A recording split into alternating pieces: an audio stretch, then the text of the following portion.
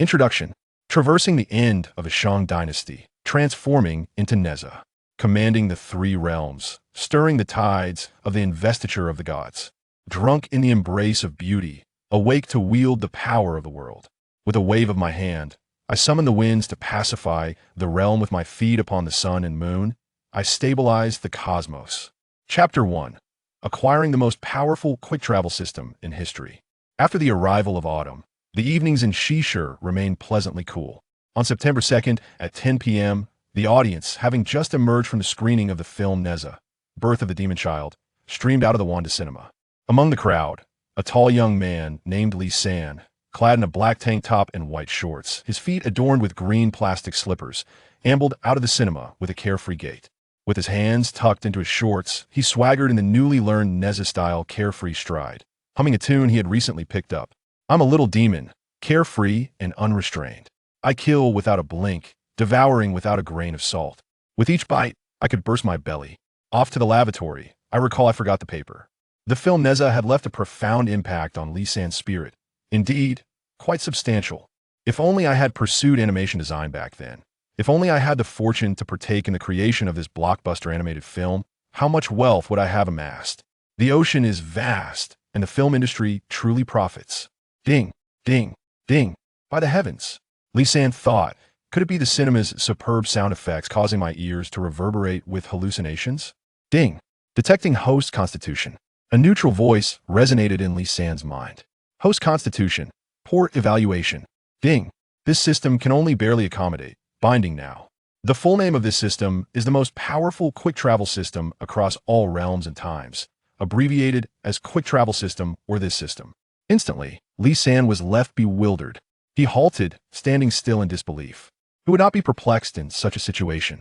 If it were in a novel or web series where a system appeared, it would not be surprising. After all, the concept of a system is a well-worn trope in online literature and dramas. However, this was the tangible and unmistakable reality. Lee San pondered, if not for a malfunction in his mind, how could such a juvenile voice incessantly chatter within his head? The most powerful quick travel system is issuing the host's first novice task. Before Lee San could even allow the system's cheeky voice to finish, he bolted, shouting in a panic.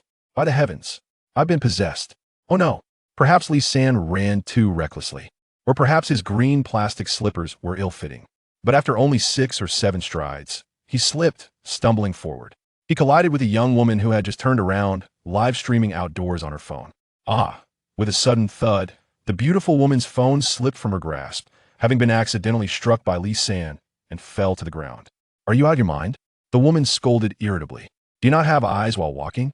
Your head just collided with my torso, and you knocked my phone down too.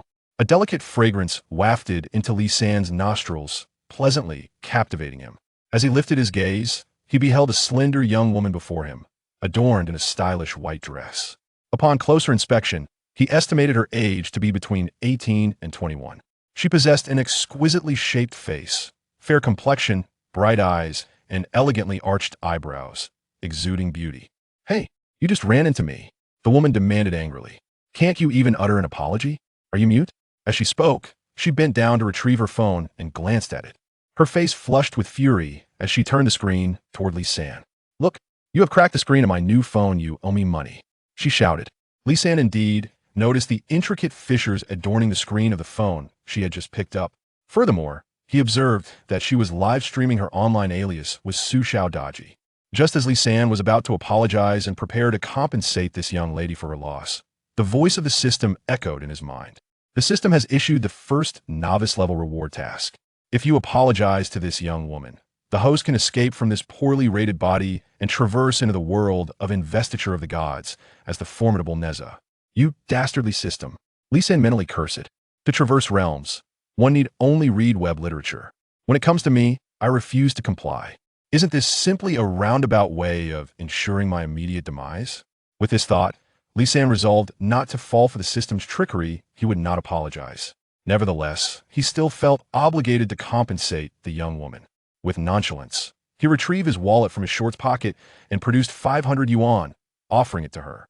Here, this should be sufficient for a screen replacement, right? Consider it compensation, he stated. Humph. Su Xiao Daji retorted angrily, mocking him. Look at your attitude. Not even a word of apology? Do you think this paltry sum can cover the cost of repairing my iPhone screen? Take it or leave it. This is all the money I have on me, Lee San replied. You share some responsibility in this matter too. Who told you to stop among the crowd and take selfies? Otherwise, I wouldn't have bumped into you. Su Xiaodaji persisted obstinately. If you do not compensate for my losses, I will have no choice but to call the police. Do you realize the extent of the disruption you have caused to my live stream? My losses will be substantial. Your love is as vast as you make it. Lee San fixated on the upper body of the other person and disdainfully remarked, Your phone screen is broken, and I can take responsibility for that. Whether it disrupts your live broadcast is of no concern to me. We are, after all, reasonable individuals. Don't even think about escaping. The internet celebrity Su Xiaodaji angrily grasped Lee San's wrist. Ding! The voice of the system resonated in Lee San's mind once more. Host's task of apologizing to the beauty has failed. However, according to the system's configuration, the host must traverse into the world of investiture of the gods regardless of whether the novice task is completed, transforming into the formidable Nezha.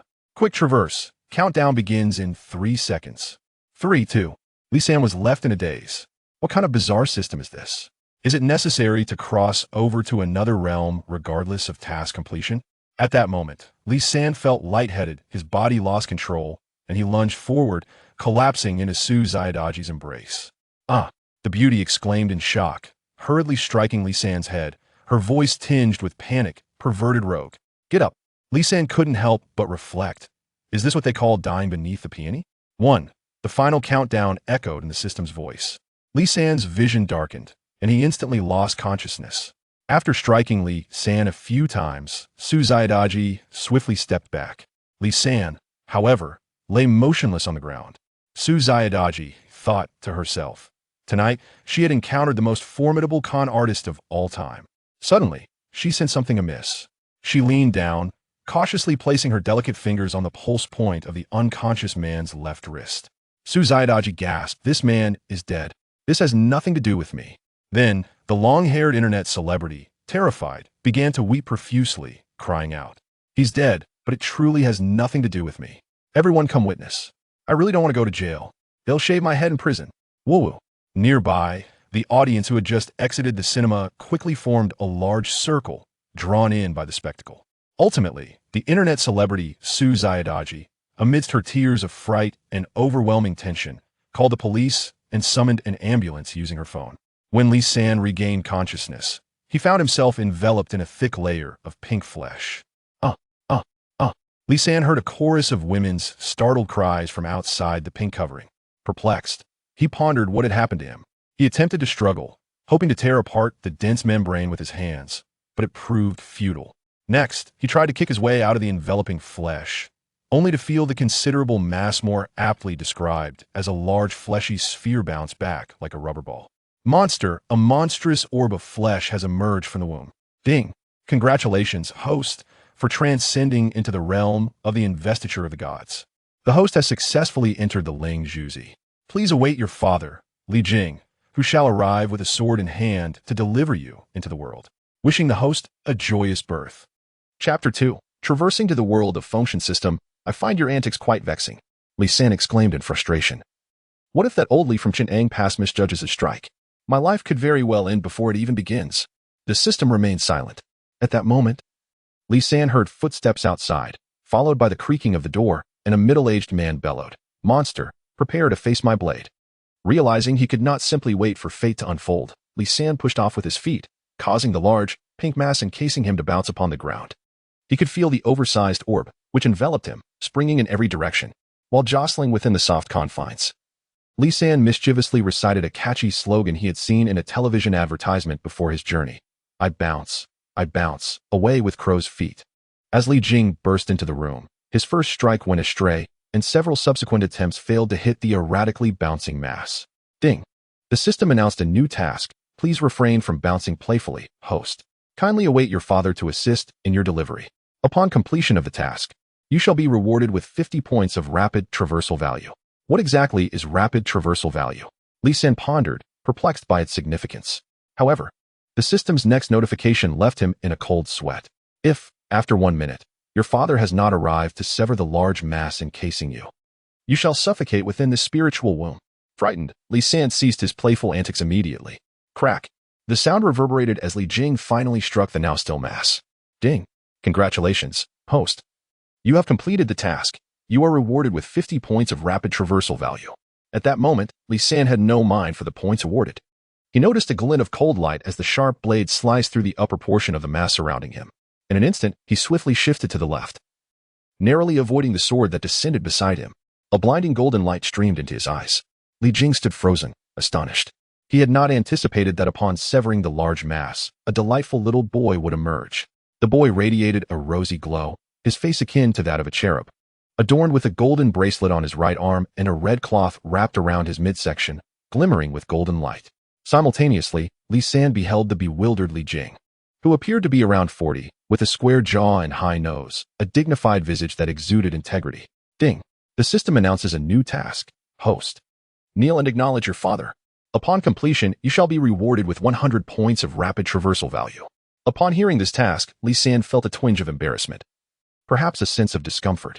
Yet, he understood the necessity of bowing his head beneath another's roof. Moreover, how could one, who does not regard the esteemed General Li Jing of Chintang Pass as a father, dare to address him as uncle or older brother? It would be utterly inappropriate to call him simply Li Jing or Old Li.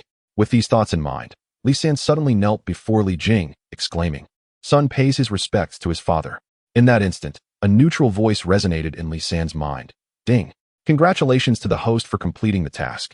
You are awarded 100 points of rapid traversal value. Ah? Li Jing exclaimed, "You can speak at such a tender age?"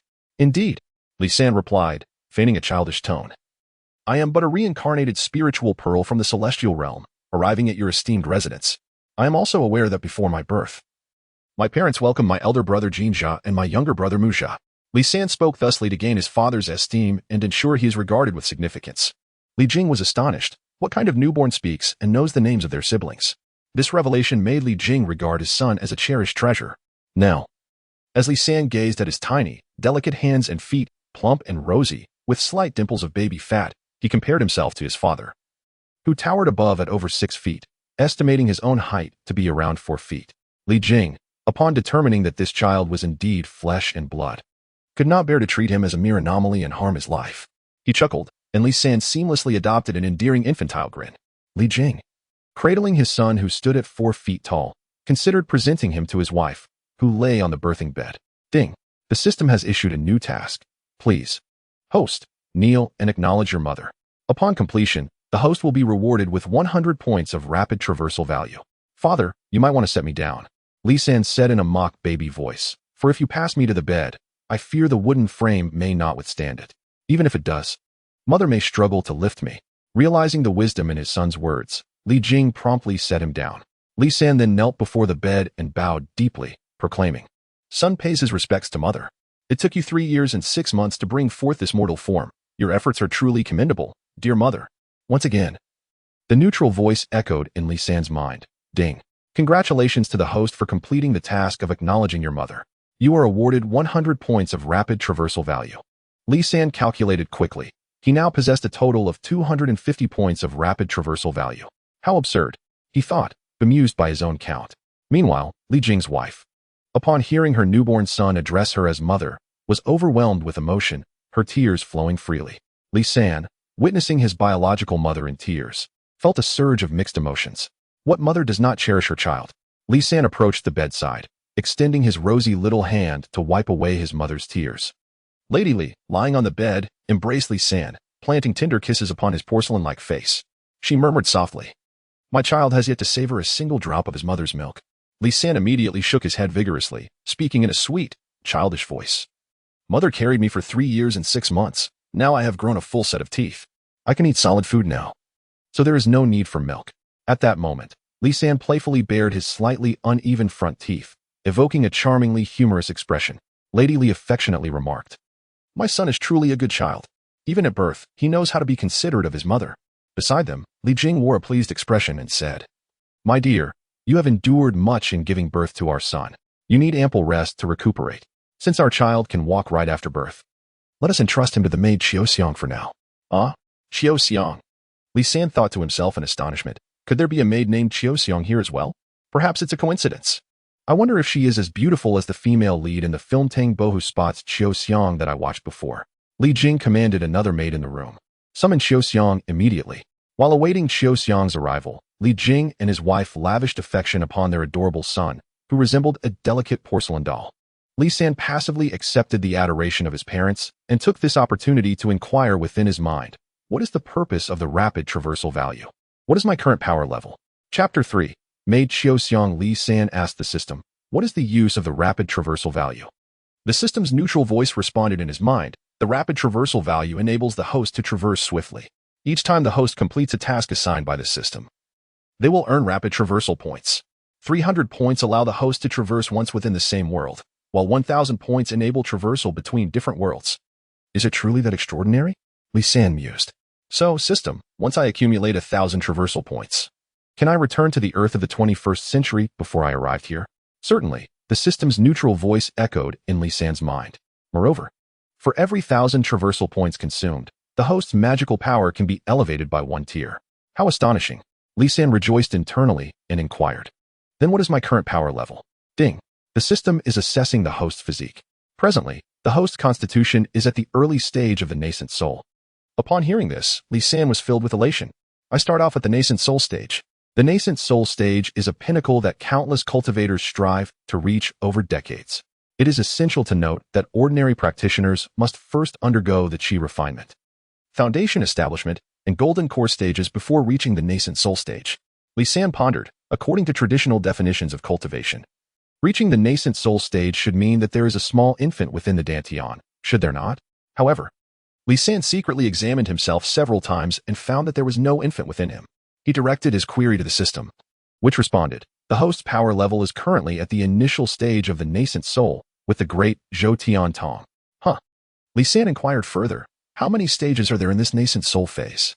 The system replied, the nascent soul phase is divided into 6 stages. Initial stage, Great Zhou Tian Tong. Second stage, 3 open and close. Third stage, Central Meridian Manifestation. Fourth stage, 3 flowers gathered at the crown. Fifth stage, Dan Formation. And completion stage, 3 fields nurturing infants. Li San thought to himself, fortunately, it is only 6 stages and not subdivided into 60. Now, system, please issue me another task. Ding. This system announces a new task. The host must evoke a heartfelt cry from your devoted bed-warming maid, Xiao Xiang. Upon completion, the host will be rewarded with 100 points of rapid traversal value. What sort of peculiar task is this? Li San thought, I'm still a child. How can I have a bed-warming maid? At that moment, Li San was being lovingly patted on the head by Li Jing and his wife. Li San playfully tilted his head and asked Li Jing, Father, did you send someone to call for Xiao Xiang to be my maid? Li Jing nodded and said, Indeed. My child, you are truly gifted. As your father, I cherish you dearly, which is why I thought of Xiao Xiang, the most suitable maid to warm your bed in our General's residence. Li San was speechless. The system had indeed pinpointed the truth. Xiao Xiang was indeed meant to warm his bed.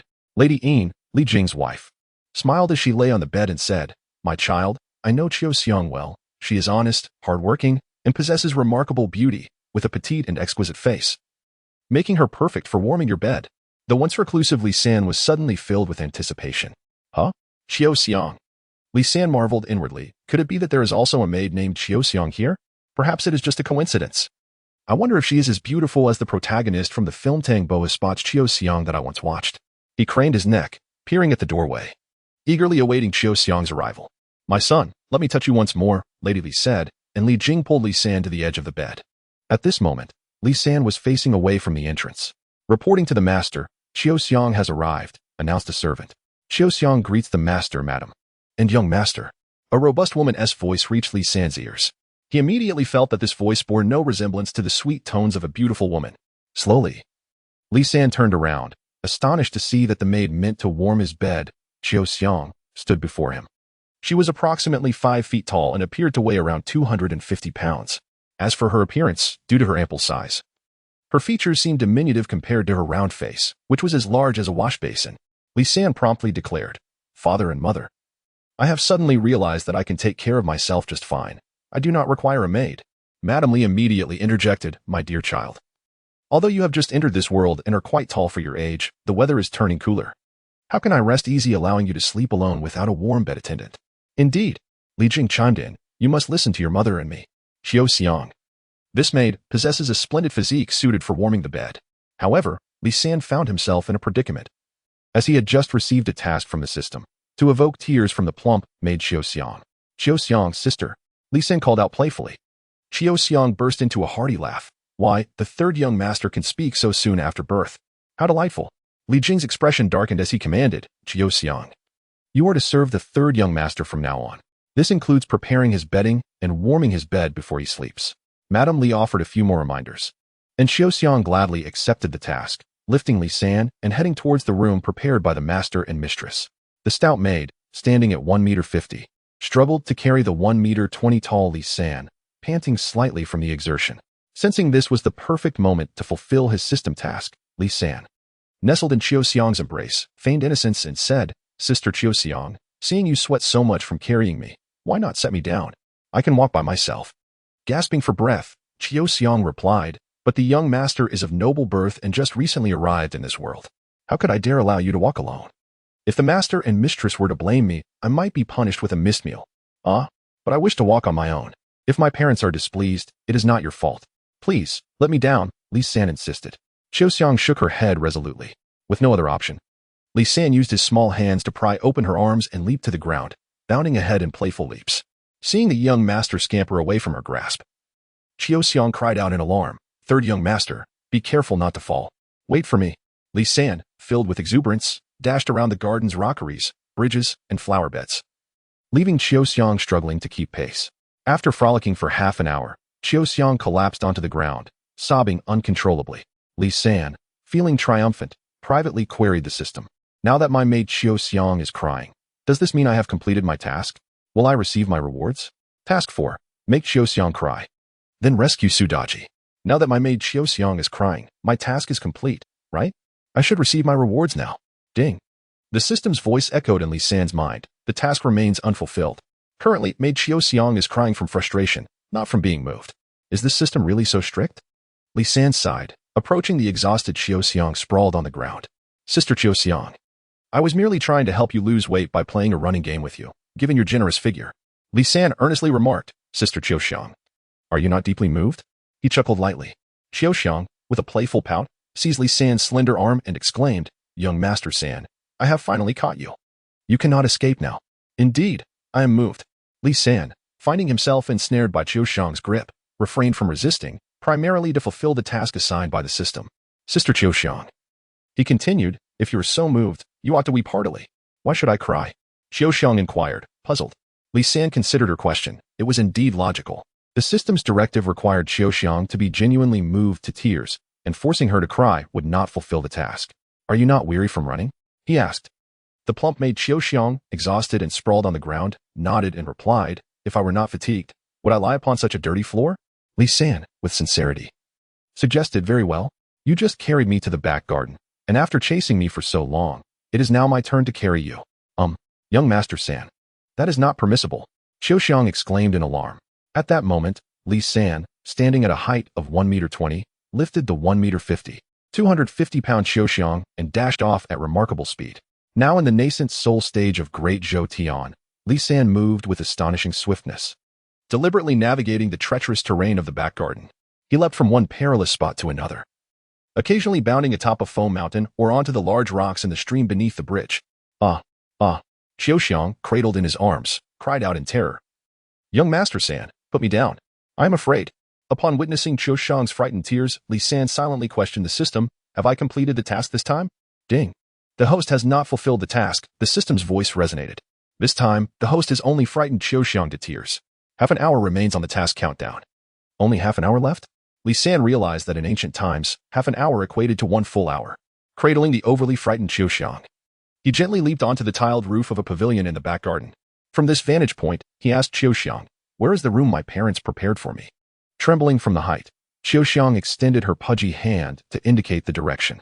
Li San, still holding the plump maid, descended from the pavilion and, traversing through the garden's exotic flora, swiftly arrived at his room. Upon entering, Li San observed that the room was relatively tidy and clean, with the bedding neatly arranged. He set Xiao Xiang down, who exclaimed, "Young Master San, please do not play so mischievously. You nearly frightened me to death." Qiu Xiang patted her chest, still heaving from the shock, and continued, I have heard the servants say that the madam has given birth to a prodigy, young Master San, and seeing you today, it is indeed formidable. I kindly ask you not to toy with Qiu Xiang in this manner again.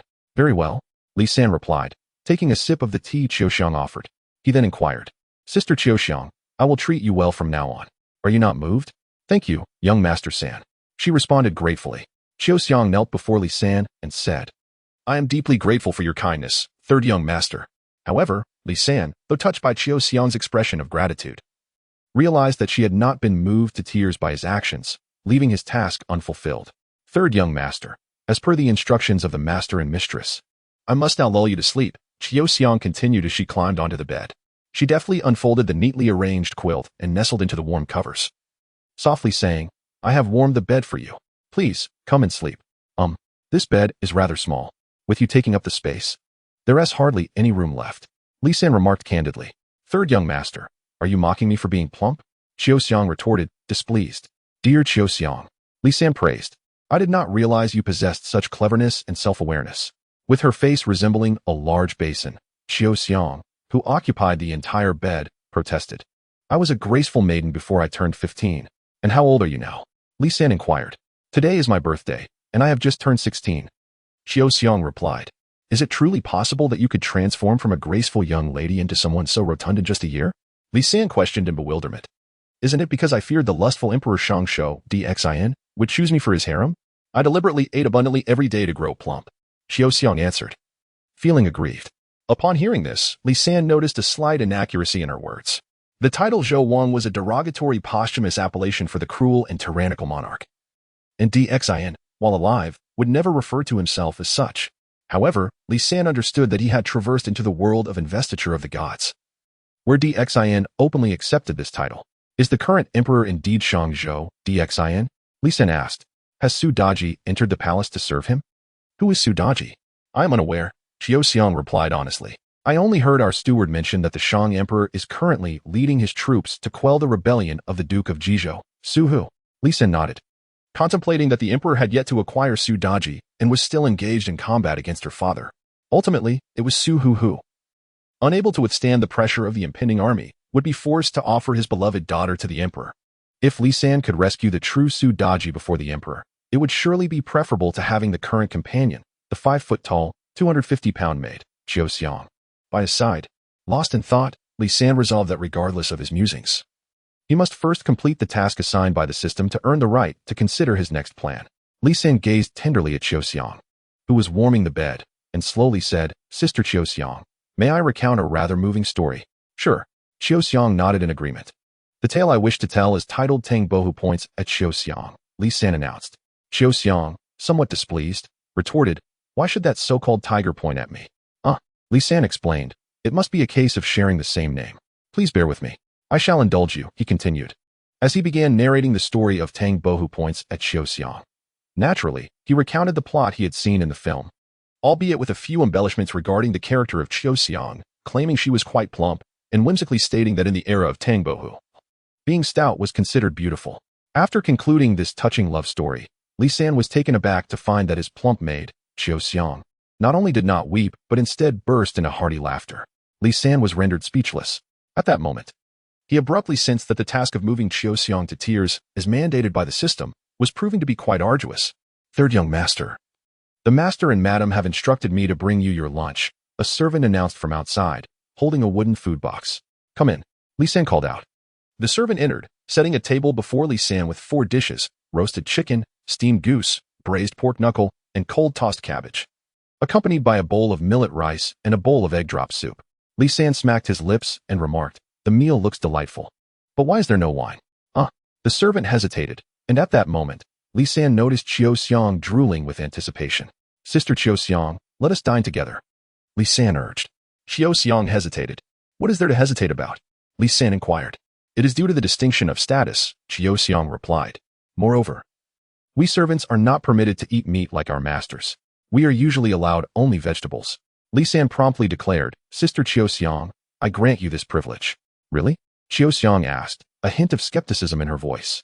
Li San nodded and beckoned her to the table, first offering her a roasted chicken leg. Cautiously accepting the chicken leg, Xiang queried. Is this truly for me? Li San smiled and reassured her. Sister Xiang, feel free to indulge in all the meat on this table. With tears of gratitude streaming down her face, Xiang exclaimed, Woo-woo. Third young master is indeed exceedingly kind to Xiang. Ding. Congratulations, host, on completing the task. You are rewarded with 100 points of traversal value. The system's voice echoed in Li San's mind. This system has issued a new task. Please spend 300 points of quick traversal value to travel to Inzhou Post and rescue Su Daji's soul essence from the mouth of a 1,000-year-old fox spirit. Completion of this task will reward you with 650 points of traversal value. Chapter 5. Rapidly traveling to Su Daji's chamber. The system's voice resonated in Li San's mind. This system has issued a new task. Please spend 300 points of quick traversal value to travel to Inzhou Post and rescue Su Daji's soul essence from the mouth of a 1,000-year-old fox spirit. Completion of this task will reward you with 650 points of traversal value. After receiving the task issued by the system, Li San felt that this time the system had finally been generous, offering a commendable reward for his assignment. Having read Investiture of the Gods, Li San was aware of the tale in which the millennium-old fox spirit devoured Su Daji's soul at Inzhou Post, successfully seizing her body. The story is lengthy. It began when King Zhou visited the Nuwa Palace to pay homage. Upon seeing the statue of Nuwa, he was captivated by her resplendent beauty. Her radiant presence akin to a celestial maiden descending to earth, much like Chang'e emerging from the Moon Palace. Struck by her allure, his spirit wandered, and he was overtaken by lustful desires. Subsequently, in a moment of folly, he inscribed lascivious verses upon the painted wall, expressing his yearning for the goddess's beauty and his desire for carnal relations. If only I could embrace the enchanting one and bring back the long-lost servant. Nuwa, incensed, exclaimed, Here I am, having painstakingly crafted humanity, and you, the unprincipled King Zhou, dare to desecrate your ancestral matron? In her fury, Nuwa summoned the Cloud Child to fetch the golden gourd from her harem and placed it beneath the Dan terrace.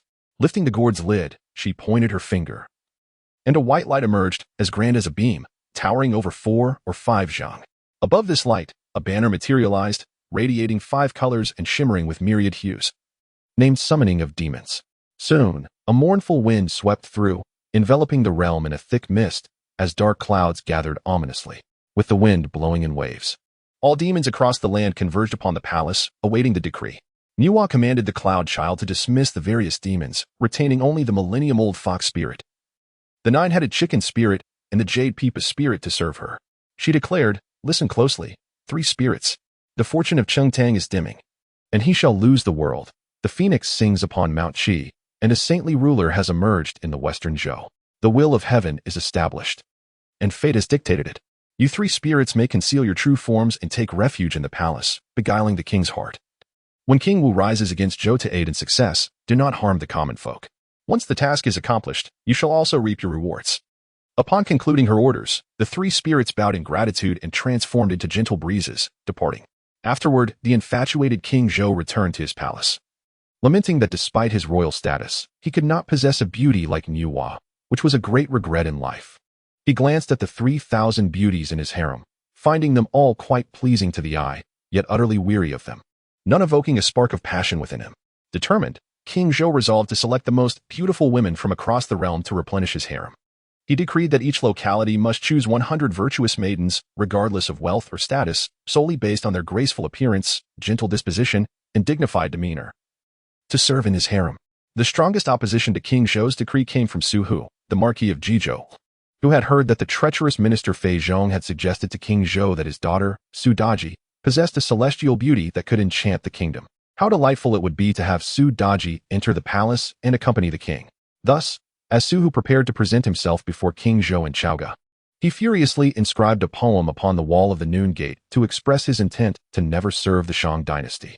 The poem read, The king corrupts the ministerial code, leading to the downfall of the 5 constants. Su Hu of Jizhou shall never again serve the Shang. Then, Su Hu hastily returned to Jizhou. Upon receiving the report of Su Hu's rebellious poem, King Zhou was enraged and dispatched Cheng Hohu and his son to lead a grand army against Jizhou. The 2 sides experienced victories and defeats. Initially, Su Hu's son, Su Chuanzhong, the brother of Su Daji, led troops to raid Cheng Hohu's camp, achieving a significant victory. Subsequently, Cheng Hohu's brother, Cheng Hehu, engaged in battle with Su Chuanzhong. Despite his valiant efforts, he found himself at a disadvantage and resorted to utilizing the magical artifact, the Red Gourd. From within, he unleashed the iron-beaked divine eagle, which, resembling a net in size, pecked out one of the eyes of Su Chuanzhong's steed. Startled, the horse reared, causing Su Chuanzhong to be thrown off. His golden crown toppled and armor dislodged. Chong Heihu commanded his soldiers to swarm and capture Su Chuanzhong alive, bringing him back to the camp. Following this, Su Hu's already beleaguered forces dared not engage in further combat, retreating behind the city walls. At this juncture, Zheng Luan, the supply officer of Su Hu's army, volunteered for the challenge. Having once studied under the master Dui of Xikanlan, he had mastered the secret art of drawing souls using the breath from his nostrils. He commanded 3,000 crow soldiers to confront Chong Heihu. A fierce battle ensued between Chong Heihu and Zheng Luan, lasting 50 to 60 exchanges without a clear victor. Suddenly, a resounding noise akin to a bell emanated from Zheng Luan's nostrils, and two beams of white light burst forth. Chong Heihu, overwhelmed, became disoriented and fell from his horse, subsequently captured by Zheng Luan's crow soldiers. With both sides holding hostages from the other, the stalemate persisted. However, it was evident that Chong Heihu, under the command of King Zhou, held the upper hand. Should reinforcements from the Shang army arrive, it would merely be a matter of time before Su Hu's stronghold succumbed. Su Hu was acutely aware that once the Shang forces regrouped and invaded the city, it would herald the destruction of his family line. At this moment, Duke Ji Chang of Shibua offered to mediate between the warring factions, sending an envoy with a personal letter to facilitate peace. The essence of Ji Chang's message to Su Hu was that on the vast expanse of the land, all are subjects to the king. If the emperor wishes to select a beautiful concubine, it is not for noble families to conceal their daughters. If you have a virtuous daughter, it would be a splendid opportunity for her to be chosen by the emperor. By sending your beloved daughter to Chang'an to plead for forgiveness, you could ensure the safety of Jizhou and retain your title as its marquis. Thus, Su Hu acquiesced, bringing his cherished daughter, Su Daji, to Chang'an to atone. As they passed through Inzhou Post, Su Daji was ensnared by the soul-absorbing power of a 1,000-year-old fox spirit, and her beauty was seized.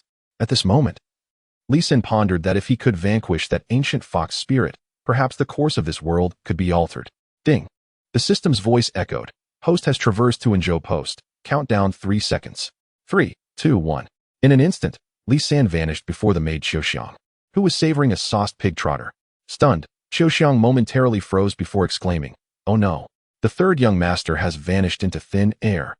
A flash of white light enveloped Li San as he was swept into a time-space tunnel, experiencing a sudden and intense sensation of weightlessness. When he finally landed, he found himself in a chamber fragrant with delicate flowers, mingling with the scent of wild beasts. The temporary boudoir was precisely arranged by the Inzhou Post for Su Daji. As Li San, illuminated by the flickering oil lamp within the chamber, beheld the scene before him on the bed, he was utterly astonished. There, lying supine upon the bed, was an ethereal beauty, a paragon of grace and allure, a rare gem of unparalleled charm at the tender age of 16. However, this exquisite maiden lay with her eyes tightly shut, appearing either in a deep slumber or having just departed from life. Even more astonishing to Li San was the sight of a snow-white fox, perched upon the fragrant pillow to the left of the bed, whose pointed maw was drawing out a wisp of rosy soul essence from the seemingly unconscious beauty. Li San immediately comprehended that this must be the 1,000-year-old fox spirit from the Xinyuan tomb, intent on devouring the soul essence of the unparalleled beauty, Su Daji.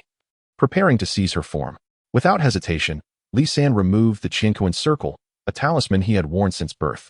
Without a moment's delay, he hurled it towards the ancient fox spirit with all his might. In an instant, the gleaming Qiankuan circle, imbued with the force to shatter mountains and seas, was on the verge of striking the fox's small head when it was abruptly halted by a blinding barrier of white light that emanated from the fox's entire being. The impact of the Qiankuan circle against the luminous barrier echoed like a thunderclap, shaking the bed, rattling the furnishings, and causing teacups upon the table to shatter. The 1,000-year-old fox spirit let out a startled cry, having only just sensed the approach of the golden ring in that fleeting moment. In a desperate bid for survival, she activated her protective barrier, honed through a millennium of cultivation. Simultaneously, having consumed nearly half of Su Daji's soul essence, she was compelled to expel it. Sensing that she had encountered a formidable adversary this night, Li San observed that although his strike had not shattered the fox spirit's white barrier, it had begun to exhibit cracking patterns. The barrier now resembled the reinforced glass of a jewelry store counter, which, after being struck with great force, displayed spiderweb-like fractures. Though it remained largely intact, in the blink of an eye, the Qiankuan circle, akin to a returning boomerang, flew back into Li San's grasp. He silently praised the design of the Qiankuan circle for its remarkable efficacy, returning to him after being thrown. "Fox spirit, meet your demise." Li San bellowed, flinging the Qianquan circle once more. With a resounding impact, the white barrier enveloping the 1,000-year-old fox spirit took the brunt of the Qianquan circle's force. Under the powerful blow, the entire white barrier was marred with a dense network of fissures. The enchanting fox spirit, trapped within a precarious white barrier, implored in an alluring yet pitiful tone. "Spare my life, dear celestial child." Surprised, Li San retracted his cosmic ring, gathering his strength to prepare for a third strike, intent on shattering the seductive fox spirit's barrier. "Oh, I not only speak human language but can also transform into a beautiful maiden." At that moment, the white fox within the luminous barrier suddenly morphed into an exquisitely scantily clad beauty, gracefully posing as she continued, "If you spare my life, dear celestial child, I could entertain you with songs and dances, sharing joyous moments together under the moonlight." Li San scoffed coldly, "What do you mean by sharing joyous moments? To be honest, I do not comprehend, nor dare I inquire." The 1,000-year-old fox spirit, now transformed into a beauty, peered through the radiant barrier at Li San outside. She pondered that perhaps this celestial child truly did not grasp the deeper implications of her words, especially since he appeared merely a child. However, unbeknownst to the fox, Li San, though appearing youthful, possessed a remarkably mature mindset, his soul originating from a grown man of the technologically advanced 21st century. Li San understood the fox spirit's insinuations but had no intention of trusting the cunning 1,000-year-old vixen. "Since you do not wish for my company and revelry, then simply release Su Daji from her bed and exit the barrier. Cease your attempts to usurp her identity, to deceive King Zhou and bring calamity upon the common folk," he said sternly, fixating on the fox spirit within the barrier. "You have cultivated for a millennium. It has not been easy. Truly, this is for your own good." "Aha." The fox spirit laughed coldly. "You dare to presume to challenge me, calling me celestial child, while underestimating your own worth. I am tasked by the goddess Nuwa to infiltrate King Zhou's court, to sway his heart and hasten the downfall of the Shang Dynasty. To thwart my plans is to stand against the will of Nuwa herself." Feigning shock, Li San replied, "So, you possess a significant background, dear fox spirit. Such a grand lineage." The 1,000-year-old fox, observing his astonished and fearful expression through the fissured white barrier, felt a surge of triumph. "Let us not interfere with one another. We shall each take our own paths. I urge you to vacate this chamber swiftly, lest you hinder my noble endeavor to seize Su Daji. Thus, when I next encounter the revered Nuwa, I shall be able to speak a few kind words on your behalf. Thank you for your flattering remarks," Li San said with an inscrutable expression. In truth, he had tightened his grip on the Qianquan circle, channeling all his strength. Whoosh!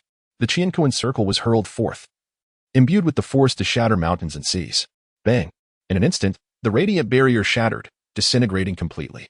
The 1,000-year-old fox spirit, transformed into a beautiful woman, was jolted, blood trickling from the corner of her mouth.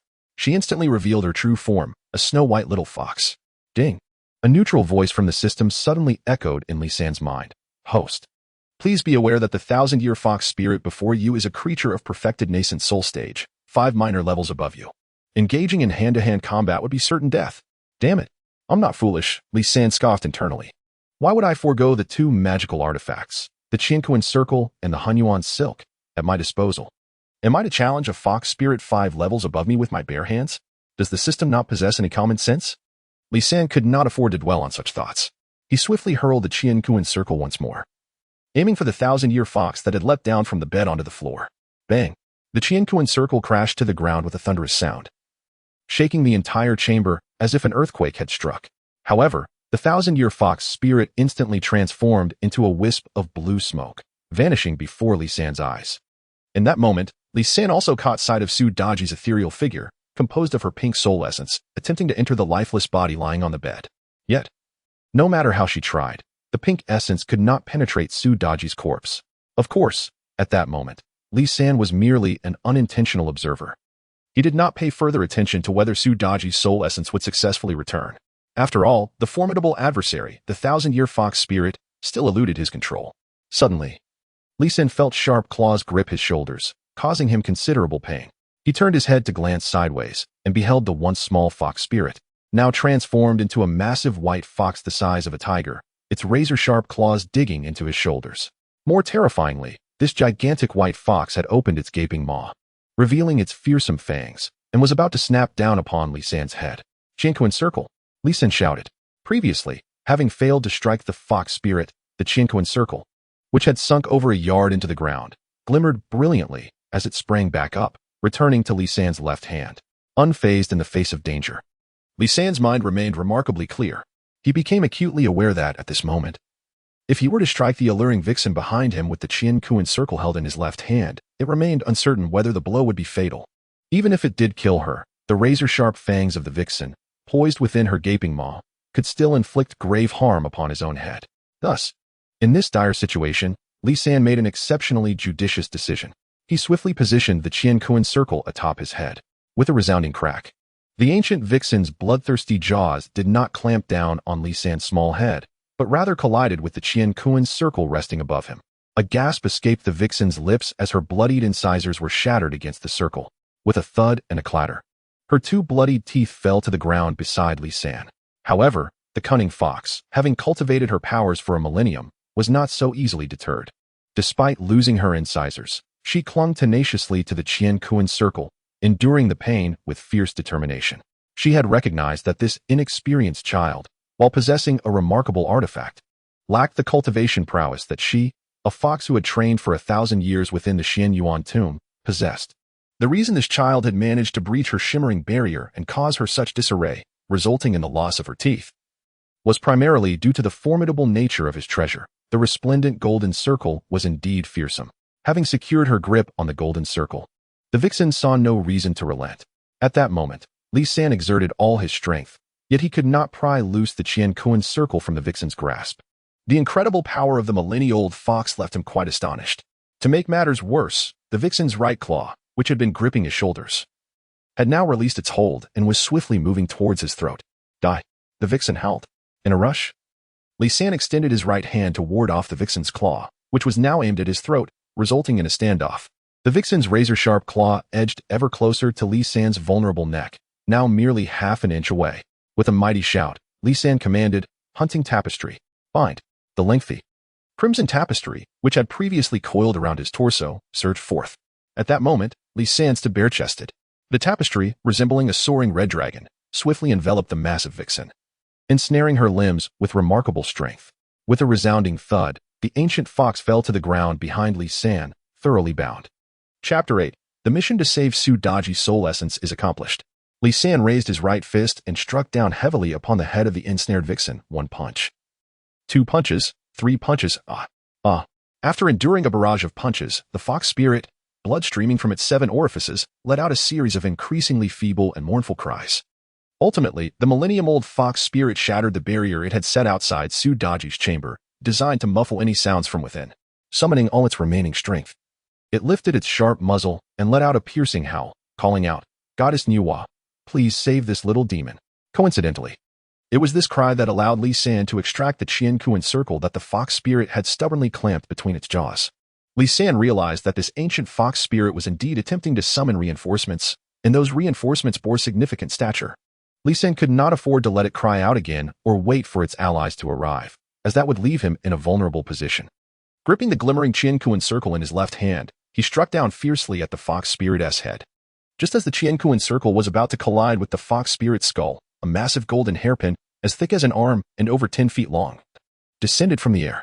The golden pin, adorned with colorful clouds, intercepted the descending Qian Kuan circle with an earth-shattering boom. The Qian Kuan circle was sent flying, while the enormous golden pin remained unscathed, standing guard before the millennium-old fox spirit.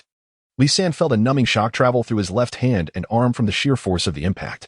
Inside the chamber, a small girl adorned in colorful garments appeared out of thin air. She stood approximately 4 feet tall, with 2 long braids curving gracefully atop her head.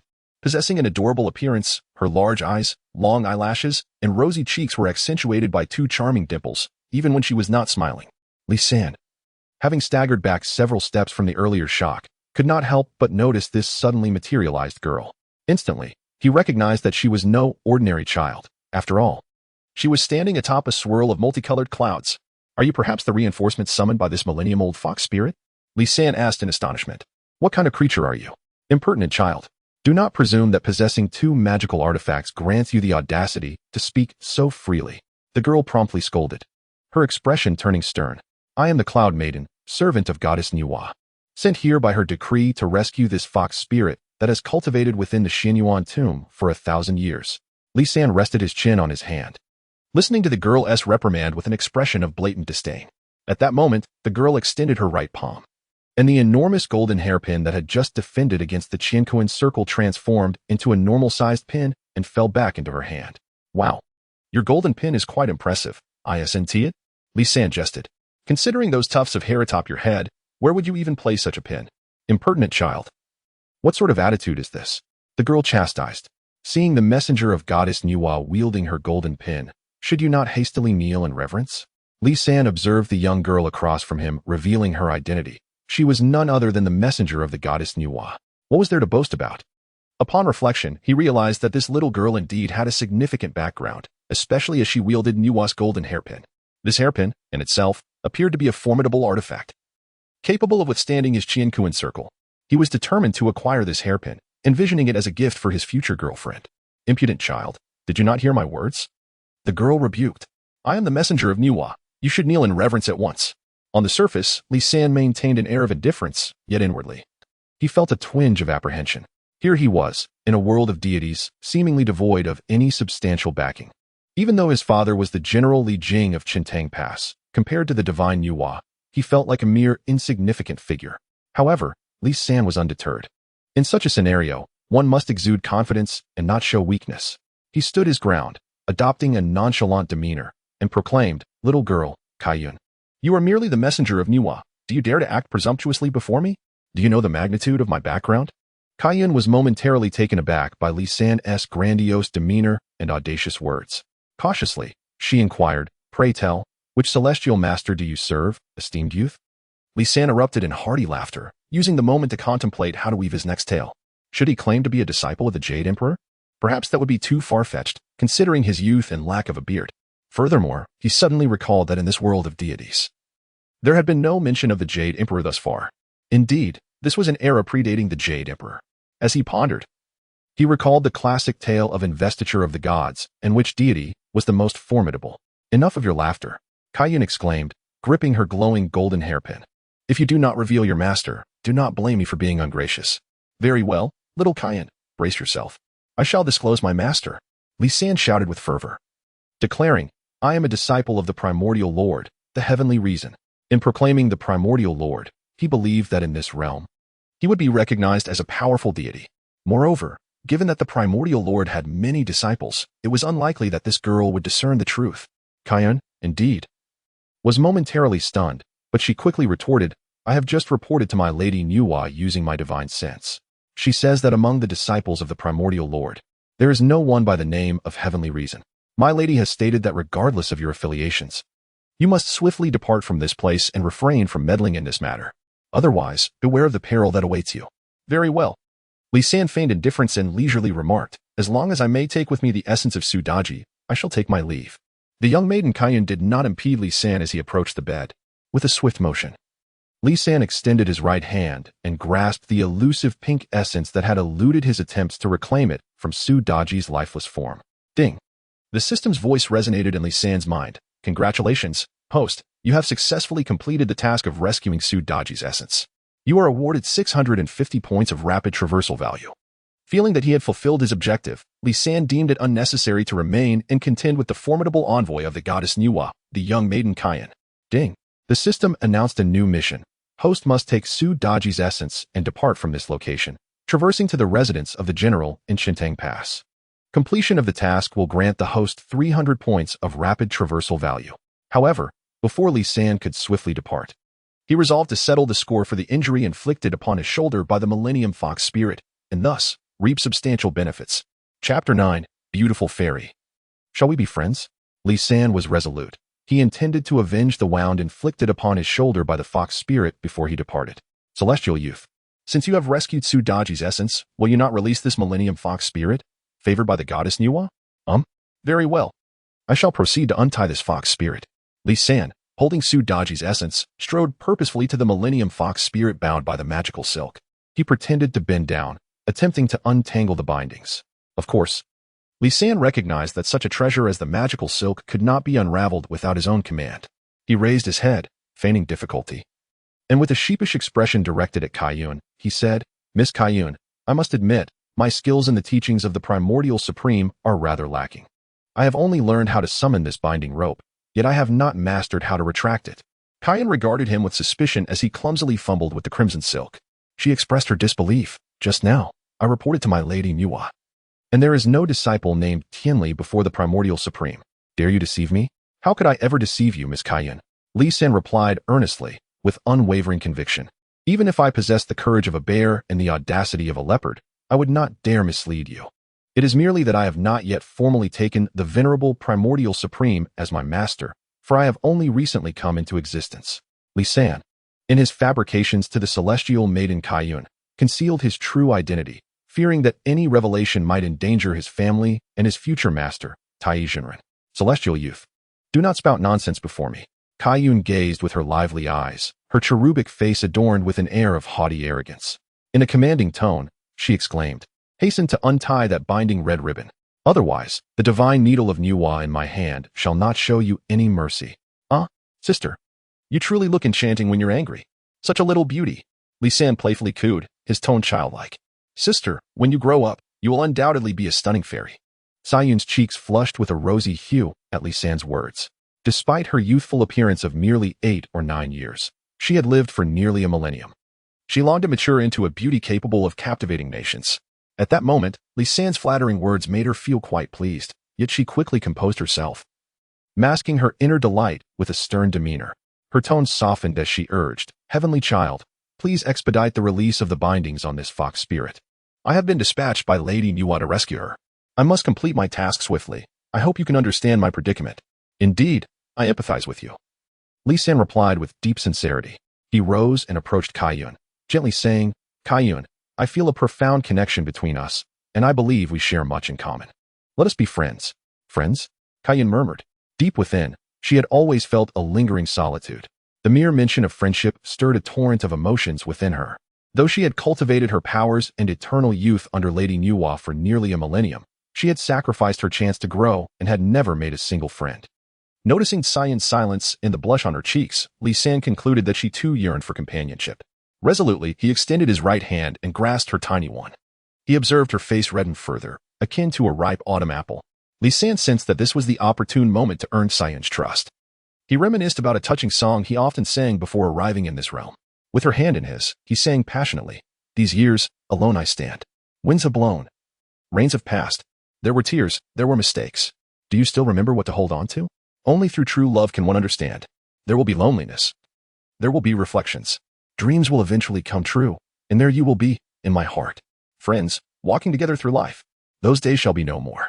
One word. A lifetime. A lifetime of love, a cup of wine. Friends, never alone. To his astonishment, Kaiyun was moved to tears. This was not merely due to Li San's singing being more poignant than the original. Rather, it was because Kaiyun remained innocent and untouched by the world. In the realm of cunning strategies, none can rival the prowess of Li San. Furthermore, this marks the very first occasion in her life when someone has taken the initiative to befriend her. The other party even passionately serenaded her with a heartfelt song she had never heard before. Miss Kaiyun, do not weep. Li San consoled her, adding, See, we are already good friends. I have yet to master the incantation to untie the demon-binding rope. Might you lend me the golden hairpin, a treasure in your possession, to sever the rope's binding that vixen? Would you? Kaiyun promptly withdrew her hand from Li San's grasp, her demeanor turning cautious. Although we are friends now. The golden hairpin I possess is a divine artifact from Nuwa herself. How could I possibly lend it to you? Indeed. Li San recognized that Kaiyun was not easily deceived. Adopting an earnest facade, he continued, then perhaps you could escort this 1,000-year-old vixen, bound by the demon-binding ropes. Before the esteemed Nuwa, allowing her to devise a means to free her, I shall take my leave.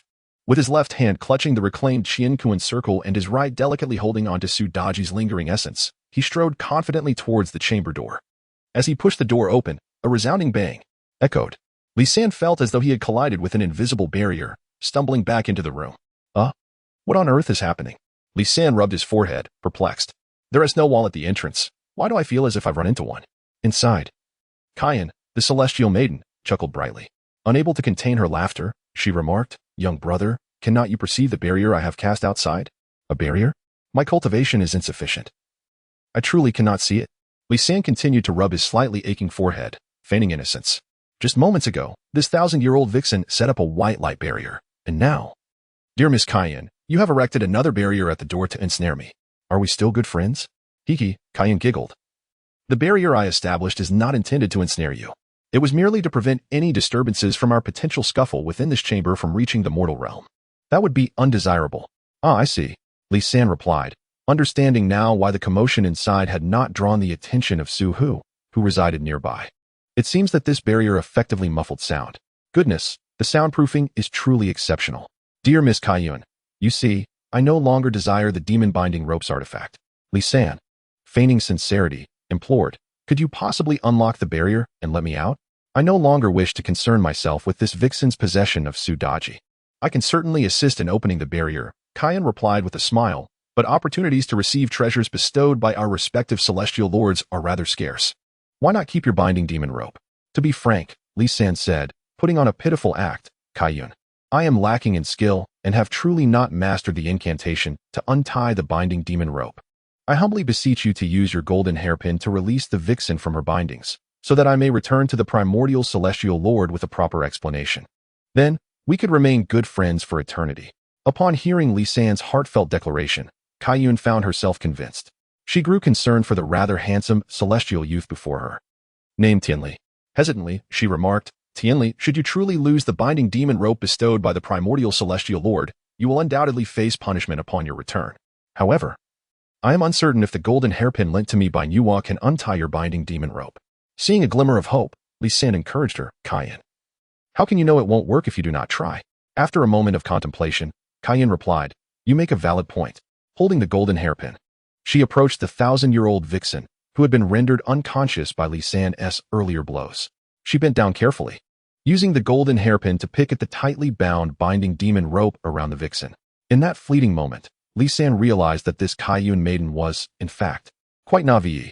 For a brief second, he contemplated revealing the truth, wishing not to deceive this innocent girl any longer. However, he suddenly recalled how she had looked down upon him upon her descent from the heavens, even threatening him with dire consequences. Moreover, she had invoked her formidable background, Nuwa, to intimidate him. In Li San's view, particularly within this world of deities, he perceived Nuwa not as a wholly benevolent figure. After all, King Zhou had defiled her name with lewd poetry within her palace, and she could have confronted him directly. Instead, she chose to send this vixen to ensnare King Zhou, aiming to incite chaos and hasten the fall of the Shang Dynasty. This was nothing short of using demons to commit murder. Thus, after a moment of reluctance, Li San steeled himself and softly uttered, binding demon rope, release. Kaiyun, using her golden hairpin, deftly untangled the tightly knotted binding demon rope. In an instant, the crimson threads unfurled, liberating the unconscious 1,000-year-old vixen. Kaiyun exclaimed joyfully, could it be that my golden hairpin has truly undone this knot? Li San then whispered, binding demon rope, ensnare. Whoosh. The moment the mystical ribbon, recently released from the enchanting fox spirit, soared into the air like a vibrant crimson dragon. It tightly entwined itself around the golden hairpin treasure held by the celestial maiden, Kaiyun. Return the ribbon, Li murmured softly, and with that incantation, the mystical ribbon, ensnaring the treasure, gracefully returned to him. Kaiyun, with empty hands, was instantly taken aback. By the heavens, return my treasure, she exclaimed in fury. Dear lady, do not be alarmed. I did not intentionally seize your golden hairpin, Li replied earnestly. I am merely still mastering the incantation to reclaim this enchanted rope. Besides, you have ensnared me within this chamber with your barrier. Do you truly fear my escape? Indeed, Kaiyun nodded. But do hasten to return the divine treasure belonging to Lady Nuwa that is entangled within your ribbon. Li, with a serious demeanor, nodded in agreement. Do not fret. Dear Kaiyun, I am indeed contemplating a solution. However, prior to returning your golden hairpin, I have a vendetta to fulfill. Whom could you possibly hold a grudge against? The celestial maiden inquired, perplexed. The Qiankuan circle. Li had no time to respond to Kaiyun's question, as he proclaimed, let the Qiankuan circle fly. The radiant Qiankuan circle shot forth with tremendous force, crashing down upon the 1,000-year-old fox spirit that had previously been rendered unconscious. With a resounding thud, the immense power of the Qiankuan circle shattered the spine of the fox spirit, causing a torrent of blood to flow from its 7 orifices. Li even witnessed a wispy, grayish-white soul escape from the twitching, fallen fox spirit. By the heavens, you have deceived me. Kaiyun roared in a fit of rage, her voice strained. You've slain this fox spirit. How shall I explain this to Lady Nuwa? Her twin braided pigtails rose in fury, resembling horns. Simultaneously, Li could distinctly feel the overwhelming aura of lethal intent radiating from Kaiyun, enveloping the entire chamber. Ding! A friendly reminder from the system. Echoed a voice in Li's mind. The formidable adversary before you, Kaiyan, possesses power at the spirit separation realm, far surpassing your current initial nascent soul stage by 3 major tiers.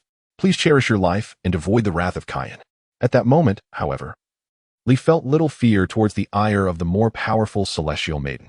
He was on the brink of spending 300 points of rapid traversal value to leave this place. Yet, he thought, given their prior camaraderie, albeit formed under rather humiliating circumstances, he wished to leave a beautiful message for his newly acquainted friend, Kaiyan, as they parted ways. Miss Kaiyan, I find myself in a predicament dictated by my master. Li San immediately displayed a performance of great emotion. Tears streaming down his reddened cheeks as he lamented, the primordial treading trout has dispatched me to carry out this task. How could I dare defy my master's command?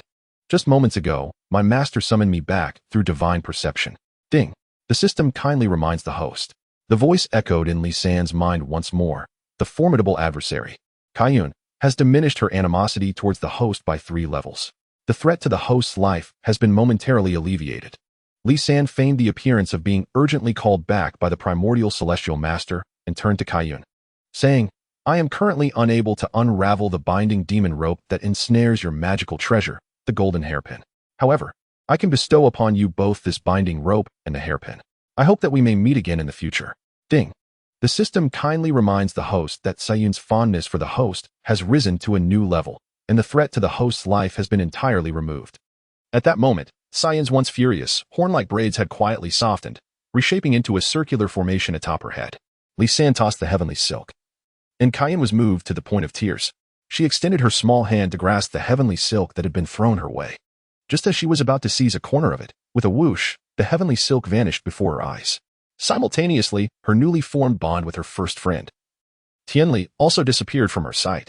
Kaiyan could not help but burst into a wail, crying out, Tianli, where have you gone? Did Tianli deceive me? No, Tianli. You ought not to have tricked me. Perhaps, indeed, you were forcibly summoned by your master, the primordial celestial master. Tianli, after your departure, you took with you the golden hairpin bestowed upon me by the goddess Nuwa. How shall I explain this to her? Chapter 11, Celestial Beauty, Enchanting the Kingdom Tianli. After your departure, you took with you the golden hairpin bestowed upon me by the goddess Nuwa. How shall I explain this to her? Upon witnessing the devastation within her chamber, Kaiyan felt a mixture of regret and fear.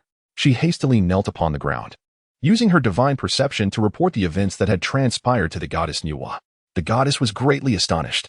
She calculated with her fingers, yet could not unravel the unexpected occurrence of the night. Moreover, she could not discern the cause and effect. This further astonished her. Nuwa mused, could it be that the child named Tianli has transcended the 3 realms, existing beyond the 5 elements? How is it that my divine powers cannot trace that child? Kneeling on the ground, Kaiyan, with tear-streaked eyes, reproached herself. It is entirely my fault. I have failed to fulfill the goddess's decree, not only failing to rescue the 1,000-year-old fox spirit, but also losing the goddess's precious hairpin. I deserve death 1,000 times over and willingly accept punishment.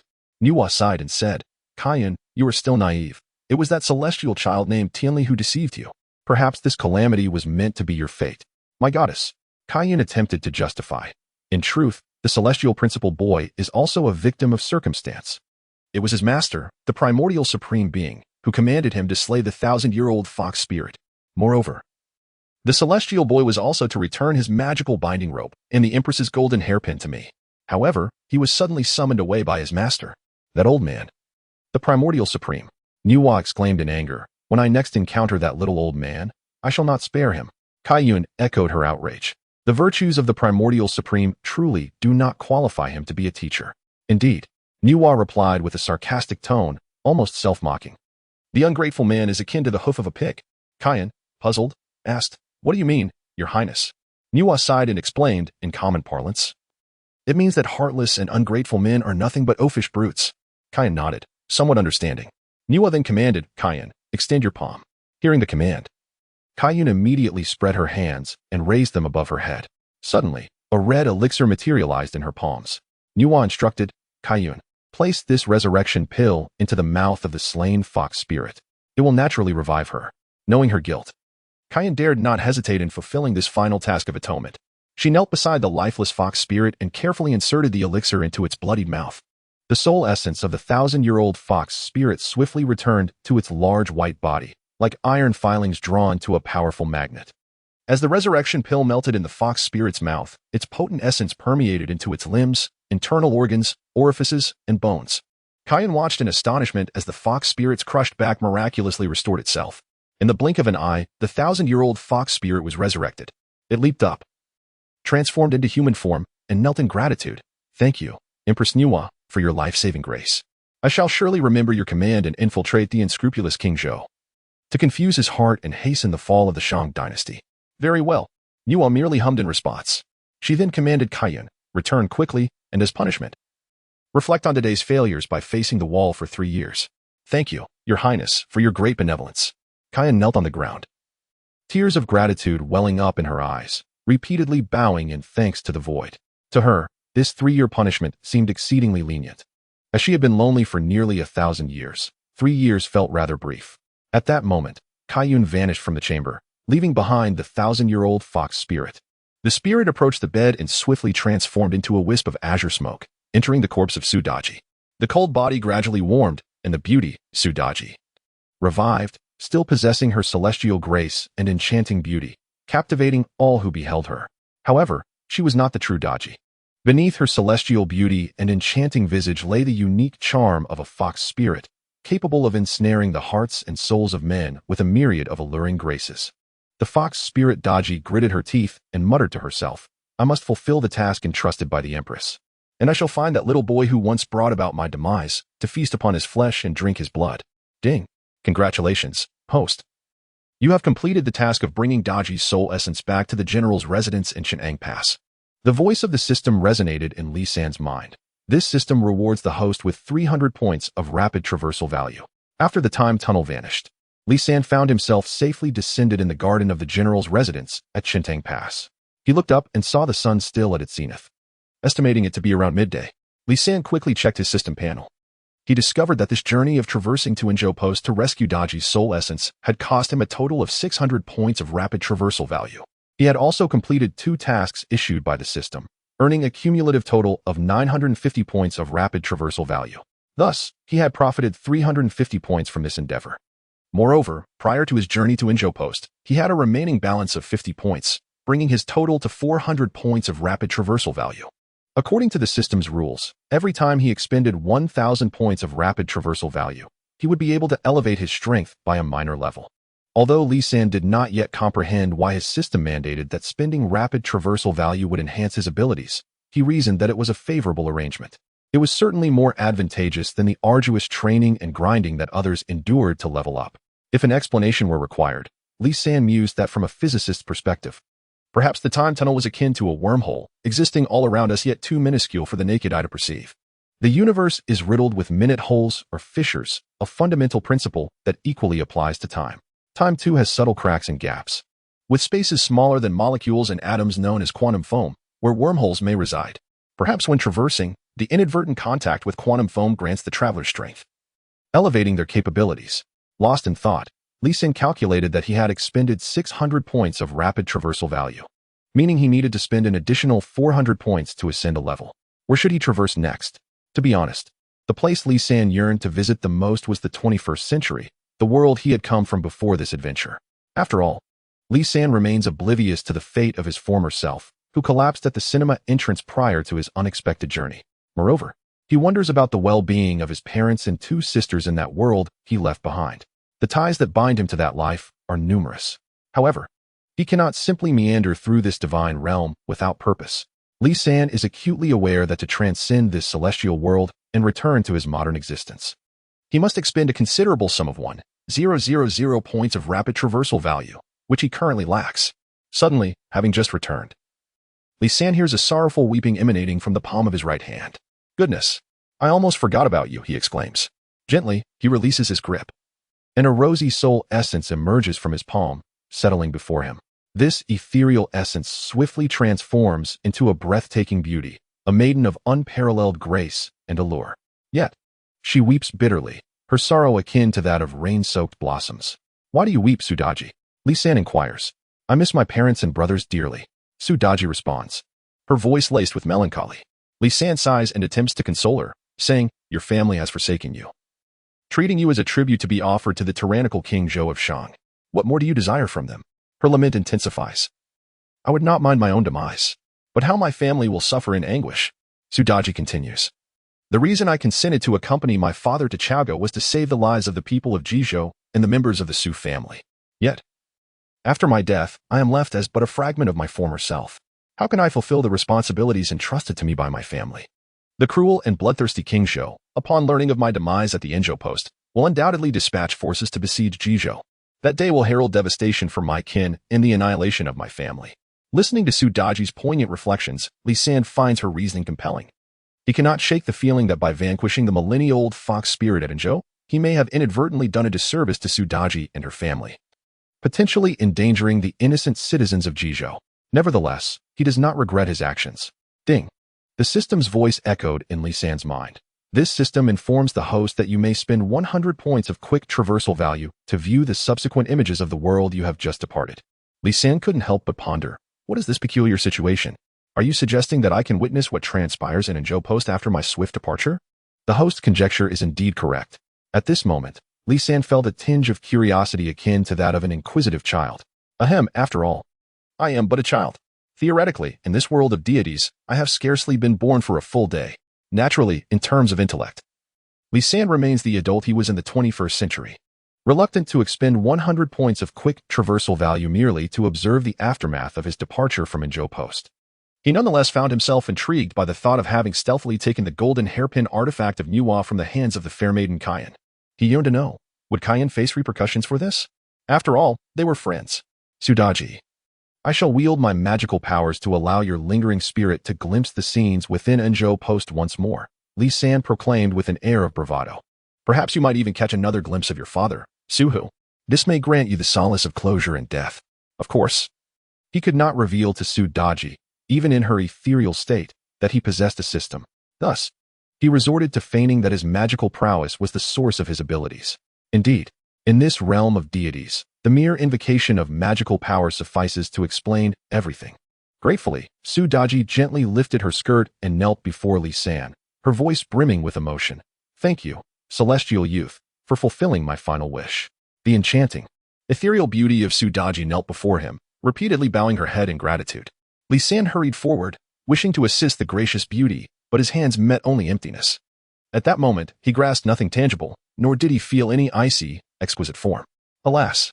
Li San lamented inwardly, how disappointing that appearances deceive. I must devise a means to restore this captured spirit of Sudaji to her former resplendence. Only then will my journey through this divine realm be truly worthwhile. With tears glistening like pear blossoms on her delicate face, Sudaji blinked her bright eyes, eagerly anticipating Li San's magical display to reveal the scenes of her chamber in Enjo post after her demise. She longed to witness how her father, Suhu, would confront the tyrannical King Zhou, and she prayed fervently for her family and the people of Jizhou to escape calamity. Li San resolutely declared, System, I consent to spend 100 points of quick traversal value to view the events that transpired in Enjo post after my departure. Ding. The system acknowledged the host's command. A neutral voice resonated within Li San's mind. With the deduction of 100 points from the host's rapid traversal value, this system's mirror of time is successfully activated. Before Li San, a rectangular mirror of time materialized, its dimensions akin to a magnificent 156-inch flat screen. In the reflection of this mirror, the vivid images and sounds of Sudaji's boudoir in Enjo appeared. For the first time, Li San beheld this extraordinary, technologically advanced mirror of time that the system had presented. The mirror of time resembled a grand panel capable of live broadcasting and replaying, astonishing Li San considerably. Yet, in the presence of the ethereal Sudaji, he resolved to maintain an air of nonchalance and superiority. With a composed smile, Li San addressed the astonished spirit of Sudaji, declaring, This mirror of time is merely a trivial spell of mine. Do not be overly astonished. Indeed, responded Sudaji, her voice filled with admiration. Your magical prowess is truly remarkable. Li San beckoned the enchanting spirit of Sudaji to join him in observing the mirror of time. Together, they witnessed the scene within the boudoir of Enjo. Upon the bed lay the lifeless body of the beautiful Sudaji, sprawled on her back, already deceased. In this moment, only Li San understood why, during his swift departure from that boudoir, he had not taken Sudaji's body with him. The reason was clear. As he attempted to lift her body from the bed, the system had alerted him. Due to the host's low level, carrying Sudaji's body would result in overweight and impede traversal.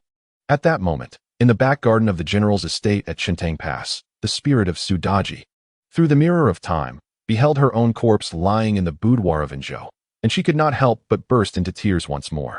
Li San consoled her. Do not weep, Sudaji. It is as it is. Let us quiet our minds and continue watching. The spirit of Sudaji stifled her sobs and nestled close to Li San as they resumed their observation of the mirror of time. Within the boudoir, a fox spirit, as large as a tiger, lay motionless on the ground. Its back bore the indentation from the Qianquan circle, and the blood seeping from its 7 orifices had begun to dry. Moreover, a fox demon soul had already escaped from its corporeal form. Clearly, this 1,000-year-old fox spirit, which had sought to usurp Sudaji, had met its demise at the hands of Li San. Kneeling in the center of the boudoir was a charming young girl, Kaiyun, with 2 small ringlets adorning her head. Your Highness, Kaiyun knelt on the ground, attempting to plead with the void. In truth, the heavenly principal boy was also powerless in this matter. Upon hearing this, Li San's heart tightened. Chapter 13. Mission. Prevent Daji's transformation. Li San felt a pang in his heart upon hearing her words. Instinctively, he removed the Ming Tian Ling and grasped the divine gold hairpin of Nuwa, tightly clenching it in his hand. He pondered, having stealthily taken the rather disagreeable artifact, the golden hairpin of the goddess Enwa, uncertain whether his actions were right or wrong. However, he felt a twinge of guilt towards the enchanting fairy Kaiyun. Kaiyun, Li San mused silently. If the goddess Enwa were to impose a severe punishment upon you, even threatening your cultivation or your very life because of this matter, I, Li San, would immediately traverse back to your side, even if it meant standing against the goddess with the strength of a mandish trying to stop a chariot. I would fiercely fight for your rescue from the inferno, for we are friends. A friend for a day is a friend for life. The mirror of time continued to display the scene of Li San and the soul of Sudaji watching side by side. At this moment, it seemed that Kaiyun had heard the goddess Enwa's command. She spread her palms wide and raised them above her head. Suddenly, a crimson elixir materialized in her hands. Kaiyun then knelt beside the lifeless fox spirit, forcing the potion into its bloodied mouth. The 1,000-year-old fox spirit's soul, adrift in the chamber, was immediately drawn back into the enormous white fox's corpse as if by a powerful magnet. Kaiyun beamed with joy as the fox spirit's back, once crushed, astonishingly restored itself. In the blink of an eye, the 1,000-year-old fox spirit was resurrected. It leapt to its feet, transforming into human form, and bowed, expressing, Thank you, Goddess Enwa, for saving my life. I shall remember your command and infiltrate the heart of the unprincipled King Zhou, ensnaring his mind to hasten the downfall of the Shang. Suddenly, Li San felt the soul of Sudaji tugging at his arm with urgency. Celestial child. The soul of Sudaji wept. How can that fox spirit that caused my demise come back to life? This is an affront to justice. My death was so unjust. Silence. Li San rebuked, refusing to indulge her lamentations. Perhaps this is the will of fate. That fox spirit, who sought to usurp your body, has returned. It can take your place, infiltrating the palace and protecting you from the annihilation of the Su family. After a moment of reflection, the soul of Sudaji sorrowfully replied, Celestial child, you speak truth. Li San, maintaining a serious demeanor, stated, Sudaji, do not call me celestial child any longer. In truth, my mind is quite mature. From now on, address me as Sanshao. Instantly, the soul of Sudaji complied. Sanshao? Ah, calling me Sanshao seems rather disrespectful, Li San remarked, scratching his head. Then add young master after Sanshao. Yes. The soul of Sudaji obediently replied, Sanshao Yi. Li San and the soul of Sudaji continued to observe the mirror of time. Thank you, goddess, for your boundless grace. Kaiyun knelt on the floor of the chamber, tears of gratitude brimming in her eyes, repeatedly bowing in reverence to the void. She proclaimed, Goddess, for my transgressions tonight, I shall reflect deeply as I face the wall for 3 years. Suddenly, within the boudoir, the colorful clouds vanished into thin air. Through the mirror of time, Li San observed the anxiety that enveloped him regarding the potential punishment that might befall Kaiyun, which gradually subsided. He understood that for these little celestial beings, whether they be young fairies or minor deities, whose lifespans are measured in centuries or even millennia, a span of 3 years should not be considered excessively long. At that moment, the mirror of time revealed the 1,000-year-old fox spirit entering the boudoir, swiftly transforming into a wisp of blue smoke that seeped into the cold corpse of Sudaji. The icy body began to regain warmth, and the enchanting beauty of Sudaji was resurrected. She remained a vision of ethereal grace and unparalleled beauty, yet she was no longer the genuine Sudaji. Beneath her exquisite visage lay the unique charm of a fox spirit, capable of ensnaring the hearts and souls of men with a myriad of alluring traits. The soul of Sudaji, now infused with the essence of the fox spirit, cried out in fury, "That vile fox has taken possession of my body." Li San's face remained impassive as he replied, "This may prove beneficial. The fox spirit can present you to King Zhou, thereby preserving the Su clan from annihilation." Upon hearing this, the soul of Su Daji merely bowed her head, tears streaming down like rain-soaked pear blossoms, and refrained from further comment.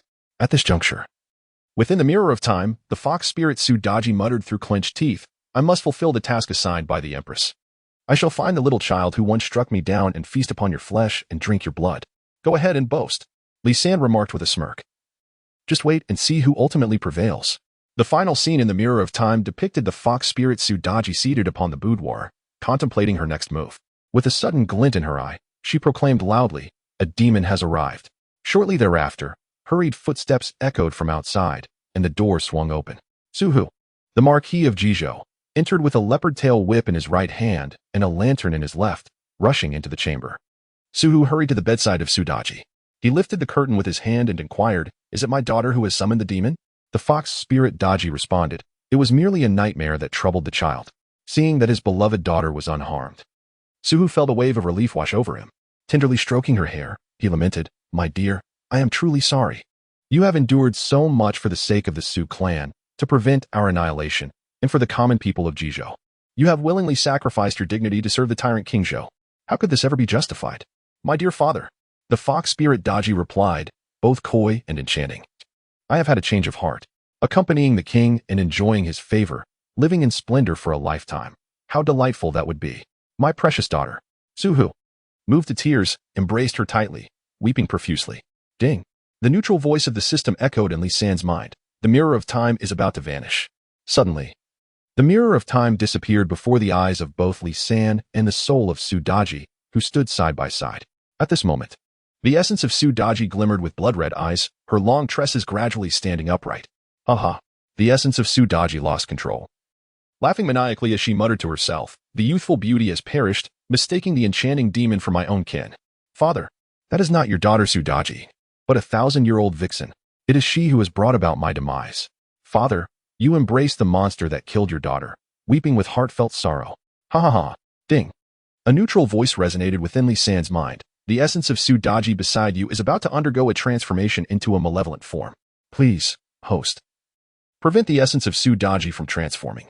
Upon completion of this task, the system will reward you with 100 points of swift traversal value. Receive the task." Li San mused. "What the hell?" he exclaimed, pointing angrily at the imminent transformation of Su Daji. "Why are you getting so worked up just because we're watching a film together? Why are you transforming? Isn't that just asking for trouble? Damn it. If you turn into a fearsome spirit, you'll be utterly grotesque." The essence of Su Daji howled in fury, evidently driven mad by the images within the mirror of time. Suddenly, her nails elongated to over 3 inches, lunging violently towards Li San's throat. "You've lost your mind." Li San swiftly leaped aside, narrowly avoiding the already transformed essence of Su Daji. He sprang onto the 5-meter-high artificial rock in the back garden. At that moment, blood no longer flowed from her eyes, but rather droplets of crimson. She bellowed, "You deceived me. That is impossible. My father could never recognize a demon as his daughter." She lunged at the artificial mountain, extending her claws toward Li San once more. Li San quickly jumped to the small bridge in the garden. Bang! Due to her overwhelming malevolence, she shattered a stone the size of a basketball on the mountain. Frowning, Li San said discontentedly, "Su Daji, do you not realize how foolish you are being?" Su Daji glared at Li San, angrily shouting, "Why did you save my essence? Why must I confront the truths of my demise?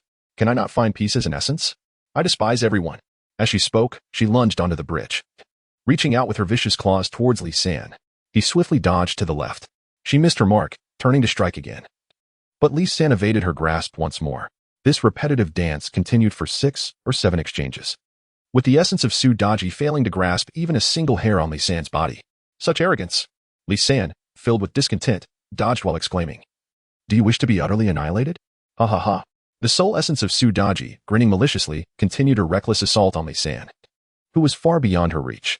While attacking, she declared, "Annihilation? Ha ha ha. If it allows me to forget the troubles of this world, perhaps being utterly annihilated is not such a bad thing." Li San, genuinely angered, thought to himself, "Damn it. If it weren't for your enchanting beauty, Su Daji, I would have already used my Qianquan circle to send you into oblivion." Despite his reluctance, he retrieved the Qianquan circle. One must not indulge in such behavior. With a swift motion, Sudaji extended her long, sharp-tipped fingernails, recklessly lunging towards Li San like a moth drawn to a flame. "Allow me to enhance your manicure," he said, as he rapidly wielded the Qianquan circle, precisely striking her approaching 10 elongated and sharp nails. Clang, clang, clang, clang, clang, clang, clang, clang, clang, clang. All 10 of Sudaji's nails, exceeding 3 inches in length, were severed by Li San's Qianquan circle and fell onto the small bridge. Sudaji stood there, stunned. With a whoosh, the severed nails transformed into wisps of pinkish dust, dissipating in the wind. Puzzled, Li San wondered why the soul essence of Sudaji, along with her fallen nails, was pink. Ding. A neutral voice from the system echoed in Li San's mind. This system will clarify the host's inquiry. The reason is that a beauty like Sudaji, who is extraordinarily rare, is a once-in-a-thousand-years kind of woman. There exists an idiom called pink beauty, which refers to beauties such as Sudaji. Hence, even in death, her soul essence manifests in pink, distinct from the dull hues of ordinary souls. Well, Li San thought to himself, thank you, system, for elaborating on an idiom. It seemed that if he were to utterly annihilate such a rare pink beauty, it would indeed be a pity. Furthermore, the system had tasked him with preventing Sudaji's soul essence from becoming malevolent. Upon completion of this task, he would be rewarded with 100 points of rapid traversal value. Thus, he could not allow the soul essence of Sudaji to be utterly annihilated. With this in mind, Li San addressed the soul essence of Sudaji. Do you now comprehend my prowess? Standing before him, the soul essence of Sudaji had her hair standing on end, her exquisite face marred by streaks of blood from her tears. She wept, saying, "How could I not be aware of the third young master might? I willingly plunge into danger, attacking you, for I do not wish to exist in this world as a drifting soul essence. I long to forget the troubles of my past life. All I seek is to be annihilated swiftly, to liberate myself from my burdens." Li San glared at the soul essence of Sudaji, coldly stating, "Kneel down, and I shall grant you release." With a resounding thud, Sudaji knelt upon the small bridge. Below, the waters flowed gently, while above, the beauty lamented her fate. Awaiting Li San's intervention, she yearned for swift liberation, wishing only to be struck down to the point of soul dispersion. In that fleeting moment, she lamented her striking beauty in life, for it was precisely her captivating appearance that had summoned calamity upon Jizhou City, compelling her to serve the tyrant King Zhou of Shang. It was her allure that led a millennia-old fox spirit to seize her form, and she willingly sought an end to her torment. Yet, she had already passed from the mortal realm. She had presumed that death would grant her freedom, but she was sorely mistaken, transformed into a soul essence. She remained shackled by the sorrows of her past. Now, kneeling on the ground, Sudaji awaited Li San to grant her release, fully embracing the notion of her own obliteration to escape the torment of her memories. Li San shook his head, retracting the Qianquan circle from his grasp. Suddenly, he noticed that Sudaji's pink soul essence, kneeling before him, had turned semi-transparent, with a fading quality intensifying by the second. He hastily inquired within his mind, "System, is Sudaji's soul essence on the verge of dispersing?" The system's neutral voice echoed in his consciousness. Indeed. Li San pressed on. "What should I do?" Ding. The system replied at a rapid pace. "The treasure you possess not only binds enemies automatically, alters length, envelopes all, and commands the elements. It also possesses the divine effect of soul protection. You can use the Qianquan Ling to encase Sudaji's soul essence." "All right," Li San proclaimed, "Qianquan Ling, envelop." In an instant, a fiery red 7-foot Qianquan Ling surged forth from his body like a soaring dragon, swiftly wrapping around the soul essence of Sudaji, who was on the brink of dispersion. At that moment, Sudaji appeared as an infant swathed in a crimson swaddling. Ding. Congratulations, host. For completing the system's task of preventing Sudaji's soul essence from dispersing, you are awarded 100 points of rapid traversal value. Though Li San felt a flicker of joy at receiving the reward, he found the soul essence he had saved to be quite challenging to manage. Third young master. "Release me." Sudaji, trapped within the Qianquan Ling, struggled and implored, "I wish to disperse, to be free of all the suffering of this life." "Sudaji, do not speak foolishly," Li San commanded. "In truth, I have conceived a splendid method to allow you to be reborn as a human. Moreover, in your rebirth, you shall remain the very image of your former self. Not only that, but you shall also possess formidable magical powers, thus enabling you to exact vengeance." Upon hearing such words from Li San, the soul of Sudaji, swaddled in the Mengtian Ling, ceased her struggles. In disbelief, she inquired, "Young Master San, is this truly the case?" "Yes," Li San affirmed with a nod. "Would I deceive you? I would not lie. In truth, Li San had contemplated an individual capable of granting Su Daji a rebirth, ensuring that she would retain her former exquisite beauty and possibly even acquire magical abilities. This person would eventually become his master, Tai Jinren. Having read the tales of Fengshen, Li San understood that he had traversed into a realm where he had usurped the body of the mischievous child Nezha. The young Nezha, in due course, epitomized the essence of a mischievous child. During the sweltering summer, seeking respite, he whimsically stirred the waters with the Mengtian Ling, causing chaos akin to a seismic upheaval in the East Sea Dragon Palace. This incident is famously known as Nezha's turmoil in the sea. Under the orders of the Dragon King, the Sea Yiksha ascended the shore to investigate the disturbance. Consequently, upon encountering the young Nezha, who found the Yiksha's appearance unsightly and, after a minor disagreement, ended up slaying the creature with the Qiankuan circle. Notably, in the original text that Li San had perused, there was no mention of the Sea Yiksha committing any transgressions against heavenly laws or harming the populace. Of course, in the animated adaptations produced in the 21st century and prior, efforts were made to emphasize Nezha's righteousness, leading to significant alterations that vilified the Sea Yiksha and the third prince Ao Bing, portraying them as malevolent figures who engaged in heinous acts, including child-eating. Such portrayals diverged greatly from the original narrative penned by Lao Su of the Ming Dynasty. Li San, now aware of his surroundings, recognized that the East Sea Dragon Palace was indeed an official entity subordinate to the Heavenly Court. If the Sea Yiksha and the third prince Ao Bing were truly malevolent, the Dragon King, along with the Heavenly Court, would never allow them to roam freely. After the demise of the Sea Yiksha, Ao Bing of the East Sea Dragon Palace transformed into a handsome youth and approached Nezha to demand retribution. However, once again diverging from civility, Nezha ended up slaying Ao Bing. Witnessing Ao Bing's transformation into a lifeless dragon, the impish Nezha whimsically considered taking the dragon's tendons home to fashion a belt for his father, Li Jing. Ao Bing's father, the Dragon King Ao Guang, sought vengeance in the Heavenly Court, only to be confronted and bested by the already arrived Nezha. Furthermore, upon returning home, the mischievous Nezha seized the opportunity to play with his father's Qiankuan Bao and Zhentian arrow, which were intended for safeguarding the realm.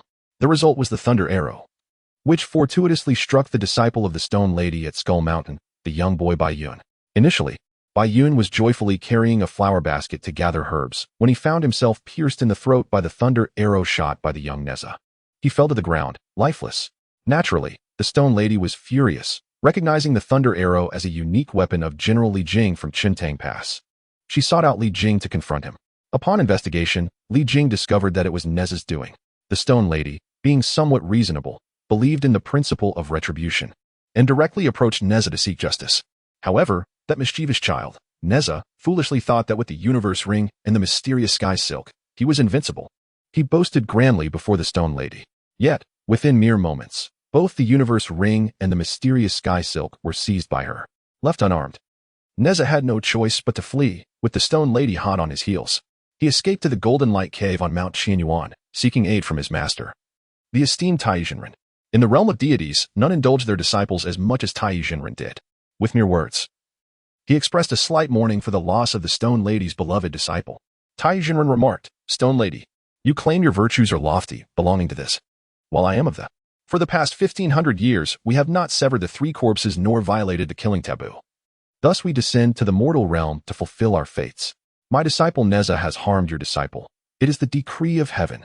What could the Stone Lady do? Whose disciple is not a disciple? Just because you, Tai Jinren, lament for your newly accepted disciple Nezha, claiming he is the reincarnation of a spiritual pearl destined for this calamity, does that absolve him of responsibility? My disciple was slain by yours. Should his death be dismissed? Even if your disciple Nezha is indeed a reincarnation of a spiritual pearl, there is no such rationale in heaven or earth. Moreover, as a member of the Stone Lady discerned the disdain Tai Jinren held for his own sect. Enraged, the Stone Lady attacked Tai Jinren. Wielding her treasured sword, she struck at him. Tai Jinren evaded and retreated into the cave to retrieve his sword.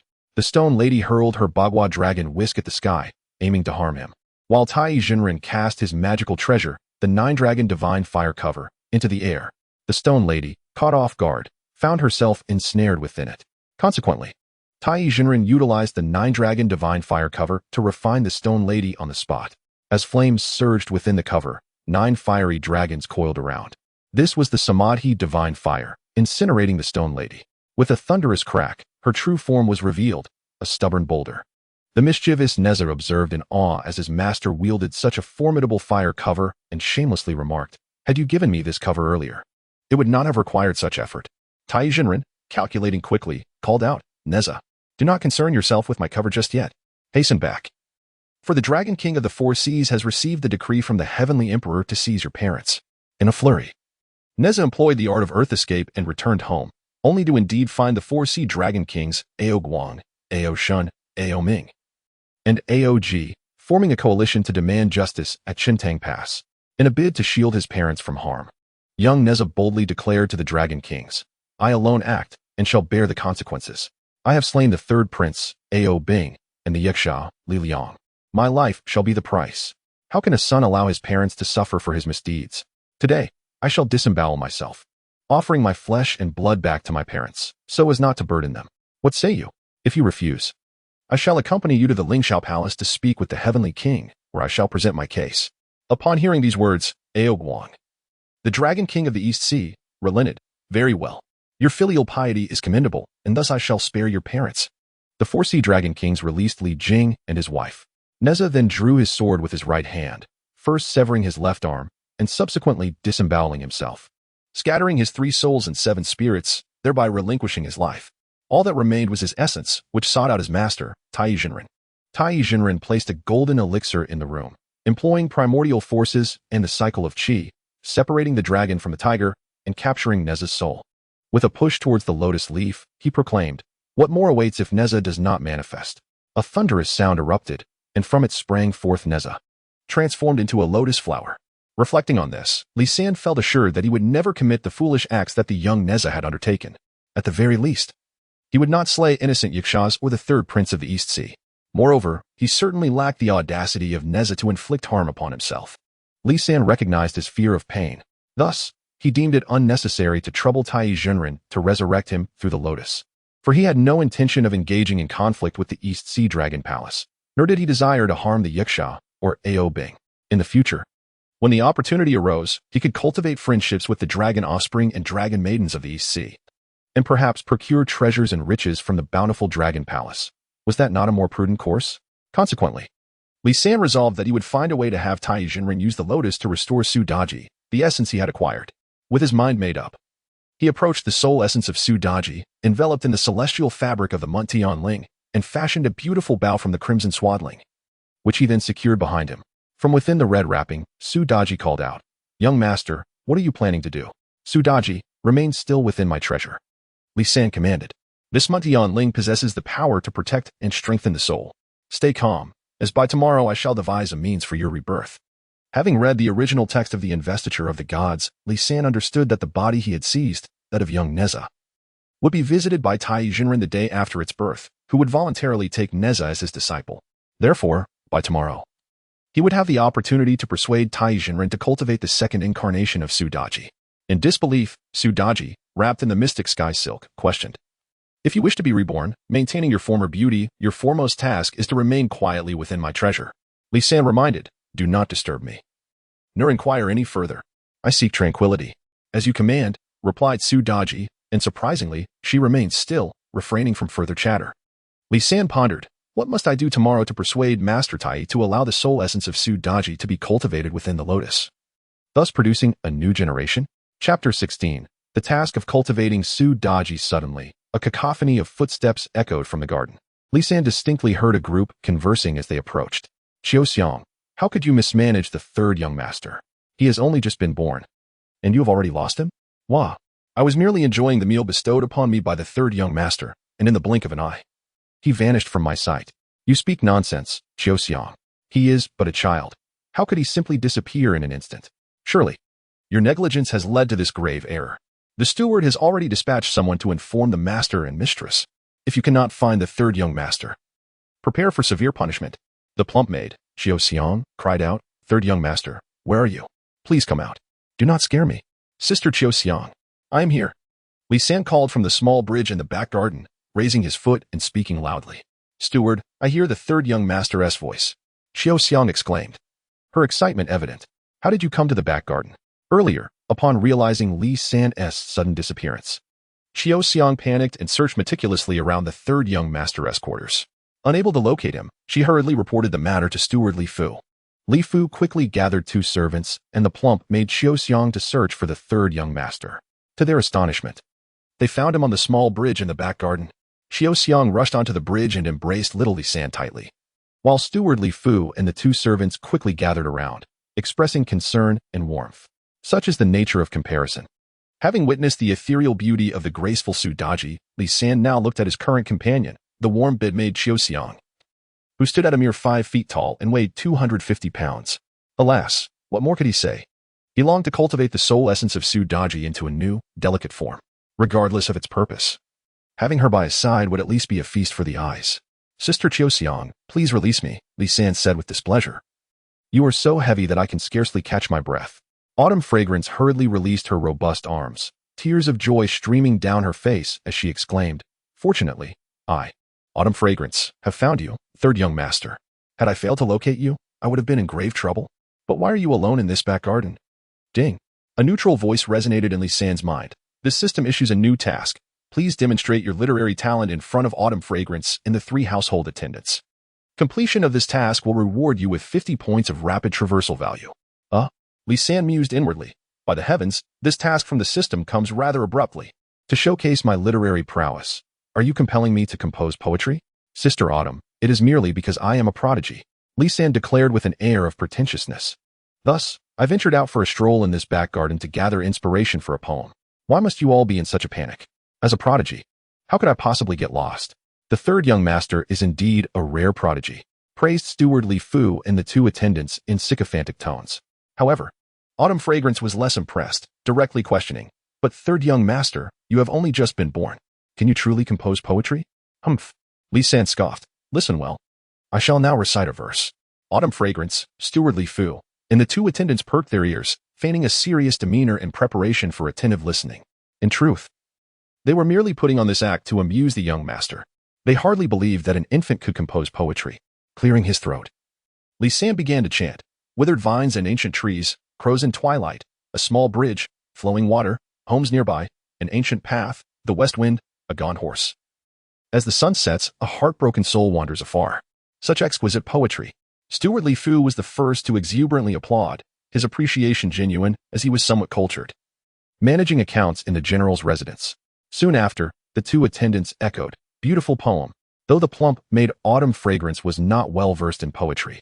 She observed them standing on the small bridge in the back garden, the gentle flow of water beneath, and suddenly felt that the third young master's poem reflected the scenery around them, imbued with a certain poetic essence. Wonderful poetry. Autumn Fragrance clapped her hands in praise. Third young master, your literary talent is remarkable. Ding. Congratulations, host, for completing the task of showcasing your literary talent in front of others. You have been rewarded with 50 points of rapid traversal value. Li San thought, even a mosquito's leg, no matter how small, is still meat. He then inquired of the system, could you perhaps issue me a few tasks with greater rewards? Ding. The neutral voice echoed in Li San's mind once more. This system issues a new task. The host must find a way for Tai Yizhenren to use a lotus flower to cultivate the corporeal form of Su Daji, imbuing her with flesh and blood. Completion of this task will reward the host with 200 points of rapid traversal value. Chapter 17. Inventing New Forms of Entertainment. Ding. The neutral voice of the system resonated once more in Li San's mind. The system has issued the latest task. The host must devise a method for Tai Yizhenren to use a lotus flower to cultivate the soul essence of Su Daji into a corporeal form. Upon completion of the task, the host will be rewarded with 200 points of rapid traversal value. How thoughtful of you, dear system. Li San mused inwardly. I was just contemplating how to nurture the soul essence of Su Daji into a flesh and blood form. It seems that as soon as I ponder a matter, you graciously provide me with the solution. At that moment, the plump maid Xiaoxiang addressed Li San. Young master, your literary talent is remarkable. Since you have enjoyed the breeze on this small bridge in the back garden and composed such a poetic piece, may I suggest you return indoors? After all, your lunch remains unfinished. Very well, Li San replied. With the soul essence of Su Daji, adorned in a lovely butterfly ribbon, resting on his back, he stepped back into the house.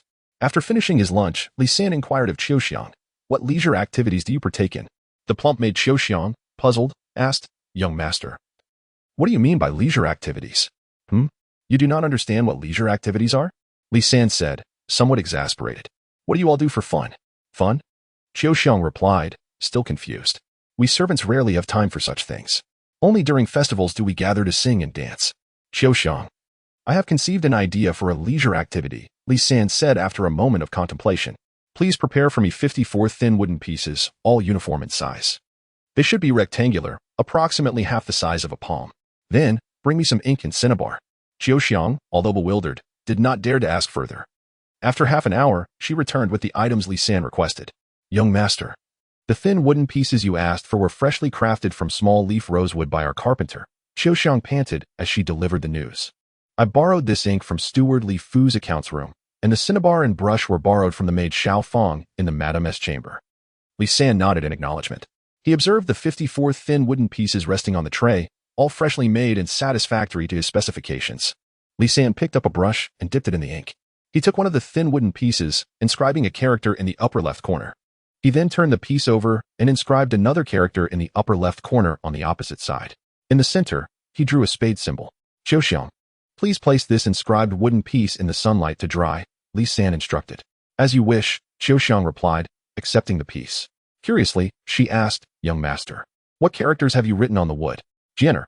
Li San pointed to the large character in the upper left corner, explaining. It's named so because of its pointed top. Wow, you are truly remarkable, Xiao exclaimed in admiration.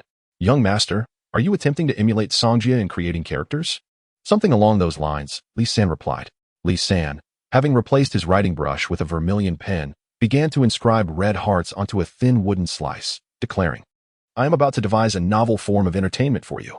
Xiao, perplexed, inquired, writing on a flimsy piece of wood can serve as entertainment? This is called playing cards, Li San replied. Playing cards? Xiao echoed in confusion. How does one engage with them? There are myriad ways to play, Li San explained. Continuing to sketch the cards. First, I shall teach you how to play Do Di Zhu. Xiao stood eagerly by, watching as Li San diligently illustrated the playing cards. Each time he completed a card, she carefully placed it under the sunlight to dry. In truth, prior to his arrival in this realm, Li San had grown weary of playing cards. Now, his creation of these cards was far from a mere pursuit of amusement. He recognized that if he were to humbly beseech the venerable Tai Yizhen Run to cultivate a new incarnation of Su Daji from the lotus flower, the sage might not acquiesce. Thus, he had to devise a more unconventional approach, such as inviting Tai Yizhen Ren to join him in a game of Do Di Zhu, with both parties wagering. By winning, he could leverage this victory to compel the sage into fulfilling his desire to cultivate a corporeal form for Su Daji. As for challenging Tai Yizhen Ren through alternative means, such as chess, that was an unthinkable notion. In Li San's recollection, those ancient immortals would often engage in matches of Go with one another.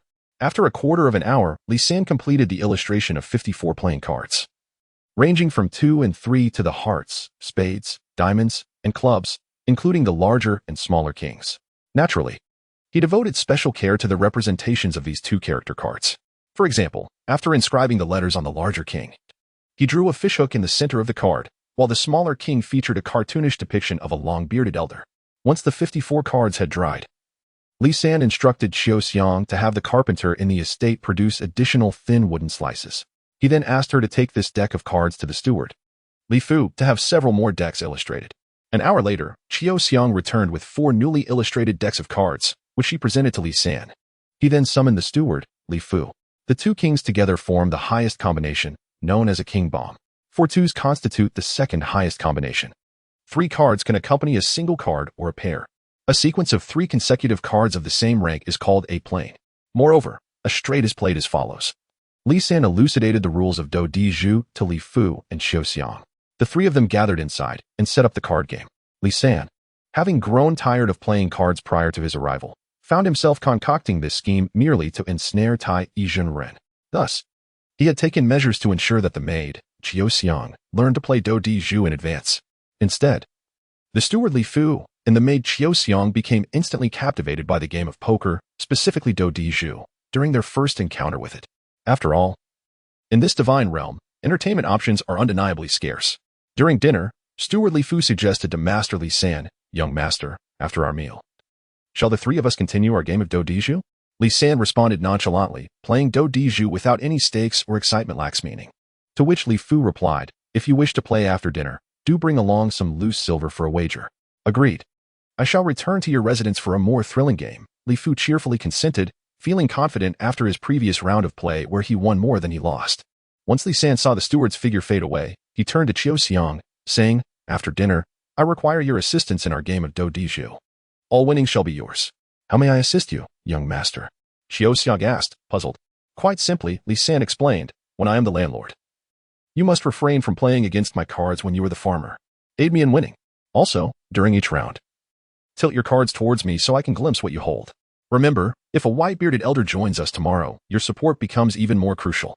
Do you understand?" "Indeed."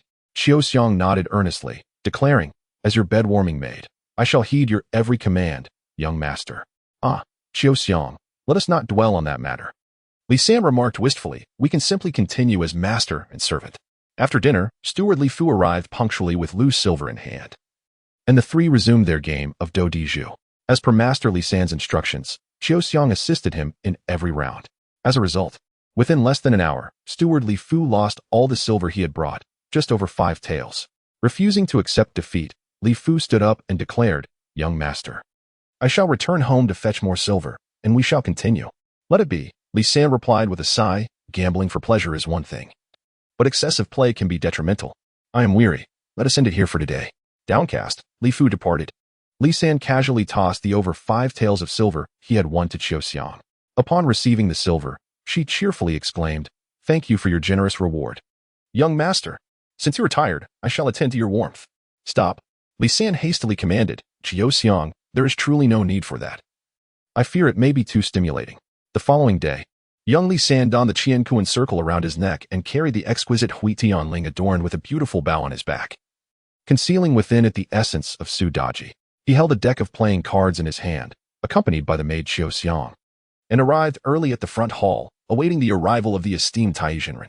Chapter 18. Tai Jinren takes me as his disciple the following day, Xiao Li San, adorned with the Qiankuan circle around his neck and a beautifully tied butterfly knot of the Hunyuan silk on his back, within which resided the soul of Su Daji, entered the front hall, clutching his playing cards and accompanied by the maid Qiu Xiang, eager for Tai Jinren's arrival.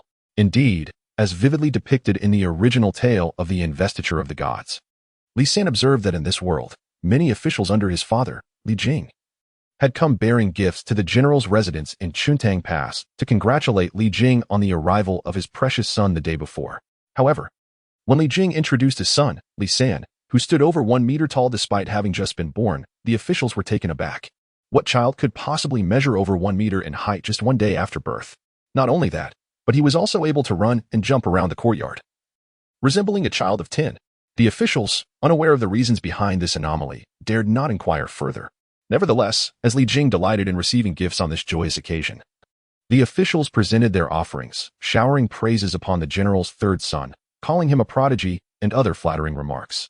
Li San, however, paid little heed to these mundane officials of Chuntang Pass. His purpose for being in the front hall was solely to await the arrival of Tai Jinren. At that moment, an officer from the Central Army entered the hall and reported to Li Jing, "Esteemed lord, there is a Taoist outside seeking an audience."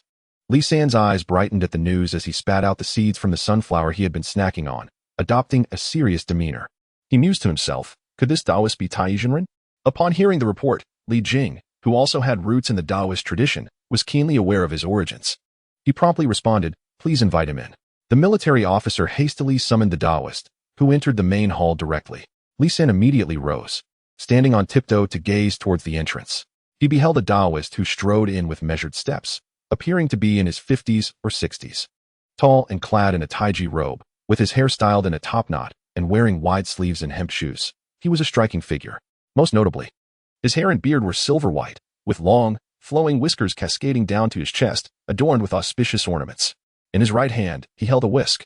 Possessing a physique imbued with spiritual essence, Li San could perceive the transcendent aura surrounding the Taoist, whose halo gleamed brilliantly, exuding the air of a sage who had attained immortality.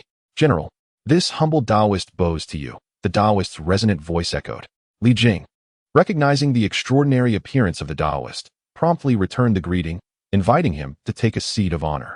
The Taoist, not one to be modest, confidently approached the main seat of the front hall and sat down. Li Jing inquired, "Esteemed master, from which renowned mountain or cave do you practice your cultivation? What brings you to this pass?" The Taoist replied, "I am Tai Jinren from the Golden Light Cave on Mount Qinyuan. Upon hearing that the general has welcomed a son, I have come to extend my congratulations and would like to catch a glimpse of the esteemed young master." May I inquire about your wishes? Li San's heart exclaimed in astonishment. Goodness! Is this not the revered Tai Jinren? Today, I finally behold a living legend. Oh! How I must find a way to secure his favor. Before his father, Li Jing, could respond, Li San playfully bounded towards Tai Jinren. Li Jing pointed at Li San and addressed Tai Jinren, saying, "This is my son, who was born just yesterday." He then turned to Li San and urged, "Tai Jinren is present. Should you not kneel in reverence?" Li San promptly knelt and proclaimed, "I pay my respects to the esteemed Tai Jinren." "General Li, is there a mistake?" Tai Jinren inquired, perplexed, as he gazed at Li Jing. "Is this child truly the young master born just yesterday?" Observing the child who could run, jump, and speak, and noting that he had already grown to over 1 meter tall by the following day, Tai Jinren was genuinely astonished. Li Jing affirmed with utmost certainty, "Indeed, this is my son, born just yesterday. It is quite true. He remained in the womb for 3 years and 6 months. Hence his size surpasses that of an ordinary child." Tai Jinren then asked, "At what hour was the child born?" Li Jing replied, "He was born at noon." The Taoist remarked, "This is not good." Li Jing, puzzled, asked, "Is there something wrong with the child?" "Not at all. However, being born at noon, he is afflicted by the calamity of 1,700 slaughters." After calculating, Tai Jinren continued, "May I name this child?" Li Jing answered, "I have not yet done so." The Taoist proposed, "Allow me to bestow a name upon him, and he shall become my disciple. What say you?" Li Jing replied, "I would gladly have my son take you as his master." Meanwhile, Li San listened intently to the eloquent exchange between his father and Tai Jinren. Upon hearing that Tai Jinren wished to accept him as a disciple, and that his father had consented, his heart brimmed with joy. Yet, Li San was wise enough to temper his excitement, understanding that he must not appear overly eager before the esteemed master. At that moment, Tai Jinren inquired of Li Jing, "General, how many sons do you have?" Li Jing responded, "I have 3 sons. My eldest is named Jin Jia, who has taken Master Wenshu Guangfa Tianzuan of the 5 Dragon Mountain as his teacher. My second son is named Mu Jia, who has studied under Master Puxian Jinren of the 9 Palaces Mountain. Since the Taoist wishes to accept my 3 sons as disciples, let us proceed with the name." He added. Tai Jinren stroked his white beard in contemplation and remarked, "Naming is a task I find most arduous. What name would be fitting?" General Li, your eldest son is called Jin Jia, your second son is Mu Jia, so how about naming the 3rd son Shui Jia? In the future, should you have a 4th son, he could be named Hui Jia, and a 5th Tu Jia. This way, you would encompass the 5 elements of gold, wood, water, fire, and earth. Shui Jia? Upon overhearing this, Li San nearly fainted from shock. He hastily exclaimed, "I believe the name Shui Jia is somewhat trivial, do you not think? Among my brothers, I rank 3rd. Why not simply call me Li San?" Li Jing's face darkened with displeasure as he admonished Li San, "I am conversing with an elder. You should refrain from interrupting." Tai Jinren, laughing heartily, remarked, "Li San is indeed a fitting name. In Taoism, we say, 1 gives rise to 2. 2 gives rise to 3, and 3 begets all things. The essence of 3 embodies the creation of all existence." Yet, Li Jing remained uneasy about his 3rd son's chosen name, feeling it lacked formality and was rather frivolous. He hesitated to contradict Tai Jinren, so he cautiously inquired, "Master, while I find Li San suitable as a childhood name, it seems rather childish for a formal name. Might you bestow upon him a name that is both melodious and formidable?" Tai Jinren chuckled and responded, "This child ranks 3rd among his brothers, and if his childhood name is Li San, then let his grand name be Nezha." "Nezha?" Li Jing murmured, pondering the name, and then asked Tai Jinren, "Master, what is the significance of the name Nezha?" Tai Jinren elucidated, "Ne signifies the dispelling of evil and calamity. A representation of the divine, Zha embodies righteousness and the vanquishing of malevolence, a nemesis to all wickedness.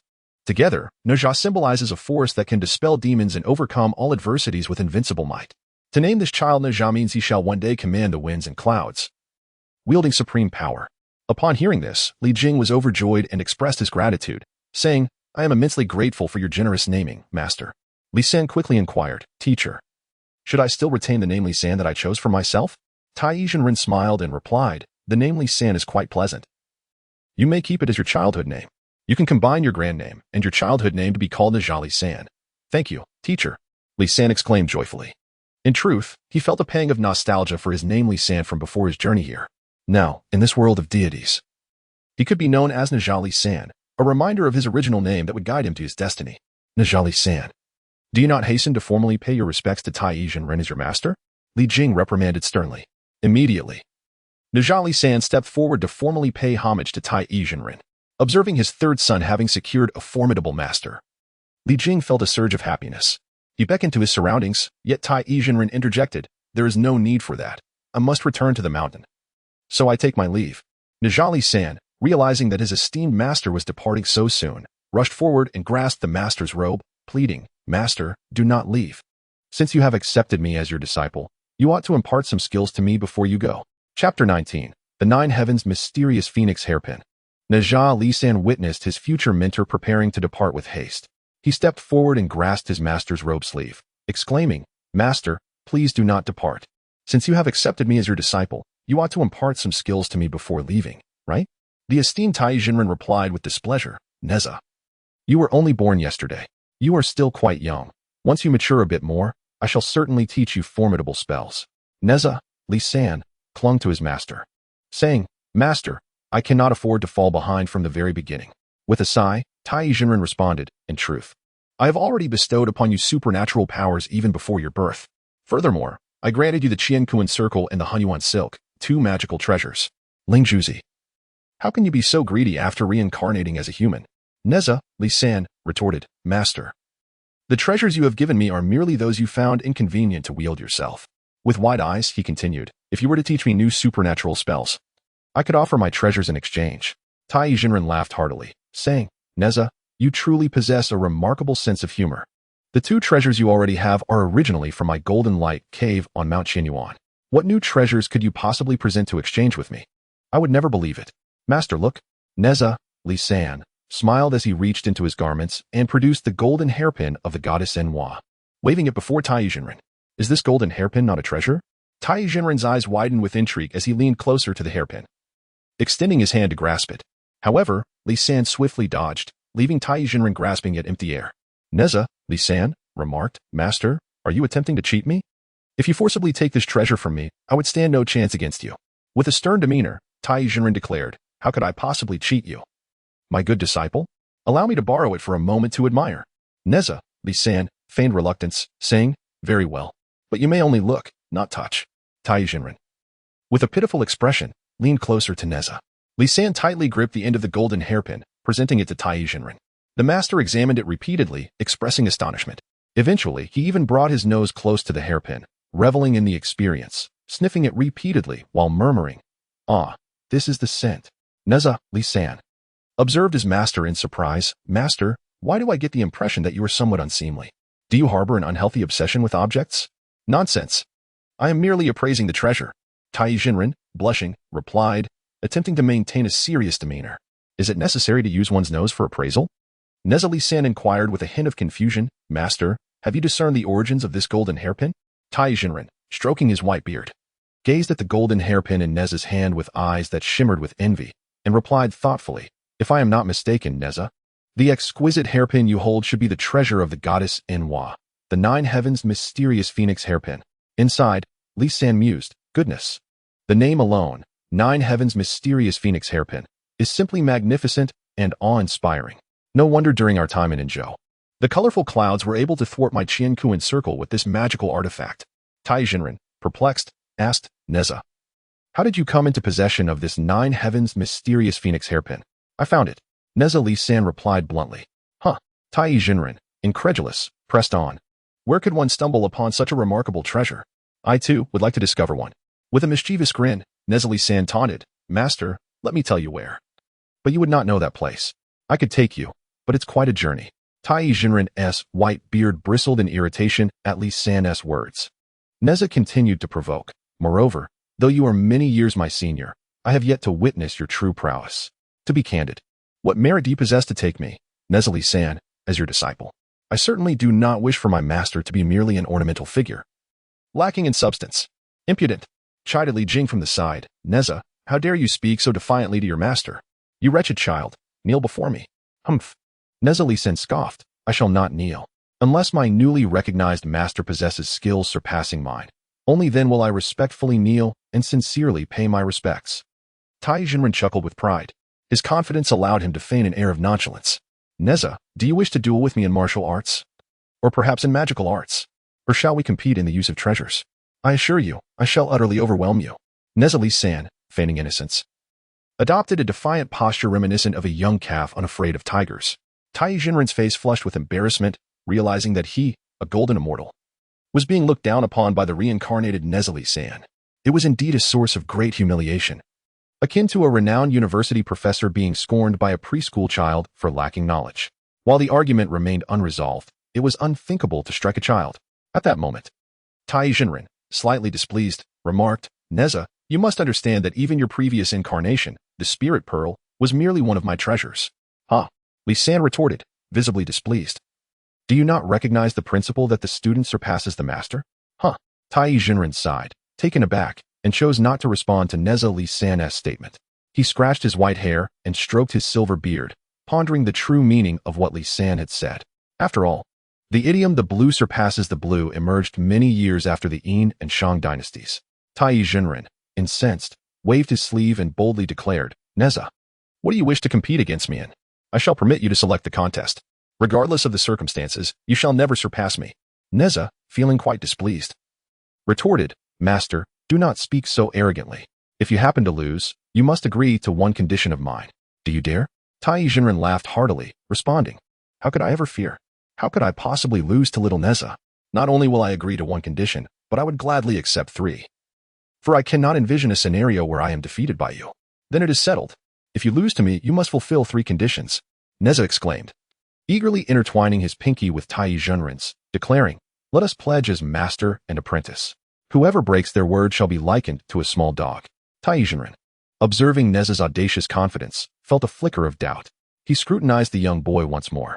In terms of strength, he was well aware he resided within the golden immortal realm, while his apprentice, Nezha, was merely at the nascent soul stage. He could easily outmatch Nezha by a vast margin. Furthermore, in terms of artifacts, the newly acquired apprentice could not compare to him at all. What could he possibly fear in a contest against his disciple? The only source of caution for Tai Jinren stemmed from the Jiutian Xianyun hairpin in Nezha's possession. This artifact, he had heard from his master, Yuan Shi Tianzuan, possessed immense power. However, the Jiutian Xianyun hairpin had stringent requirements regarding its user's gender. It could only be wielded by female practitioners, be they fairies or goddesses. Even a male Deluo golden immortal could not truly unleash the devastating might of the hairpin. Considering this, Tai Jinren carefully scrutinized Nezha once again, and, upon confirming the boy's gender, dismissed his concerns. "Nezha, if you wish to challenge me, I shall agree to your terms. If I lose, I will concede to 3 of your conditions. But tell me, if you were to lose, would you agree to one condition of mine?" "Certainly," Nezha replied readily, having discerned his master's interest in the Jiutian Xianyun hairpin. Confidently, Tai Jinren asked, "Nezha, you shall decide what we shall compete in." With a mischievous grin, Nezha unfolded a set of wooden playing cards and proclaimed, "Master, let us play Do Di Zhu. Let us see who possesses the superior card skills." Chapter 20, Is this object truly so marvelous? Nezha, with a mischievous grin, unfurled a wooden deck of playing cards and proclaimed loudly, "Master, let us engage in a game of Do Di Zhu. Let us ascertain whose skills surpass the other." Tai Jinren was momentarily taken aback, his face adorned with a look of astonishment as he curiously inquired, "Play Do Di Zhu? Nezha, are you suggesting that I, a transcendent being, should partake in a mere earthly game of landlord? How could I possibly lower myself to such a level? I bear no grudges against the landlord, nor do I consider them my equal. They could hardly withstand my prowess as a master of the arcane. Such a notion defies heavenly principles." Master, you are overthinking it," Nezha replied with a hint of exasperation. However, he comprehended that for his master, who resided in the present era of the Yin and Shang dynasties, the concept of Do Di Zhu was entirely foreign and perplexing. "Xiaoxiang, Li, come here." Nezha beckoned to the plump maid Xiaoxiang and the steward Li Fu nearby. He continued, "Let us 3 organize a game of Do Di Zhu right here in the front hall. I shall explain the rules to my master as we play." Nezha felt a surge of anticipation, contemplating, "When it comes to other challenges, I am certain to be outmatched by my master. Yet, in this game he has never encountered. I possess a 2/3 chance of victory. After all, I have the assistance of maid Xiaoxiang. If I triumph over Master Tai Jinren, what conditions should I propose? I must ponder this carefully. The first condition, I shall request that my master impart all his formidable skills to me. The second condition, I shall ask him to bestow upon me all his treasured artifacts. The third condition, I shall request that he use a lotus to cultivate a new corporeal form for the soul of Su Daji that I have captured. Well, so be it. Should I draw favorable cards and achieve a springtime bonus, I shall reserve any additional conditions for future use. One must not be overly greedy.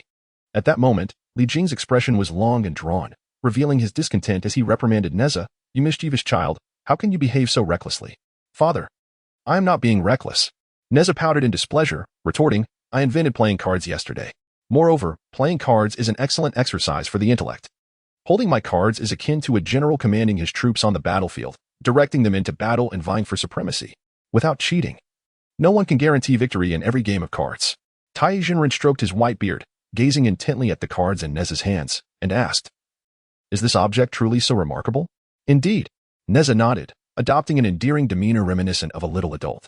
Li Jing, with a hint of reluctance, interjected, Master. Do not be misled by my mischievous third son. Can playing cards truly possess such extraordinary magic? Can they enhance one's intellect? It is utterly preposterous.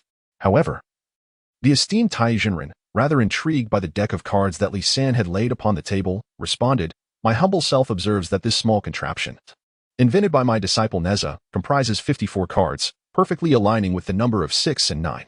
Perhaps, as Nezha asserts, the gameplay is indeed boundless. It may very well stimulate one's intellect. Let us, therefore, observe it together.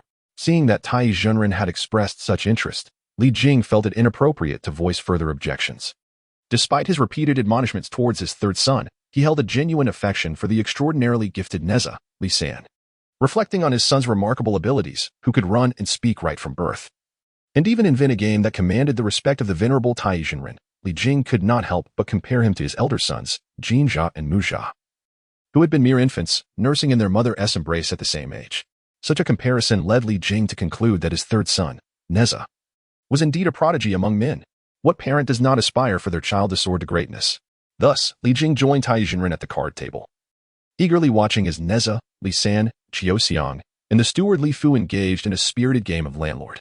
Naturally, the stakes for their game were represented by the sunflower seeds laid upon the table, for Li San dared not gamble with real money in the presence of his father. As they played, Nezha elaborated on the rules of landlord to his master.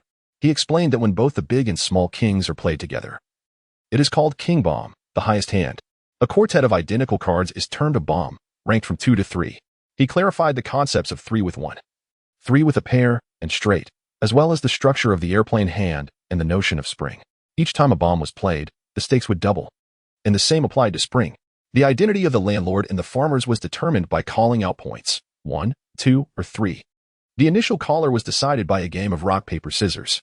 After a round, Li Fu, who had been designated as the landlord due to fortunate cards and some subtle assistance from Li San, remarkably won all the stakes from the farmers.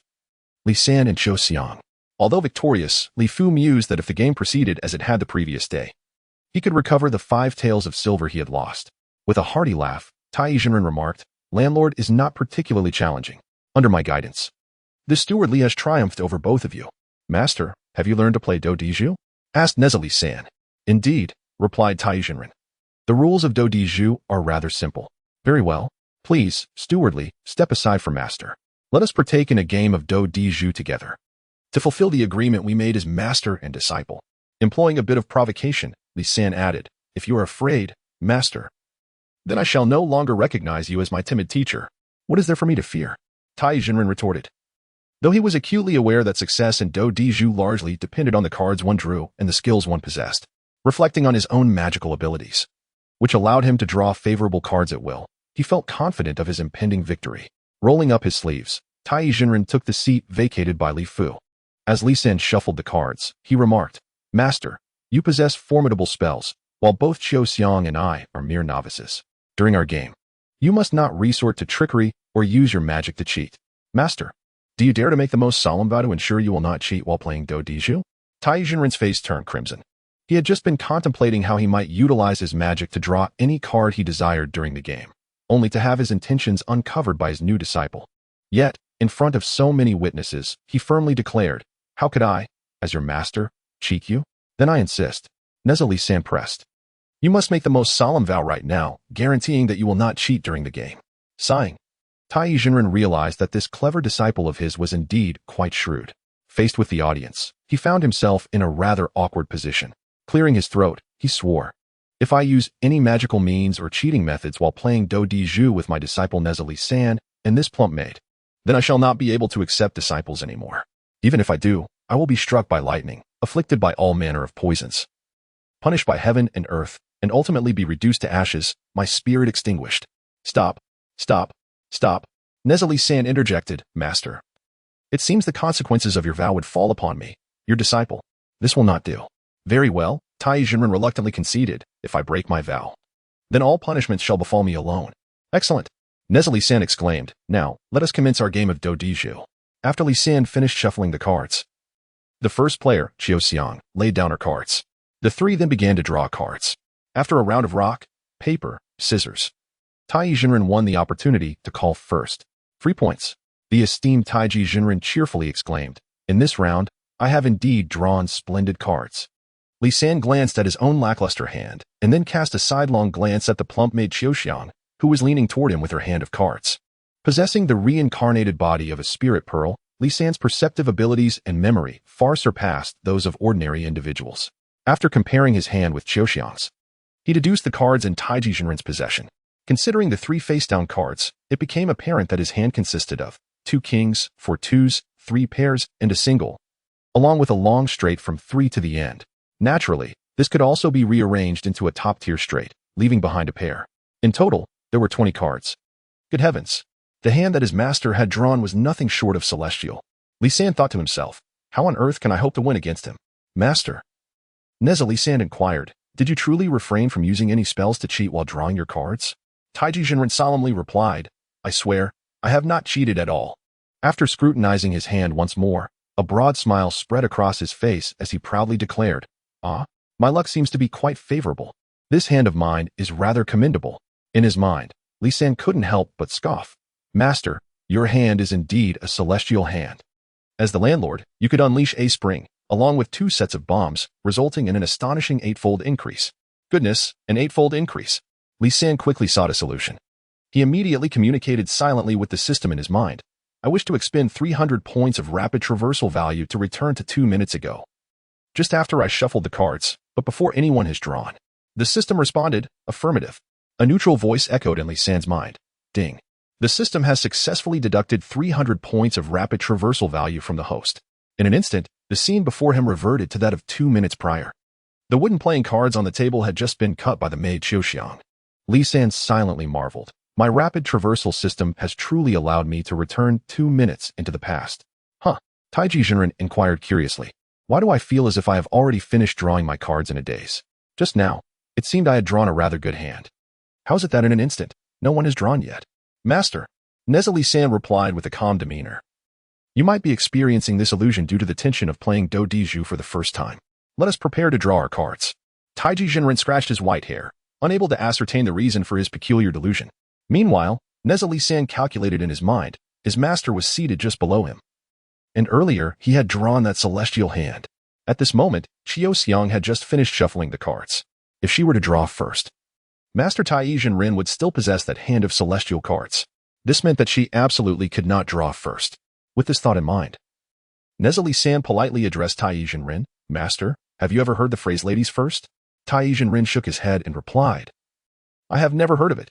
Well then, Master, now you have. Li San quickly added, ladies first. Qiu Xiang, please draw your card. Qiu Xiang, who always heeded the third young master's words and had received over 5 taels of silver from him the previous day, readily complied with Li San's request. She extended her pudgy hand and drew a card first. Li San hastily drew a second card and, to his astonishment, it was a big king. Tai Jinren's face darkened as he inquired, is it customary for the one who shuffles the cards to draw first? Nezha San retorted, in my rules. It never stated that the shuffler cannot draw first. Master, it is now your turn to draw. Slightly displeased, Tai Jinren also drew a card. Indeed. Through this rapid transition and the alteration of the drawing order, Li San's hand turned out to be the very hand of celestial cards that Tai Jinren had possessed earlier. Li San called out 3 points and became the landlord of this round, revealing 3 bottom cards to add to his hand. Nezha San flicked the playing cards made of purple sandalwood onto the table with a resounding clap. As he played his cards, he triumphantly exclaimed, a pair of aces. Can you two handle this? Tai Jinren shook his head, his expression troubled. Meanwhile, Qiu Xiang beamed with delight, saying, Master's hand is so grand. I don't want it.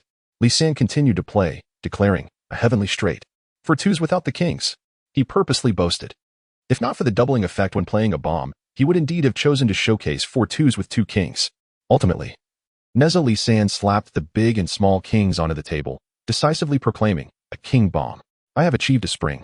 Tai Yizhen Ren, bewildered, incredulously questioned, Nezha, you forbade me from using magic to cheat while playing cards. How could you draw such excellent cards without employing sorcery? Who would believe that? I do. Xiao Xiang staunchly defended, my third young master truly did not use magic to cheat. Nezha Li San assured, I genuinely did not use magic to cheat. Because, master, you have not taught me any spells. I do not know any magic. Tai Yizhen Ren found himself at a loss for words. Throughout the game, although he had not employed any magic, his profound cultivation as a golden immortal allowed him to discern that his disciple Nezha indeed had not mastered any spells yet. Nezha, known as Li San, seizing the opportunity to collect debts, cheerfully remarked, Master, you have lost this round of cards. Allow me to calculate. We had previously agreed that for each round, you would wager fulfilling 3 of my conditions. As the host in this round, I played Spring. And I also laid down 2 sets of bombs, resulting in a total multiplier of 8. 3 times 8 equals 24. You have lost and must fulfill 24 of my conditions. The countenance of Tai Jinren had turned akin to that of a bitter melon, continuing his pursuit of debt. Nezha insisted, Master, I must present my 3 conditions now. Please assist me in fulfilling them promptly. As for the remaining 21 conditions, I shall bring them forth when I have pondered them further. Tai Jinren, filled with regret, felt as though his insides were turning before Li Jing and the others. He could neither concede defeat nor retract his words. His expression was exceedingly grim as he inquired of Nezha, what are the 3 conditions you wish me to fulfill? With a mischievous grin, Nezha replied, the first condition is that you impart all your formidable skills to me. The second condition is that you bestow upon me all your treasured artifacts. As for the third condition, it is inappropriate to discuss in front of others. Let us retire to the back garden, where we two can discuss it in detail. Humph, how outrageous. Tai Jinren exclaimed, his sleeves flaring as he spoke in irritation. Nezha, if you claim all my prized artifacts, what shall I possess? In the future, when I engage in battles with other deities, shall I not be left to fight barehanded? However, Master, we had an agreement. You lost and must comply with my conditions. Moreover, since you have taken me as your disciple, who would dare to bully you? I shall handle them, Nezha asserted with utmost seriousness. Li Jing, observing the predicament of his exceptionally gifted son as he pressed Tai Jinren, felt a twinge of discomfort. Yet, he also recognized the validity in Nezha's arguments. Furthermore, this arrangement might expedite Nezha's acquisition of potent spells and formidable artifacts. Nonetheless, while Li Jing felt pleased internally, he maintained an outward demeanor of sternness, addressing Nezha coldly. My child, desiring to learn skills and acquire artifacts is understandable. However, you are being rather impatient. In truth, your master, Tai Jinren, will eventually impart those very things to you. Father, your reasoning is sound. Nezha responded, adopting a mature disposition. Thus, it is only a matter of time before my master passes on the spells and artifacts to me. Now, whether you transmit it to me or not, why must you go against your vow and refrain from sharing it with me at this moment? Li Jing, stroking his inky hair, nodded in agreement and addressed Master Tai. Master, my son Nezha, Li San, raises a valid point. Since you have graciously come to my residence to accept my son as your disciple, it is only a matter of time before you impart your spells and treasures to him. Why not bestow them upon him now? Originally beaming with radiant joy, Master Tai's expression darkened with indignation. He perceived that this father-son duo was harmonizing in a deceptive duet, evidently scheming to swindle his treasures. He could not help but lament inwardly. Once, an opportunity to engage in a game of do di zhu was presented to me, yet I failed to cherish it. Only upon its loss did I realize my folly. There is no greater anguish in life than to lose all one's possessions during a card game.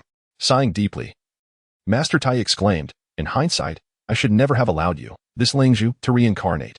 Very well, I shall acquiesce to your request. However, to master all of my abilities will require several years of dedicated study. Nezha Li San, why not accompany me back to Qianyuan Mountain? After a few years of learning, you will surely grasp all of my spells. I shall teach you my arts while bestowing upon you each of my treasures. What say you? Nezha Li San, fluttering his long eyelashes, inquired, Master, is there truly no other way? Indeed, there is not. Master Tai replied resolutely. Li Jing, with a pained expression, implored, Master, might you consider waiting until my son Nezha Li San is somewhat older before he returns with you to your Golden Light cave on Qianyuan Mountain for his training? Master Tai responded with displeasure, then do not blame me for breaking my word. Nezha Li San quickly rushed to Master Tai, tightly wrapping his arms around his master's leg, and firmly declared, I wish to accompany you back to Qianyuan Mountain for my training. Father, Do you not desire for me to achieve greatness at an early age? Li Jing's face reflected his reluctance, and he poignantly replied, Yet your two elder brothers entered the depths of the mountains to cultivate when they were both teenagers. You, however, are still quite young. After contemplating, Nezha Li San resolutely stated, But I am precocious. Li Jing pondered. Indeed, there is a semblance of truth in his words. After all, this son of mine was gestated for 3 years and 6 months in his mother's womb, and even upon his birth, he was already scampering about. On the very first day of his life, he invented the game of poker and do di zhu, and astonishingly, on the second day, today, he managed to outplay the esteemed Master Tai, compelling him to divulge all his spells and treasures. Truly, my son Nezha Li San is a remarkably precocious child. Upon reflection, although Li Jing felt a pang of reluctance, he could not suppress his tears as he spoke. Your father, consent to your journey with Master Tai to Qianyuan Mountain for your cultivation. Nezha, for the sake of your mother's heart, you need not bid her farewell. Just depart directly. Please take care of yourself. Nezha, kneeling, implored, I beseech you, father, to take good care of my mother at home. If I fail to learn formidable skills, I shall not return. Beside them, Qiu Xiang, although hesitant to interject, could not contain her sobs. Nezha turned to her and inquired, Sister Qiu Xiang, we are not parting forever. Why do you weep? If I progress swiftly, perhaps in a month or 2, I shall be able to soar back to Cheng'an Pass to visit you. Tears welled in Qiu Xiang's eyes as she vigorously shook her head, lamenting. Once the third young master departs, there will be no more meat for me to eat. Nezha replied. Qiu Xiang continued, after the third young master leaves, we will be short one player for our card games. My pocket money will dwindle. Nezha chuckled, then simply cultivate more friends. Seek out stewardly to play with. Your allowance shall not diminish. At that moment, Master Tai flicked his whisk with a displeased expression and admonished, Enough of this sentimental display. If Nezha learns quickly, once he masters my teachings, he can return home in an instant. Nezha, we must depart. Master Tai grasped Li San's hand, and with a flick of his whisk, a brilliant orb of white light enveloped them. In an instant, both Master Tai and Nezha vanished from the sight of the onlookers, truly grasping the essence of soaring and grandeur. In the blink of an eye, they were whisked away by Master Tai, soaring above the majestic Qianyuan Mountain, located 1,000 miles away. Gazing down from the clouds, Nezha beheld the breathtaking scenery of Qianyuan Mountain. The landscape was resplendent, with dense forests and steep cliffs. The mountain range stretching east to west for over 10 miles. The main peak of Qianyuan Mountain stood approximately 2,000 meters high, crowned by a massive rock resembling an eagle's beak, known as Eagle Beak Rock. Nestled halfway up the mountain, a cave named Golden Light Cave awaited. Master Tai invoked his magic, and they landed safely. They arrived at the entrance of the Golden Light Cave. Nezha lifted his gaze and surveyed his surroundings. Before the Golden Light Cave, the ground was level, adorned with a Taoist temple, encircled by a grove of peach blossoms, their fragrance wafting through the air. Beyond the peach forest, the gentle sound of a mountain spring flowed melodiously nearby. This place was truly a hidden paradise. Nezha mused to himself, it seems that Master Tai does not reside solely in the cave. He chuckled inwardly, thinking, only a mouse would dwell perpetually in a hole. However, Master Tai did not lead Nezha directly into the Golden Light Cave for his practice. Instead, he approached the temple's entrance and knocked upon the wooden door. He exclaimed, Jinxia, my disciple, I have returned. The wooden door creaked open from within. A young acolyte, appearing to be around 11 or 12 years old, performed a respectful bow and paid homage to the Master Tai. Master Tai addressed Nezha, Li San, saying, This is my esteemed disciple, Jinxia. I took him under my wing 500 years ago. 500 years ago. Nezha, Li San, silently gasped, Goodness, this Jinxia must be at least 5 centuries old. How is it that he appears so youthful? Judging by his countenance and stature, he resembled merely a boy of around 10. Li San felt that as a new disciple of Master Tai, he ought to show proper respect to this acolyte, who was actually 500 years his senior. He cheerfully greeted, Greetings, Brother Jinxia. Allow me to introduce myself. I am Nezha, Li San. I have just become a disciple of Master Tai today. Initially, Jinxia had been humbled before Master Tai, but upon hearing Li San's respectful address, he felt a surge of pride. He was grateful that after such a lengthy 5 centuries, he had finally gained a second disciple. This meant he was now a true elder brother with a younger brother to call upon. Thus, the burdens of chopping wood, fetching water, washing clothes, cooking, cleaning dishes, and sweeping would now have a new resolution. What wonderful news. At that moment, Jinxia even struck a pose reminiscent of a little adult, extending his small hand to affectionately ruffle the hair of the slightly shorter Nezha, Li San. Rub, rub, rub. Nezha felt quite uncomfortable under the playful touch. Yet he sensed no malice from Jinxia. Quite the contrary, he could tell that this newly acquainted Jinxia genuinely liked him. Little brother Nezha, you are so obedient and truly adorable, Jinxia proclaimed with an air of pretentiousness. From now on, I shall take good care of you. Coughing lightly, Master Tai interjected, Jinxia. It seems you have made an error. Nezha, Li San, is your elder brother. You are his junior disciple. Jinxia's hand, which had been playfully ruffling Nezha's hair, froze in place. Master Tai waved his whisk and insisted, Jinxia, upon meeting your elder brother, you should promptly pay your respects. What are you waiting for? Jinxia protested. Master, I was accepted as your disciple 500 years ago. Nezha, Li San, merely became your disciple today. Master Tai waved his whisk again, visibly displeased. Jinxia, do you not realize who Nezha, Li San, is the reincarnation of? Jinxia shook his head vigorously, as if caught in a whirlwind. How on earth was he to know the reincarnation of this newcomer? Tai Jinren displayed a proud and self-satisfied expression as he spoke earnestly. Nezha, Li San, is the reincarnation of the Spirit Pearl.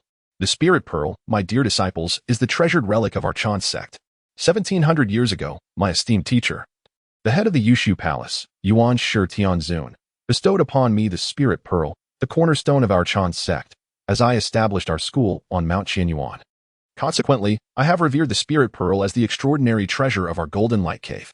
Little did I expect that just yesterday, the Spirit Pearl sensed the heavenly mysteries and descended to be reborn in the household of Li Jing and Chenang Pass. By this reckoning, Jinxia, would you not agree that Nezha, the reincarnated Li San, is rightly your elder brother? Jinxia, somewhat taken aback, pondered, if we include his past life. Then I suppose that works too. Tai Jinren, maintaining a stern countenance, admonished, Jinxia, upon encountering your elder brother Nezha Li San, you ought to pay your respects without delay. Reluctantly, Jinxia complied, his heart brimming with discontent. Despite his myriad grievances, he bowed deeply before Nezha Li San, who was notably shorter than him, and with a pout, declared, junior disciple Jinxia pays respects to elder brother. Nezha Li San, instantly invigorated, thought, this is quite the swift turnaround. He promptly extended his hands, playfully ruffling Jinxia's hair, continuing to do so with great enthusiasm. Elder brother, Jinxia protested, please refrain from rubbing my head. If you continue, I shall be left bald. Nezha Li San smiled, mimicking Jinxia's earlier flamboyance, and leisurely remarked, little junior disciple, I shall henceforth look after you well. Jinxia was at a loss for words, realizing that those very words had just escaped his lips. It felt like a stinging slap in the face.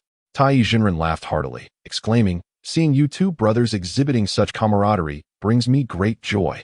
Jinxia inwardly grumbled, Master, your favoritism is palpable. What can I do if I cannot be as affable? Ding. A neutral voice echoed in Li San's mind. This system kindly reminds you. The task, the host must find a way for Tai Jinren to cultivate Su Daji's soul into a corporeal form, has 12 hours remaining for completion. Please expedite your efforts. Upon hearing the system's reminder, Nezha Li San swiftly withdrew his hands from Jinxia's head. Time was of the essence to fulfill the system's task. Moreover, he felt an intense anticipation regarding the resurrection of the ethereal and enchanting Su Daji. Master, Nezha Li San remarked, esteemed master, you have laboriously brought me back to Qianyuan Mountain. I believe it would be prudent to send my junior disciple Jinxia to the kitchen to prepare some tea for you, if that pleases you. Tai Jinren stroked his white beard and, with a gleam of joy in his eyes, replied, my disciple Nezha, you truly understand your master's intentions. He then turned to Jinxia, commanding, Jinxia, why do you not heed your senior brother's suggestion and take action? Have you no perceptiveness? Understood. Jinxia, feeling quite aggrieved, hurried off to the kitchen. Tai Jinren led Nezha back inside. Once Nezha saw that Jinxia had been successfully dispatched, he solemnly addressed Tai Jinren, Master, I have a third condition that I wish to request your assistance with. Eh? Tai Jinren asked, perplexed. Nezha, you have not spoken so courteously to me before. What is it that you desire of your master? Indeed, Nezha responded, yesterday, I discovered a soul essence. Before he could finish, Tai Jinren's expression soured as he interjected. You found a soul essence? What is there to be surprised about? When mortals depart from this world, do they not all transform into wisps of soul essence? Alas, Nezha, you are still too young. Nezha defended himself, but this soul essence is not ordinary. What makes it so extraordinary? Tai Jinren inquired. Nezha confidently replied, Master, allow me to release this soul essence for you to see, and you shall understand. Eh? Tai Jinren said, bemused. The soul essence you found is nearby? That cannot be. With my cultivation, how could I not perceive a soul essence on you? When Nezha Li San removed the exquisite butterfly not made of the misty heaven silk and placed it upon the table before Tai Jinren, The latter's eyes widened in realization. Ah, you little rascal. I bestowed this misty heaven silk upon you at birth, and you have used this treasure to wrap a mere mortal's soul essence? You dare to obstruct my vision with this artifact? Truly preposterous. Master, please remain calm. Nezha exclaimed as he began to untie the butterfly knot. With a whoosh, a pink soul essence surged from the misty heaven silk, soaring into the air before descending into the room and transforming into the stunning soul essence of Sudaji. Tai Jinren's expression changed dramatically, his eyes widening in astonishment, his long white eyebrows drooping to his pronounced cheekbones. He scrutinized the soul essence of Sudaji before exclaiming, "Wow, this young lady is truly captivating." Nezha-san extended his small hand, waving it before his master's piercing gaze. He jested, "Master, have you become infatuated upon seeing a beautiful maiden?" The venerable Tai Jinren felt a flush of embarrassment and, feigning a solemn demeanor, retorted, "Nezha-san, do not speak such nonsense. After thousands of years of cultivation, how could I allow the mere sight of a beautiful maiden's soul essence to stir mundane desires within me?" Nezha-san, slightly displeased, inquired, "Then, master, why do you persist in staring at the girl, peering into her soul?" The old man's face reddened further, and he defensively replied, "It is not that I am gazing at her soul essence. It is simply that she is strikingly beautiful. I cannot help but imagine, should she be alive, how splendid it would be to consider her as a bride for you, my disciple." "Indeed." Nezha-san clapped his small hands together in playful delight and exclaimed, "Then I implore you, master, cultivate this maiden's soul essence into a brand new, vibrant form, and let her be my bride." Standing silently within the room, the soul essence of Sudaji was taken aback by the young master's proclamation. She found it hard to believe that this seemingly innocent child could utter such audacious words. Was it true that he was simply speaking childishly out of ignorance? Or did he possess a deeper understanding despite his youthful appearance? Feeling bashful, Sudaji concealed her face in her sleeve. Tai Jinren, unable to see the exquisite countenance of Sudaji, lowered his head and addressed Nezha-san. "It is truly beyond my capabilities to transform this maiden's soul essence into a new, corporeal form. When one passes away, they must have a rightful place to return. I possess no power to reverse such a fate." "That is a lie." Nezha-san retorted with displeasure, "Master, you are nothing but an old trickster. You speak without a script. How can you make such claims so easily?" Tai Jinren, his face reddening with displeasure, replied, "How could I deceive you?" "You are indeed deceiving me." Nezha-san pouted, his long eyelashes fluttering as he spoke with indignation. "You may fool others, but you cannot deceive me, Nezha-san.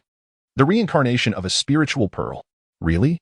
Tai Jinren, skeptical, scratched his white hair. "Were you a spiritual pearl before your reincarnation? Although it is indeed a wondrous treasure, what thoughts or memories could you possibly retain?" "Indeed, I can," Nezha-san insisted, though in truth, the memories of the previous life as a spiritual pearl had not been passed on to him. However, before his journey to the world of function, Li-san had read the Investiture of the Gods. At the very least, he knew that Tai Jinren possessed a divine ability to reconstruct the corporeal form of the small Nezha, who had perished and become a soul essence. Through the lotus of Qianyuan Mountain, Nezha-san pressed Tai Jinren further, "Master, if I can articulate the method you possess to reconstruct a soul essence into a physical body, will you agree to fulfill my third request? Do you dare?" After contemplating for a moment, the esteemed Tai Jinren concluded that his newly accepted disciple, the reincarnated spirit of Lingzuzi, could not possibly be aware of his divine abilities. With an air of arrogance, he proclaimed, "What is there for me to fear?" Chapter 24, The Peerless Beauty Sudaji is Reborn. Nezha-san smiled and inquired, "Master, do you possess the divine power of the lotus incarnation? Have I guessed correctly?" "What?" Tai Jinren's expression turned to one of astonishment. It was simply inconceivable that his new disciple, Nezha-san, could know of his extraordinary abilities. Nezha-san, with a mischievous grin, continued, "Since you indeed possess the power of the lotus incarnation, as I have deduced, you must agree to my request to refine this soul essence I have found and restore it to human form, of course, identical to her original self." As he spoke, he winked rapidly at the soul essence of Sudaji, who stood within the room, signaling her to urge their master, Tai Jinren, to perform the transformation. The soul essence of Sudaji, though previously shy and veiling her face with her sleeve, was quite astute. Her beautiful eyes were not concealed. She perceived the silent communication from the third young master.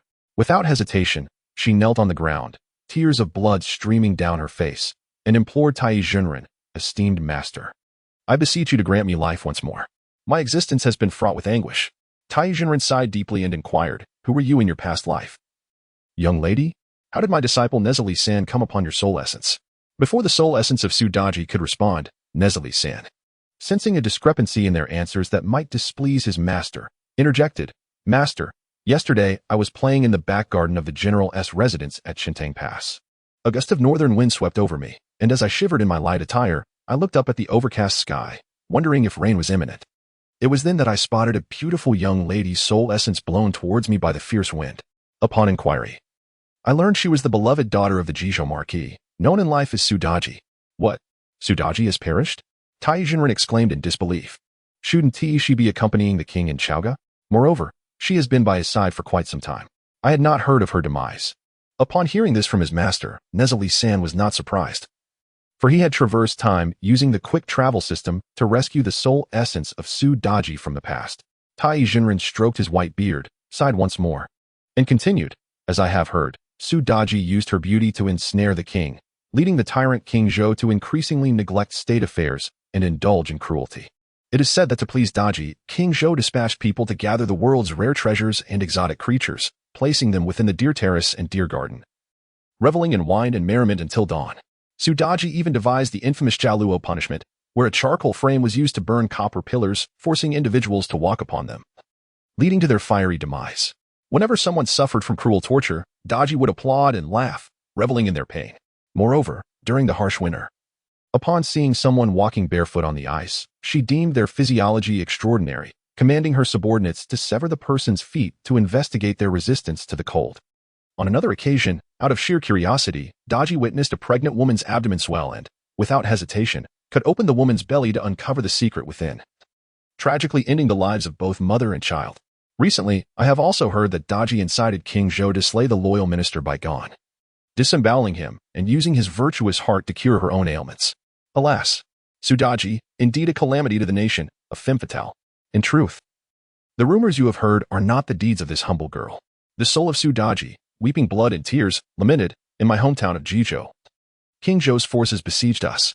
My father, Su Hu, in a desperate bid to protect the lives of thousands of citizens in the Su family from slaughter, was compelled to compromise with King Zhou. To preserve the greater good, I reluctantly offered myself to the king, intending to wait until the Shang forces withdrew from Jizhou after arriving in Chaoga, at which point I would sacrifice myself to safeguard my innocence. I would never allow the tyrant Zhou to tarnish my purity. Yet, my fate is indeed tragic.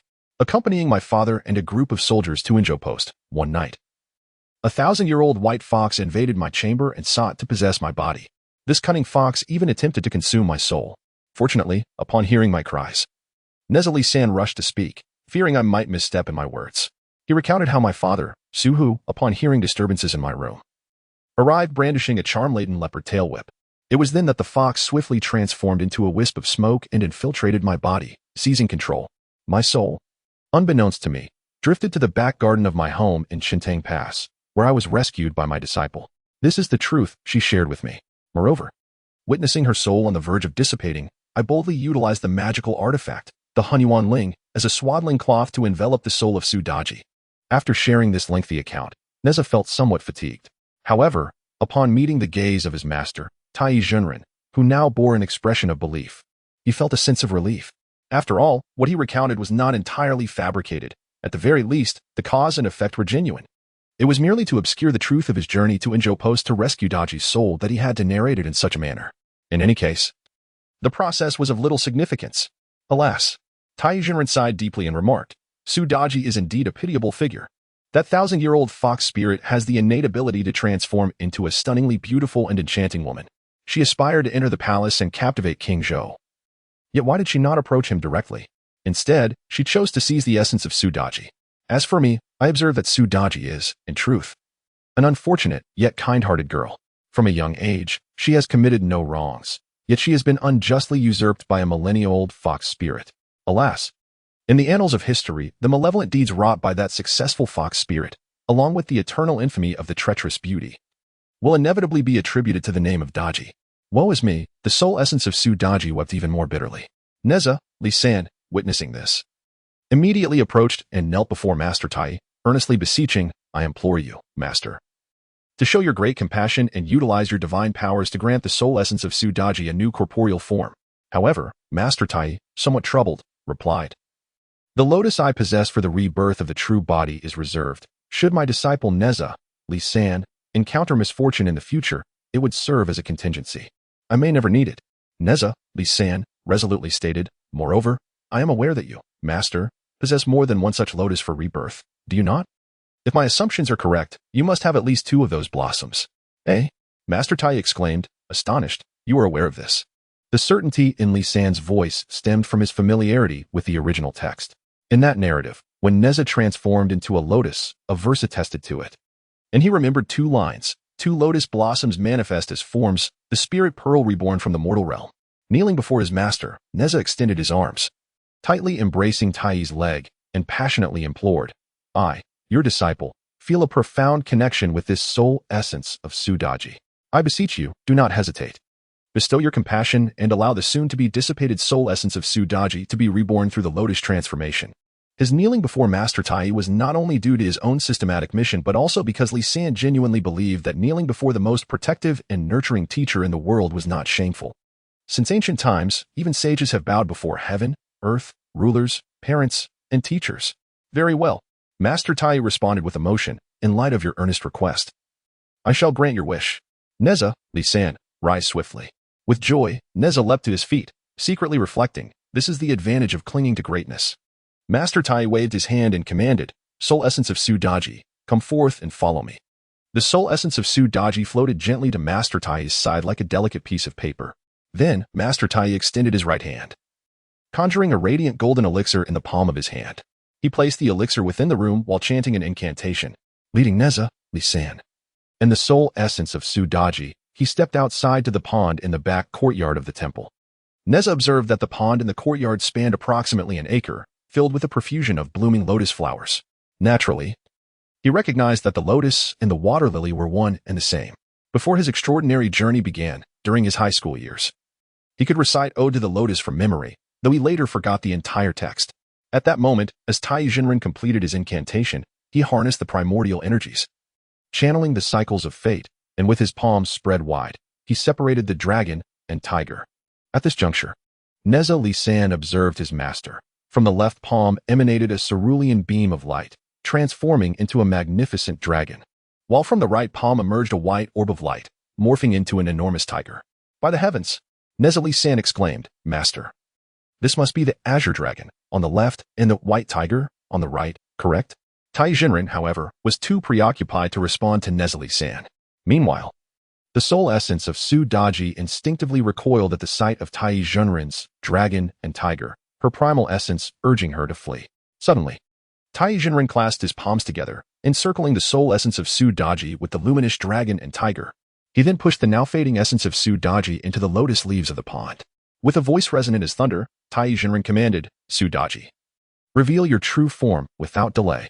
A resounding boom echoed as a lotus in the pond burst apart. From within, a breathtaking beauty emerged gracefully. Ha! Tai Jinren chuckled. Stroking his white beard, Nezha Li San, Sudaji has regained her corporeal form, and now I shall arrange a betrothal for you, if you please. Chapter 25. The betrothal. With a tremendous explosion, a lotus in the pond shattered, and from it, an ethereal maiden floated forth. Ding! A neutral voice from the system resonated in Li San's mind. Congratulations, host, for successfully cultivating the soul essence of Sudaji into a physical body through the lotus, thereby completing the resurrection task. This system rewards you with 200 points of rapid traversal value. Ding! This system has issued a new task. Assist Sudaji in becoming Tai Jinren's disciple, thus making her your junior apprentice. The neutral voice echoed again in Li San's mind. Upon completion of this task, the host will receive an additional 100 points of rapid traversal value. Joyously, Li San mused to himself, I have received the task. This assignment does not seem overly difficult. At that moment, Tai Jinren, chuckling heartily, remarked, Nezha Li San, behold how Sudaji has regained her flesh and blood form. I am now arranging a betrothal for you, if you will. Not quite. Nezha Li San shook his head in response. I am still quite young. Tai Jinren smiled and replied, precisely because you are still young. I am arranging a betrothal for you.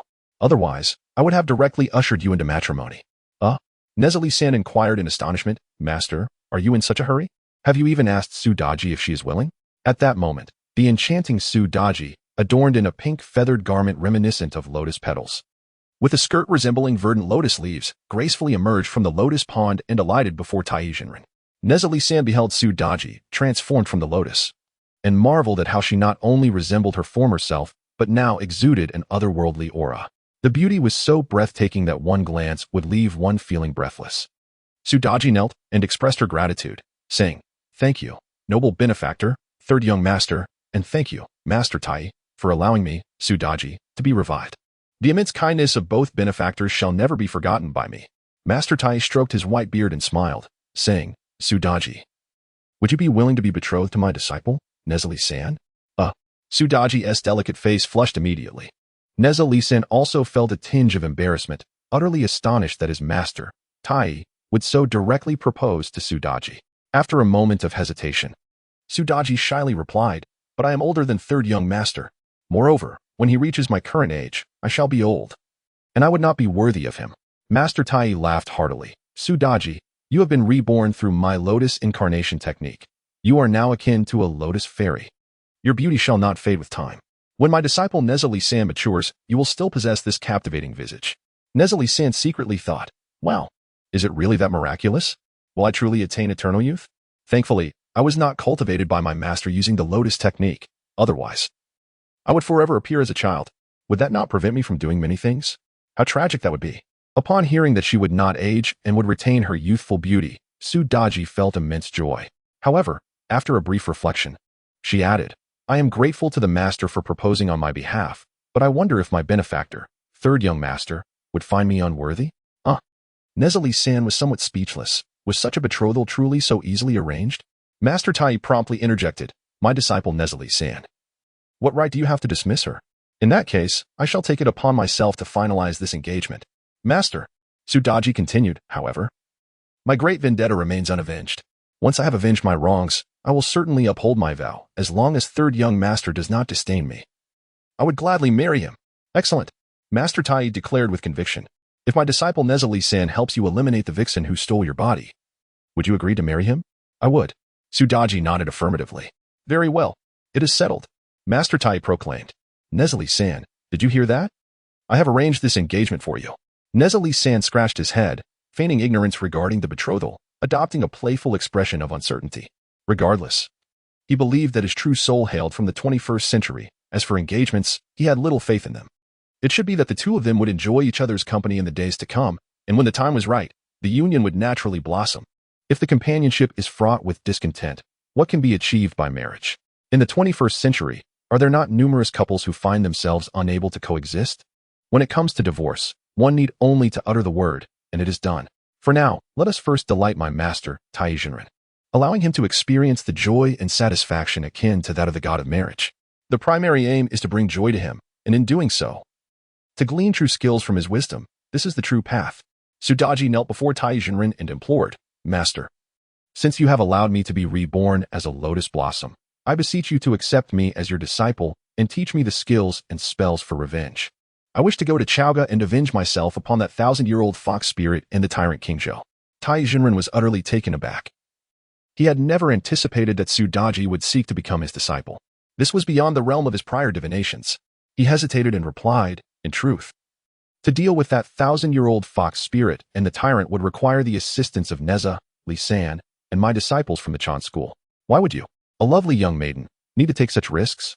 "Master," Sudaji continued to bow deeply before Tai Jinren, exclaiming, "If I were to learn some skills and could contribute to my revenge, I would have no regrets in my life. Moreover, if you could impart some abilities to me, I could also be of assistance to the third young master, and would not be a burden to him." At that moment, Nezha-san observed his future bride, Sudaji, pleading earnestly before Tai Jinren, and felt compelled to act. He approached his master, wrapped his arms around Tai Jinren's legs, and said, "Master, if you take me as a disciple today, it is one. If you take another, it is still one. It is akin to releasing one sheep or two. Both are still a release. Besides, taking both me and Sudaji as disciples today is indeed a double blessing." The protective Tai Jinren, seeing his beloved disciple Nezha so earnestly beseeching him, immediately acquiesced, "Very well. A double blessing indeed. Sudaji, in consideration of Nezha-san, I shall accept you as my disciple." Sudaji was overjoyed, casting a gaze of profound gratitude towards Nezha-san, who promptly exchanged a knowing glance with his future bride, and said, "Master has agreed to accept you as a disciple. Why do you not formally pay your respects?" Chapter 26. I have a beautiful junior sister. The ethereal Sudaji promptly knelt formally, declaring, Disciple Sudaji pays her respects to master. Excellent. Tai Jinren responded. My disciple Sudaji, please rise. Ding. The system's voice echoed once more in Li San's mind, announcing, Congratulations, host, for completing the task. You are rewarded with 100 points of rapid traversal value. The system has issued a new task. The host must learn the skills of the purple flame spear and the invincible windfire wheel from Tai Jinren. Upon completion, the host will be rewarded with 100 points of rapid traversal value. Upon receiving the task, Nezha Li San promptly approached Tai Jinren and said, Master, since you have accepted both me and Sudaji as your disciples, you should impart some techniques to us, right? Otherwise, when we descend the mountain in the future, if we are bullied by others, wouldn't that bring shame upon you? Tai Jinren nodded in agreement and replied, Very well. Both of you follow me to the peach grove. Nezha Li San, filled with joy, walked over to Sudaji, who was still kneeling on the ground, extended his hand, and helped her up, saying, Junior sister, let us go learn from master together. Sudaji's delicate face flushed slightly. She felt a bit awkward when Nezha Li San, who appeared merely as a boy, referred to her as his junior sister. After all, by age, she should be his elder sister. However, she also recognized that she had not entered into apprenticeship before Nezha Li San, so she accepted her role as junior sister. As long as she could learn true skills from Tai Jinren, she could eventually descend the mountain, confront the 1,000-year-old fox spirit and the tyrant King Shou who had usurped her body. Thus, what did it matter if she was Nezha Li San's junior sister? Moreover, Tai Jinren had even promised her to Nezha Li San, which meant she would belong to him in the future. With these thoughts in mind, Sudaji, her face slightly flushed, allowed Nezha Li San to take her hand as they walked towards the peach grove. At that moment, Jinxia, the celestial youth who had been sent by Nezha Li San to the kitchen to boil water, approached them. From a distance, he greeted Tai Jinren and said, Master, senior brother, Jinxia has finished boiling the water. I have also prepared tea for you both inside. Please, do partake. Tai Jinren smiled and replied, Jinxia, you have arrived just in time. Allow me to introduce you. I have just taken on another disciple. Her name is Sudaji. As she is your senior brother Nezha Li San's junior sister and future wife, she will also be your senior sister. Jinxia was momentarily bewildered. Not only had he unexpectedly acquired a senior brother, but now he was faced with a senior sister as well. He truly could not comprehend how Tai Jinren had calculated this situation. Jinxia, do not forget to greet your senior sister, Tai Jinren said, waving his feather duster. Yes. Though Jinxia had countless reservations, he dared not defy his master's orders. Reluctantly, he called out, Jinxia pays respects to senior sister. Sudaji smiled and nodded. She found it perfectly normal for this little boy, who was only slightly taller than Nezha Li San, to refer to her as senior sister. Little did she know, Jinxia was already over 500 years old. Observing Jinxia's dissatisfaction, Tai Jinren spoke leisurely, in our Qianyuan mountain, we respect those who are capable. In truth, I have long perceived that you, Jinxia, may harbor some discontent. Perhaps you are secretly resenting me for not treating you well? Why has it taken so long for you to complete your training and descend the mountain? Shouldn't you have a senior brother and sister as well? With a thud, the celestial youth, Jinxia, fell to his knees in fear, prostrating himself fervently, and said, Master, I dare not, even if it means my life. I shall not dare to complain about you, my revered master. I still remember 500 years ago when a plague struck my hometown, and all the villagers perished. At that time, when I was on the verge of death, it was you, my master, who happened to wander by and saved me, bringing me back to Qianyuan Mountain to teach me the art of longevity and martial techniques. Sighing deeply, the Grand Master Tai replied, How could I not know of your eternal gratitude towards me? However, Jinxia, do you feel resentment that the two new disciples I have accepted today have become your senior brother and sister? Jinxia was rendered speechless. Nezha Li San stood beside Grand Master Tai, striking a pose of feigned authority, secretly thinking, You truly cannot accept me as your senior brother, can you? But this arrangement is made by our master. You should not harbor ill feelings towards me. Jinxia, speak the truth to your master, Grand Master Tai commanded sternly. Jinxia nodded, not daring to deceive, and replied, I confess I am indeed resentful. After 500 years of studying under you, it is disheartening that the two disciples you have just accepted have become my senior brother and sister. In terms of skill, they surely do not surpass me. How can I accept this? Grand Master Tai flicked his whisk and laughed in exasperation. Jinxia, if you are dissatisfied, you may compete with my new disciple, Nezha Li San. Very well. Jinxia exclaimed joyfully, then I shall seek guidance from my senior brother. What the heck? Nezha Li San thought. I have just entered my apprenticeship, And you have been training under Grandmaster Tai for 500 years. Isn't this just bullying? Ding. The system has issued a new task. The host must defeat Jin Xia in combat. The system's neutral voice echoed in Li San's mind. Upon completion of the task, a reward of 100 rapid traversal points will be granted. Nezha Li San inwardly questioned, System, can you discern Jin Xia's realm? The system replied, Jin Xia is at the initial stage of the separation spirit realm. 2 major realms above the host. Nezha Li San muttered, how am I supposed to win?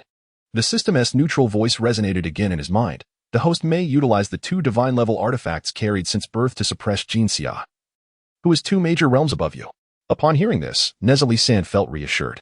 At that moment, Grandmaster Tai turned to Nezha Li San and asked, do you dare to spar with your junior brother, Jin Xia? What is there to fear? This is a perfect opportunity for me as the senior brother to guide my junior brother in his martial techniques. With newfound confidence, Nezha Li San replied, his tone brimming with bravado. Jin Xia glared fiercely at Nezha Li San, thinking to himself, Nezha Li San, don't think that just because master favors you, you can look down on others. In a moment, during our duel, I shall make you truly aware of my formidable prowess. Chapter 27, The Duel. The earth trembles beneath our might. Jin Xia, the celestial boy, glared fiercely at Nezha Li San, contemplating, Nezha Li San, do not be deceived by your master's favoritism. Soon, in our duel, I shall ensure you experience the full extent of my strength. At that moment, Tai Jinren cautioned, you two are both cherished disciples of mine. Both your palms and the backs of your hands are flesh.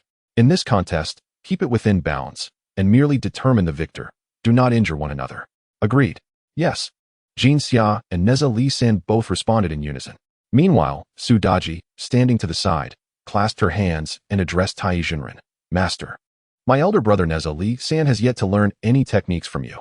How can he possibly compete with the more experienced Jin Xia? Hee. Tai Jinren chuckled, reassuringly saying, my disciple Su Daji, fret not. I have great faith in Nezha Li San. His innate talent is exceptional. Upon hearing such biased words from his master, Jin Xia's cherubic face flushed with anger. He thought to himself, Master, your favoritism is evident. Soon, I will decisively defeat this latecomer Nezha Li San. And then we shall see what you, my partial master, will say. In a fit of rage, Jin Xia unsheathed his 3-foot-long Qi longsword, which immediately radiated a dazzling aura. The cold, eerie green light enveloping the entire blade. It was clear that this sword was no ordinary object. Nezha Li San, not to be outdone, quickly grasped the Qiankuan circle in his right hand and the Hunyuan silk in his left, readying himself for battle. Elder brother, please enlighten me. Jin Xia, wielding the Qin longsword, brandished its sharp blade. The sword transformed into a fearsome azure dragon, lunging toward Nezha Li San. What in the world? Nezha Li San was taken aback. We had agreed on a duel, yet how has Jin Xia, merely standing there, summoned a dragon from his sword's energy to attack me? Is this the terrifying magical prowess of someone 2 whole realms above me? Of course, Nezha Li San was not foolish enough to remain stationary.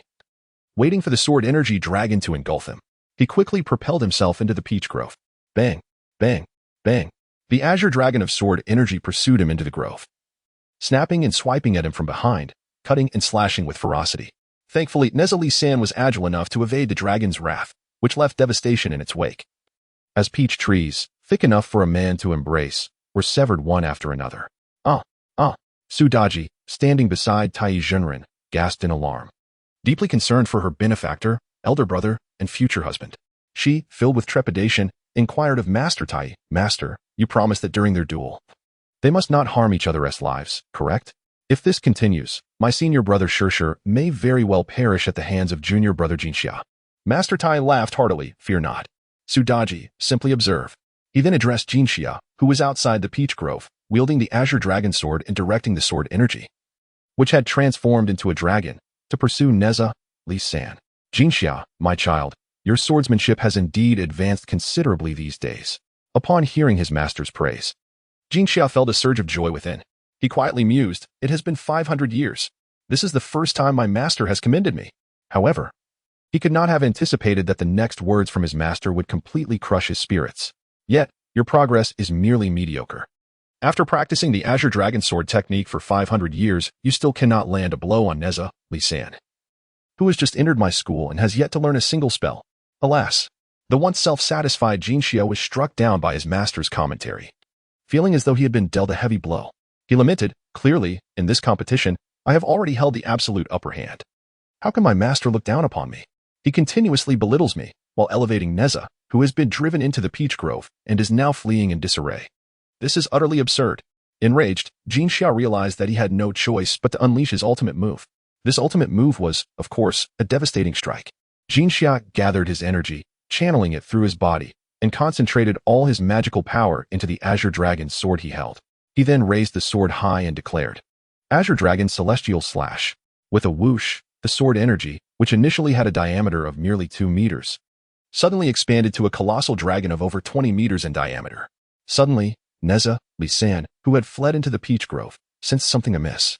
The once clear and sunny sky had inexplicably darkened. He raised his head, and, peering through the branches and leaves of the grove, beheld a massive azure dragon formed of sword energy, descending rapidly towards him. Oh no! Nezha exclaimed inwardly. It seems this newly acknowledged junior brother intends to unleash his trump card against me.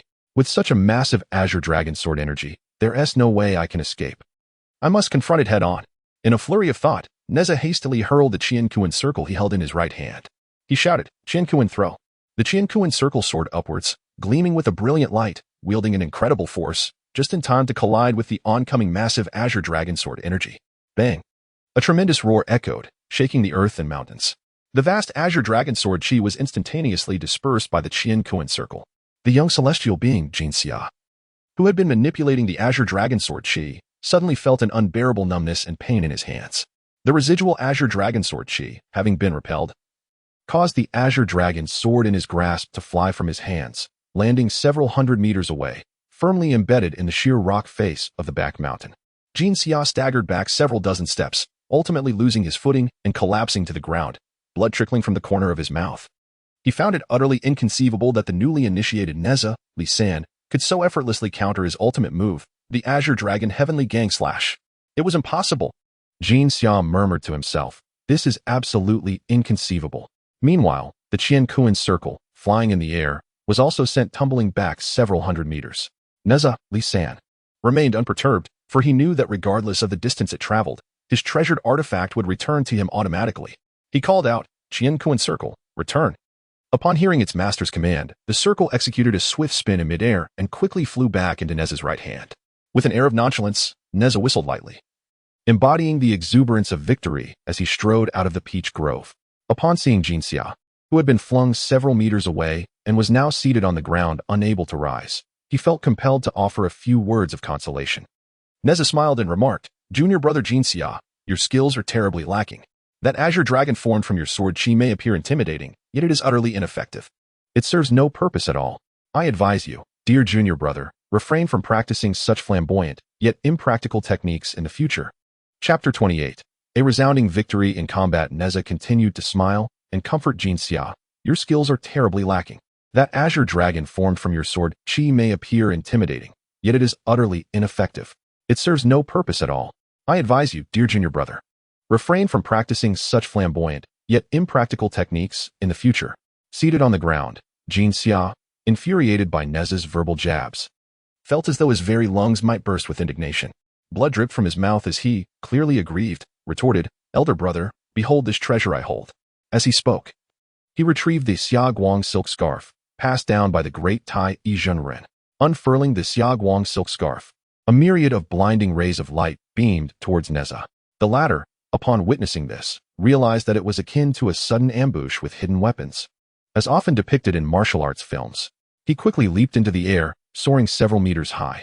Looking down, he observed that the flora and grass below, illuminated by the rays from the Xiaguang silk scarf, rapidly withered away. By the heavens! Nezha exclaimed in midair, Junior brother, how treacherous you are! What kind of treasure is this? It rivals biochemical weaponry. As he swiftly directed the Hunyuan silk from his left hand towards the bleeding Jin Xia, Xiantong seated on the ground, Nezha Li San shouted, Hunyuan silk, entwine. The crimson silk, akin to a descending red dragon, instantly soared before Jin Xia, rapidly flicking its head and tail, ensnaring him tightly within its magical embrace. Alas, Jin Xia, trapped within the Hunyuan silk, resembled a chrysalis. Despite wielding the powerful Xiaguang Fang Pa, he could not reach Nezha Li San outside his silken cocoon. Moreover, he sensed that the immense red silk had begun to constrict him even tighter, to the point where he felt on the verge of asphyxiation. With a victorious smirk, Nezha Li San, hands tucked within his attire, sauntered towards the cocoon Jin Xia, adopting a triumphant stance, and kicked the chrysalis, inquiring, "Little junior brother, do you concede in this contest?" Ah, ah. Jinxia, pained by the kicks, could not help but cry out, yet remained obstinate, offering no reply. Observing his stubborn junior brother's refusal to yield, Nezha knew that he would not receive a completion prompt from his system or any reward unless Jinxia submitted. Thus, he commanded once more, "Hunyuan silk, tighten your grip." The silk, akin to a giant python ensnaring its prey, constricted even more fiercely around Jinxia. "Ah, master brother. Our teacher instructed us to keep our duel within limits. Why are you being so ruthless?" Jinxia cried out from within the Hunyuan silk. Nezha chuckled, "Little junior brother, you initiated the harshness first. Besides, my entangling you with the Hunyuan silk will not inflict any harm. But I feel as if this magical artifact is inflicting severe internal injuries upon me. I beg you, great brother, spare me." Jinxia shouted from within the confines of the silk. Nezha refrained from issuing further commands, merely inquiring, "Little Jinxia, do you concede in this contest?" Inside the Hunyuan silk, Jinxia, weakened and gasping, stammered, I concede. I beg you, master brother, release me." Ding. A neutral voice resonated in Li San's mind. "Congratulations, host, for completing the task of defeating Jinxia Xiantong, who is 2 major realms above you. The system rewards you with 100 points of rapid traversal value." At that moment, Taizhenren smiled and said, "Nezha Li San, release your junior brother. Otherwise, he may be suffocated by your Hunyuan silk." Understood. Nezha Li San extended his left hand and commanded, "Hunyuan silk, loosen and withdraw." The silk returned to his left hand. Upon being released, the golden radiance celestial child lay on the ground, gasping for breath in a most disheveled state. Nezha, hurriedly approaching his younger disciple, bent down and swiftly seized the radiance handkerchief from his grasp. As he examined the handkerchief, he discovered that its reverse side was merely a piece of ordinary white linen, while the center of the front was adorned with a resplendent sun woven from golden silkworm thread. Nezha mused, realizing that it bore a striking resemblance to a dogskin plaster. He speculated that the golden radiance celestial child had managed to unleash a blinding golden light using the red sun at the center of the handkerchief. Without hesitation, Nezha placed the embellished red sun directly over the eyes of the golden radiance celestial child. The child yelped in pain.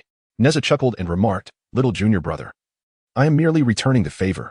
You now understand the discomfort of blinding light, do you not? Senior brother, please release me." The golden radiance pleaded. "This is not the blinding light.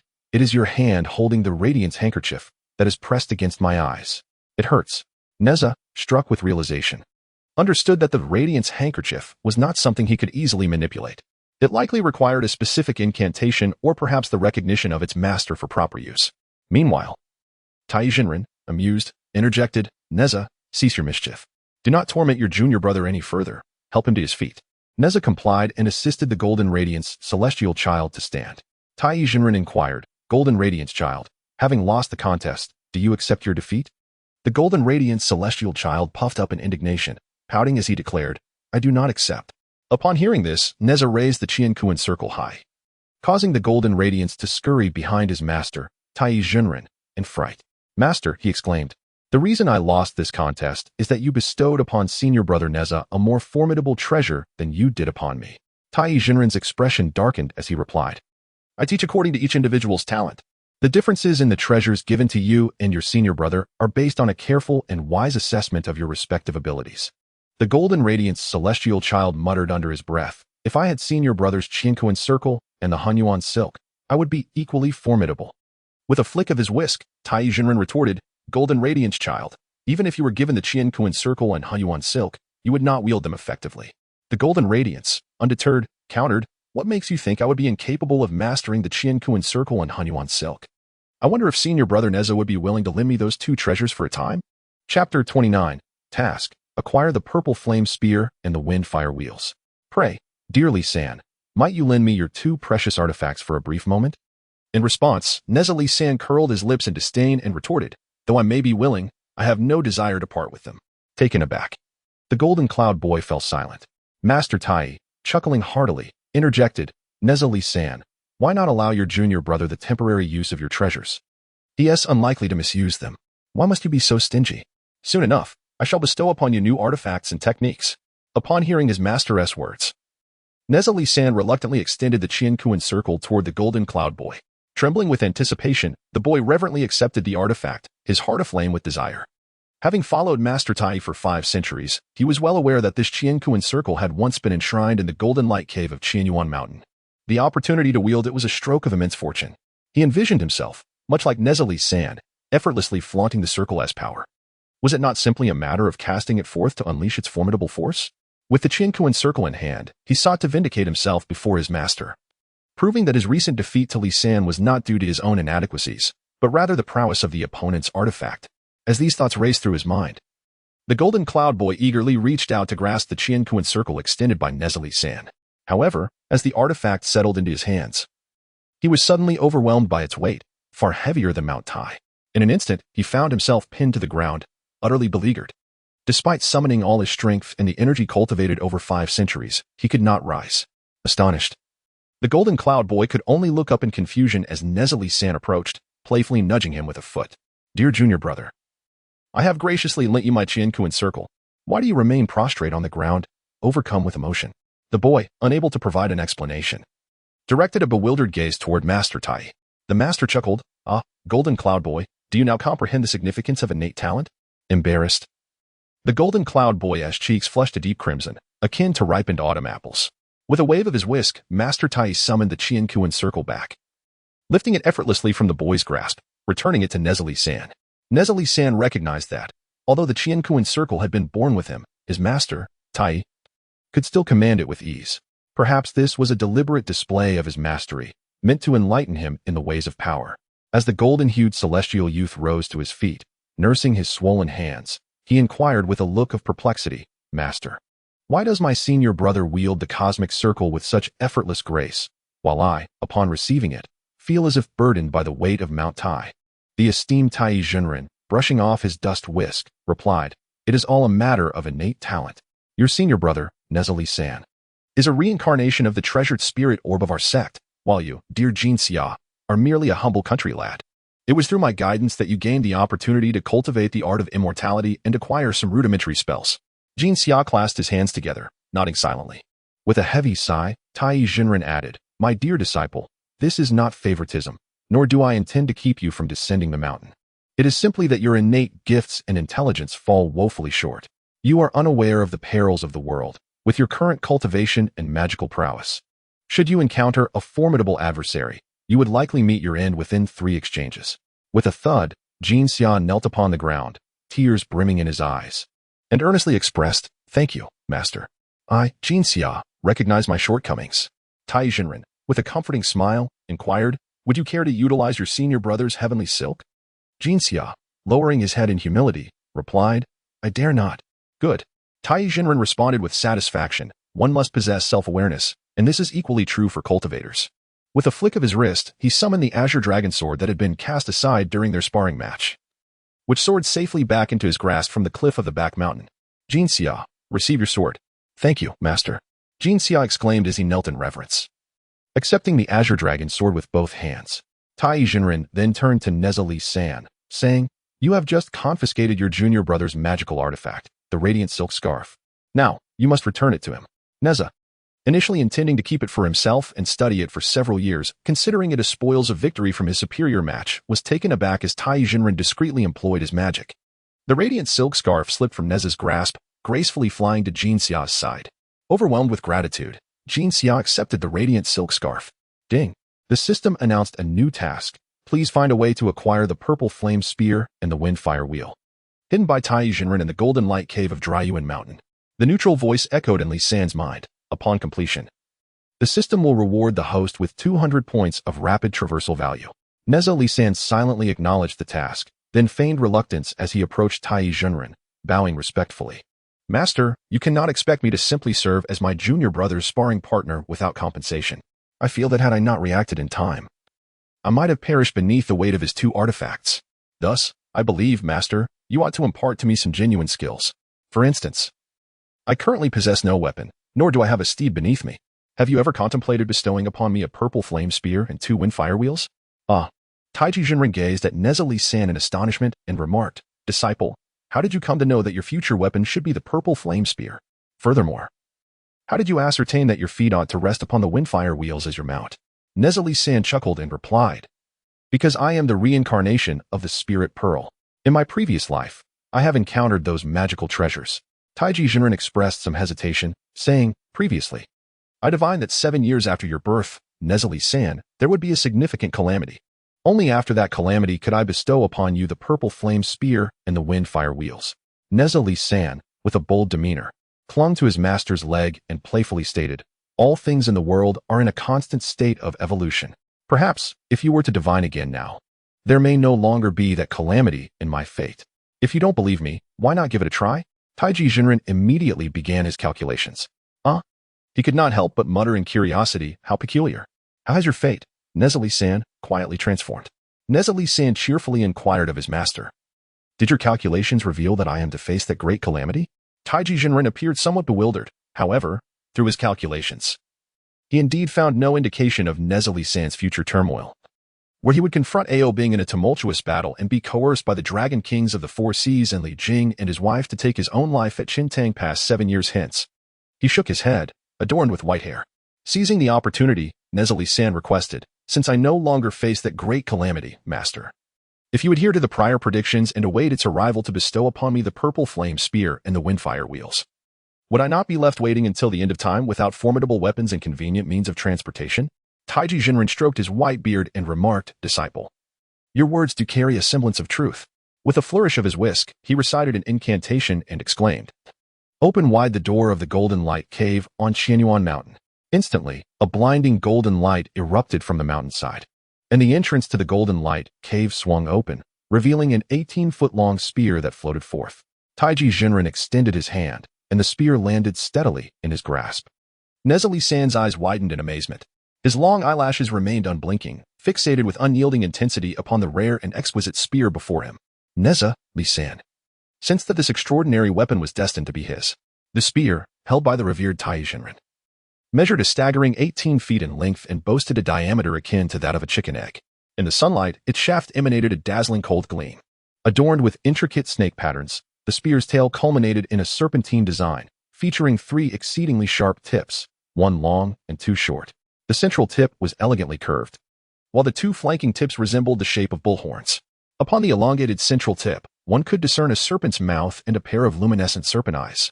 The spear's tassel was a vibrant plume of purple flames. Nezha-san immediately recognized that this remarkable spear in his master's possession was indeed the legendary fire-tip spear. At that moment, Nezha was not the only one mesmerized by the spear. The young celestial attendant, Jin Xia, was equally astonished. This was the first time in 500 years since he had joined the sect that he witnessed his master wielding the purple flame fire-tip spear. It was his inaugural encounter with such a divine weapon. Meanwhile, on the other side, Su Daji, though not well versed in weaponry, could ascertain from the vibrant purple flames behind the spear's tip that this weapon was certainly no ordinary artifact. Taiji Jinren, after a brief contemplation, spoke with a serene tone. My 3 disciples, do you see the spear in my hand? The 3 nodded in affirmation. He continued, this spear is a divine weapon. Its full name is the Purple Flame Serpent Spear, commonly referred to as the Purple Flame Fire-Tip Spear. It originated from a meteorite that fell to Earth during the creation of the universe, landing in Binzhou. Subsequently, it was forged into divine iron and then refined into divine-grade steel. Crafted by skilled artisans, it was molded into an 18-foot spear. This weapon is an exceedingly rare treasure capable of subduing demons and vanquishing evil. Its power is immense, rivaling that of the Qianyuan sword. It can pierce through tigers and topple trees, slicing through demons with the sharpness of autumn frost. Great generals who encounter it are thrown from their mounts, and soldiers are rendered lifeless in its wake. When unleashed, it casts a brilliance that obscures the heavens, swallowing cold mists and dimming the sun's light. As Taiji Jinren enthusiastically elaborated on the purple flame fire-tip spear, he tucked his whisk into the silk cord at his waist. Then, with palpable excitement, he grasped the spear with both hands and began to twirl it. The spear danced through the air with the grace of a white serpent flicking its tongue, slicing through the wind with a hissing sound. The spear flowed like a dragon, traversing all directions. At times, it jabbed, at others, it swept horizontally. At moments as light as a swallow, and at others, as swift as lightning. As Taiji Jinren wielded the purple flame fire-tip spear, the air shimmered with starlight. Silver rays glimmered, and waves of brilliance radiated forth, accompanied by the sound of rushing winds. The 3 disciples were spellbound by the myriad of spear shadows that danced around their master, as if water could not penetrate their presence. What a magnificent spear! Master wields it with such finesse. Nezha-san was the first to exclaim, offering a commendation as if to flatter his master. Upon hearing Nezha's praise, Tai Jinren's enthusiasm for wielding the spear intensified. He was immediately stirred by an impulse, thrusting the gun behind him. The gun's serpent mouth gaped wide, releasing a wisp of toxic gas, while the purple tassel trailing from the gun's tip transformed into a blazing inferno, shooting forth towards his rear. Tai Jinren retracted his weapon, standing before his three disciples with an air of nonchalance, embodying the demeanor of an exceptionally skilled master. The three disciples were left dumbfounded, their eyes wide with astonishment. Tai Jinren casually remarked, "The final move in my gunplay is called Purple Flame Eruption. The violet fireball that has been unleashed has surely startled you all, hasn't it?" Su Daji's face turned pale with shock, rendering her momentarily speechless. Jin Xia Xiantong stammered, pointing behind his master, "Master, you behind you." In contrast, Nezha San was far more composed. He exclaimed, "Master is truly impressive. With your purple flame eruption, you've set your own temple ablaze." Hastily, Tai Jinren turned around and, to his dismay, discovered the truth of the matter. It appeared he had indeed been a bit too extravagant with his display. The temple behind him was now engulfed in roaring flames, and the inferno was intensifying. In a flurry, Tai Jinren dropped the gun from his grasp, his anxiety akin to that of a man whose beard is singed by fire. He retrieved the whisk that was nestled in his sash. Employing his celestial powers, he brandished the whisk with fervor, directing it forcefully towards the fiery temple. In a swift motion, Tai's whisk stirred the winds, conjuring a powerful gale that surged towards the blazing temple. The flames, emboldened by the wind, raged even fiercer. Initially, the fire had consumed merely 1/5 of the temple, but now, over half of it was aflame. Furthermore, the strong winds whipped up by Tai's whisk had propelled several flames into the dense peach orchard behind the temple, igniting it in an instant. In bewilderment, Tai Jinren exclaimed, "What shall I do now? What shall I do?" Chapter 31. Reward, Divine Weapons in an Instant. Not only was the temple ablaze, but the peach orchard too was engulfed in a fierce inferno. Tai Jinren stood perplexed, repeating, "What shall I do now? What shall I do?" Sudaji cried out, "Quick, fetch water to extinguish the flames." Jin Xia Xiantong shouted, "Witness my powers." As he spoke, he pointed towards the distant lotus pond. A colossal jet of water surged forth from the pond, soaring towards the temple engulfed in flames. However, this meager stream was utterly inadequate to quell the blazing true fire consuming the temple. Jin Xia Xiantong was left dumbfounded. At that moment, Nezha San noticed that Master Tai Jinren seemed surprisingly unfazed. A wave of confusion washed over him. Nezha pondered deeply, contemplating how it could be that the illustrious Tai Jinren, one of the 12 golden immortals, could be so careless with his weapon, leading to such a comical situation. Moreover, despite having set his own sanctuary in the adjacent peach orchard ablaze, his demeanor remained remarkably calm and unperturbed. Nezha San pondered, after careful analysis, that there must be some significant mystery underlying the situation. At that moment, he observed that Tai Jinren appeared to feign a look of despair. Everything felt awry. Nezha San mused within himself, could it be that Master is testing us three disciples on our emergency response capabilities in the wake of this inferno? Clearly, the methods employed by Su Daji and Jin Xia Xiantong were ineffectual in extinguishing the flames. What, then, could be done? Rapidly, Nezha San's mind raced as he contemplated what treasures Master possessed that could either quench the fire or absorb its fury. Suddenly, he recalled a formidable artifact belonging to Master Tai Jinren, known as the 9-Dragon Divine Fire Shield. He understood that the primary purpose of this shield was to envelop enemies, and with a mere clap of his hands, it would activate, unleashing a torrent of flames within. 9 fiery dragons would spiral within, spewing forth intense flames, incinerating foes to ashes, reducing both men and horses to mere remnants. However, this concept reminded him of the fire trucks he had seen in later times. If they contained no water, how could they spray? The same logic should apply to the 9-Dragon Divine Fire Shield, right? If it couldn't absorb the raging flames, how could it possibly expel fire when needed? With this realization, Nezha San approached his master and respectfully inquired, "Master, are you testing us three disciples?" Tai Jinren, momentarily taken aback, replied, "The fire is on the verge of consuming our temple. I hardly have the leisure to test you three." Unfazed, Nezha San calmly responded, "To extinguish this great fire is not a challenge. All that is required is for Master to summon your extraordinary artifact, the 9-Dragon Divine Fire Shield, and it will quell the flames threatening our temple and the peach orchard." "Oh my!" exclaimed Tai Jinren, smacking his thigh and feigning a look of sudden enlightenment. "It seems, Nezha San, you are indeed astute. In my moment of panic upon seeing the blazing inferno, I completely forgot about my 9-Dragon Divine Fire Shield." As he spoke, he extended his right hand, and from the golden light cave of Qianyuan Mountain, a magnificent golden dome, resembling a bell, soared forth. This golden dome, adorned with dragon motifs, grew larger and larger until it reached the size of the entire temple. It then hovered above the raging fire, descending vertically to envelop it. Chanting an incantation, Tai Jinren commanded, 9 dragon divine fire shield, arise. Go forth and extinguish the flames in the peach orchard.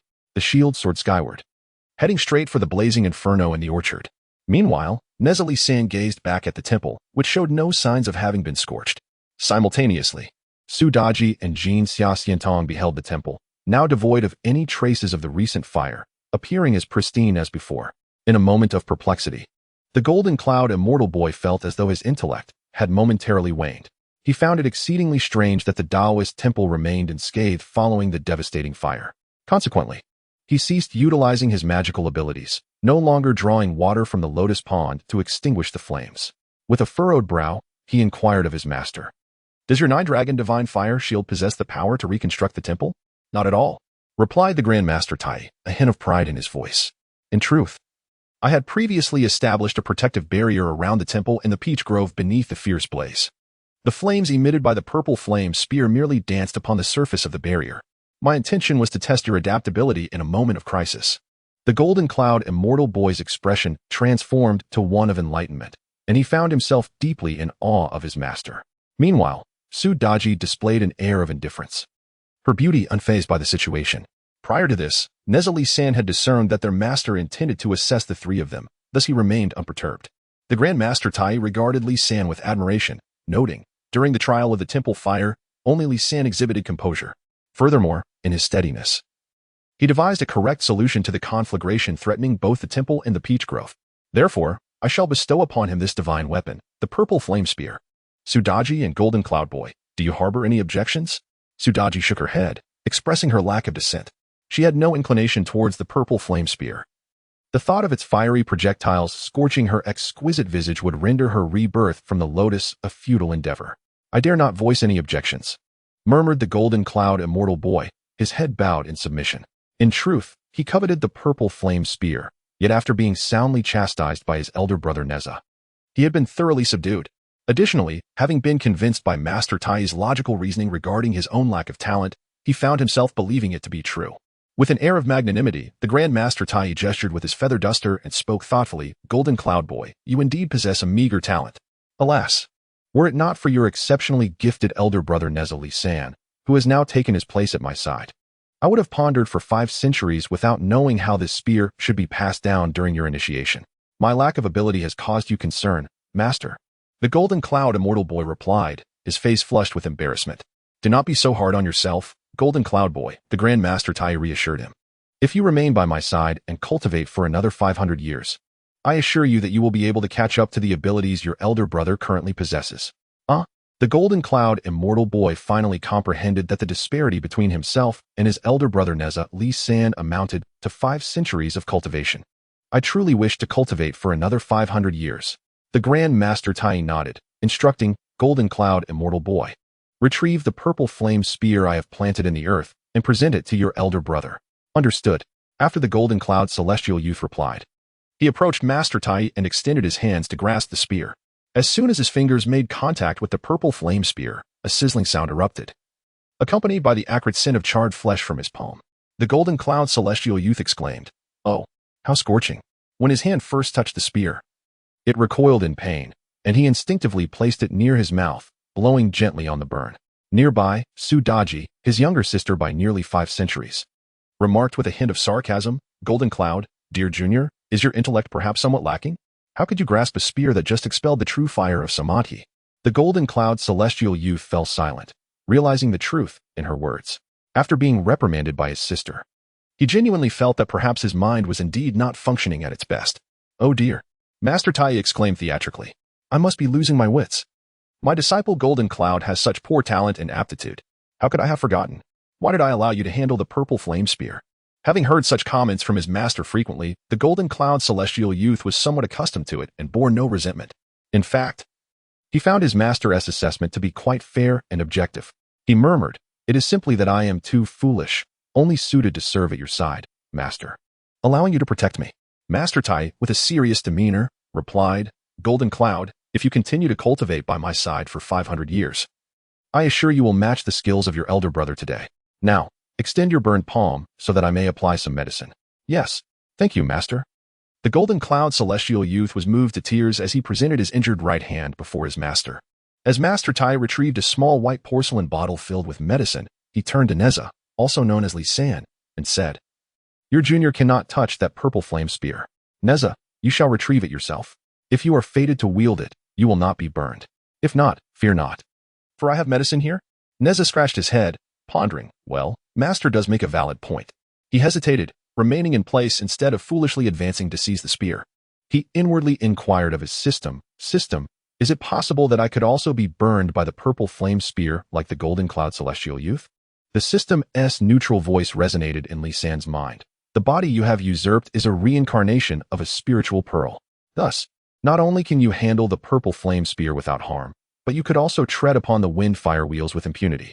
Otherwise, this system would not have issued you the task to acquire those two treasures. Upon hearing this, Nezha felt a wave of relief wash over him.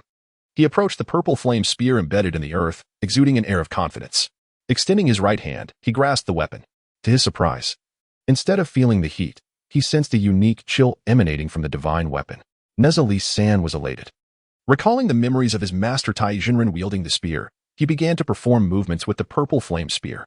The spear tip flickered like a white serpent tasting the air, cutting through the wind with a hissing sound.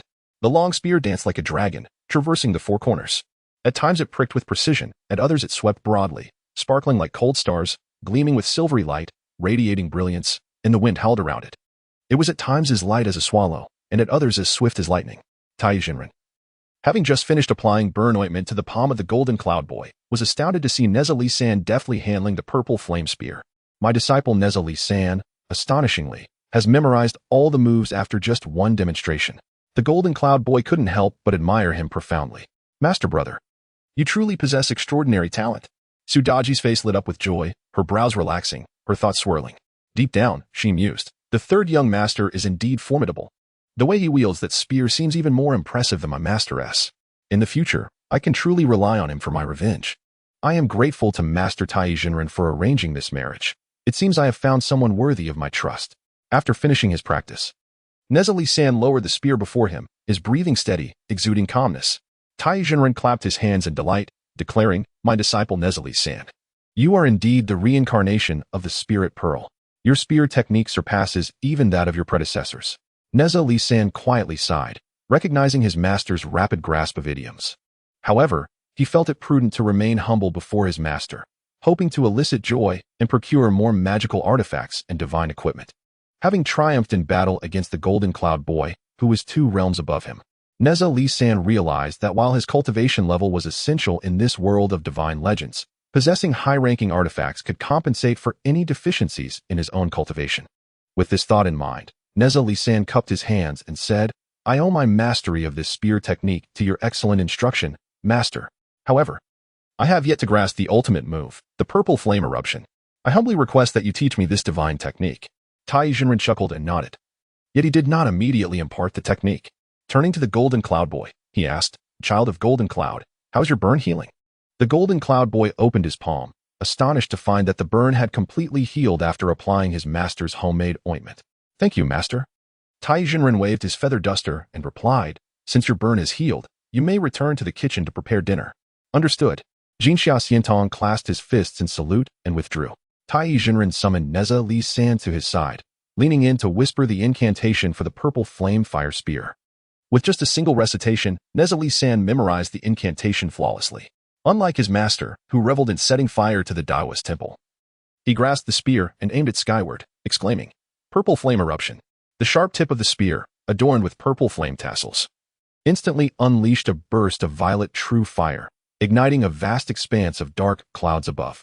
What remarkable comprehension! Tai Jinren applauded in astonishment. My dear disciple, your insight is truly exceptional. I have taught you but once, yet you have mastered it with such swiftness.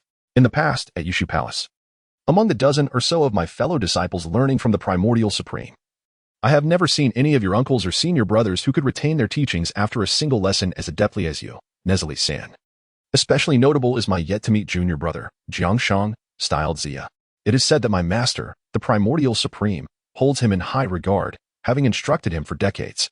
Yet now, at over 70 years of age, he has yet to grasp the essence of the Tao. Alas, what a pity. Nezha-san, you are indeed the most perceptive individual in the world, aside from your master. Thank you for your praise, master. I will not bring shame upon you. Nezha-san replied, feigning humility. Although he recognized his master's embellishments, he wished to acquire more magical artifacts from him and felt reluctant to confront his master directly. He then implored, Master, now that I possess the purple flame fire spear, I still lack a means of transportation. Might you bestow upon me the wind and fire wheels as well? Chapter 33. Acquiring the wind and fire wheels. Task. Defeat Ao Bing. Nezha-san requested, Master, I now have the purple flame fire spear, but I still need a mode of transport. Could you please grant me the wind and fire wheels as well? Indeed. I have just that in mind. Tai Jinren replied cheerfully. Without comparison, there can be no suffering. Now, Tai Jinren regarded his newly acquired, exceptionally talented disciple Nezha-san as a treasure gem, relying on him to bring glory to the sect in the future. As for Jinxia, whom he had taught for 500 years, he had ceased to harbor any lofty expectations. With a wave of his hand, a pair of wind and fire wheels materialized before Nezha-san. The wheels hovered 2 feet above the ground, each approximately 30 to 40 centimeters in diameter and about 10 centimeters thick, with flames erupting from their centers. Nezha-san exclaimed in delight, Master, is this the wind and fire wheels? They look so impressive. Tai Jinren nodded, proudly declaring, these are indeed the wind and fire wheels, a treasure of innate spiritual origin. They are a portable magical artifact, summoned by incantation at will. They possess incredible speed. The pair can unleash both wind and fire. And the flames upon the wheels are true flames that can soar to the heavens. After a week of rotation, one can traverse 10 miles in an instant. Aided by the winds, the flames surge, their speeds intertwining, surpassing the 5 elemental escapes.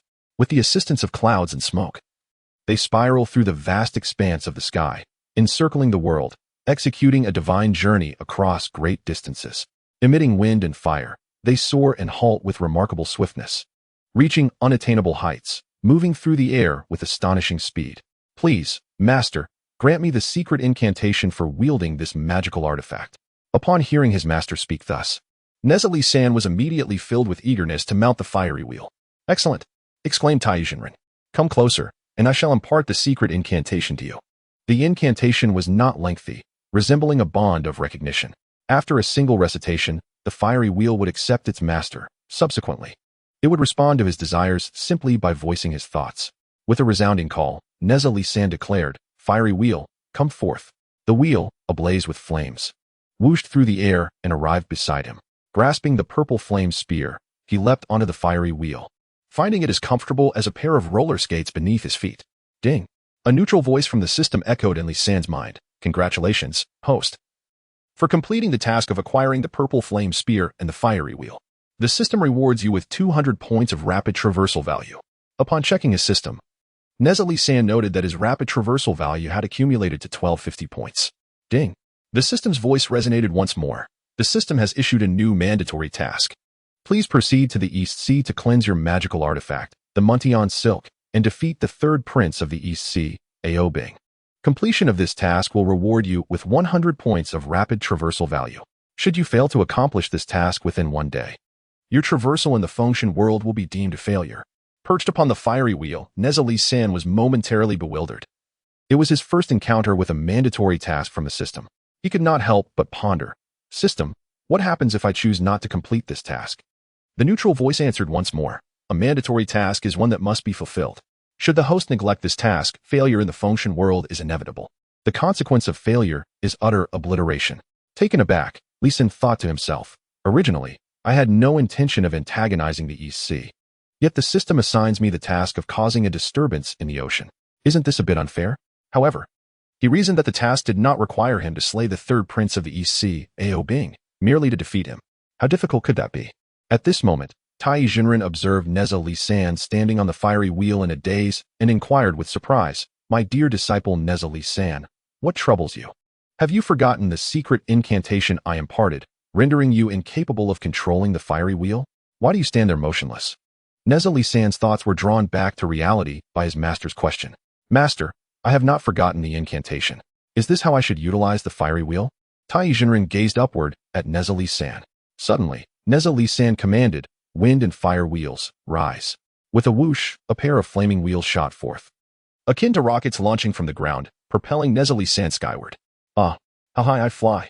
Sudaji, standing nearby, looked up at Nezha-Lee-San, shielding her eyes from the blinding light, as the figure quickly transformed into a small black dot against the vast sky. Tai Jinren stroked his white beard, joyfully murmuring to himself, "My disciple Nezha-Lee-San truly grasps concepts swiftly. Whatever I teach him once, he learns effortlessly. Alas, if only my Jin Xiaotonger possessed such talent, I would not have languished in sorrow for 5 centuries." At that moment, Nezha-Lee-San genuinely comprehended the meaning of the phrase, "The higher you ascend, the colder it becomes." He had soared to such heights that his scant attire rendered him shivering with cold. Peering down through the parted clouds, he beheld the sprawling Qianyuan mountain beneath him, while his master Tai Jinren and the enchanting Sudaji appeared no larger than ants. Nezha-Lee-San called out, "Master, Sudaji, please wait for me atop this mountain for a moment. I have matters to attend to and wish to test the speed of these wind and fire wheels. I shall return shortly." Tai Jinren, shielding his eyes as he gazed at Nezha-Lee-San high above, shouted, "Beloved disciple, where are you headed?" "I am merely wandering and shan't be long." In response, Nezha-Lee-San quietly commanded, "Wind and fire wheels, take me to the East Sea." With a whoosh, the wind and fire wheels, a primordial treasure, understood their master's command after recognizing him. The flames upon the wheels blazed even more fiercely. Nezha-Lee-San felt the wind rising beneath him, enhancing the flame's might, and he soared at remarkable speed, employing the method taught by his master. He pushed off with his feet, akin to gliding on ice, and the wind and fire wheels propelled him swiftly toward the East Sea. In the blink of an eye, he had reached the distant shore. Is it truly this fast? Nezha-Lee-San marveled internally, recalling his master's words that the wind and fire wheels could traverse 180,000 miles in an instant. It seemed there was no deception in his master's assertion. Gazing down at the magnificent ocean below, a smile graced his lips as he proclaimed, "Xiao Bibing, I am coming to torment you. Are you ready?" Chapter 34. The true fire of Samadhi barbecues seafood. As he surveyed the vast sea from above, his smile broadened, and he declared, "Xiao Bingbing, I am coming to torment you. Are you prepared?" With a mere thought, he descended smoothly to the shores of the East Sea. Wind and fire wheels, retract. Upon reciting the incantation, the wind and fire wheels vanished from beneath his feet. Knowing that this treasure could be summoned at will, he remained calm. Wind and fire wheels, return. The wheels reappeared before Nezha-Lee-San. "Now that I have arrived at the East Sea, I must indulge in a grand seafood barbecue," he exclaimed cheerfully. Regarding the completion of his system release task, he was not particularly anxious, for the deadline was a mere day away. There was still ample time, and after all, one must first satiate their hunger before engaging in battle, was it not so? As for the source of fire needed for the seaside barbecue, could it truly pose a challenge to others, let alone to one whose weapons and steed were imbued with divine fire attributes? Nezha-Lee-San directly utilized the tip of his spear, ablaze with violet flames, to lift the blazing wind-fire wheel, placing it upon a pristine stretch of sand. This was akin to setting up a small barbecue grill. He then grasped the spear, ready to procure some seafood. At that moment, the tide was receding, and the refreshing sea breeze, coupled with the azure expanse of the ocean, filled Lee-San with a sense of delight. However, it was the Shang Dynasty, a time of sparse population and inconvenient transportation. Thus, no one came to bathe in the sea or bask in the sun on the beach. Lee-San couldn't help but feel a twinge of regret. Had this been modern times, such a picturesque setting along the East Sea would surely attract numerous sunbathing beauties in swimsuits. At this moment, Lee-San lamented his decision to embark on this task at the East Sea without his stunning junior sister, Sudaji. Sighing softly, he mused to himself, "Next time, I must bring her along." Of course, he would first need to find a tailor to craft a silk swimsuit as delicate as gossamer for her. Yes, indeed, he would adhere to the principle of conserving fabric in the making. After all, one must be frugal. As he strolled along the shoreline, it was precisely due to the lack of human presence that the beach, post-tide, was teeming with an abundance of marine life, various sizes of clams, sea conchs, and crabs, all in plentiful supply. The sheer multitude of seafood available led Nezha-Lee-San to become somewhat discerning. In modern society, crabs the size of a bowl would already grace the dining table, yet for Nezha, they seemed far too diminutive. He decided they could grow a bit larger before being consumed. "Hun Tianling, assist me in catching some sizable seafood." Nezha-Lee-San attempted a whimsical maneuver, casting forth his magical artifact, the Hun Tianling. He simply wished to test whether his artifact could exhibit such advanced intelligence. Initially, his hopes were not high. What he never anticipated was that the Hun Tianling, soaring through the air like a crimson dragon, would dive down to ensnare large clams, sea conchs, and crabs with ease. In an instant, the once slender Hun Tianling, now enveloped with a bounty of sizable crabs and shellfish, resembled a plump dragon.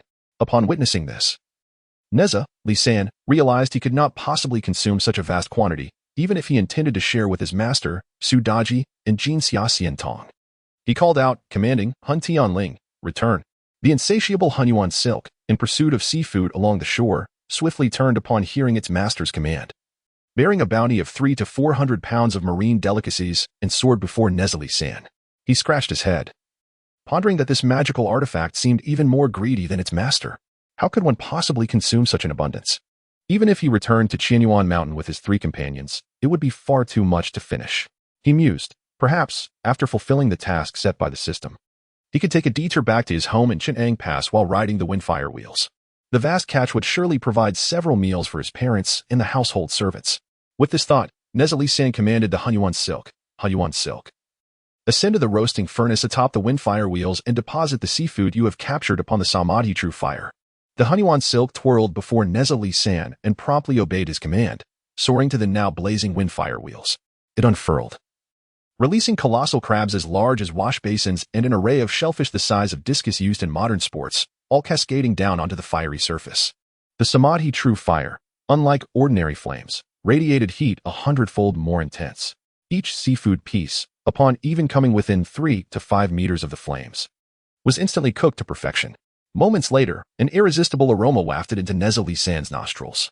Well, how delightful, he exclaimed. Let us not let them burn, or we shall waste this exquisite feast. Windfire wheels, retract. In an instant, the 2 intertwined Windfire wheels, resembling a small roasting oven, vanished, leaving behind a small mountain of variously roasted seafood upon the golden sands. Before arriving in this realm, Li San's favorite seafood had been crabs. However, in his previous life, he could scarcely afford to indulge, managing only 3 meals a year, and even then, he could only purchase small male crabs, as they were significantly cheaper than females.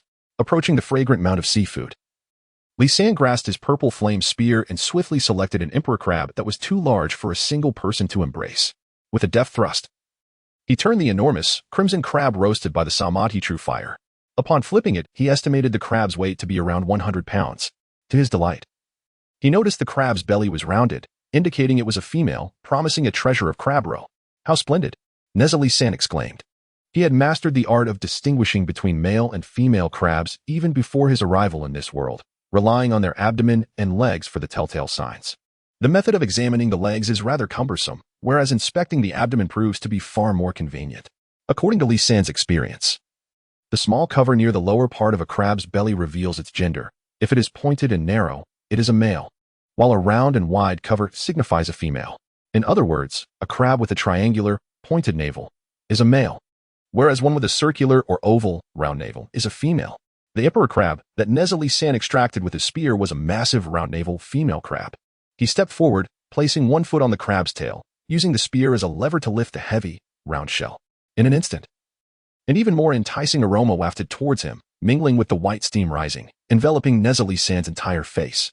The delightful scent nearly made him drool with anticipation. As the steam dissipated, he beheld a substantial, basin-sized portion of golden crab roe revealed beneath the shell of the emperor crab. The roe, the most delectable part of the crab, beckoned him irresistibly. Employing his purple flame spear as a utensil, he silently chanted a spell, extinguishing the purple flames at its tip. He then deftly scooped a generous portion of crab roe and placed it into his mouth, relishing the exquisite taste. How delicious! Truly a rare and exquisite delicacy, he exclaimed between bites. Within a mere quarter of an hour, he had consumed the entire basin-sized crab roe from the colossal emperor crab. Burping contentedly, he wiped the remnants of roe from the corner of his mouth. Now satiated, he found himself unable to tackle the crab legs, which were as thick as his forearm. Casting a glance at the mixed tianling on the nearby beach, which had become drenched after gathering so many seafood treasures, he discerned a lingering scent of fresh sea creatures. With a smile, Nezha Li San mused, perfect. I must accomplish the task assigned by the system to defeat Ao Bing. I shall wash my magical artifact, the mixed tianling, in the East Sea, and perhaps I shall summon the third prince of the Dragon Palace, Xiao Bibing, for a battle. Chapter 35, Killing the Yiksha. No regrets and restarting with determination, Nezha Li San resolved to take action without hesitation. Grasping the purple flame spear in his right hand and the mixed tianling in his left, he approached the shoreline and leaped onto a rock. He understood that according to the lore, he was supposed to sit on a stone at the mouth of the East Sea's Jiuan River, dipping the 7-foot mixed tianling in the water to wash it, thereby stirring the Dragon Palace. Now, he believed that by directly arriving at the seashore, the commotion caused by the mixed tianling would be even greater. As he submerged the mixed tianling into seawater, he was astonished to see the entire expanse of water before him turn crimson. The Red Sea? He thought, intrigued by the phenomenon. Then, amidst the crimson sea, he wielded the mystic ribbon, causing the ocean to tremble violently. Nezha, also known as Li Tian, was skillfully manipulating the mystic ribbon, and before he knew it, the Crystal Palace was resonating with chaotic sounds akin to a series of earthquakes. In the Crystal Palace, the East Sea Dragon King, Ao Guang, was lounging when he suddenly heard the doors shake. He promptly summoned his shrimp soldiers and crab generals, inquiring, "There are no earthquakes on land. Why does the palace sway incessantly?" He commanded the sea patrol demon, Li Liang, to investigate the cause of this disturbance by the shore. The demon, upon receiving his orders, grasped his mighty axe and swam through the sea. Eventually, he arrived at the source of the tremors along the East Sea's coastline. To his astonishment, the previously azure waters had transformed into a deep crimson hue, and through the red waves, he faintly discerned a resplendent ribbon swaying incessantly. Emerging from the water, he spotted a young boy perched upon a rocky outcrop, dipping a red ribbon into the sea and vigorously waving it.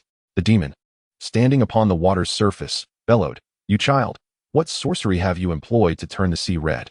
You have disturbed the tranquility of our Dragon King's Crystal Palace." Nezha, already anticipating this encounter, was not taken aback by the appearance of the legendary sea patrol demon standing before him.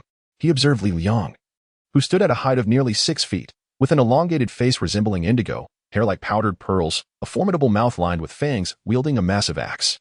With a grin, Nezha remarked, "You beast, could you possibly be the infamous sea patrol demon, Li Liang?" Taken aback, Li Liang felt somewhat incredulous. His notoriety in the East Sea did not seem extensive enough for a mere child on land to recognize him. However, seeing that Nezha was but a child, his confidence surged, and the demon retorted in fury, "I am the appointed sea patrol demon of the Dragon Palace. How dare you insult me?" With that, he leapt onto the shore, swinging his axe down fiercely towards the boy seated upon the rock. Nezha, observing the demon's ferocity, deftly evaded the blow and swiftly soared to the shore. With a resounding crash, a sizable rocky formation was cleaved in two by the demon's axe.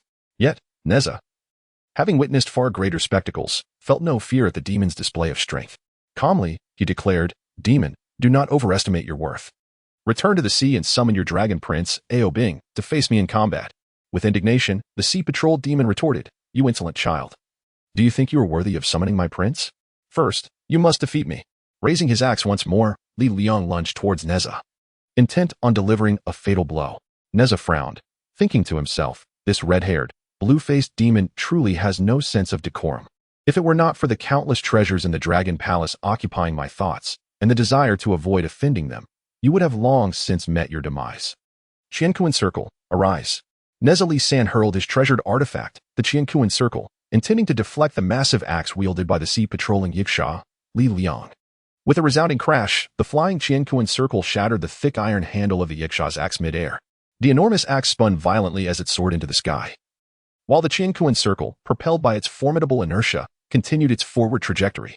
With a thud, the Qiankuan Circle struck the Yiksha on the head, causing his skull to burst, blood spewing forth, resulting in his instant death by the shore. "Ah, you are rather fragile," Nezha Li San remarked as he approached the lifeless form of the Yiksha, giving it a kick to confirm his demise. He felt a pang of regret, realizing that he had inadvertently struck the fatal blow. Meanwhile, from a distance on the sea, the shrimp soldiers and crab generals peered forth with bulging, spinning eyes, witnessing the demise of the sea-patrolling Yiksha Li Liang in its entirety. They trembled in fear, fully aware that in terms of combat prowess, Li Liang could easily overpower them. Hastily, they submerged into the depths of the ocean, preparing to report the news to the Dragon King at the Crystal Palace. On the shore, Nezha Li San cast a glance at the deceased Yiksha and lamented, "Damn it. I never intended to kill you. It's all your axe's fault for being so poorly made and fragile." Nezha was not particularly afraid of the Dragon Palace seeking revenge. But he knew that, according to the developments of the investiture of the gods, the Dragon King would likely target his parents for retribution. Moreover, he had no desire to offend the Dragon Palace. His original intention was merely to complete the compulsory task assigned by the system in the East Sea, defeat Ao Bing, and then leverage the Dragon Palace for additional treasures. With these thoughts in mind, Nezha Li San resolved to resurrect the Yiksha Li Liang, whom he had inadvertently slain. As for the method of resurrection, he could utilize his system to traverse back in time to a moment before Li Liang's untimely death. With this determination, Nezha Li San promptly addressed the system. I am prepared to expend 300 points of rapid traversal value to return to the moment before I cause the death of the sea patrolling Yiksha Li Liang. Is that possible? The system's neutral voice echoed in Li San's mind. Of course. Excellent. I shall now traverse back to the time before I struck down the sea patrolling Yiksha Li Liang. With a focused thought, Nezha Li San initiated the process. Ding. The system successfully deducted 300 points of rapid traversal value from the host. Nezha Li San then heard the system's voice resonate within his mind. Congratulations, host. A total of 1,000 points of rapid traversal value has been consumed, upgrading you to the mid-stage of the Yuan-Ing realm. Nezha Li San calculated in his mind that he had used 300 points of rapid traversal value to save Sudaji, spent 100 points using the time mirror, and now utilized another 300 points to return to the moment before the Yiksha's death. Altogether, this amounted to precisely 1,000 points. He immediately sensed a significant enhancement in his physique, surpassing the initial stage of the Yuan-Ing realm. He could distinctly feel the manifestation of his 3 openings in central meridian. At this moment, he beheld the lifeless body of the sea patrol Yiksha Li Liang, lying on the beach, suddenly vanishing from sight. The scene before him reverted to the moment before the Yiksha was slain. With a whoosh, the sea patrol Yiksha Li Liang brandished his axe and sword above Nezha Li San, preparing to deliver a devastating blow. Upon witnessing this, Nezha Li San thought to himself, this blue-faced, fanged, red-haired Yiksha is far too fragile. I can no longer rely on the universe circle to subdue him. Instead, I must employ a gentler artifact to manage him. Resolute in his decision, Nezha Li San bellowed, heavenly silk, bind him.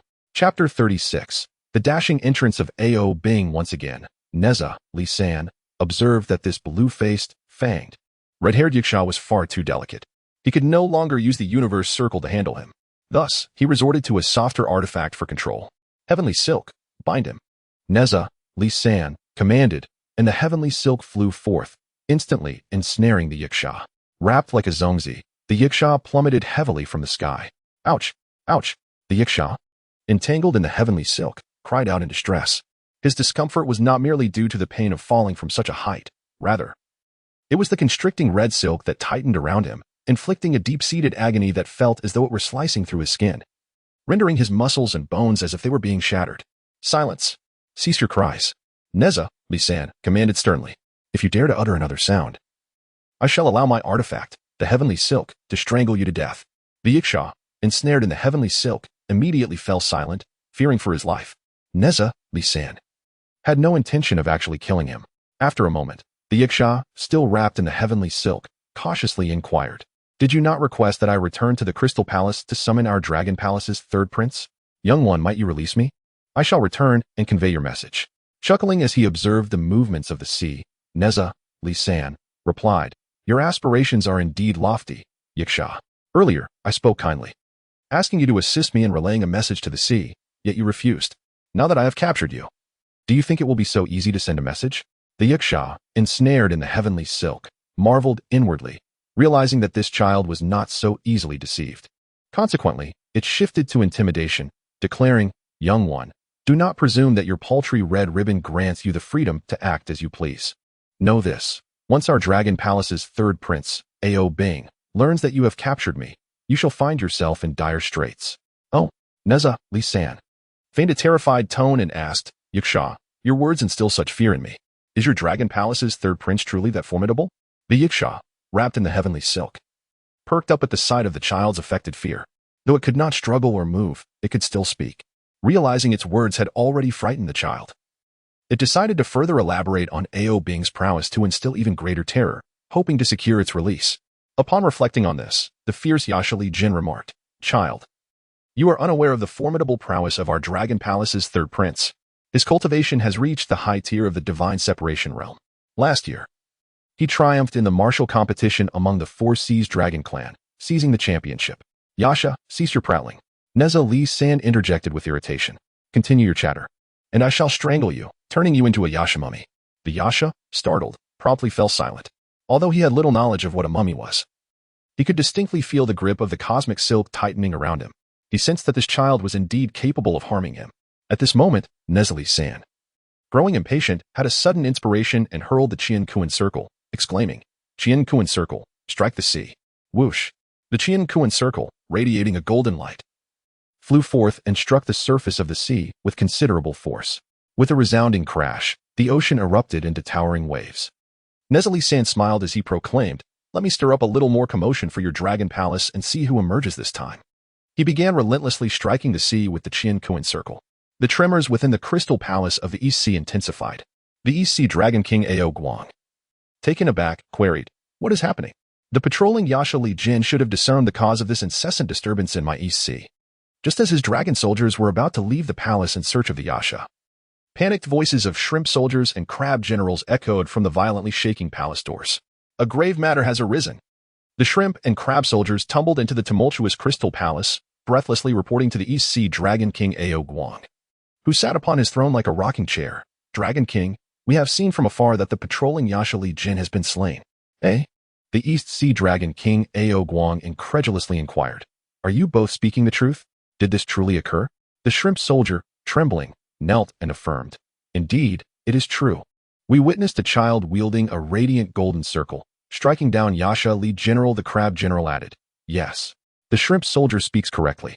Moreover, I observed that upon the beach behind the child lay a mountain of our kin, roasted to perfection, among whom was my own 180 descendants." The Emperor crab, "Woe is me." Bang. The East Sea Dragon King Ao Guang, in a fit of rage, slammed his dragon table, causing another violent tremor within the crystal palace. The patrolling Yasha Li Jin was appointed by the decree of the Lingxiao Palace. "Who dares to slay him?" He thundered. "Issue an order. Summon the dragon soldiers, for I shall personally investigate who possesses such audacity." Before he could finish his words, a dashing young man stepped forth from the ranks. This young man was none other than the third prince of the Dragon King, Ao Bing.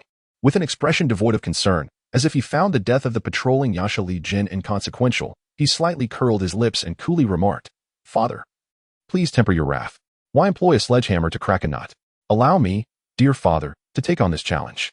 Once I venture forth, I shall capture that nefarious child alive." Ao Guang regarded his third son with considerable admiration. Among the dragon clan, it was Ao Bing who possessed the most formidable combat prowess. He responded with approval, "My son, do not underestimate the situation.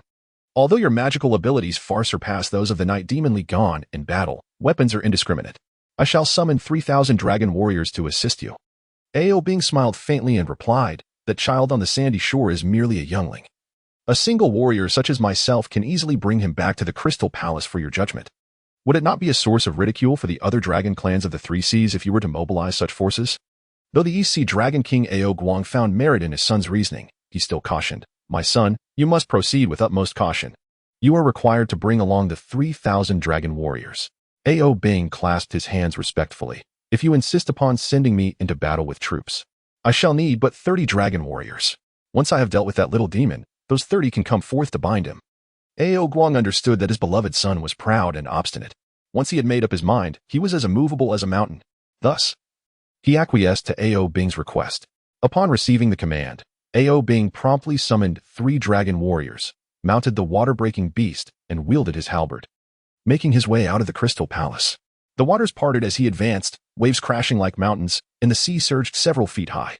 Meanwhile, on the beach, Nezha San quickly rose to observe the ocean, exclaiming to himself, "What a tremendous sea! What an impressive display! Young Bing, you shall not outshine me for more than 3 seconds." Chapter 37. Who am I? Where do I come from? Nezha San, seated on the sand, hastily stood to gaze at the ocean, murmuring, "What a tremendous sea! What an impressive display! Young Bing, you shall not outshine me for more than 3 seconds." He beheld a colossal water beast, towering like an elephant amidst the towering waves. Upon this beast sat a striking young man clad in silver armor, wielding a formidable halberd. From the young man's handsome visage, Nezha San speculated that he appeared to be a youth of 17 or 18. However, one could hardly ascertain an accurate age. For instance, the golden cloud immortal boy from Qianyuan Mountain appeared to be no more than a child of 10, yet he was over 500 years old. The dashing figure clad in silver armor atop the water-breaking beast was none other than Ao Bing. From behind him emerged 30 dragon warriors, brandishing sharp blades.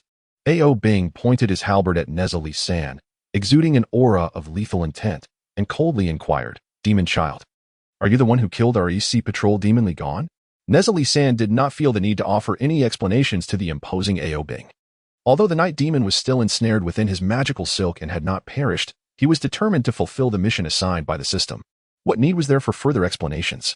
Nezha Li San's confidence surged far beyond that of Ao Bing, his presence eclipsing the might of the Dragon Prince by thousands of degrees. A mere glance at the imposing Ao Bing led Nezha Li San to disregard him entirely, treating him as if he were a mere figment of air. He completely disregarded Ao Bing, instead seizing the purple flame spear to re-impale the half-eaten emperor crab. Nezha Li San snapped off a crab leg as thick as a small arm and began to gnaw on it with a look of delight, squinting at the enraged Ao Bing and provocatively commenting, "The crabs of the Eastern Sea are truly exquisite." Just then, the slower-moving shrimp soldiers and crab generals caught up with the 30 dragon soldiers led by Ao Bing. Upon seeing the shrimp soldiers and crab generals arrive, Ao Bing waved his hand.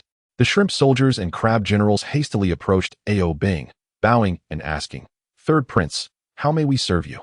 Ao Bing disdainfully inquired, "You too, identify him. Was it this little boy who killed the Yixia Jin that you just witnessed?" The shrimp soldiers and crab generals dared not approach, casting glances toward Nezha Li San from a distance. After observing, they promptly reported to Ao Bing, "Third Prince, it is indeed that little demon who has been troubling our aquatic kin." He struck down Yixia Li. General Ao Bing was instantly consumed by rage. However, he recalled his father's admonition before departing for battle to ascertain the opponent's background before engaging. Suppressing his fury, Ao Bing gritted his teeth and asked Nezha Li San, "Little boy, who are you?" "Eh?" Nezha Li San casually tossed the half-eaten crab leg onto the sandy beach and retorted, "Who rides a beast wielding the Fang Dianyu halberd?" "Who are you?" With pride, Ao Bing declared, "I am Ao Bing, the third prince of the Eastern Sea Dragon Palace." "And you, little boy, who are you?" Nezha Li San feigned confusion and mused aloud, "Who am I? Where do I come from? Where am I going?" Upon hearing Nezha Li San's nonsensical chatter, Ao Bing was left utterly befuddled. As the third prince of the Eastern Sea Dragon Palace, he had never been subjected to such affronts. Enraged, he urged his steed forward, swinging the Fang Dianyu halberd and charging straight towards Nezha Li San. Nezha Li San, witnessing the impending strike of Ao Bing's halberd descending upon him with a force that must have weighed at least 5,000 pounds, immediately positioned his spear to deflect it. With a resounding crash, Ao Bing's Fang Dianyu halberd was sent flying. At that moment, Ao Bing felt a numbing pain in his hands as precious dragon blood flowed from his palms.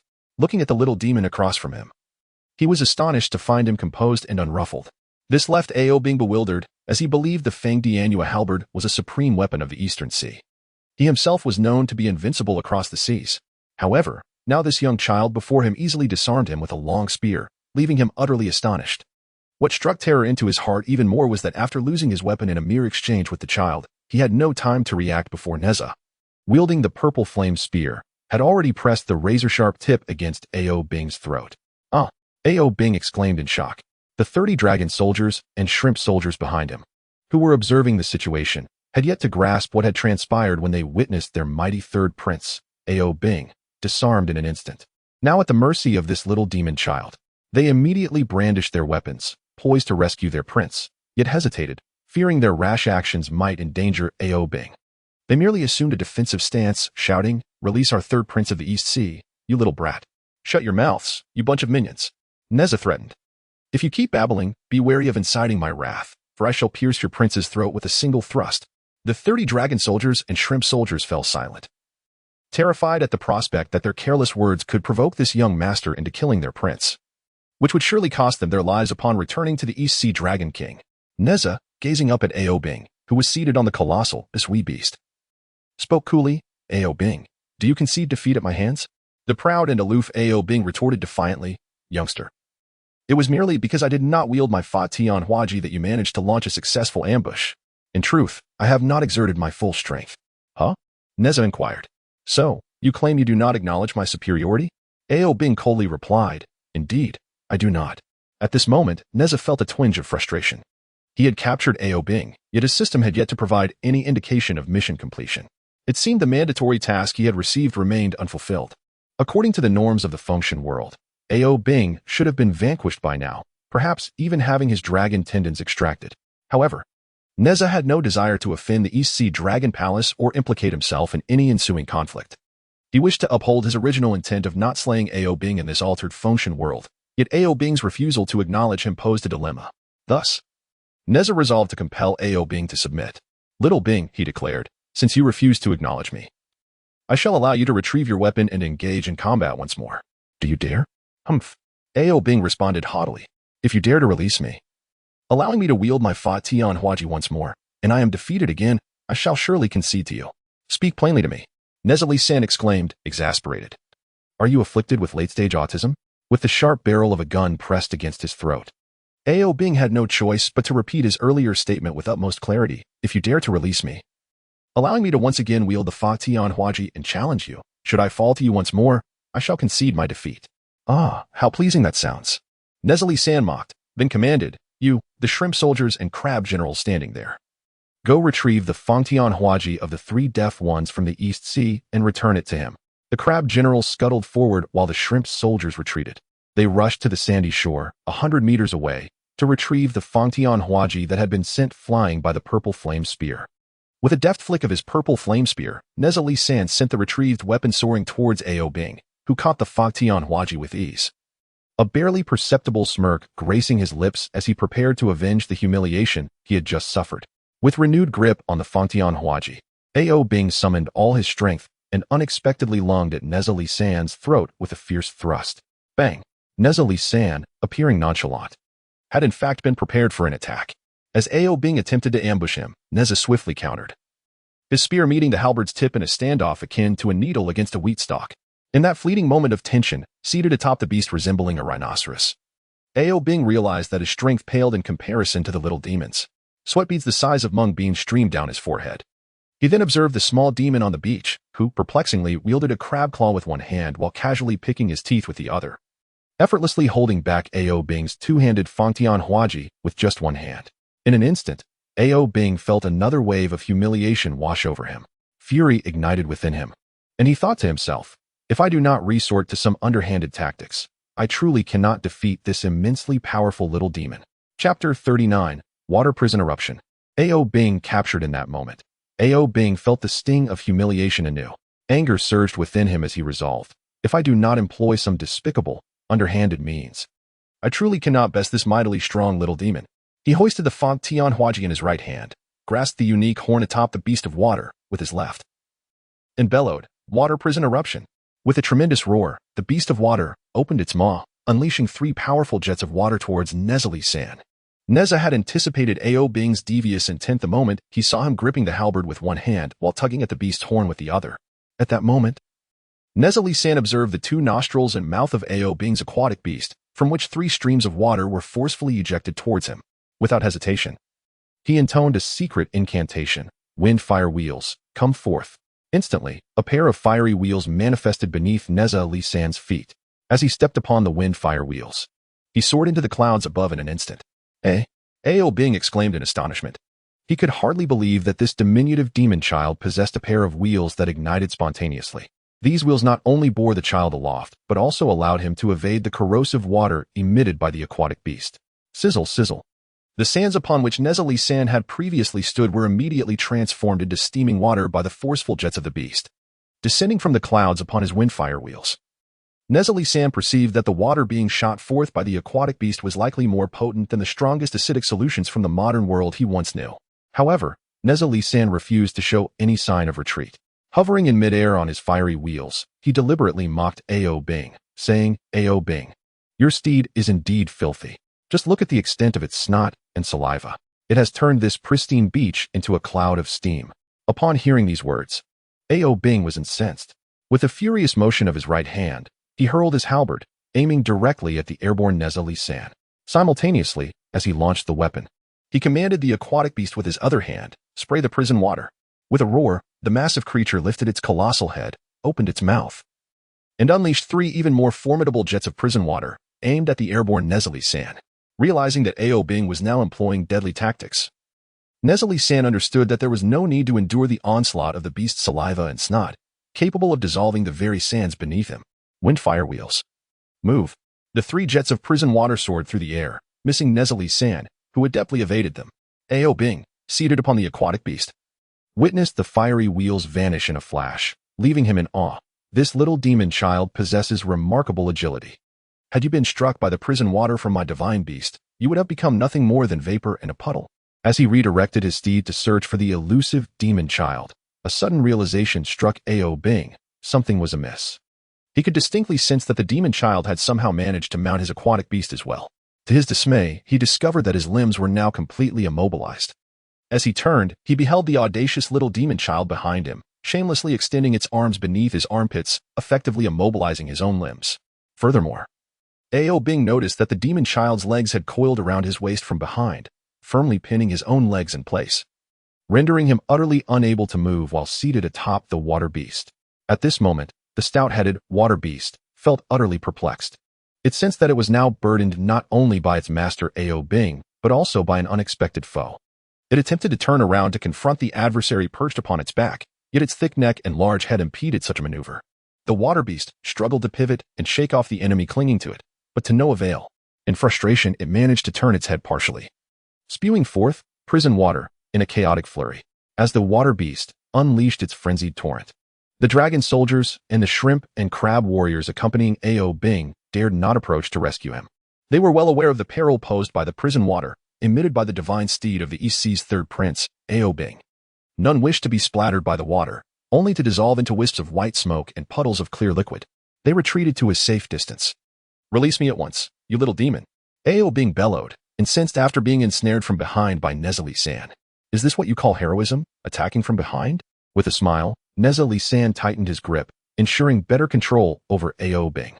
He retorted, "Oh, little Bing Bing, if we are to discuss who initiated the ambush, it was indeed you who first struck against me. After I captured you, I even granted you the chance for a fair duel. Yet, you suddenly commanded your steed to unleash such foul spittle and not to repulse me.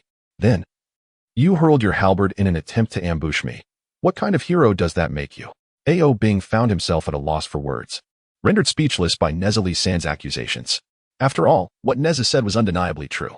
His face flushed with indignation, Ao Bing threatened furiously. "You dare show such disrespect to me, the third prince of the East Sea Dragon Palace? Do you not fear my father's wrath? Release me at once." Nezha Lee-san chuckled. "Fear your sister.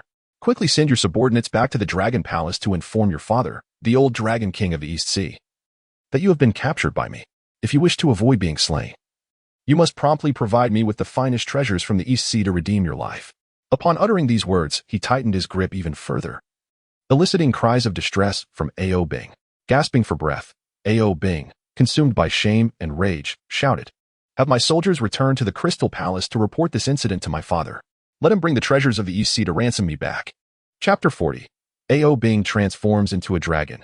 Engaging in battle with Nezha. Gasping for breath, Ao Bing shouted in indignation, "All of my soldiers, return to the Crystal Palace and report this incident to my father. Let him bring treasures from the East Sea to ransom me back." The 30 dragon soldiers, along with the shrimp and crab warriors, immediately plunged into the sea upon hearing Ao Bing's command, vanishing from sight. They were eager to depart from this strange land as swiftly as possible. Observing his subordinates diving into the ocean, presumably heading back to the Crystal Palace to inform his father, Ao Bing felt a tumult of emotions. Yet, he regarded this as a blessing in disguise. After all, on the surface, he had acquiesced to the demands of this mischievous little creature, allowing his soldiers to return and report to his father. Surely, upon learning of my capture, my father would devise a plan to rescue me. As for the promise to bring treasures from the East Sea, that was utterly infeasible. At that moment, Ao Bing, restrained by Nezha, found it increasingly difficult to breathe. He gasped, "Easy now.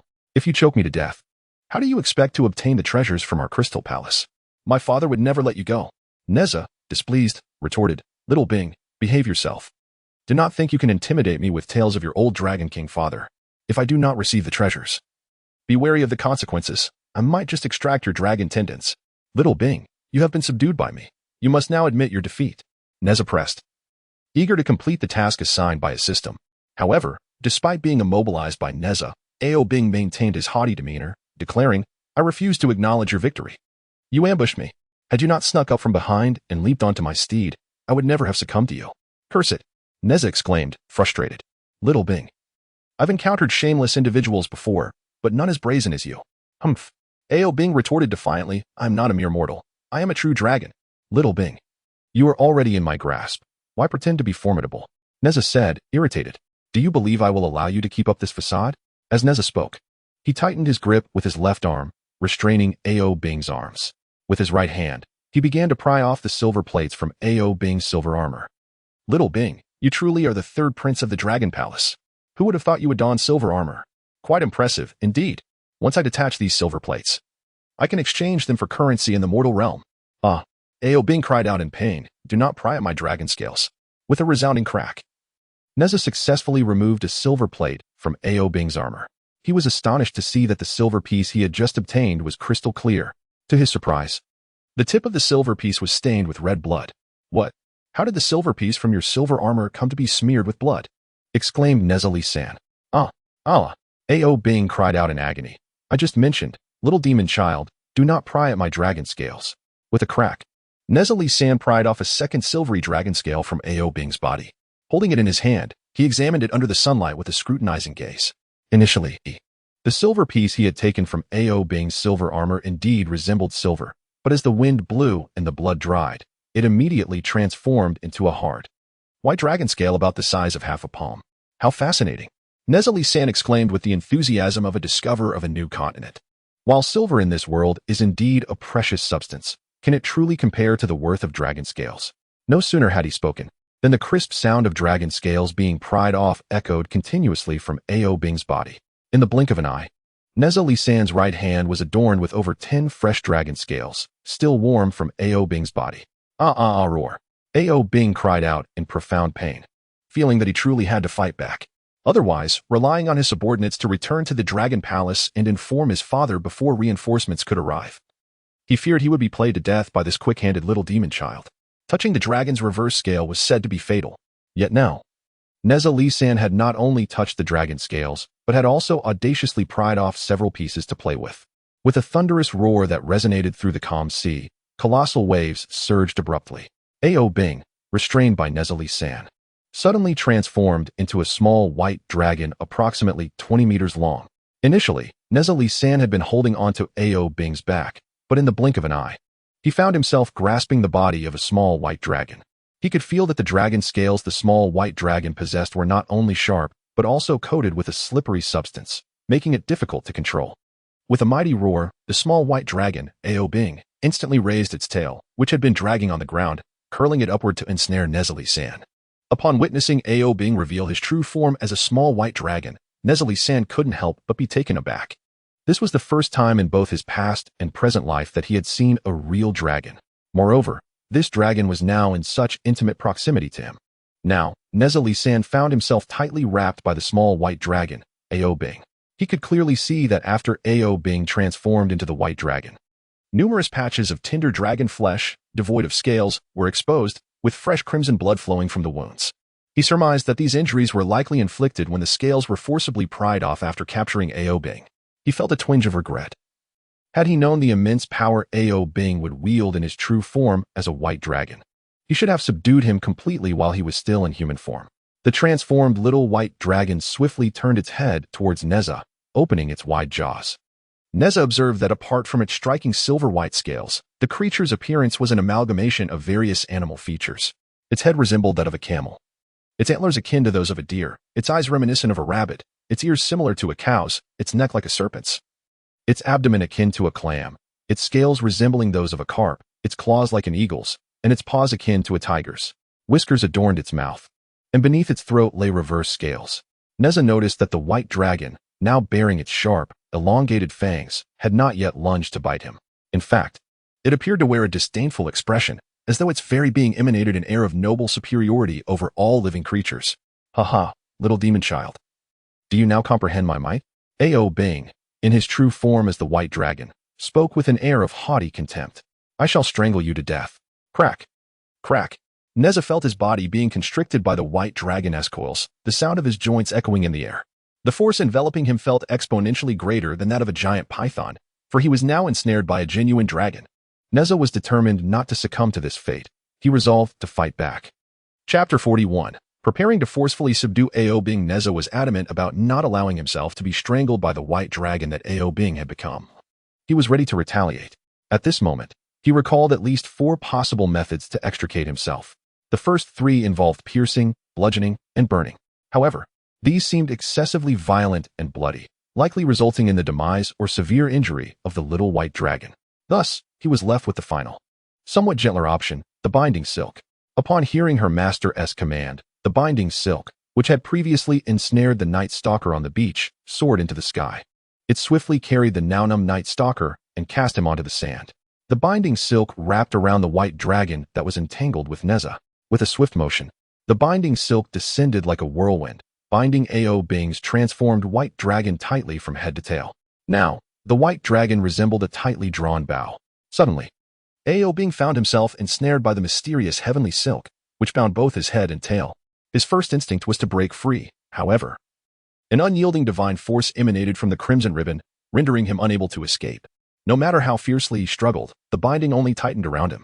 Seizing the moment while the white dragon was entangled, Nezha San leaped from the now weakened dragon onto the sandy shore. With a furious roar, the white dragon bellowed. "You little demon, dare you employ your sorcery against me? When my father arrives, he shall annihilate your entire lineage." Nezha San retorted with irritation. "Do you still dare to prattle in my presence?" In a fit of rage, Nezha approached the ensnared Ao Bing, the white dragon, and stepped forward.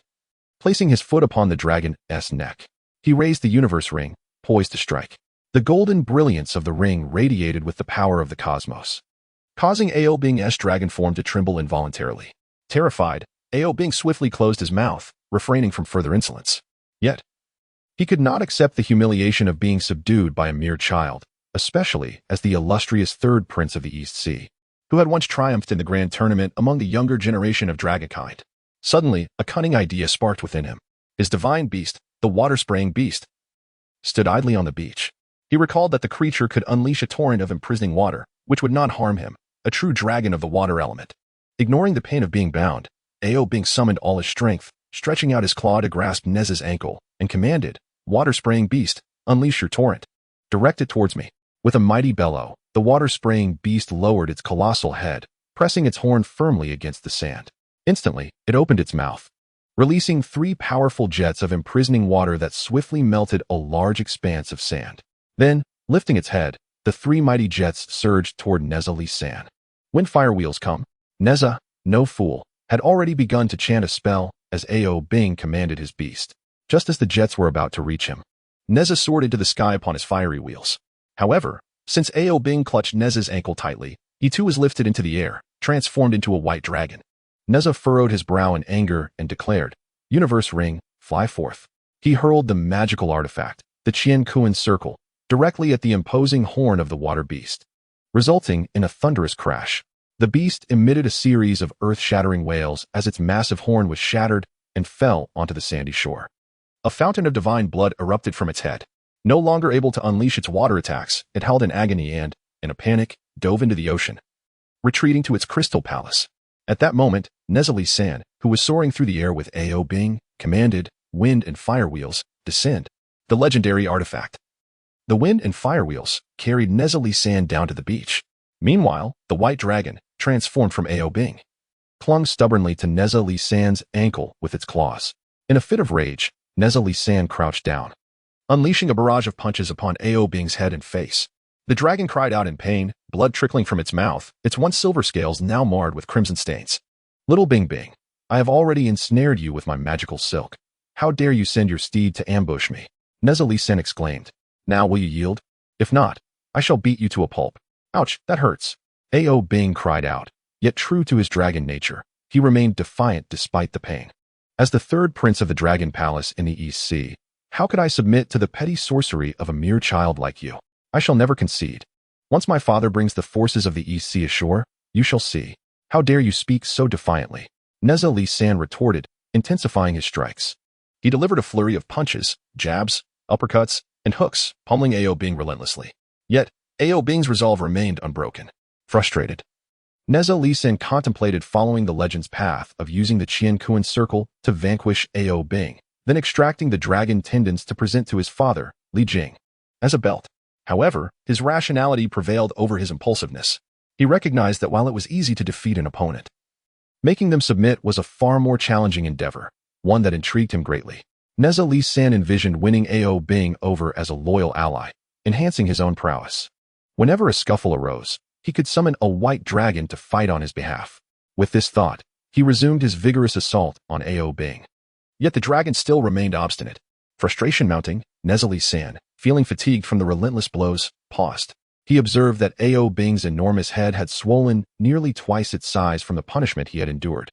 The corner of the white dragon's mouth flowed with blood incessantly, and the sharp dragon teeth had unknowingly been reduced by 2, rendering Ao Bing a rather comical figure with his gapped smile. Nezha, also known as Li San, questioned him. Little Bing Bing, do you yield to me or not?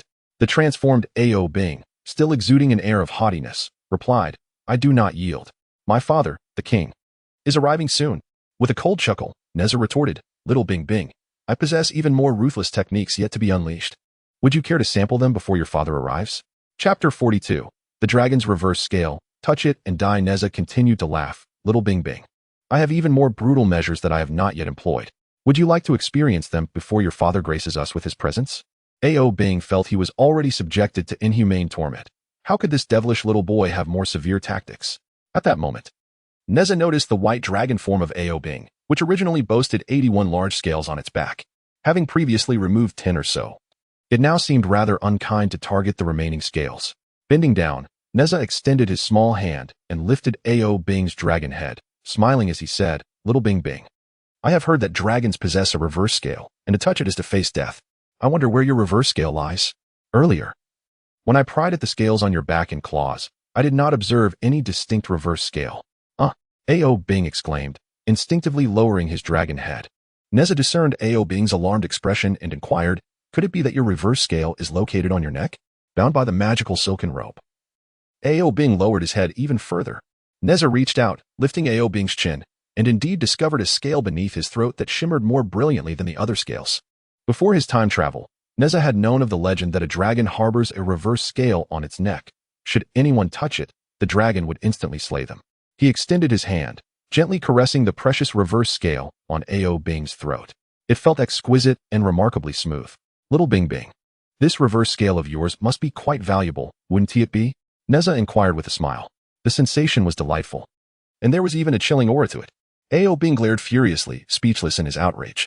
Noticing Ao Bing's silence, Nezha felt that continuing this way lacked amusement. He needed to further torment this second-generation dragon until Ao Bing confessed his defeat, thus earning the rewards from the system. Nezha spoke earnestly, Little Bing Bing, I find your reverse scale beneath your neck quite appealing. Would you bequeath it to me? As he spoke, he extended his hand, placing it against Ao Bing's throat, his fingertips already probing into the most treasured life-protecting reverse scale of Ao Bing. Now, with just a little force, Nezha could easily pry off Ao Bing's reverse scale. Ao Bing was utterly terrified, his dragon form trembling incessantly as he coiled tighter, both his head and tail drawn in. With a sudden exclamation, he felt his precious protective scales being gradually pried away by this formidable little demon child. Should the opponent exert any more force, they would surely be torn off, sending a piercing pain coursing through Ao Bing's very being. Spare me, esteemed one, he cried out, his life and dignity both gravely threatened and insulted. Spare me, esteemed one. Nezha, known as Li San, immediately ceased his forceful efforts to pry at Ao Bing's reverse scale, yet his fingers remained firmly lodged within. He was prepared to continue with his intended action should Ao Bing waver in his resolve. Spare me, esteemed one, Ao Bing exclaimed, finding himself reduced from a majestic white dragon to something resembling a frightened loach. He continued to plead, esteemed one, if you would just cease this torment, I shall agree to any conditions you set forth, as long as they are within my means. A faint smile graced Nezha's lips as he replied, Only now do you comprehend, O Prince of the Eastern Sea, why must you act so arrogantly when we first crossed paths? Arrogantly? Ao Bing was perplexed by Nezha's choice of words.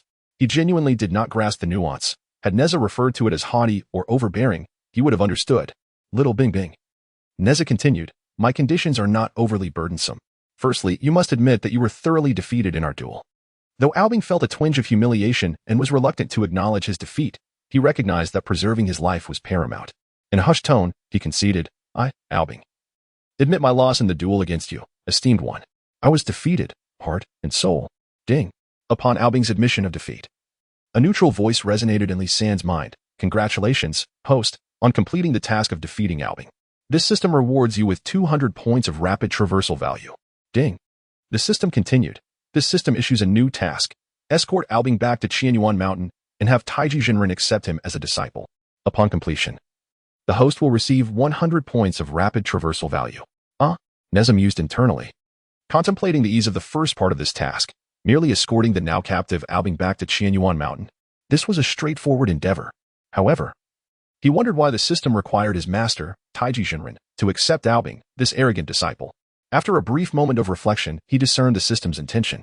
If he were to release Aobing now, the Prince of the Eastern Sea, having been humiliated in such a manner, would undoubtedly seek vengeance against Nezha. By instructing him to take Aobing back to Qianyuan Mountain and have Taiji Jinren accept him as a disciple, Aobing would subsequently become his junior apprentice. With Taiji Jinren's guidance, it was unlikely that Aobing would harbor any thoughts of revenge against Nezha in the future. Moreover, if Aobing continues to harbor malevolent intentions towards me, my master, the esteemed Taiji Jinren, would certainly not allow him to descend from the mountain. Little Bing Bing, now that you have been subdued by me, do you wish to seek revenge against me in the future? Nezha Li San inquired. Aobing harbored such thoughts, yet he found himself unable to express them. Compelled to endure humiliation for the sake of survival, he dared not voice his true feelings, fearing that this mischievous youth before him might torment him to death. Suppressing his inner fury, Aobing forced a smile, lifting the corners of his mouth in a mock semblance of submission, and said, I, Aobing, would never dare to seek vengeance against you, my esteemed lord. If you spare my life today, I shall forever be grateful for your immense kindness. Nezha Li San discerned that Aobing's words were spoken out of necessity rather than sincerity. He patted Aobing's white dragon head and remarked, It is through conflict that we become acquainted. Little Bing Bing, since you have acknowledged my great benevolence, I shall bestow upon you a remarkable opportunity. Are you willing to accept it? Upon hearing this, Aobing's eyes darted in disbelief. How could this mischievous youth, who had nearly brought him to his demise, possibly offer him a significant opportunity? He realized that if he were to openly reject the proposal, he would likely face another beating, or worse, provoke the youth to take his dragon life.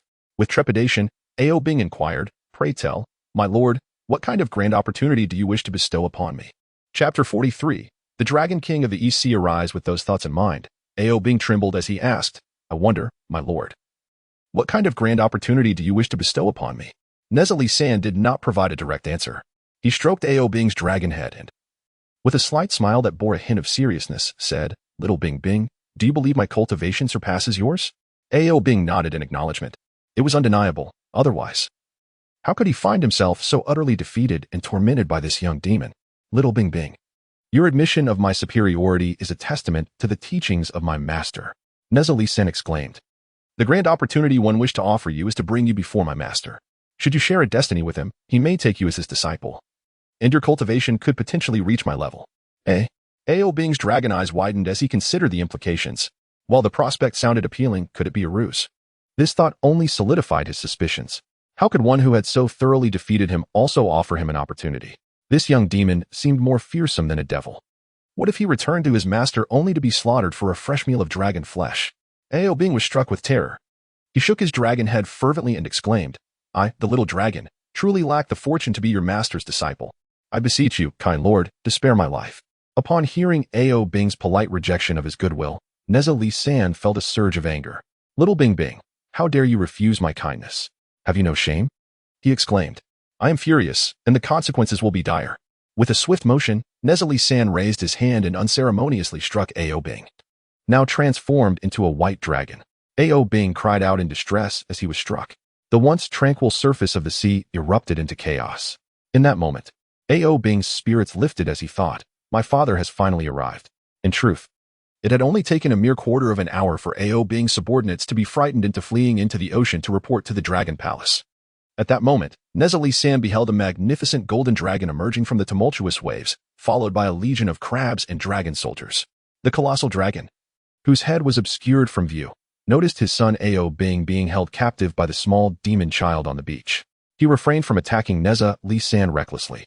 With a thunderous roar, he demanded, Whose demon child dares to harm my son Aobing, causing his scales to fall?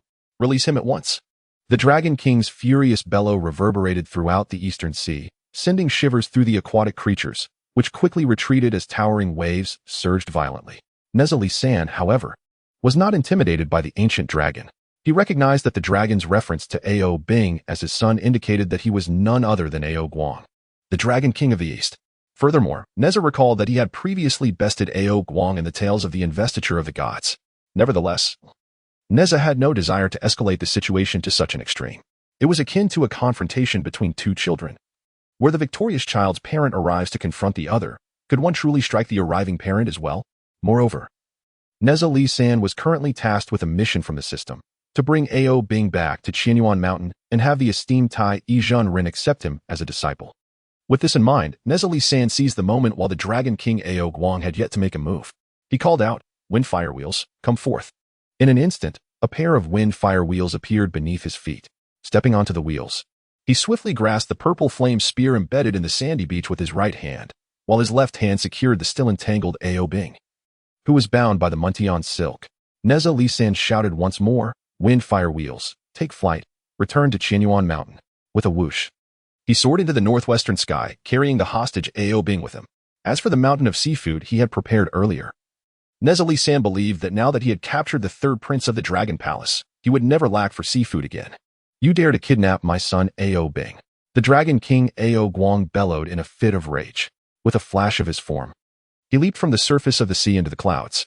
He possessed a robust physique, his dragon form elongated and magnificent, with claws that exuded strength and power. He trod upon auspicious clouds, pursuing Nezha Li San. Meanwhile, the remaining shrimp soldiers, crab generals, and dragon warriors on the sea could only gaze in astonishment as their East Sea Dragon King Ao Guang soared to such great heights with remarkable speed. Their cultivation was still rudimentary. They had yet to master the art of flight and could only lament from below. At that moment, Nezha Li San, standing upon his wind and fire wheels, wielded a purple flame spear, and due to the burden of a white dragon, Ao Bing, ensnared by the Qiankuan circle, his speed was somewhat diminished compared to when he journeyed alone to the East Sea.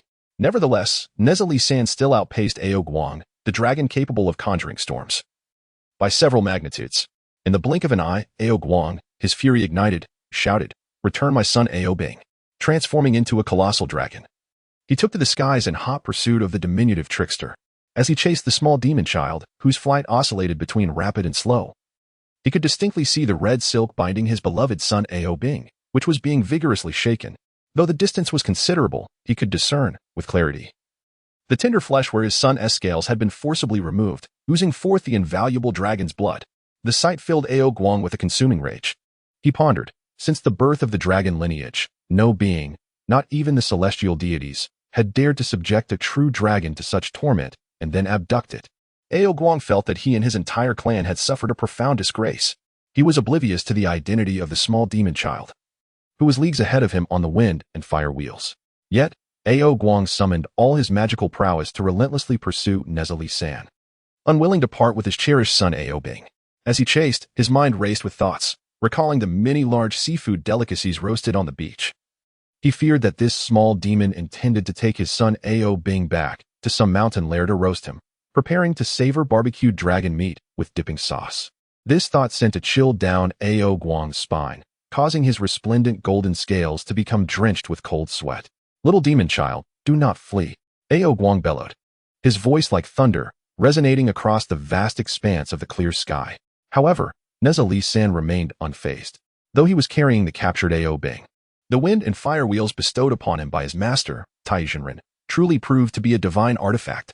If not for this, he deliberately slowed his pace even further. By now, he should have gained several thousand miles on the old Dragon King Ao Bing trailing behind. He intentionally maintained a distance from the East Sea Dragon King Ao Guang, ensuring that they could see each other. This was precisely the astuteness of Nezha Li San.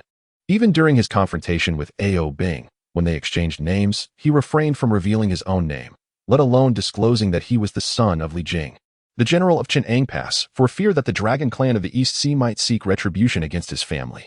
From the original text of Investiture of the Gods that Li San had perused, it was precisely because Nezha foolishly revealed his lineage to Ao Bing that, upon learning of his son's death, Ao Guang led the other dragon kings from the three seas to capture Li Jing and his wife at Ch'eng Pass.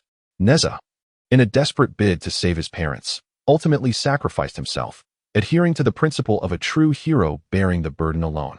Reflecting on this, Nezha Li San believed that even though he had reached the shores of the East Sea, refraining from disclosing his name and lineage was not entirely safe. Given the strength and background of the East Sea Dragon clan, discovering his true identity was highly feasible. It was merely a matter of time. After all, his birth had been remarkably different from that of ordinary infants, causing quite a stir among the officials and citizens of Ch'eng Pass, even becoming a celebrated tale. He had injured the third Prince Ao Bing of the East Sea Dragon Palace and captured him alive. If he did not lead the old dragon following him back to the Golden Light Cave on Qianyuan Mountain, seeking refuge with the formidable Tai Yizhen, then the old Dragon King Ao Guang, thwarted in his search for his son, might very well find the door to Chang'an Pass. He could resort to using Li Jing and his wife as hostages to coerce him, and what would he do then? With these thoughts in mind, Nezha, Li San, sought to ensure that Ao Guang would not abandon his pursuit. He deliberately chanted a secret incantation, causing the wind and fire wheels beneath his feet to slow even further. Additionally, he provocatively swung one end of the Hunyuan silk, instantly turning Ao Bing, bound within it, into a spinning hammer, creating a whirring sound in the air. Whoosh, howling. Whoosh, howling. Whoosh, howling. Ao Bing was terrified and cried out in fear. The old Dragon King, look at the meat hammer. Nezha, Li San, intentionally reminded the East Sea Dragon King Ao Guang, who was only a few meters behind and about to catch up. He then hurled the white dragon hammer back toward the old dragon pursuing him, seeing his beloved son Ao Bing being used as a hammer by the little demon ahead. Ao Guang hesitated to extend his dragon claw to block it, fearing for his son's life. The Dragon King of the East Sea, Ao Guang, had no choice but to swiftly evade the meat hammer hurled by Nezha, Li San. Seizing a fleeting opportunity, he extended his colossal and sharp dragon claw, aiming to tear away the red ribbon binding Ao Bing. However, Nezha, with remarkable speed, not only launched the meat hammer, but also retracted it even faster. Ao Guang found himself grasping at nothing. Nezha, riding on his wind and fire wheels, swung Ao Bing, who had transformed into a white dragon, like a chain, resulting in a dizzying sensation for Ao Bing, as if the very heavens were turning upside down. He felt nauseous, akin to the discomfort of motion sickness. Suddenly, the white dragon, Ao Bing, could no longer contain himself and vomited. Fortunately, not a single droplet touched Nezha, but most of it splattered onto the formidable dragon head of Ao Guang, who felt utterly humiliated as the dignified Dragon King of the East Sea. Enraged, he bellowed, "Summon the clouds." Instantaneously, the sky above Nezha transformed from clear blue to an ominous blanket of dark clouds. Observing that the dense clouds surrounding the small demon child did not hinder his flight, Ao Guang shouted once more, "Bring forth the rain." The heavens seemed to tear open, unleashing torrential raindrops that initially fell chaotically before descending in an orderly manner, all directed at Nezha. The rain, larger than mere peas, was now mixed with sizable hailstones, cascading down with a thunderous clamor. Reacting swiftly, Nezha brandished his purple flame spear, its spinning shaft and whirling tip weaving countless illusory spears of purple flames above him.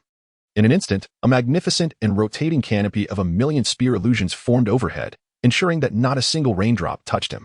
At that moment, Nezha turned his head, squinting at the old Dragon King behind him, and mockingly declared, "If ever a drought were to strike, I shall come to the East Sea and summon you.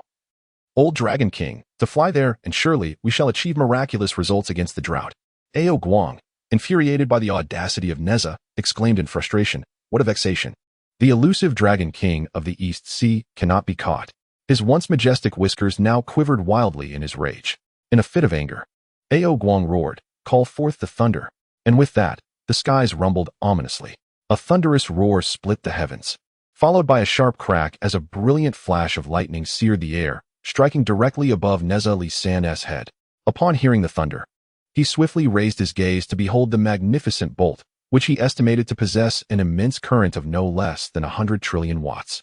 However, with the divine artifact, the wind fire wheels, beneath his feet, evading the old Dragon King's formidable lightning strike would pose no challenge for him.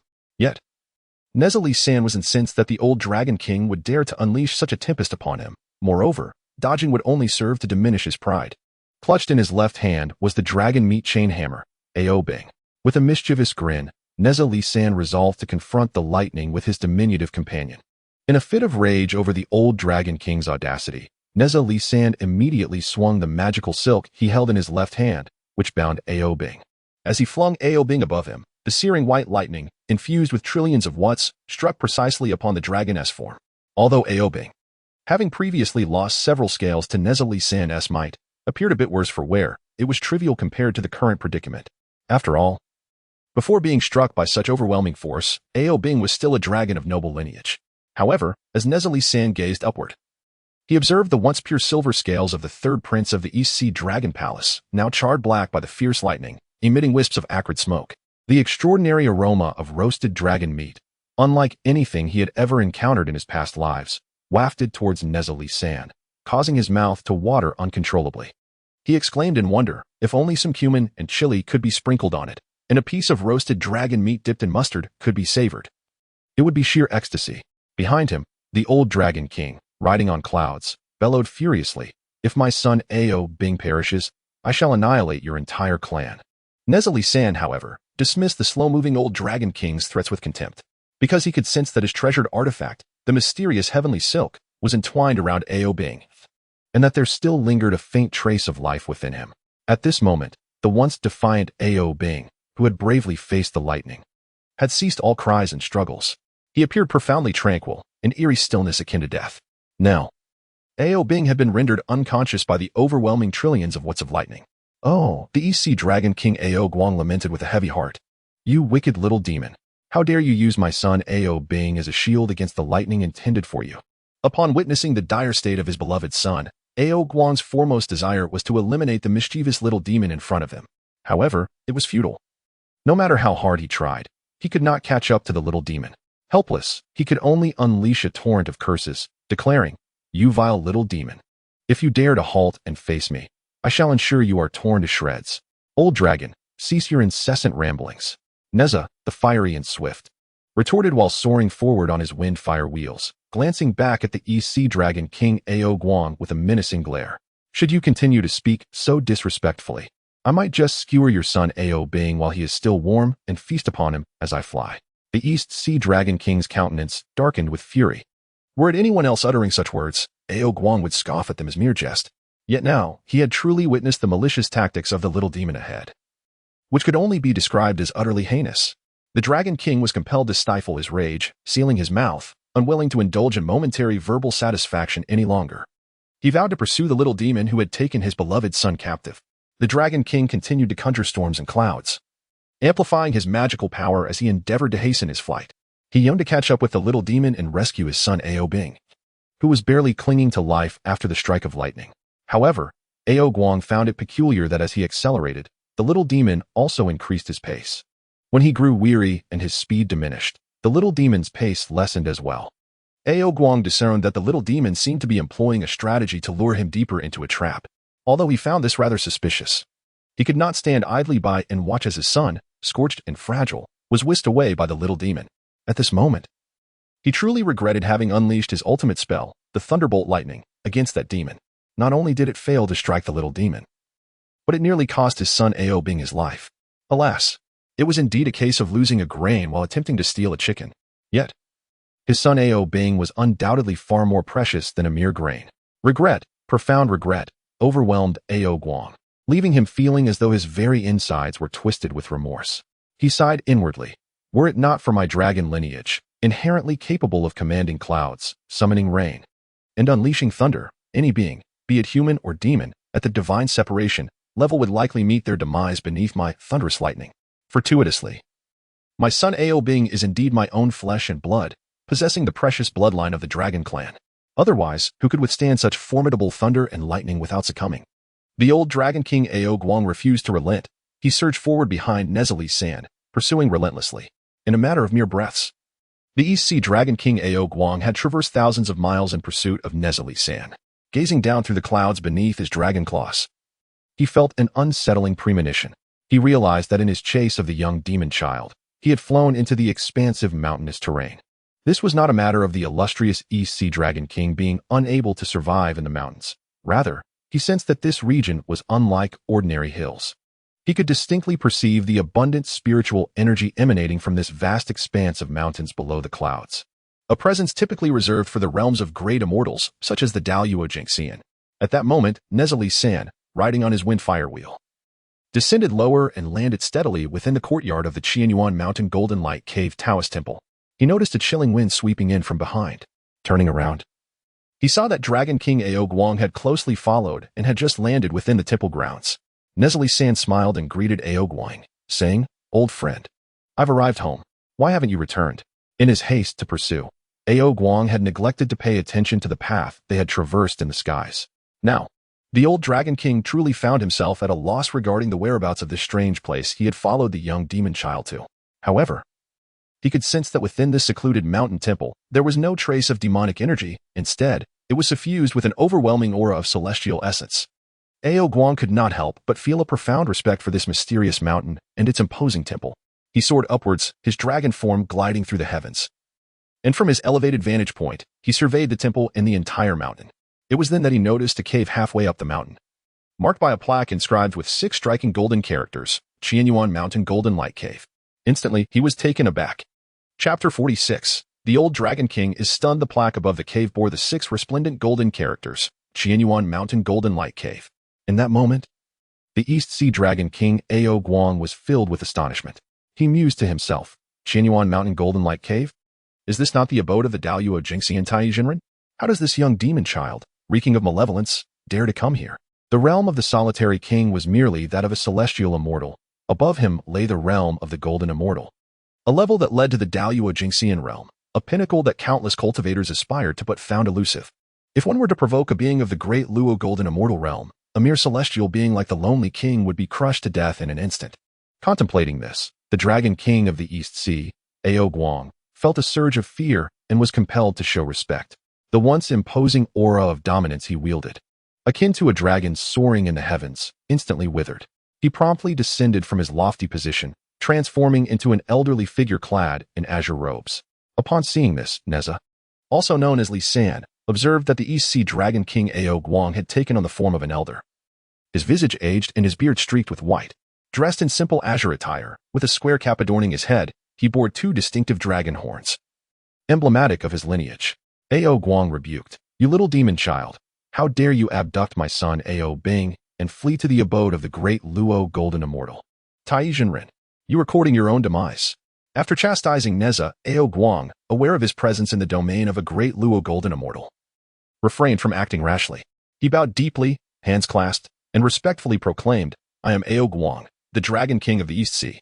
I have intruded upon the esteemed dwelling of Tai Jinren due to the pursuit of the little demon who injured and abducted my son Ao Bing.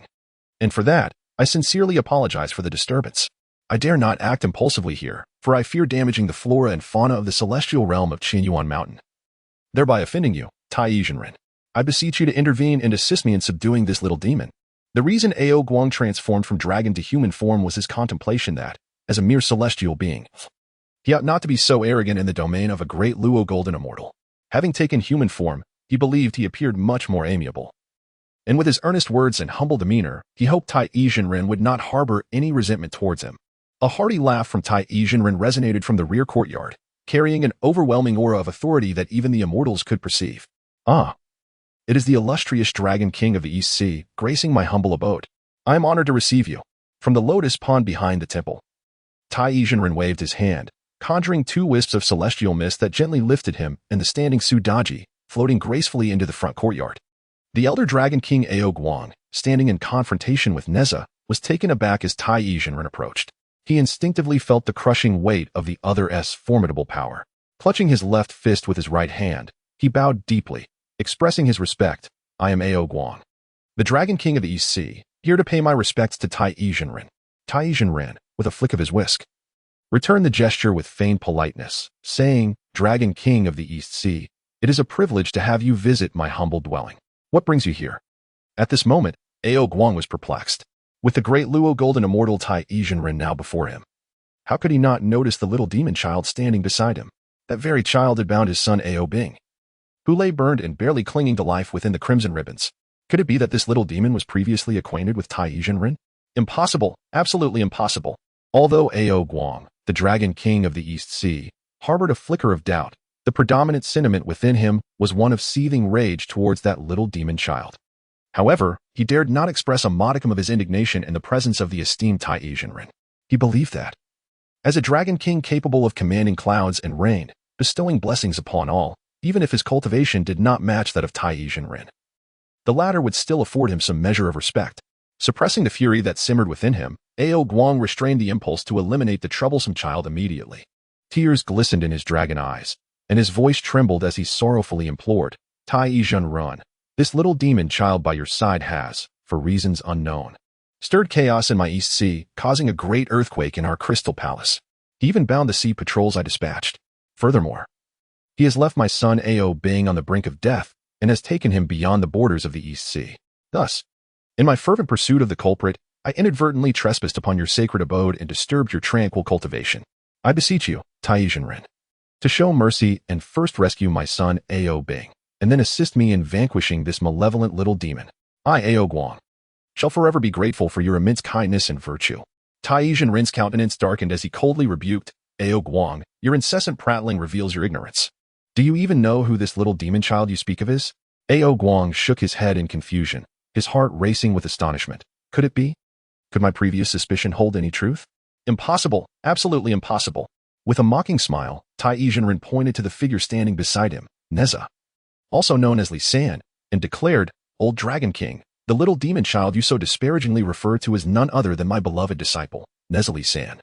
By calling my cherished pupil a little demon, am I not then to be regarded as an old monster myself? Ah, I harbor no intention of disparaging you. Tai Zhenren, Ao Guang exclaimed, utterly astonished. Yet, he remained exceedingly agitated, nearly collapsing to the ground in his fury. Gathering his composure, Ao Guang resolved that regardless of the little demon child's origins or even if he were indeed your esteemed disciple, Tai Zhenren, he must seek justice for his beloved son Ao Bing. Once more, Ao Guang bowed deeply, his tone imbued with a humble yet defiant spirit as he asserted, Tai Zhenren, your actions are renowned for their integrity, and your esteemed name echoes across the seas. Your disciple, Nezha Li San, has indeed committed wrongdoing. I implore you to grant me, Ao Guang, a semblance of justice. Should I fail to attain justice here, I shall journey to the Jade Void Palace to pay my respects to the primordial heavenly sovereign, or hasten to the heavenly court to beseech the heavenly emperor. Determined to reclaim justice, before the venerable Tai Zhenren, Nezha Li San, who had been feigning innocence, grew exceedingly displeased upon hearing that the old Dragon King intended to leverage his master's master, the primordial supreme being, to intimidate Tai Zhenren. How audacious of you, old dragon, to presume to challenge the authority of my master. After a respectful bow to his teacher, Nezha pointed an accusing finger at the Dragon King Ao Guang, declaring with righteous indignation, Dragon King, your words contain inaccuracies. Let us engage in a thorough debate before my master. Do you dare? How dare you speak such nonsense? Roared Ao Guang, the Dragon King of the East, his fury palpable. My assertions are unequivocal. How can there be any falsehood in them? As he uttered these words, his gaze wavered, betraying a lack of confidence. Such subtlety did not escape the keen eyes of Tai Zhenren. With a slight smile playing on his lips, Nezha had already prepared his rebuttal. He said languidly, Master, given the advanced age of the old Dragon King, how could he possibly lie? Observe how he cannot even meet the gaze of both myself and you, my esteemed master, when he speaks his untruths. Tai Zhenren nodded in approval, stating, My beloved disciple, before me, you need not fear the Lord of the East Sea. Feel free to speak the truth. I shall ensure that justice prevails. Yes, Nezha affirmed. He recounted how he had flown to the shores of the East Sea to test the flying capabilities of his windfire wheels, feeling the heat and playing in the ocean, while also washing the muddied mystic ribbon. He then described how the night demons of the sea and the third prince Ao Bing emerged from the waters, brazenly insulting him and attempting to teach him a lesson in public. Tai Zhenren smiled slightly, defending his disciple. My beloved student Nezha Li San is not to be blamed for his ignorance. All of this is the fault of the night demons of the East Sea and your son, Ao Bing, for their brazen and overbearing behavior. I must say something that may not be well received. Ao Bing's current predicament is entirely his own doing. I have just calculated that your son Ao Bing is destined to face this calamity. It is simply fate. Had Ao Bing not perished, you ought to be grateful to my disciple Nezha for his mercy. Seizing the moment to flatter, Nezha remarked, Master, your predictions are indeed astute. The East Sea Dragon King, infuriated to the point of fury, twitched his lips in agitation and, with a great roar, exclaimed, Tai Zhenren, how can you be so protective of your disciple Nezha Li San? My son Ao Bing is now on the brink of death. In just a few breaths, he may breathe his last. If my son Ao Bing meets his demise here, though I, Ao Guang, may not be a match for you, the great Master Tai, I shall not hesitate to seek justice, whether by appealing to the Emperor or uniting the strength of the Dragon clan from all corners of the sea. Even if it leads to a disastrous confrontation, I shall ensure that Nezha Li San pays with his life. Upon hearing this, Nezha Li San furrowed his brow, incredulous at the audacity of such a statement. How dare you demand my life in return? Can all the blame be placed upon me? Who dealt Ao Bing the fatal blow? It was none other than you, dear father. Don't you have any sense of responsibility? Suddenly, Nezha Li San felt every muscle in his body tense with fury, brimming with immense power. He was tempted to exact retribution upon the deceitful Ao Guang. Yet, a peculiar thought crossed his mind. Before his reincarnation, he was never this irate. What could be the cause? He surmised that perhaps it was the innate aggressive genes embedded within Nezha's very essence that compelled him to confront the Dragon King in front of his master. Nevertheless, Nezha San, being the modern individual he was, would not act so rashly. Suppressing his rage, he clasped his fist towards his master and, pointing at the East Sea Dragon King Ao Bing, began to articulate his defense. "Oh, Dragon King, reflect upon your conscience. Your son Ao Bing is gravely injured. How did he sustain such wounds? Was it not due to your ill-fated attempt to strike me with the thunderbolt, which instead struck your son?" The Dragon King, both furious and embarrassed, turned a deep shade of red. He stammered in his defense, "The fact that I accidentally harmed Ao Bing was only because you, Nezha San, kidnapped him." At this juncture, the great Master Tai interjected, stating, "It appears that Ao Bing's severe injuries involve blame on all sides. Both you and your son share equal culpability. As for my dear disciple, he bears no fault in this matter. That is my judgment." Nezha San quickly added, "Master, your wisdom is unparalleled. Your judgment is indeed fair and just." Humph.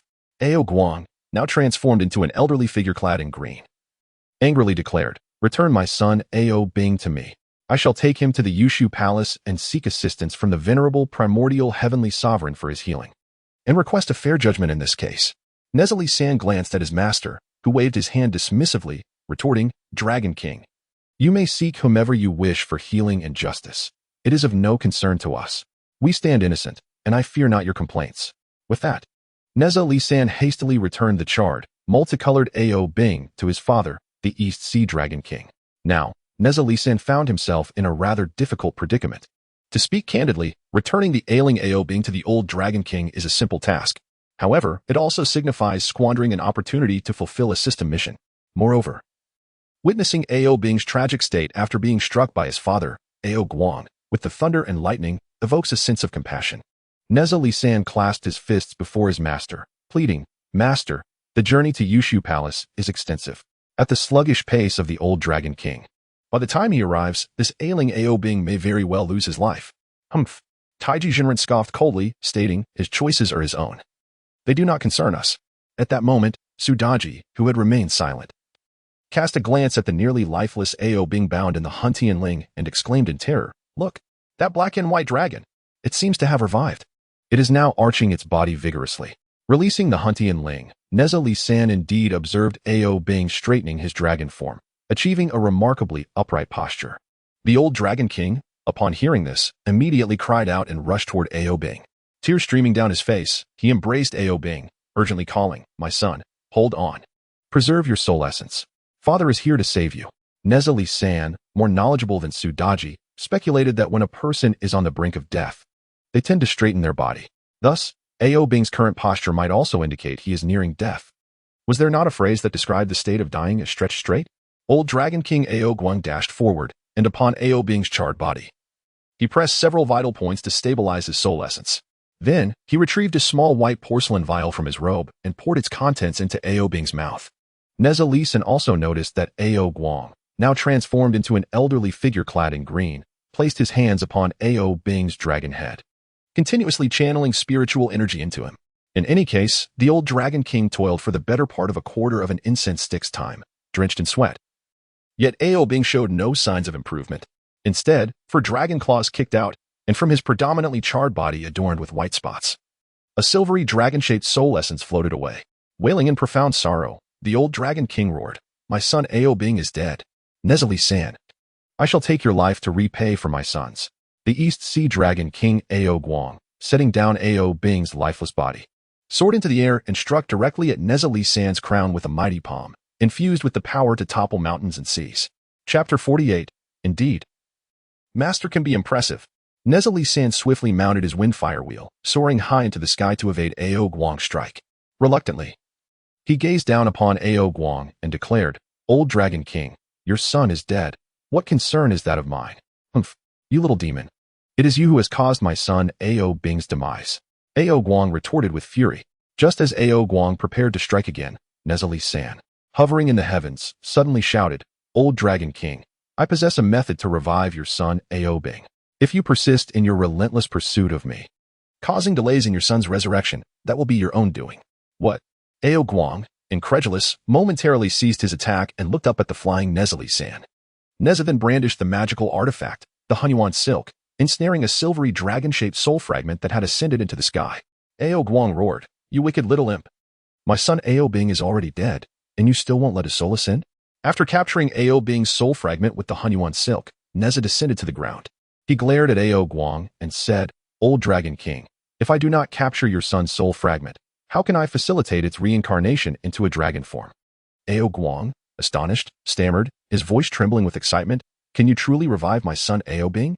"Ha ha ha, of course," Nezha San replied with a smug smile. Then gasped, "Of course I cannot. I lack the power to bring the dead back to life."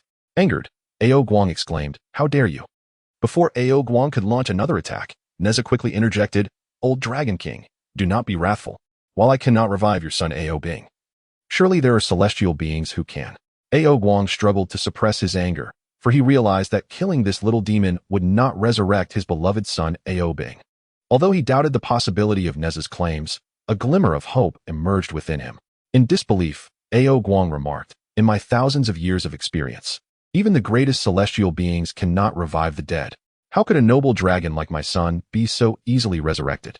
Sighing, Tai Jinren beside them waved his dust whisk and, with a hint of bitterness, said, "Even I, a being of the great Luo Golden Immortal Realm, cannot revive a noble dragon. Nezha San, Su Daji, return to the courtyard with your master." "At your command," Su Daji replied softly. "Yes," Nezha San responded, walking at a leisurely pace. As he passed by Ao Guang, he deliberately halted before him. With a finger pointed mockingly at Ao Guang's skyward nose, Nezha sighed. What a pity. As the saying goes, the deeper the indulgence of a child, the greater the harm. Alas, the death of Ao Bing is all you're doing. Old Dragon King.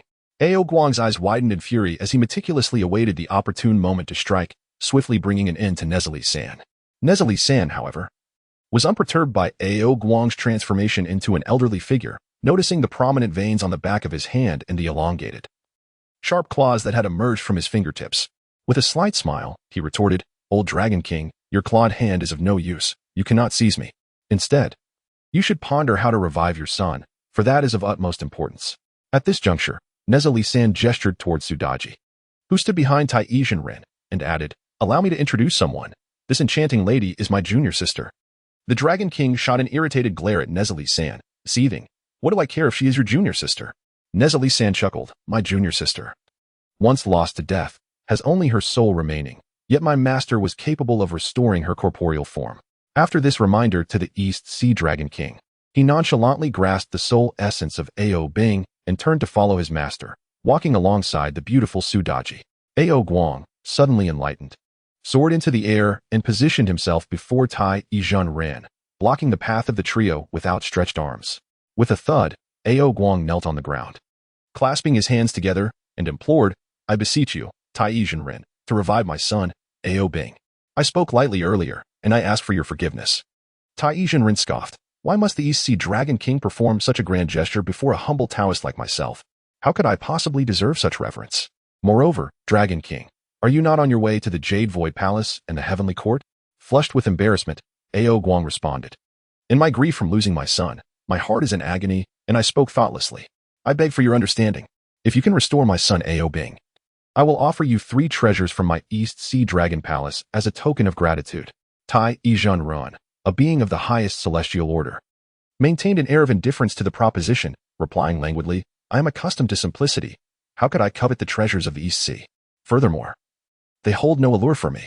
Nezha San, reflecting inwardly, thought, "Ah, master, you are quite the actor." He hastily approached his master, clasped his fists, and earnestly implored. Disciple requests master to show mercy and assist the old Dragon King in reviving his son. At that moment, the kneeling Dragon King Ao Guang cast a complex gaze, mingling 9 parts resentment with 1 part gratitude, directed towards Nezha San. "Very well," Tai Jinren, with a flick of his dust brush, remarked with a sigh. 1 part of leniency for this old Dragon King, who is desperate to save his child, and 9 parts for my beloved disciple, Nezha San. Nezha San, displaying his cleverness, swiftly slapped Ao Guang on the head with a resounding smack. The old Dragon King was about to erupt in anger when Nezha San hastily interjected, "My master has promised to revive your son, Ao Bing. Dragon King, do express your gratitude to my master promptly." The old Dragon King nodded, his heart filled with joy, momentarily forgetting the sharp pain throbbing in his head from the blows dealt by Nezha San, upon sensing a glimmer of hope for his beloved son's revival. Ao Guang, the Dragon King of the East Sea, prostrated himself before the esteemed Tai Jinren, bowing 3 times with resounding thuds. Bang, bang, bang. As the sovereign of the four seas, Ao Guang would only kneel and bow before the heavenly emperor, were it not for his desperate yearning to save his child today. He would never have humbled himself in such a manner before Tai Jinren. Oh dear. Tai Jinren feigned alarm, swiftly extending his hand to assist the still bowing Ao Guang. Exclaiming in apparent astonishment, Dragon King, you are the ruler of the East Sea. How could you bestow such a grand gesture upon a mere practitioner like myself? It truly overwhelms me. I am unworthy. Nezha, Li San, stifled a chuckle, marveling at his master's lofty demeanor. At the moment Ao Guang bowed for the first time. Even before the old Dragon King's forehead had touched the ground, Tai Jinren, with his celestial prowess, could have effortlessly lifted him. Yet, he chose not to do so. Now, after the old Dragon King had completed his 3 bows, Tai Jinren performed a charade of false humility. Alas, Nezha, Li San, reflected, indeed. One must rely on their acting skills throughout life. Tai Jinren was anything but hesitant. He acted promptly. With a flick of his whisk, everyone present, including the charred Ao Bing, who bore remnants of his original white dragon scales, was whisked away to the lotus pond in the backyard. The old Dragon King could not help but marvel. Tai Jinren's magical prowess is truly formidable. With his celestial realm, it would be impossible for me to carry so many people aloft. Please, Dragon King, take a step back. Tai Jinren commanded with a cold and rigid demeanor.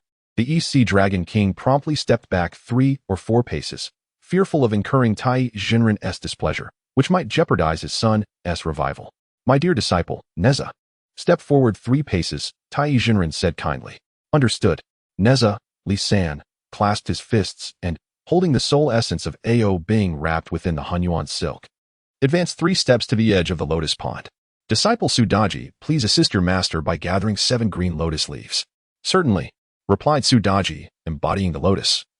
As she gracefully flew into the lotus pond, she delicately poised her toes upon the lotus leaves, gliding gracefully across the pond without so much as a splash. With a gentle bend of her waist, she extended her slender, jade-like fingers to pluck a vibrant green lotus leaf. She then darted to another leaf, gathering a handful of large, fan-shaped leaves that gleamed like emeralds. In the fragrant lotus pond, her elegant silhouette danced like a celestial being from the heavens. Bravo! Exclaimed Nezha Li San, my dear junior sister, you are remarkably swift. After harvesting 7 exquisite lotus leaves, Sudaji soared to the bank, casting a charming smile at Nezha Li San.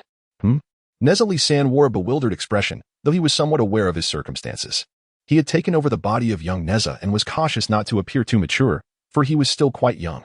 Sudaji presented the carefully stacked 7 verdant lotus leaves to her master, Tai Jinren, saying, Master, look at how I have selected only the largest and greenest leaves. Are these satisfactory? Tai Jinren gazed tenderly at the 7 leaves in Sudaji's hands, exclaiming, Alas, my disciple Sudaji, you are far too practical. How can you solely choose the largest and greenest leaves? Those withered yellow leaves could serve just as well for the purpose of reviving the dead dragon. What a pity to use such fine leaves. The Dragon King Ao Guang regarded Tai Jinren with a disapproving glance, though he dared not voice his thoughts. Lowering her head, Sudaji regretfully remarked, Next time, should another dragon perish and require your assistance to revive it, I shall remember your teachings and select only the small and withered leaves. Tai Jinren beamed with approval, nodding, the child is indeed teachable. Dragon King Ao Guang observed silently, with a wave of his sleeve. Tai Jinren commanded the 7 large, green leaves in Sudaji's hands to soar towards the lifeless dragon, Ao Guang. The first leaf was placed upon the dragon's head, the second adhered to its face, the third covered its body, and the remaining 4 were laid upon its 4 claws. Dragon King Ao Guang watched in confusion as Tai Jinren proceeded, uncertain of how he intended to revive his beloved son. However, having heard from Nezha Li San that Daji was resurrected by Tai Jinren's reformed body, he resigned himself to allow the master to proceed with his enigmatic methods. After all, a dead dragon could just as well be treated as a living one. Disciple Nezha Li San, fetch me a ladle of pond water. Tai Jinren instructed. With a swift motion, he conjured an ethereal ladle from thin air. Nezha Li San, standing by the lotus pond, received the ladle and scooped up a generous portion of water. At that moment, Sudaji curiously inquired, Master, why not directly place Ao Bing into the lotus pool, as was done during my own resurrection? Sighing deeply, Tai Jinren replied, I observe that this white dragon, Ao Bing, has been charred black by lightning, with its dragon scales falling away like burnt coal. If I were to cast it into my lotus pool, which rivals the Yaoqi, it would surely sully the waters. What then shall we do? At this juncture, the Dragon King, Ao Guang, remained silent, his frustration simmering beneath the surface. Meanwhile, Nezha, known as Li San, approached Tai Jinren, holding a half-filled ladle of lotus pool water, awaiting his instructions. Tai Jinren commanded, "My dear disciple, release the soul essence of Ao being from your Hunyuan Ling." "Yes." Li San responded, opening the Hunyuan Ling. From within emerged a colossal gray-white dragon soul essence, drifting upwards towards the heavens. With a swift motion, Tai Jinren produced a golden elixir and directed it towards the dragon-shaped soul essence, exclaiming, "Soul essence Ao Bing, do not dally, come to the ladle." In an instant, with a whoosh, the gray-white soul essence shrank in size until it resembled a diminutive loach, diving into the ladle of verdant water held by Nezha. Astonished, Nezha observed this loach-sized soul essence of Ao Bing swimming joyfully in the water, its claws splashing, its body twisting, and its tail swaying rhythmically. Suddenly, memories of a song he used to sing before his travels flooded Nezha's mind, Lotus Pond Moonlight. With a smile, he whimsically adapted the lyrics and, playfully stirring the water with his finger, began to hum, "You are like a fish in my lotus pond, waiting to bask in the soft moonlight, through the seasons. The lotus still blooms sweetly, awaiting you in the center of the water." The Dragon King, Ao Guang, could only suppress his anger, watching helplessly as the mischievous youth toyed with his beloved son's essence. Meanwhile, Su Daji, entranced by the melody, found herself lost in its charm. Yet, after only a few lines, Nezha ceased his singing, leaving her with an insatiable yearning for more. As if the lingering echoes of the song danced in her ears for days. With genuine admiration, she exclaimed, "Senior brother, your song is simply exquisite. Such beautiful lyrics. Such melodious tunes, such an evocative ambience. How is it that you can effortlessly conjure such heavenly sounds?" "Ah," Nezha teased, "little junior sister, I know many songs like this. If you wish to learn, I can teach you a new one each day." Delighted, Su Daji clapped her hands and exclaimed, "Senior brother, you are truly wonderful.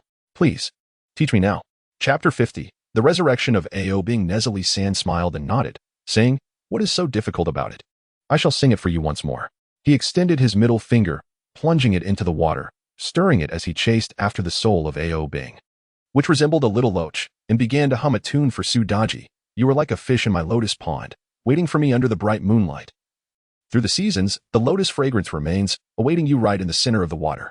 The Dragon King Ao Guang could only suppress his anger in silence. Su Daji gazed at Nezha Li San with a look of rapture, her admiration evident as she murmured, "Senior brother, your singing is truly excellent. Such a song should only exist in the heavens. How rare it is to hear it among mortals." She lamented, reflecting on her own 3 young masters, her elder brother, and her future husband. How could he possess such talent? She felt somewhat unworthy of him.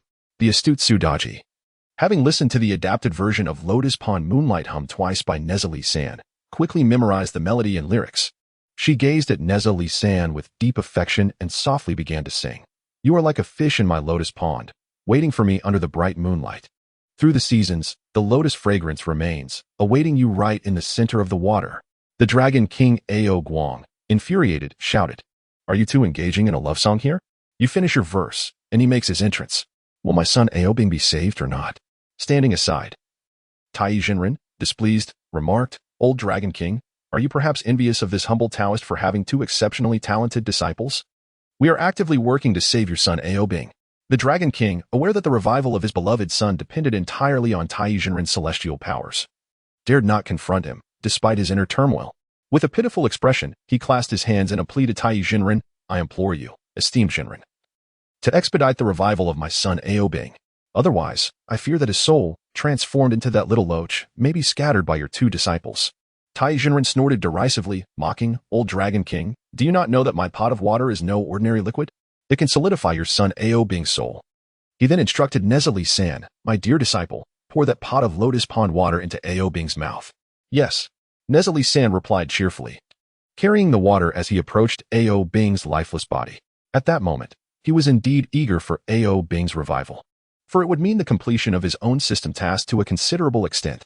"Little Bing, after your demise, you must be feeling quite thirsty, right?" Nezha Li San remarked playfully, "Allow me to quench your thirst."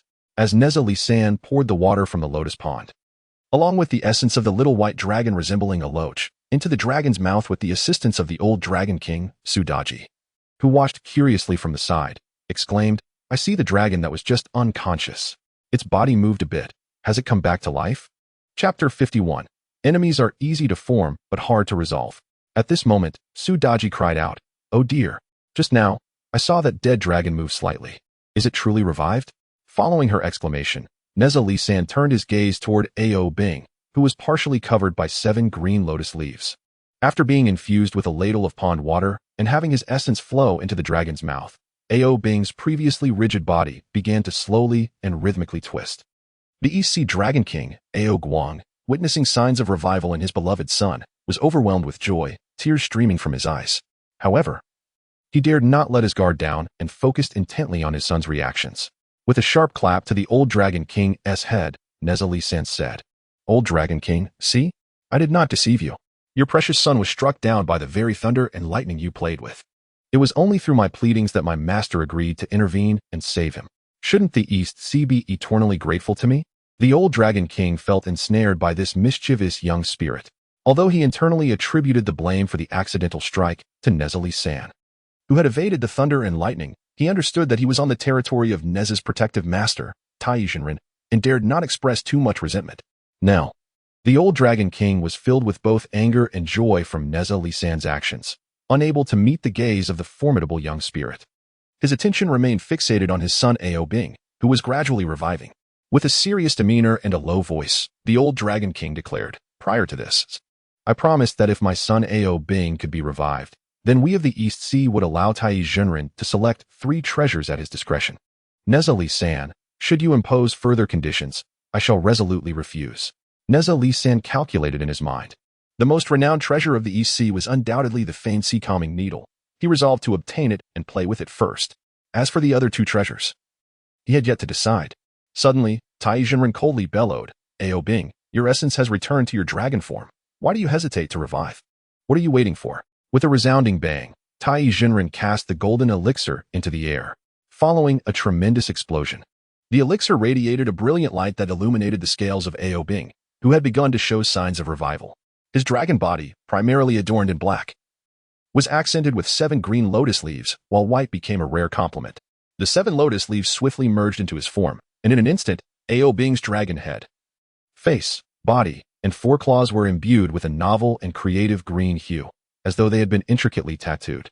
Subsequently, as Tai Jinren retrieved the elixir, the radiance vanished, yet the green remained steadfast upon Ao Bing.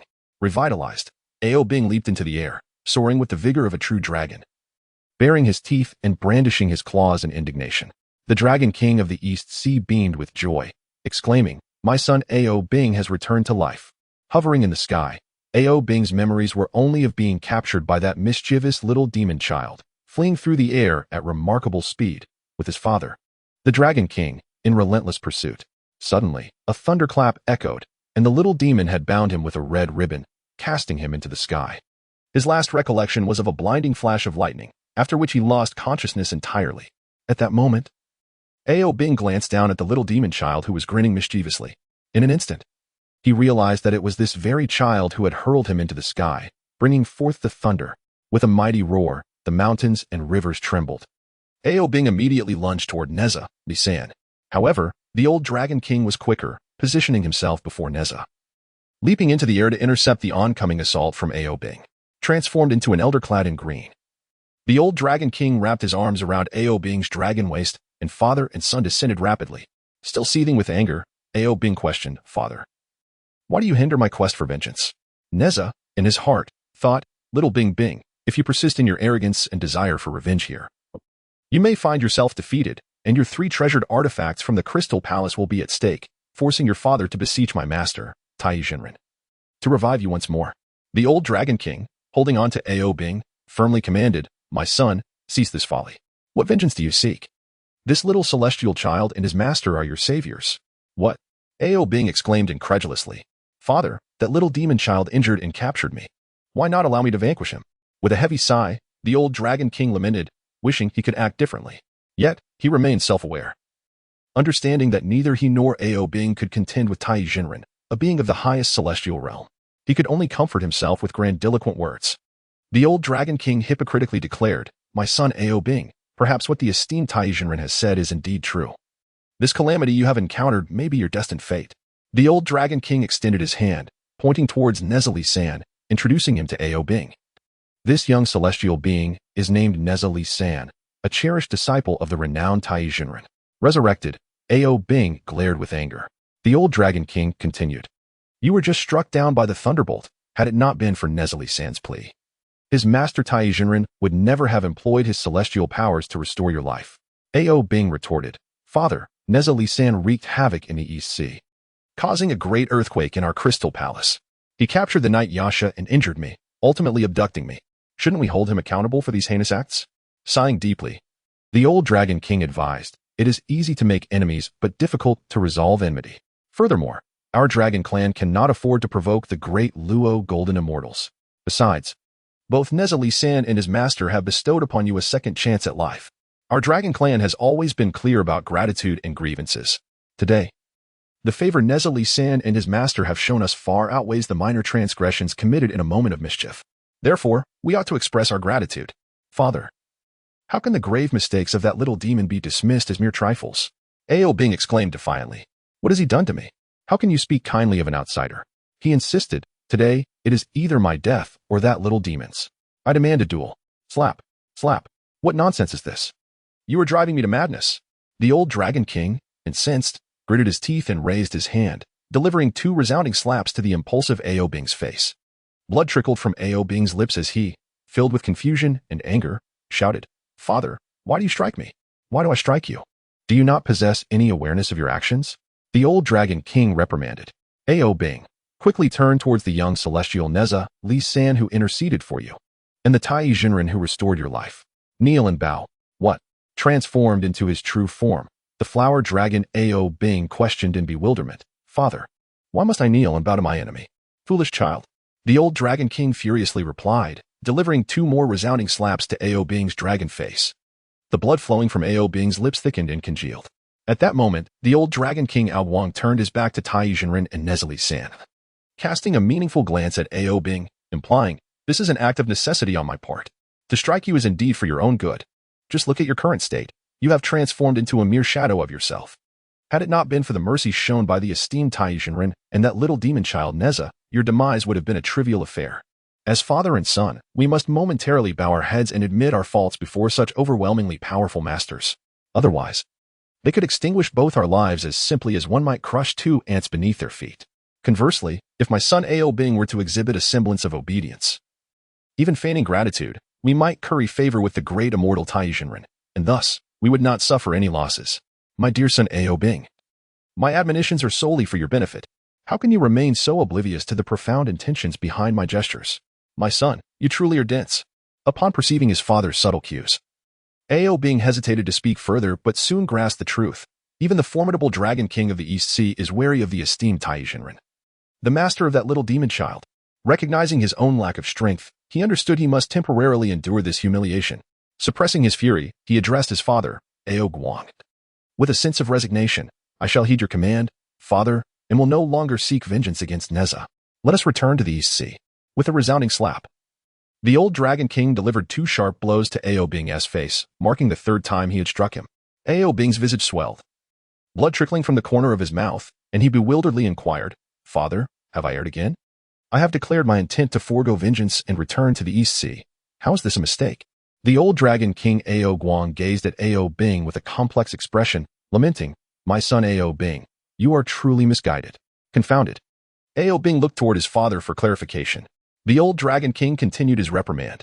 You must first bow in gratitude to Tai Jinren, who granted you a second chance at life, and then offer your respects to the celestial youth Nezha, who interceded on your behalf.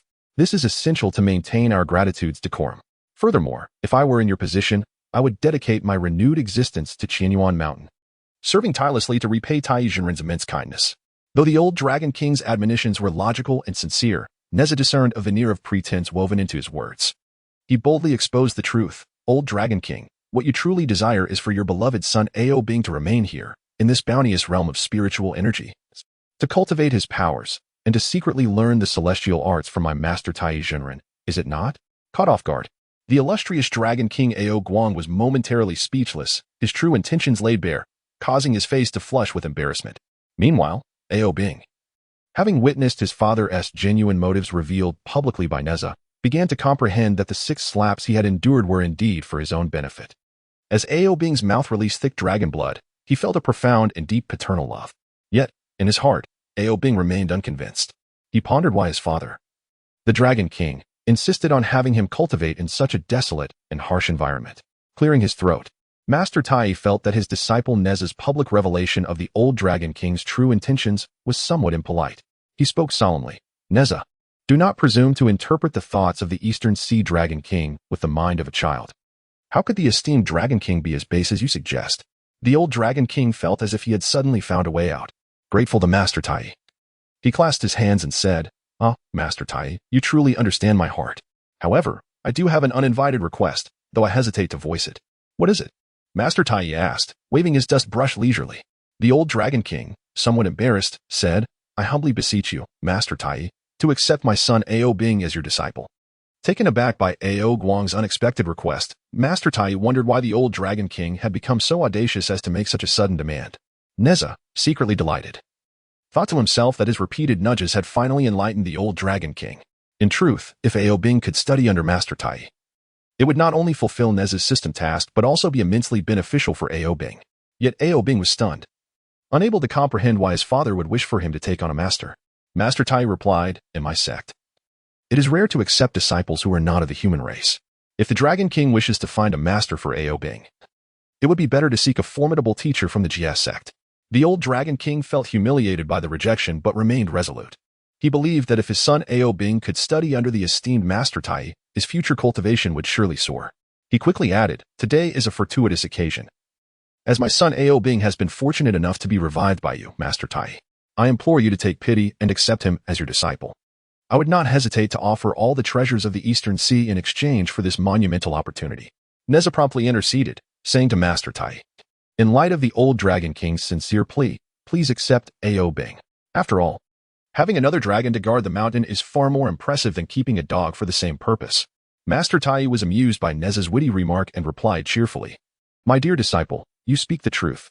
Indeed, having another dragon to guard the mountain is far more magnificent than having a mere dog." Master Tai continued, "Look, old Dragon King, my beloved disciple repays your grievances with kindness, advocating for your son. My esteemed disciple possesses such noble character, and yet you do not express your gratitude to him." Upon hearing this, the Dragon King Ao Guang realized that Tai Zhenren had indirectly agreed to accept Ao Bing as his apprentice. He readily complied, swiftly pulling Ao Bing along to express their thanks to Nezha San. As Ao Bing bent his dragon waist, lowered his dragon head, and clutched his two front claws, he did so with an air of reluctance. Alas, his father insisted upon this formality, leaving him with no choice. Nezha San, however, presented himself with an air of magnanimity, saying, "You two dragons need not be overly formal. Just remember your promise today, when I visit your dragon palace. Allow me to take your treasures at will." The Dragon King Ao Guang nodded slightly, contemplating to himself, what could this young child possibly carry? The treasures we possess in the East Sea are indeed vast beyond measure. Nezha San further urged, "Since my master has shown mercy, Ao Bing, why do you hesitate to pay your respects? What are you waiting for?"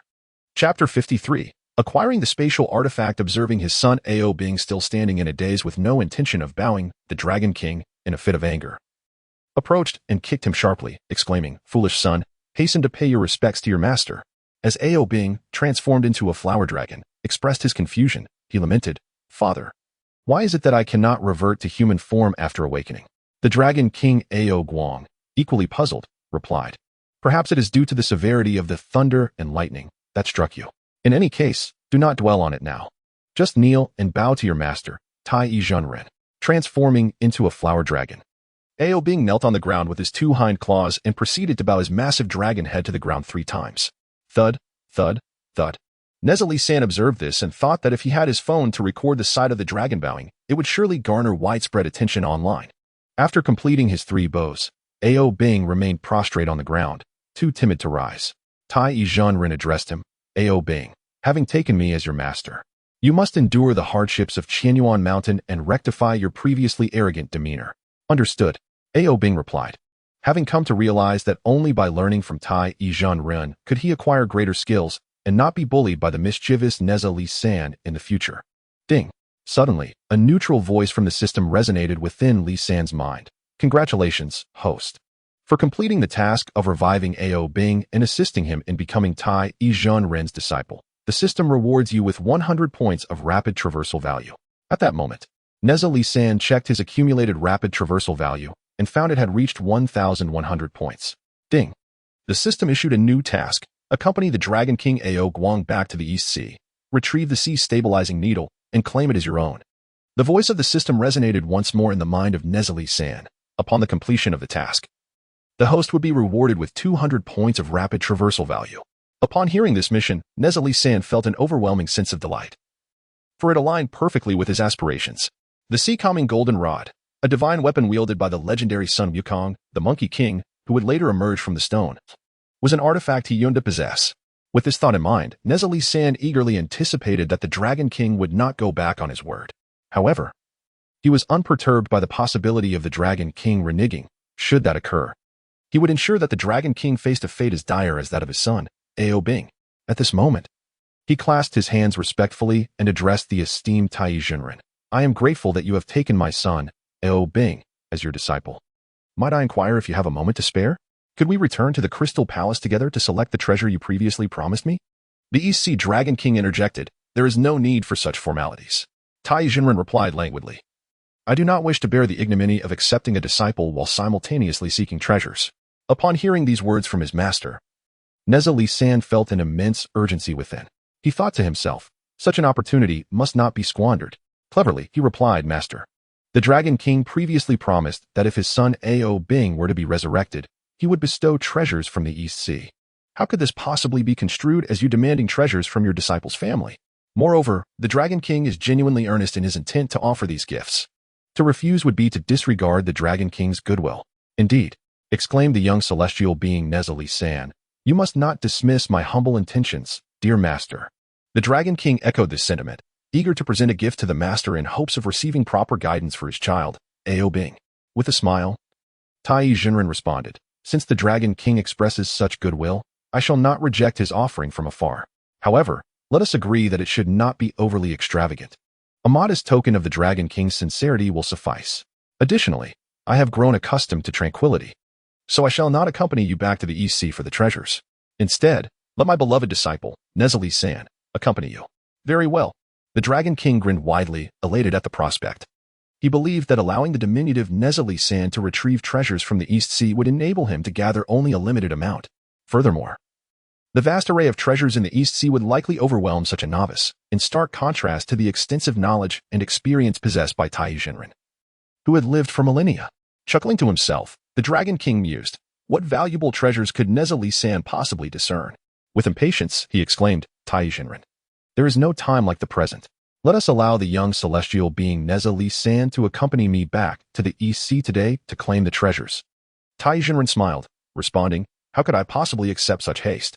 There is truly no need for such urgency. The Dragon King hastily replied, but I am eager to fulfill my prior promise. I am a dragon of my word. Nezha San, eager to complete his system task and procure the Dinghai Shenzhen from the East Sea, said, Master, considering the urgency with which the Dragon King wishes to fulfill his promise, I implore you to allow me to accompany him to the East Sea to retrieve the treasure. Tai Jinren nodded, pulling Nezha San aside. Turning his back to the Dragon King and his son Ao Bing, from within his robe, he produced a small pouch crafted from the skin of a golden leopard. With a smile, he whispered, my dear disciple, I have long perceived that the Dragon King underestimates you, believing your stature diminutive and doubting your ability to claim much from their dragon palace. Thus, I bestow upon you this leopard skin pouch, a treasure of great worth. You may boldly fill it with the treasures of the East Sea Dragon Palace. Thank you, Master.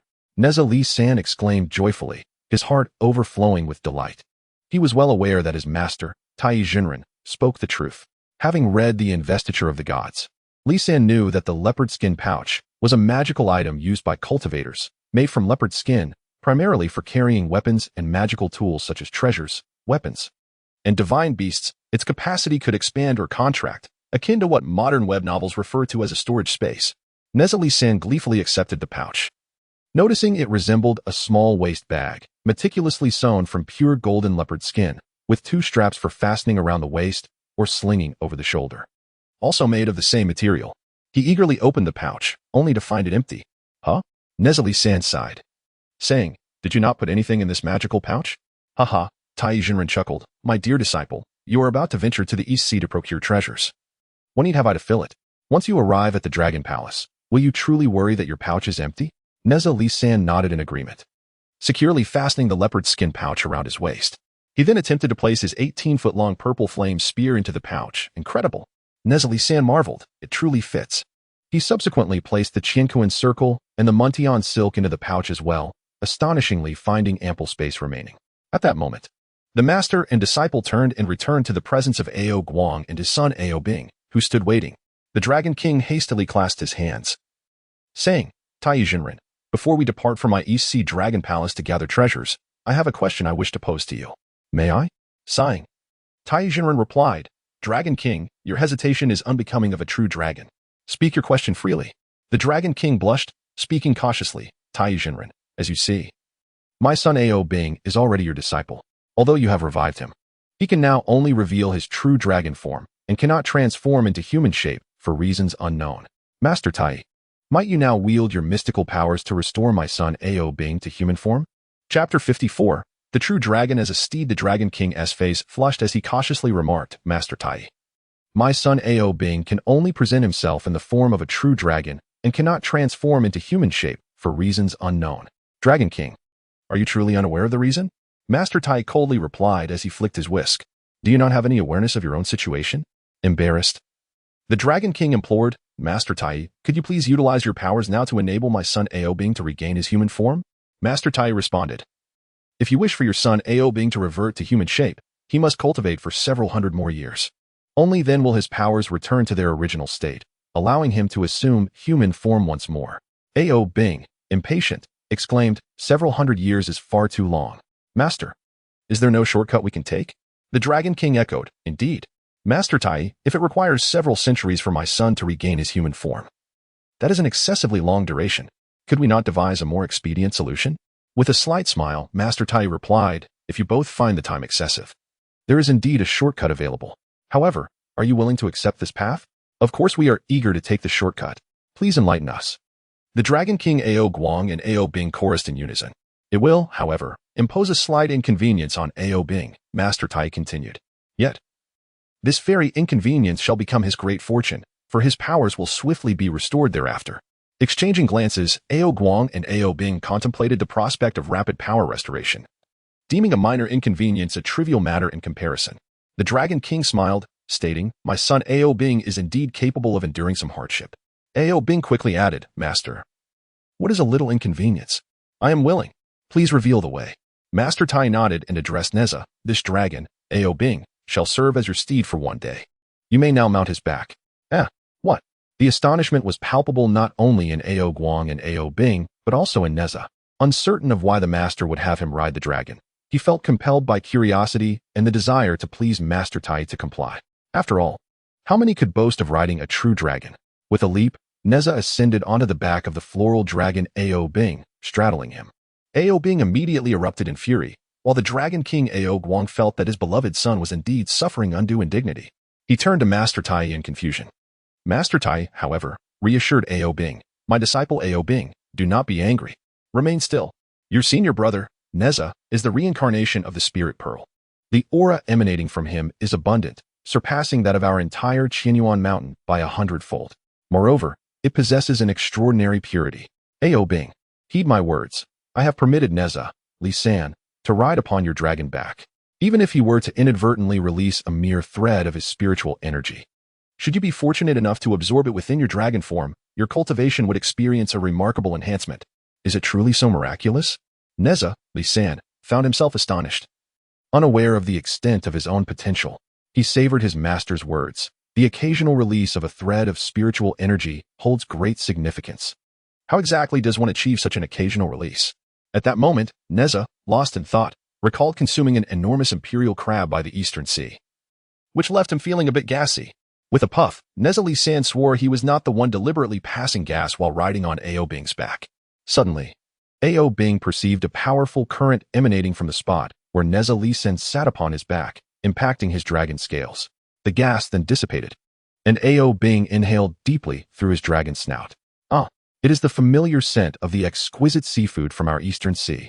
Instantly, Ao Bing felt invigorated. He sensed an endless flow of spiritual energy continuously surging into his dragon form. Even the dragon scales on his back, previously singed and charred by lightning, began to shimmer with renewed brilliance. Notably, the blackened scales visibly transformed, gradually returning to their original silvery hue. How astonishing! Sudaji, who had remained silent, could not help but exclaim, "My senior brother Nezha-San, riding upon Ao Bing's dragon form, has managed to restore the charred scales to their silvery state." Old Dragon King Ao Guang also witnessed this miraculous transformation. In an instant, his beloved son underwent a breathtaking change. The old Dragon King swiftly informed Ao Bing of the remarkable events unfolding within him. He then urged, "My son Ao Bing, you must heed your master's words. Allowing your senior brother to ride upon you truly presents you with a tremendous opportunity. Those dragon scales, previously ravaged by lightning, are now rejuvenating with life. Is it truly this magical?" Ao Bing, beneath Nezha-San, exclaimed, "Father, I merely sensed a powerful spiritual energy radiating from my senior brother, and in that fleeting moment, my cultivation surged from the golden core stage, which I had regressed due to my injuries, to the nascent soul stage." The old Dragon King Ao Guang clapped his hands in delight. Ao Bing then humbly addressed Nezha-San on his back. "Thank you, senior brother. Please, do not dismount from my dragon back just yet. According to the words of my master, I humbly request that you, esteemed senior brother, ride upon the back of my dragon, Ao Bing, and treat me as your mount for a day." Nezha-San found this quite unbelievable. Was it truly that I, in a moment of carelessness, merely released a fart?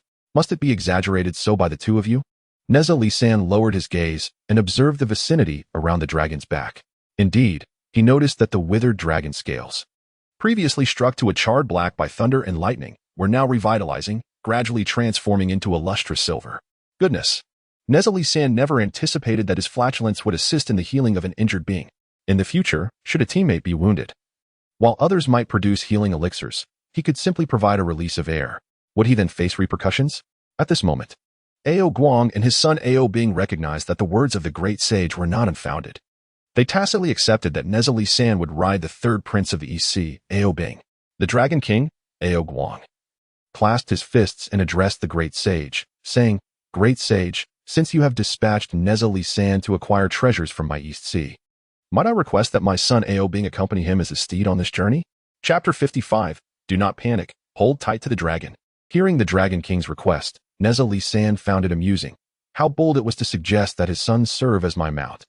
The great sage nodded slightly and replied, "It is permissible. Ao Bing may accompany you back to the East Sea. Be swift in your return and do not allow any distractions along the way." "Understood," Ao Bing replied.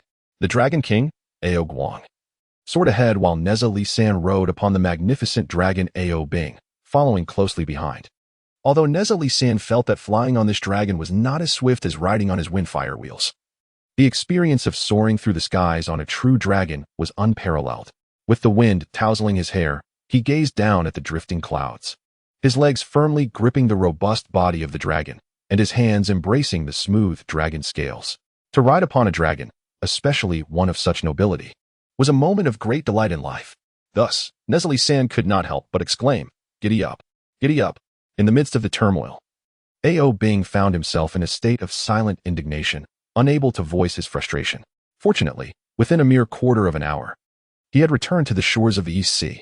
At this moment, Nezha, also known as San, observed that by the coastline stood thousands of the Dragon King's minions, shrimp soldiers and crab generals alike, who seemed to be in a state of disarray, filled with anxiety.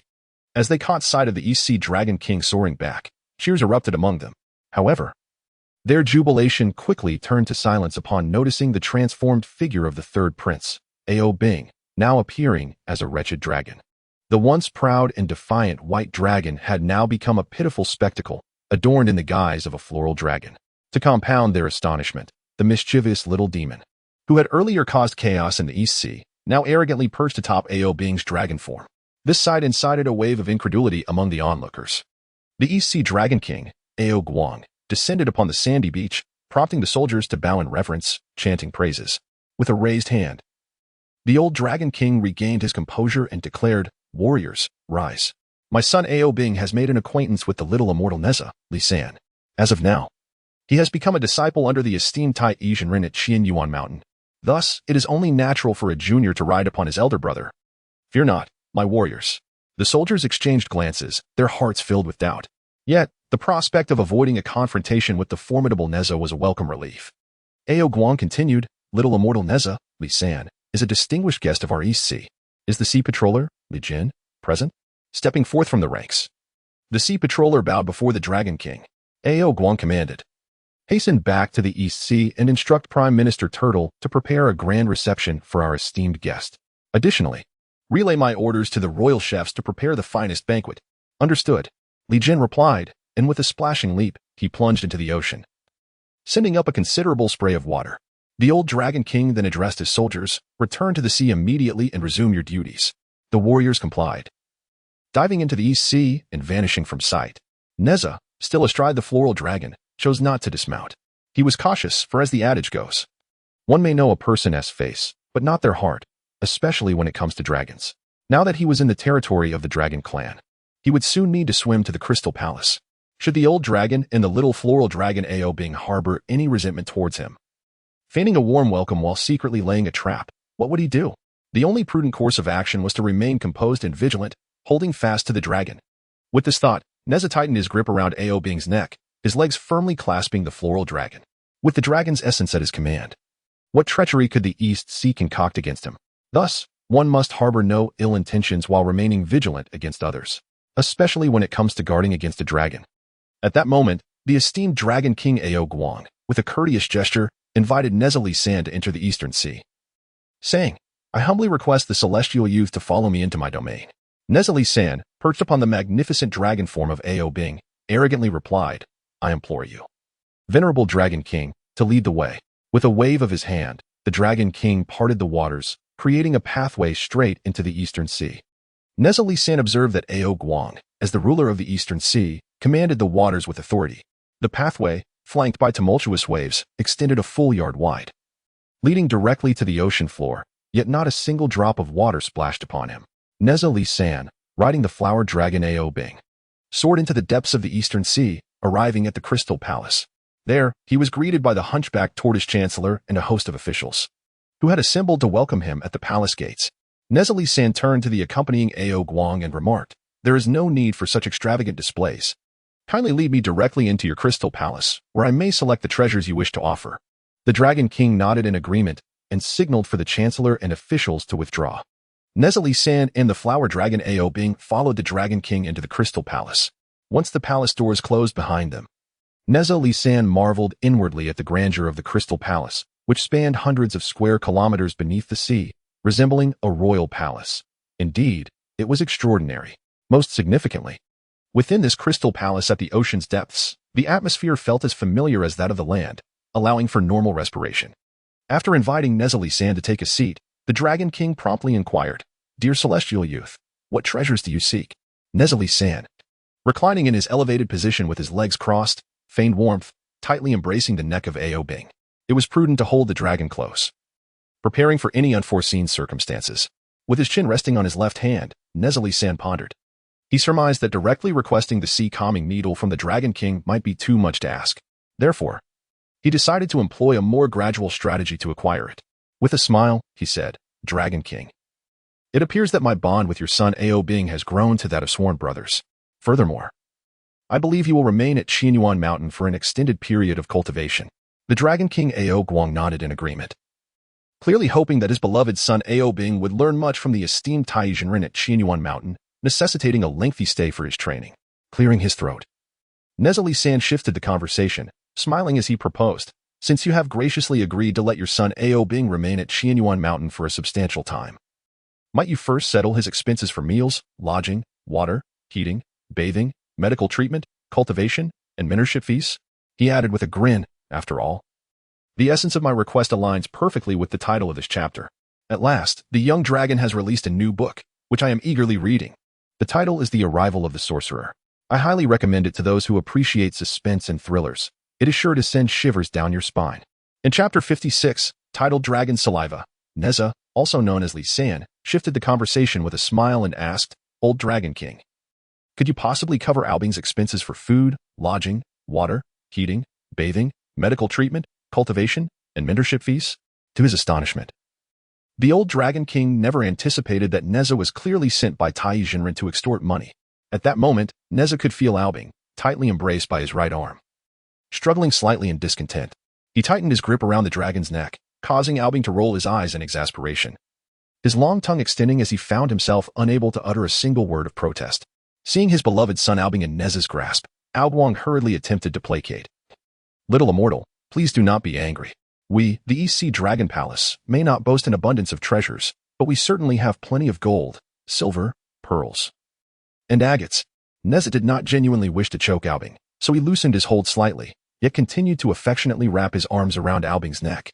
The old Dragon King commanded his subordinates, sea soldiers, go to the East Sea Treasury and fetch 1,000 taels of gold and silver each, along with 100 exquisite pearls. I intend to bestow these treasures upon this young immortal. Wait, Nezha immediately interjected. I am well aware of the vast riches found in the East Sea. Old Dragon King, how can you be so stingy? The old Dragon King, Albing, shot Nezha a disapproving glance, feeling he was not being stingy at all. Nezha continued, consider this, old Dragon King. My master, Taizhenren, saved your beloved son Albing's life.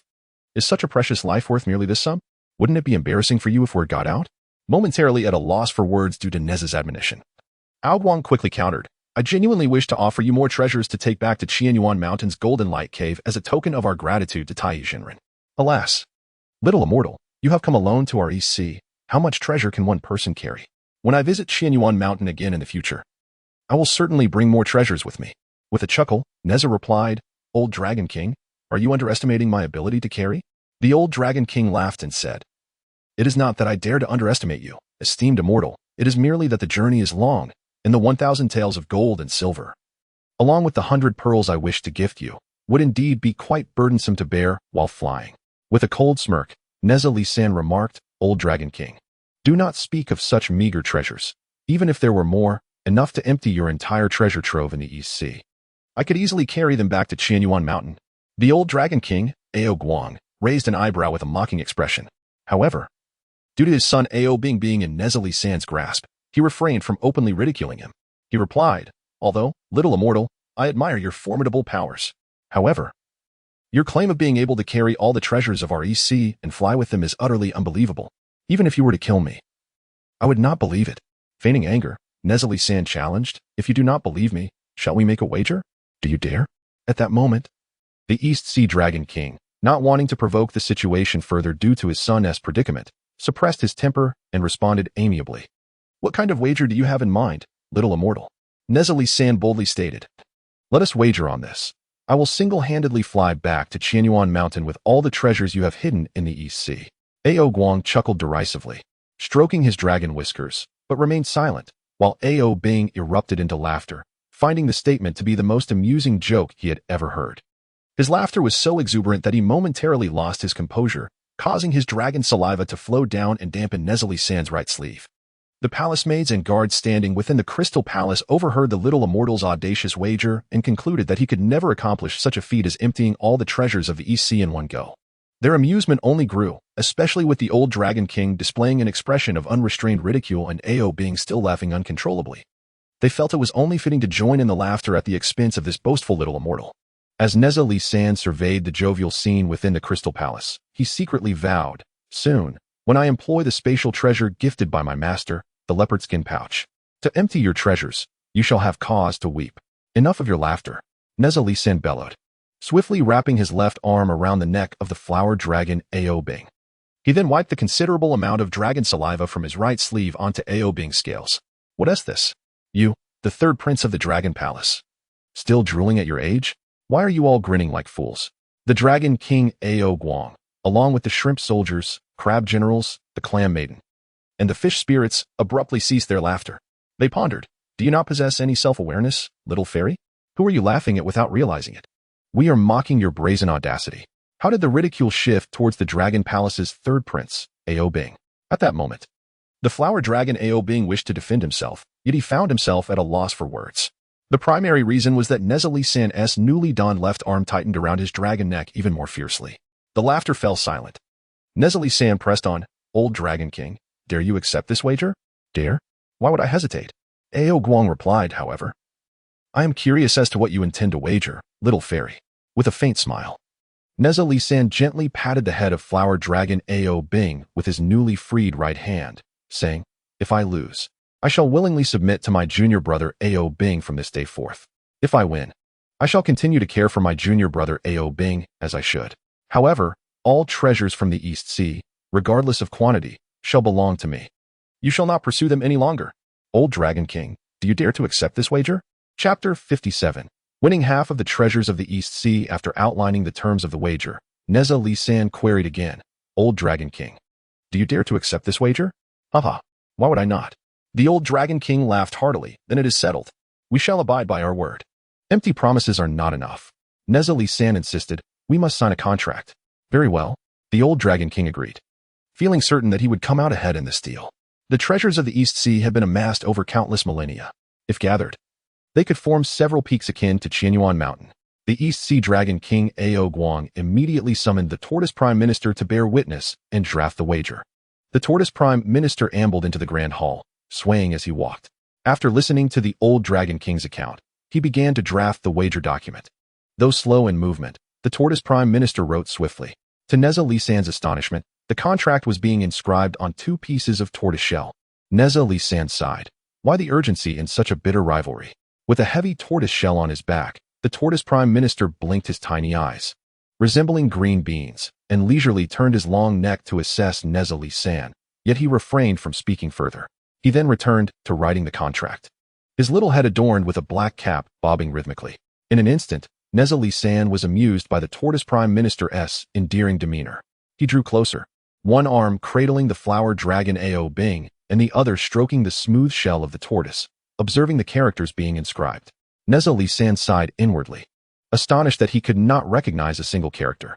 However, after analyzing the current historical context and observing the primitive pictographs inscribed by Prime Minister Turtle, he surmised that it must be the Great Seal script. Indeed, the Great Seal script should resemble Oracle Bone script. How could I possibly comprehend it all? Nezha Li San muttered to himself.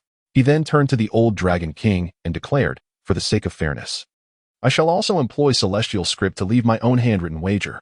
Taking the brush from Prime Minister Turtle, Nezha Li San began to write on 2 pieces of turtle shell. Fortunately, the content was brief, and in no time, he had completed his writing. The Old Dragon King and Prime Minister Turtle leaned in, stretching their necks to catch a glimpse of the celestial script that Nezha Li San claimed to have inscribed. Each character that Nezha Li San penned was square and upright, perfectly aligned, with strokes sharp and contrasting, the dots nearly circular, and the corners elegantly rounded. This bore no resemblance to the rounded characters of the Great Seal script from the Shang Dynasty. What exquisite calligraphy! The Old Dragon King and Prime Minister Turtle exclaimed in awe, marveling at the privilege of witnessing the celestial script firsthand. Instantly, they held deep admiration for Nezha Li San's remarkable penmanship, having lived for over 10,000 years. The Old Dragon King and Prime Minister Turtle were blissfully unaware that the script Nezha Li San wrote was merely the standard regular script that even elementary school students could master. Upon completing the wager document, the Old Dragon King and Nezha Li San each retained a signed piece of turtle shell. Then, the Old Dragon King led the way, while Nezha Li San rode on the flower dragon Ao Bing, following closely behind, until they arrived at the entrance of the treasure vault in the East Sea. This vault was carved and expanded from natural underwater caverns. As the guards swung the vault door wide open, Nezha Li San was immediately dazzled by the blinding brilliance of gold, silver, and gems within. The Old Dragon King smiled with satisfaction and said, Little immortal, come in with me. Behold, my treasure vault spans a full 365 acres, with treasures piled several feet deep. Wrapping his arms around Ao Bing's neck, Nezha Li San entered the treasure vault. Indeed, he was met with an endless expanse of pearls, gold, silver, turtle shells, and seashells. From his vantage point, Nezha Li San discerned that the vault contained approximately 5% gold and silver, around 15% pearls, while the remainder was predominantly comprised of turtle shells and various sizes of seashells. After all, the East Sea was renowned for its pearls, turtle shells, and shells. As Nezha Li San scrutinized further, he noticed that the pearls, though varying in size, all radiated a brilliant light, illuminating the underwater treasure vault as if it were broad daylight. Among those tortoise shells, the largest could rival even the grandest grinding stone.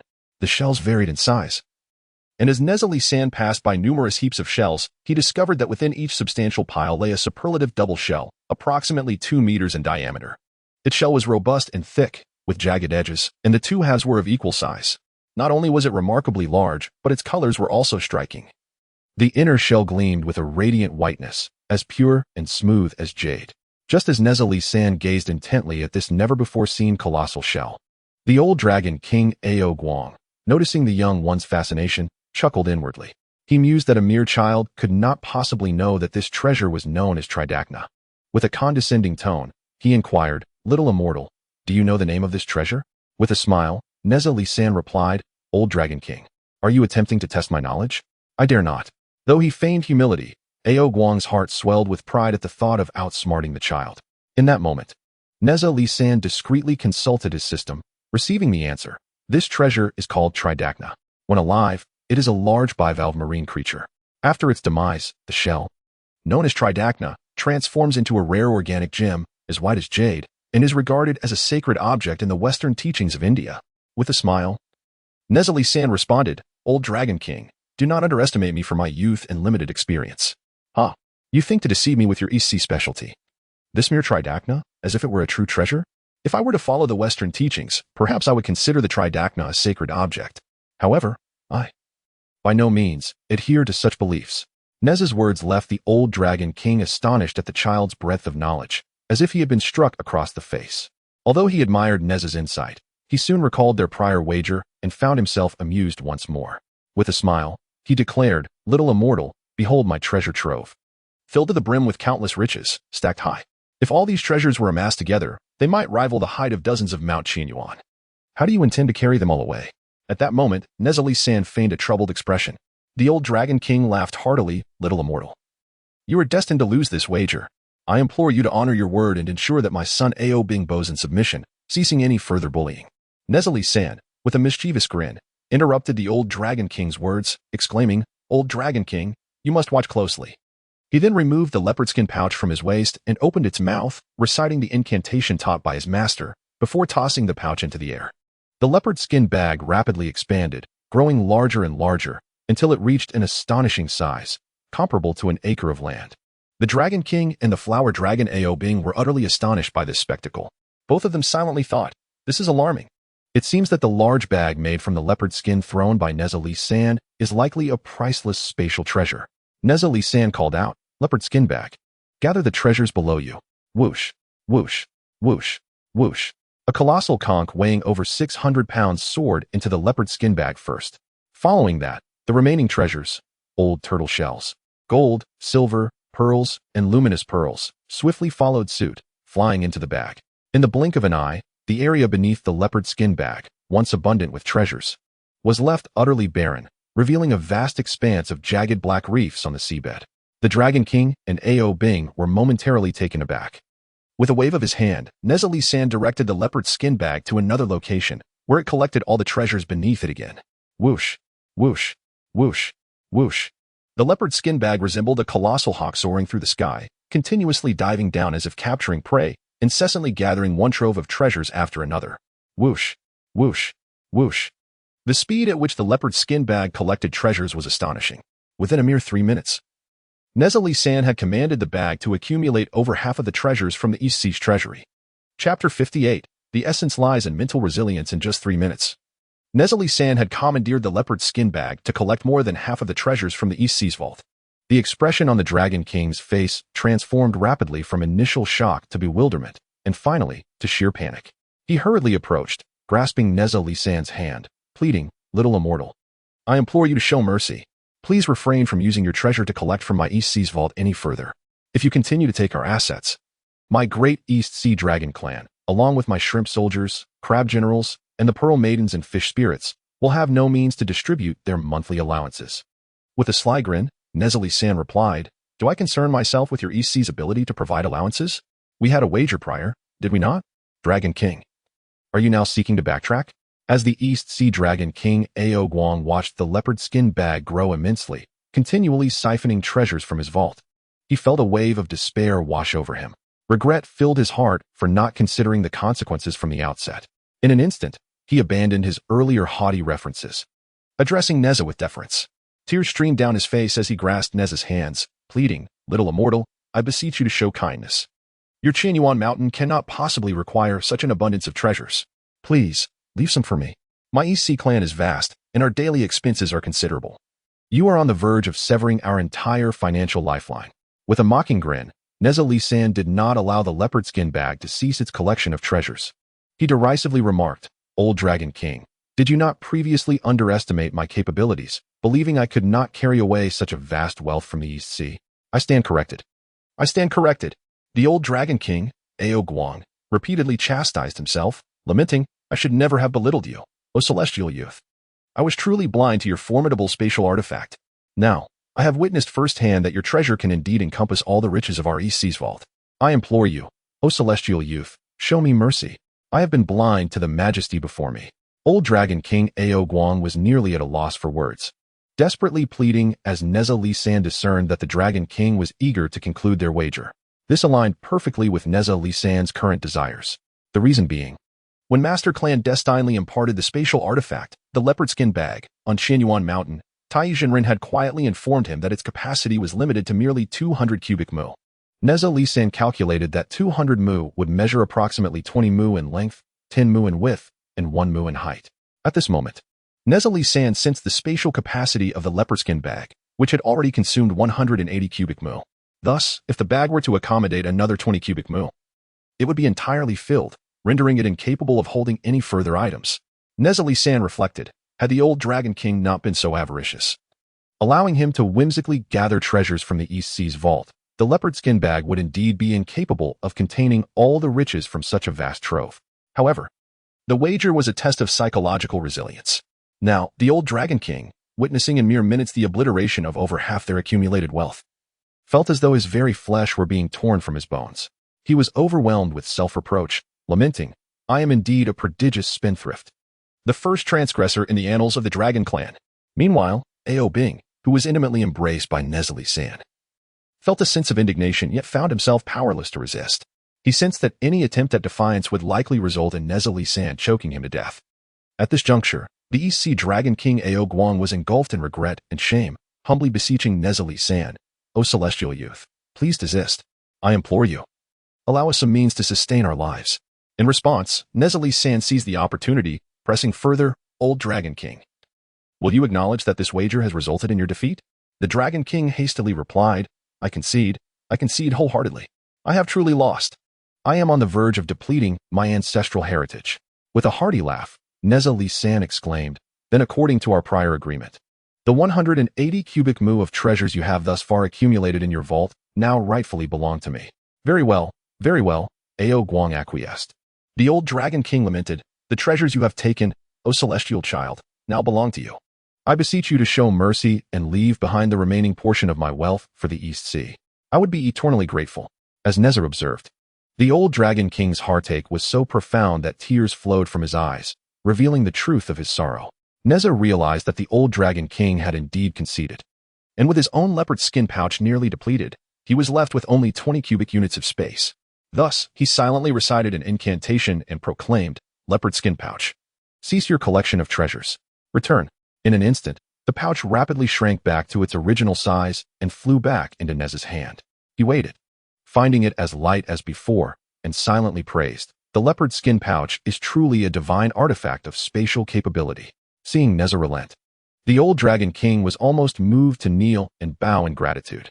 He exclaimed, "Thank you, O celestial child, for your kindness." With a mischievous smile, Nezha replied, "In light of my brotherhood with your son Ao Bing, I can spare you half of your treasures. However, might you offer me something in return?" The old Dragon King, realizing Nezha's intentions were far from benevolent, cautiously inquired, "What do you desire, O celestial child?" "I lack weapons," Nezha said with a smile. "I have heard that your dragon palace possesses many fine weapons. Could you grant me a few?" The old Dragon King was at a loss for words. "Are you truly in need of weapons? Is not the purple flame spear yours?" However, in his current predicament, he dared not voice his thoughts. Observing the old Dragon King's hesitation, Nezha raised his leopard skin pouch, implying that should the old Dragon King refuse, he would continue to use this spatial artifact to claim all remaining treasures from the treasury. The old Dragon King, though seething with indignation, concealed his dissatisfaction and reluctantly nodded. "Then please, O celestial child, follow me to my armory in the East Sea." With that, Nezha replicated his earlier actions and collected thousands of weapons from the East Sea armory. However, most of these were mere earthly weapons, hardly worthy of his attention. Nevertheless, these weapons could be taken back to Qintang Pass for his adoptive father, Li Jing, and be of use to his soldiers. At this moment, What Nezha yearned for most was the legendary sea-stabilizing needle. However, these weapons could be brought back to Chin'ang Pass and presented to my esteemed father, Li Jing. Let the soldiers under his command wield them. At present, Nezha, also known as Li San, yearns most fervently for the renowned Dingai Shenjin, which is the very same weapon later wielded by Sun Wukong as the Rui Jinggu Bang. Yet, he is acutely aware that his soul hails from the 21st century. Moreover, throughout his time in the 21st century, he has always been a law-abiding and virtuous youth. It would be utterly inappropriate to transmigrate and abandon his principles so readily. His covetous desire for the Dingai Shenjin must remain unspoken and certainly not seized by force. He must employ some clever stratagem, ensnaring the Dragon King in the process. For that would indeed be a display of brilliance, preserving his reputation as a good lad. What kind of ruse should he employ? After contemplating, Nezha, Li San decided to adeptly mimic the tactics of the great sage, Sun Wukong. With this thought in mind, Nezha Li San promptly addressed the Dragon King. Old Dragon King, the weapons in your armory are far too light. They do not suit my grasp. The Dragon King, Ao Guang, darkened his countenance, displeased, yet dared not respond directly. He inwardly cursed, if you find them unsuitable, why have you stuffed them all into your leopard skin bag? There are thousands of weapons here. With a smile, Nezha Li San continued, Old Dragon King, it is getting rather late, and I must return to Qianyuan Mountain with your beloved son, Ao Bing. Please assist me in finding a weapon that I can wield with ease, and we shall take our leave. This way, I can help your son, Ao Bing, regain his cultivation sooner. The Dragon King, suppressing his anger, contemplated rebuking Nezha Li San, but given that his son Ao Bing was being tightly embraced by this mischievous child, he refrained from further words. The Dragon King thought to himself, if I provide this little trickster with a fine weapon, I can expedite his departure. He immediately commanded his subordinate, Gui Duci, fetch a blade. After a brief moment, Gui Duci presented a grand broadsword. Nezha Li San beheld the blade, which glimmered with a chilling light and bore an exceptionally sharp edge. He perceived it to be an extraordinary weapon. Recalling the tales from the journey to the west, he, with an air of pretentious pride, mimicked Sun Wukong's mannerisms and declared, I am not skilled with a sword. Please bestow upon me another. He then added a theatrical line. However, on Qianyuan Mountain, the weeds abound. I suppose I could utilize this sword as a tool for cutting grass. With a toss of his leopard skin bag, Nezha Li San appropriated the grand broadsword from Gui Duci, leaving him momentarily bewildered and empty-handed. The Dragon King was speechless for a considerable time, nearly succumbing to a fit of rage. After several deep breaths, he lamented, This sword is called Pibua Zhanlong de Handao, weighing 980 pounds. How can you possibly use such a precious blade as a mere tool for cutting grass? Hiki, Nezha Li San smiled and remarked, The spiritual energy at Qianyuan Mountain is exceedingly abundant. The flora and fauna there are remarkably resilient. Without your precious blade serving as a mere chopping tool, one could hardly make a dent. Moreover, your son Ao Bing will soon be making his living at Qianyuan Mountain as well, with his body adorned in dragon scales. It would not be ideal for our robust vegetation to scrape them off, would it? The old Dragon King, though seething with indignation, dared not voice his discontent. He cast a glance at Nezha Li San and then looked sorrowfully at his beloved son Ao Bing, who was being embraced tightly, his face flushed red. Although the old Dragon King was aware that Nezha Li San's words were mere nonsense, he could not muster the courage to refute him. Under Nezha Li San's insistent demands and his cheerful intimidation, the old Dragon King had no choice but to allow Captain Ba to lead the eel warriors in retrieving a 9-pronged fork. Nezha Li San recalled that, according to the journey to the west, this formidable weapon weighed approximately 3,600 pounds, indicating it was no ordinary item. With his current cultivation, he pondered whether he could wield this fork as effortlessly as Sun Wukong. He was uncertain of his own capabilities. However, he was fortunate to possess a system. Consulting it would provide clarity. Upon receiving the system's response, Nezha Li San learned that, at his current nascent soul stage, his strength had reached 15,000 pounds. With the system's affirmation, he felt reassured. He decided to demonstrate his prowess to the old Dragon King, assuring him that he would be capable of safeguarding his beloved son Ao Bing. Thus, he resolved to make a grand display within the Crystal Palace. With his left arm wrapped around the dragon's neck of the flower dragon Ao Bing, he leaped into the air, soaring towards Captain Ba and the eel warriors. They were startled, nearly dropping the heavy 9-pronged fork. Nezha Li San extended his right hand, effortlessly grasping the fork, which the two sea warriors could barely lift together. Alas, he had not learned the techniques for wielding a fork. He had no choice but to improvise, thrusting it about with fervor. Captain Ba and the eel warriors, alarmed, swiftly dodged to a safe distance, their hearts racing with anxiety. Heavens, this little demon. Please do not mistake us for large fish. The old Dragon King was equally astonished. beads of sweat forming on his brow. He found it utterly incredible that this diminutive Nezha San could possess such extraordinary strength. Yet, he felt a slight comfort in witnessing the young celestial child seemingly enjoying the heavy nine-pronged fork. With a forced smile, he inquired, "Young immortal, is this nine-pronged fork to your satisfaction?" "Not quite," Nezha San replied. "It's too light. I find it unwieldy." As Nezha San spoke, he tossed a nine-pronged fork high into the air, startling the myriad beings beneath the sea, who scrambled to evade it. He then cast the leopard skin pouch upwards, retrieving the nine-pronged fork that had soared above his head. The assembly of aquatic creatures was left in utter bewilderment. "This fork, I shall take," Nezha San calmly declared.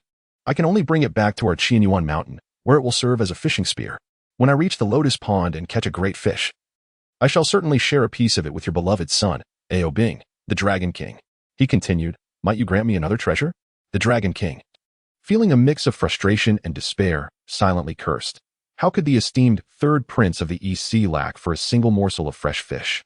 What pained the Dragon King was that two exquisite weapons had been so effortlessly appropriated by this young trickster, who even had the audacity to display contempt. It was infuriating.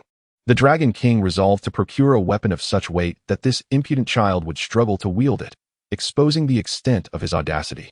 Chapter 60, The Golden Cudgel. Truly amusing. The Dragon King, still reeling from indignation, firmly decided to issue a command. "Admiral Bien, generally, bring forth our East Sea's mighty polearm, the 7,200 Jinhuajin Feng Dianji." The two towering figures, Admiral Bien and General Li, complied and soon returned, laboriously carrying the polearm, panting heavily under its immense weight. With Ao being cradled in his left arm, Nezha San approached Admiral Bien and General Li. He effortlessly grasped the polearm's shaft with his right hand and swung it with imposing authority, creating a resounding whoosh that stirred the air within the Crystal Palace. Subsequently, he planted the Feng Dianji into the rocky seafloor, proclaiming with a flourish, "It's still rather light. However, I shall take it with me. And once your son Ao Bing's cultivation reaches greater heights, I shall bestow this Feng Dianji upon him." The Dragon King felt a surge of displeasure. How could one simply gift away the possessions of the sovereign? Just then, Nezha San repeated his earlier antics, using the leopard skin pouch to claim the Feng Dianji. The Dragon King felt a mix of anger and fear, raising his hands in a gesture of submission. "Celestial child, this is the only weapon of such weight in my palace. There is nothing heavier." Yet, Nezha San, with a mischievous smile, recalled scenes from the journey to the west. It was said that if the great sage son were to come to the Dragon Palace in search of weapons, at this moment, the Dragon King's consort and daughters would flit past him, reminding, "My king, observe this saint. He is no trivial matter. Within our ocean's depths, the divine iron from the river of heaven, radiant and auspicious, may soon reveal itself in the presence of this saint."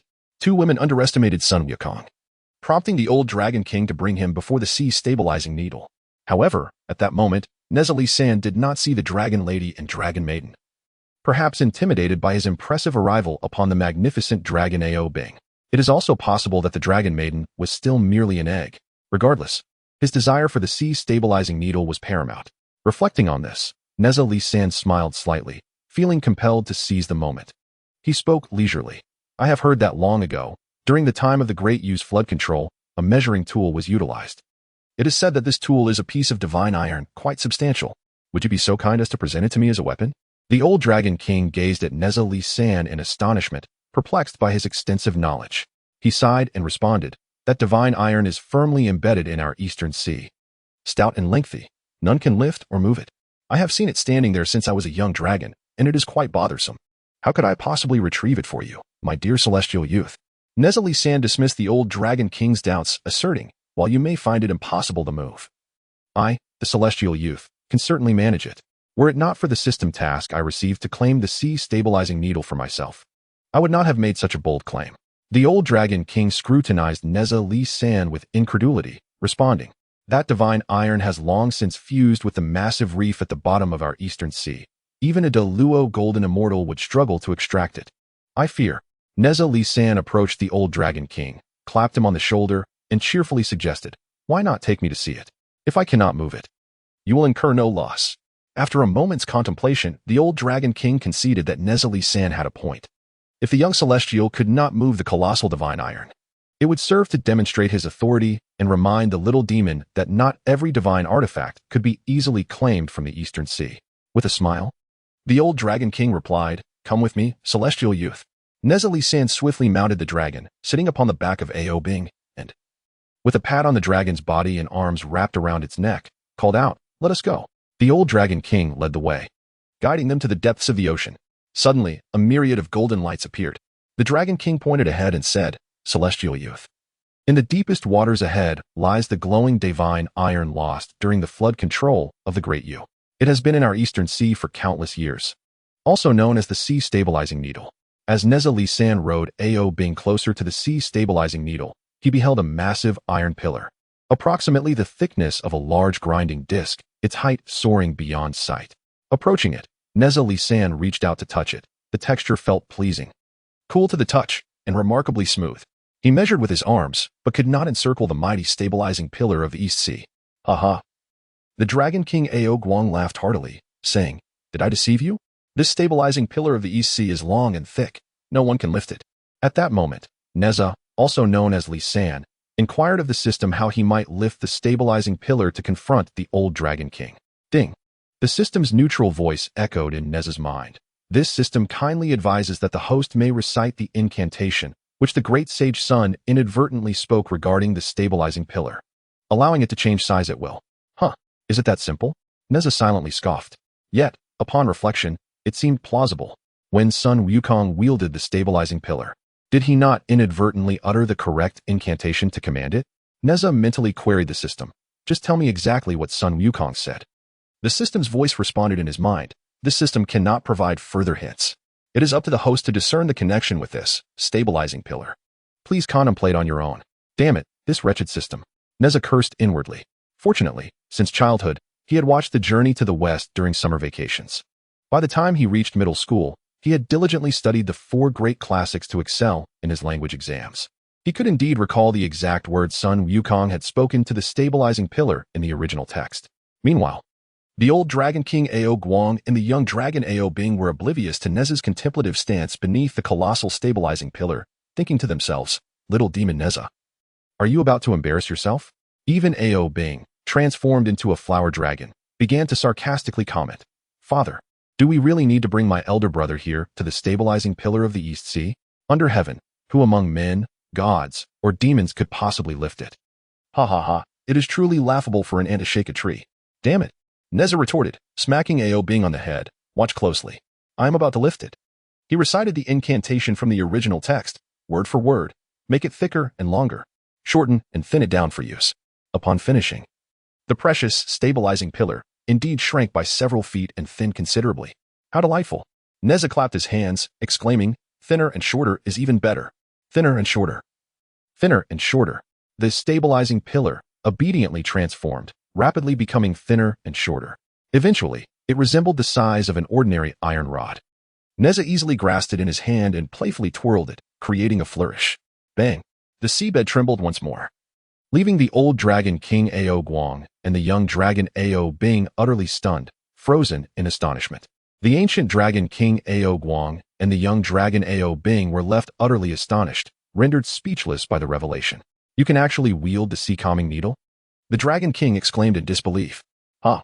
It appears that the sea-calming needle is destined to be mine." Nezha, also known as Li San, replied with a playful grin. "As we agreed earlier, should I manage to lift it, it shall belong to me." He then skillfully twirled the needle, creating tumultuous waves in the eastern sea. Witnessing Nezha's effortless manipulation of the sea-calming needle as if it were merely a slender stick filled Ao Guang with dread. "Celestial youth, that needle is an ancestral artifact of our dragon lineage.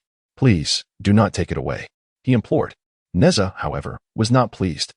He bent his arm and tightly embraced Ao Bing's neck, applying a slight pressure that elicited a pained dragon's roar from the young dragon, not a boastful display, but one of genuine distress.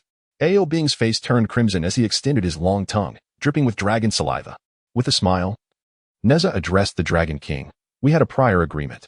If I can lift this sea-calming needle, it is rightfully mine. Why do you continue to protest? Do you wish to deny our pact?" The Dragon King bowed his head, acknowledging his own fault in the matter. He lamented that he had underestimated this little demon from Qianyuan Mountain. Who could have predicted that he would wield the seemingly immovable sea-calming needle as if it were a mere twig? "Fear not, Dragon King," Nezha reassured him. "Did you not previously claim that the sea-calming needle was an eyesore in your eastern sea? Now that I have removed it for you, should you not express your gratitude?" The Dragon King was at a loss for words. His earlier boast had been mere bravado, not a sincere sentiment. At that moment, Nezha examined the sea-calming needle closely. It featured golden hoops at both ends, with a section of dark iron in between, inscribed with golden characters that read Rui Jingu Bang. Nezha felt a surge of joy and continued. Dragon King, I am now the elder brother of your son Ao Bang. If I possess this Rui Jingu Bang as my weapon, and should my junior brother Ao Bang be bullied by other deities or demons, with my right hand wielding the purple flame spear and my left the Rui Jingu Bang, weighing 13,500 pounds, I challenge anyone in the world to defy me. Sighing heavily, the Dragon King responded, as long as you do not bully my son Ao Bang, I shall be eternally grateful. We are, after all, good brothers bound by affection. How could I ever bully him? Nezha replied earnestly, filled with sincerity. As he prepared to take his leave, he hoisted the immense Rui Jingu Bang, weighing 13,500 pounds, and mounted the dragon. Just as he settled upon the back of the flower dragon Albing, a sudden thud followed by a pained exclamation echoed, "Ouch!" The flower dragon Albing collapsed under the unexpected weight, crying out in distress. Nezha, upon witnessing Albing's plight, recognized his oversight, akin to overloading a vehicle. Nonetheless, Albing, being a true dragon, though burdened by such a considerable weight, was not crushed by it. Quickly dismounting, Nezha scratched his head, feeling somewhat awkward as he said, I truly did not anticipate that the flower dragon Albing would be so fragile under pressure. The old Dragon King, Aoguang, wore a look of exasperation and remarked, Young immortal, your intent seems to be to crush my son Albing. My sincerest apologies. Nezha replied, I overlooked the fact that Albing cannot bear the weight of my Rui Jingu Bang. However, I have a solution. As he manipulated the Rui Jingu Bang in his hands, he contemplated aloud, let it be shorter and finer. In an instant, the Rui Jingu Bang transformed into a diminutive rusty needle. Yet, upon weighing it, he found that even in its reduced form, its weight remained unchanged at 13,500 pounds. He stowed the now needle-sized Rui Jingu Bang into his leopard skin bag and once again mounted the dragon. This time, Albing felt capable of accommodating Nezha. Realizing he had amassed a considerable trove of treasures from the Eastern Sea, Nezha deemed it prudent to withdraw.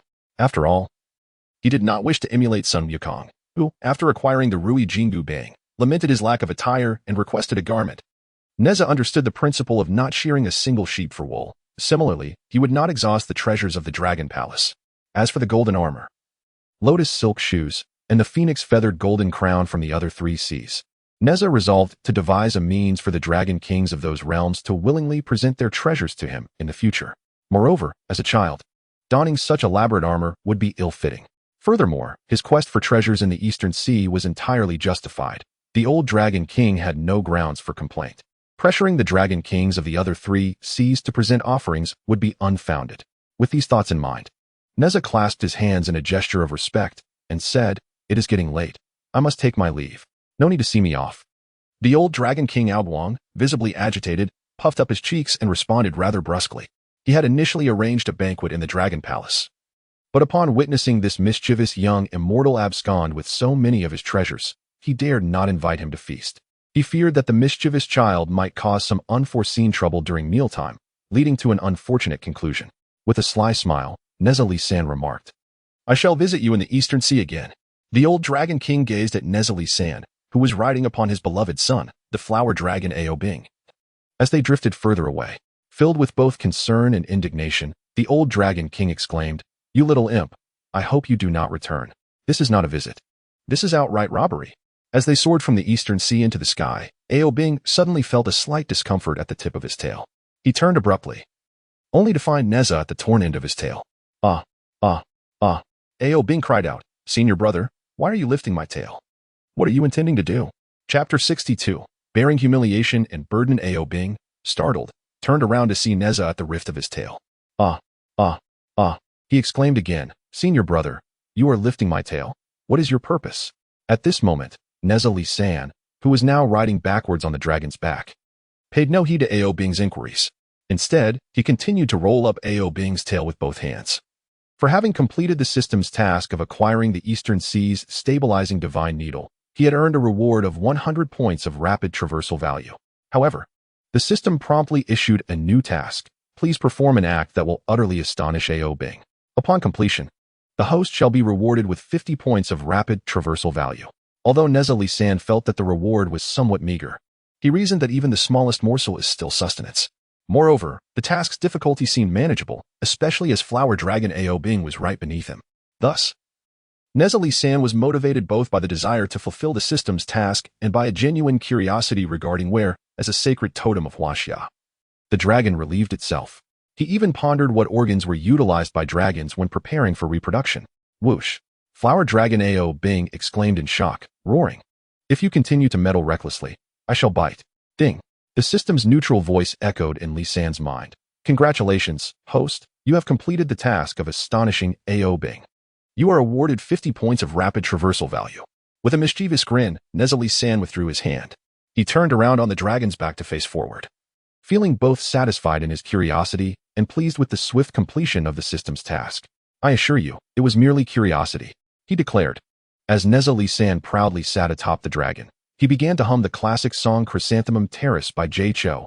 Your tears, delicate yet wounded, the pale crescent moon ensnares the past. The night stretches endlessly, crystallizing into frost. The chrysanthemums wilt, leaving a trail of sorrow. Your smile has faded, like flowers that fall and break hearts. A voice, neutral and mechanical, echoed once more in Li San's mind. This system issues a new task. Please return to Qintang Pass along the way, bringing with you the seafood delicacies of the East China Sea, as a token of gratitude to Li Jing and his wife for their nurturing of the host's current body. Completing this task will reward the host with 50 points of rapid traversal value. Nezha San perceived the difficulty of the tasks issued by the system as exceedingly low. Hence the rewards were likewise modest. However, even without the system's directive to return to Qintang Pass to visit Li Jing and his wife, would he not have gone back regardless? He already harbored intentions of returning home for a brief visit. Previously, the urgent pursuit of the Dragon King had forced him to abandon the idea of checking on his parents, fearing that it might bring them trouble. Now, this simple task issued by the system perfectly aligned with his desires. With this thought in mind, Nezha San commanded the dragon Ao Bing, go. Fly to the beach where I previously caused a stir in the sea. Ao Bing, uncertain of Nezha San's intentions, dared not inquire further. In terms of strength, he was no match for Nezha San. In terms of status, Nezha San was his senior brother and the most favored disciple of their master. Obediently, like a loyal dog, Ao Bing carried Nezha San to the sandy shores previously disturbed by their antics. Immediately, a delightful aroma of seafood wafted through the air. Nezha San called out, Huntian Ling, come forth. The leopard print bag automatically opened, and Huntian Ling sprang out. Grasping one end of Huntian Ling, Nezha San flicked it forward and then pulled it back. The end of Huntian Ling ensnared a large crab, nearly a meter in diameter, delivering it directly to Ao Bing's mouth. With a smile, he said, little junior brother Ao Bing, it seems you have been toiling under the weight of your elder brother. Here, enjoy a roasted crab. At that moment, Ao Bing could scarcely believe his ears. The dragon race, too, required sustenance from the sea, primarily consuming various oceanic creatures that had not yet attained sentience. Tears welled in Ao Bing's dragon eyes, overwhelmed by the honor bestowed upon him. This was a reward from a powerful being. How could he refuse? This was the affection of his elder brother. How could he not partake? With tears of gratitude, Ao Bing trembled with excitement, opening his massive dragon jaws wide. In one swift motion, he devoured the entire crab. Crunch, crackle, crackle. Ao Bing even bit through the crab's hard shell. The freshly roasted crab, not yet cooled, still exuded warmth and succulent juices. As the succulent meat was sprayed into Ao Bing's dragon mouth, he not only savored its unparalleled deliciousness but also felt the profound affection from his elder brother towards this newly initiated younger disciple. Is it tasty? Inquired Nezha, also known as Li San. Absolutely delightful. Ao Bing gratefully responded, far better than eating it raw. Hee hee, Nezha smiled, asking, if it's so good, why not swallow it all? Indeed, I've consumed everything, even crushed the shell and swallowed it. Ao Bing replied with great satisfaction. Tell me, Ao Bing, did you notice any unpleasant odor from the crab? Nezha inquired seriously. Ao Bing was rendered speechless, suddenly realizing that Nezha, who had always teased him, could not possibly be so kind as to offer him roasted crab. Was he truly being asked to taste this roasted crab, left out for nearly half an hour, to determine if it had spoiled? He felt a wave of realization wash over him, understanding he had been played. Fortunately, the roasted crab was indeed still fresh. Nezha gently patted Ao Bing's dragon head and pressed, come on, Ao Bing. Feeling aggrieved, Ao Bing replied, the crab is really quite fresh. It hasn't spoiled. Nezha, using his magical ribbon, rolled up a roasted scallop and several grilled fish, feeding them into Ao Bing's dragon mouth. He questioned, "Little Bing Bing, are these seafood still fresh?" The flower dragon, Ao Bing, felt wronged yet bore the humiliation, chewing on the various seafood. Crack, crunch. He lamented, "They are all still very fresh." In truth, Nezha also believed that the seafood he had previously grilled should not have spoiled, as it had not been left out for long. However, part of this seafood was intended as a tribute for Nezha's parents, the parents of the body he had taken over, as well as for his master, Tai Junren, and his little sister, Su Daji. Naturally, he had to ensure their freshness. Allowing Ao Bing to sample this seafood was indeed a kindness. It is worth noting that in the original tale of Fengshen, Nezha had brutally slain Ao Bing and extracted his dragon tendons. Nezha tossed his magical ribbon, wrapping up the mound of grilled seafood piled high on the beach. Then he said to Ao Bing, "Let us head to Chenang Pass." Where's Chenang Pass?" "I do not know the way." Ao Bing questioned. "What the heck?" Nezha replied impatiently, "Is your dragon prowess so limited?" Ao Bing remained silent. Nezha then jumped off the dragon. In truth, he was unsure of how to reach Chintang, but he was not afraid, for he possessed the wind fire wheels that could automatically identify destinations. Nezha summoned the wind fire wheels, cradled the flower dragon Ao Bing, and commanded, "To Chintang Pass." Whoosh! The wind fire wheels soared into the sky in an instant, swiftly generating wind and flames as they sped away. "Oh my!" Ao Bing exclaimed. Due to the rapid ascent of the wind fire wheels, Ao Bing's long, serpentine dragon form was abruptly straightened. "Master brother, you fly so swiftly." Ao Bing remarked enviously. "What enchanted artifact are you standing upon that breathes fire and conjures wind?" "The wind fire wheels," replied Nezha, Li San. He was aware that this was the second time he had flown with Ao Bing in such a flamboyant manner.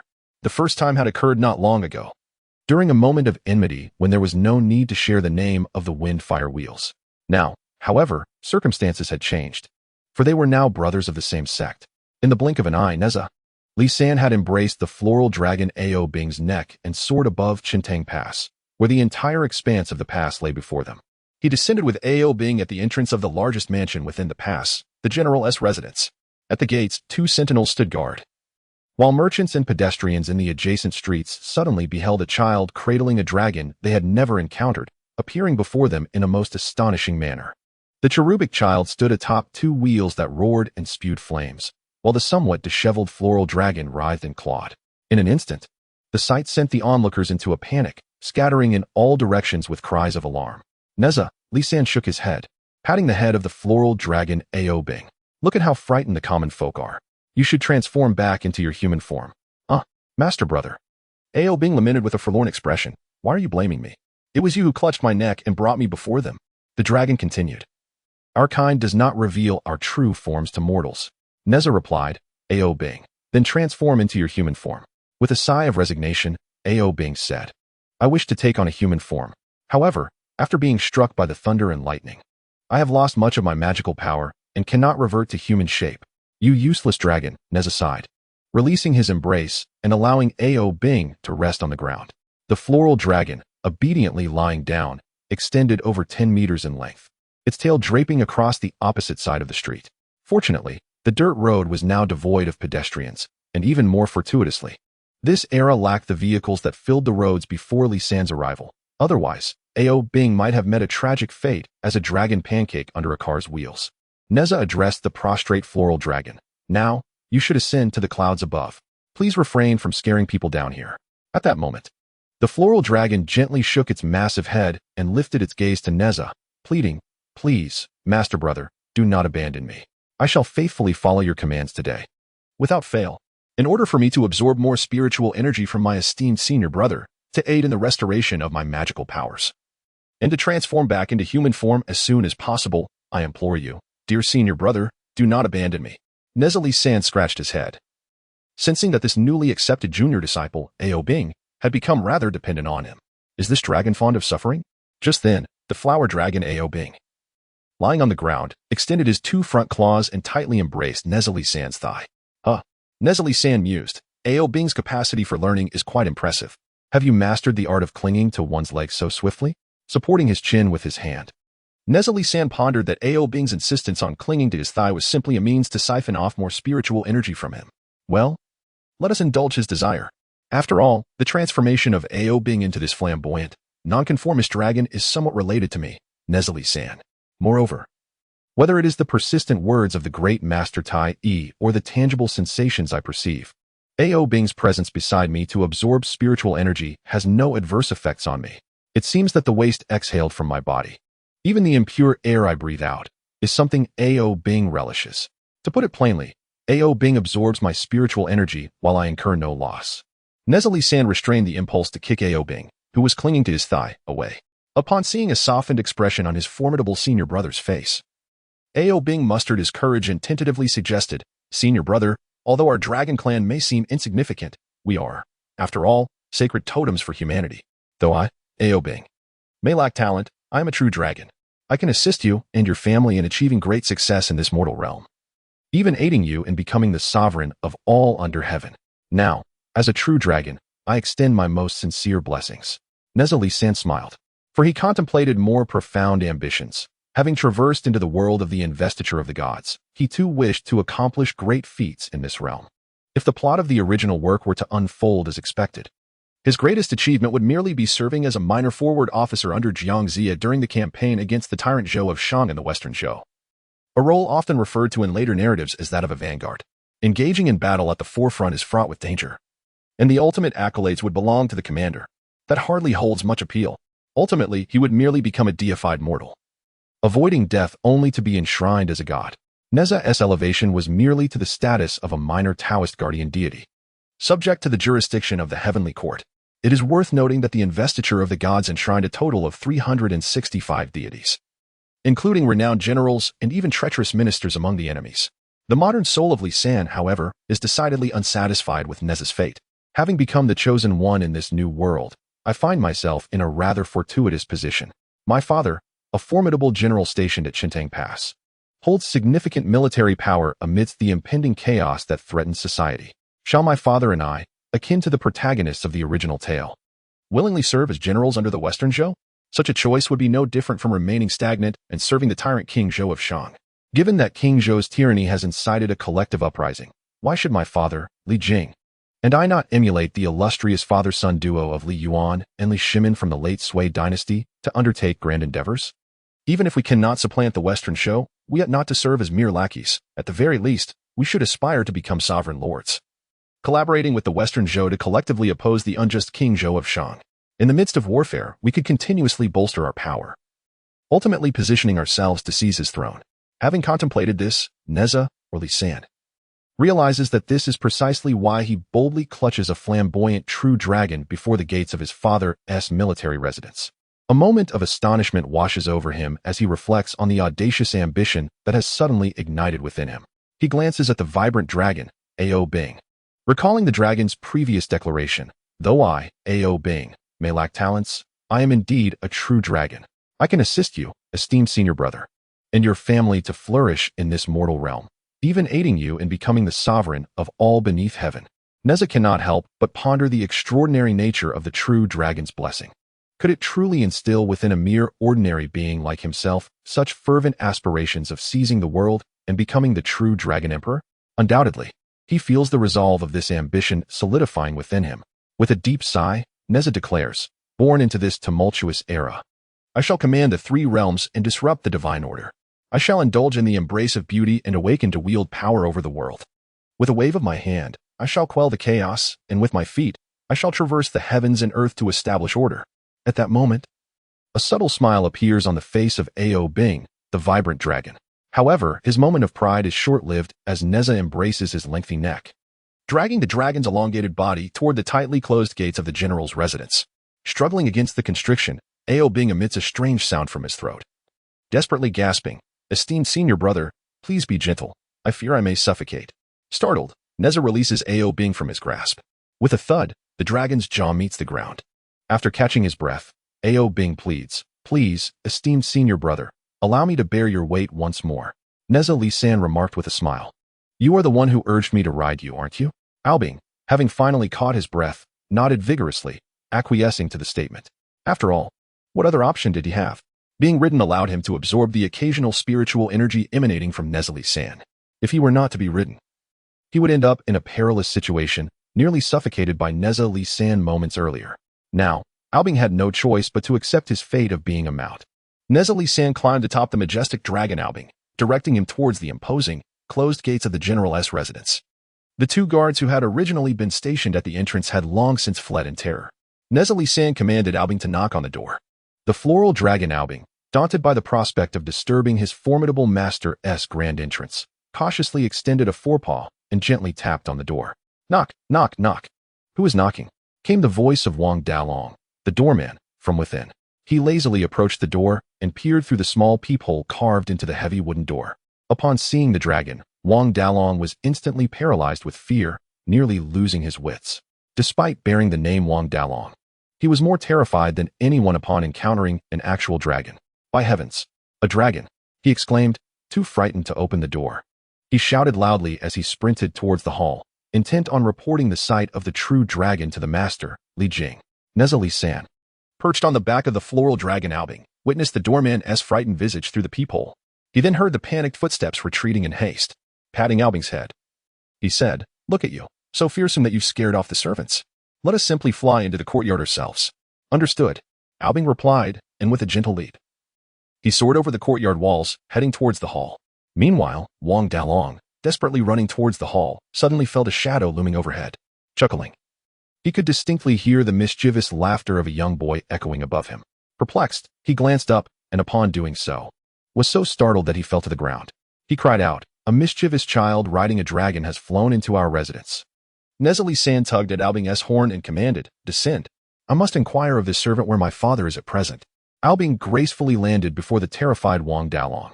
Overwhelmed with fear, Wang Dalong felt a warm stream flowing uncontrollably within his trousers. He exclaimed, "Please spare me.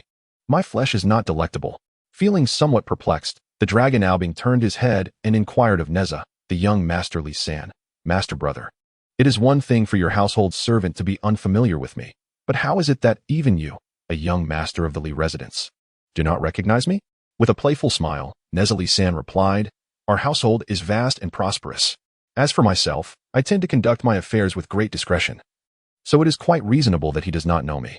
Naturally, Nezha could not reveal to his young disciple Albing that he had only been born yesterday and was accepted as a disciple by the esteemed Taishanren this very morning, subsequently soaring into the skies from the Li residence's courtyard.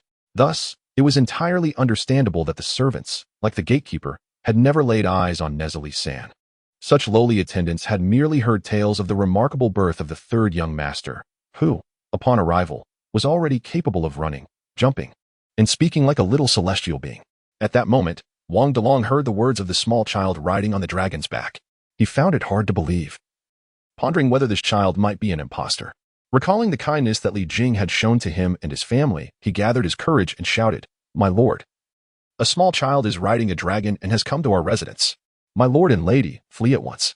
Trembling, Wang Dalong abruptly stood and lunged toward the massive dragon's head. He placed his head beneath the dragon's maw and cried out, "My lord and lady have shown me kindness. If this dragon must devour someone, let it feast upon me, Wang Dalong, instead. Spare my lord and lady." Albing, however, tightly closed his jaws, unwilling to open his mouth lest this fool truly thrust his head inside and risk injury from his sharp dragon teeth. After all, he was riding on the back of a formidable master, the most loyal watchdog of the household. Moreover, Albing had never consumed a human. At this moment, Nezha San was nearly amused by Wang Dalong's antics, and he felt compelled to test him further. With a stern expression, Nezha coldly declared, "My steed does not consume human flesh. However, I do." He leapt from the floral dragon, seized Wang Dalong, and glared with wide eyes to intimidate him, saying, "I am a little demon, carefree and unrestrained. I kill without hesitation and consume without remorse. I can devour 7 or 8 in one go until my belly bursts. You alone shall not suffice to sate my hunger. Quickly divulge the whereabouts of your lord and lady, and I may spare you." Nezha observed that the 30-something gatekeeper was trembling uncontrollably. He even detected a foul odor emanating from the servant's lower garments. However, what impressed Nezha was that this servant suddenly closed his eyes and resolutely stood his ground. Wang Dalong tightly shut his eyes and forcefully rammed his large head into the front teeth of Nezha San. Fortunately, Nezha San was quick to evade, and Wang Dalong's head did not collide with him. Wang Dalong exclaimed, "Last year, my mother was gravely ill, and thankfully, my lord and lady provided funds to hire a doctor, which allowed my mother to recover. Little monster, if you crave flesh, then feast upon me first. Even in death, I shall not lead you to my lord and lady." Ha ha ha. Nezha San burst into laughter and released Wang Dalong. Wang Dalong, astonished, inquired, "Little monster, why do you not consume me?" Chapter 65, The Immortal Caresses My Crown, Granting Eternal Life.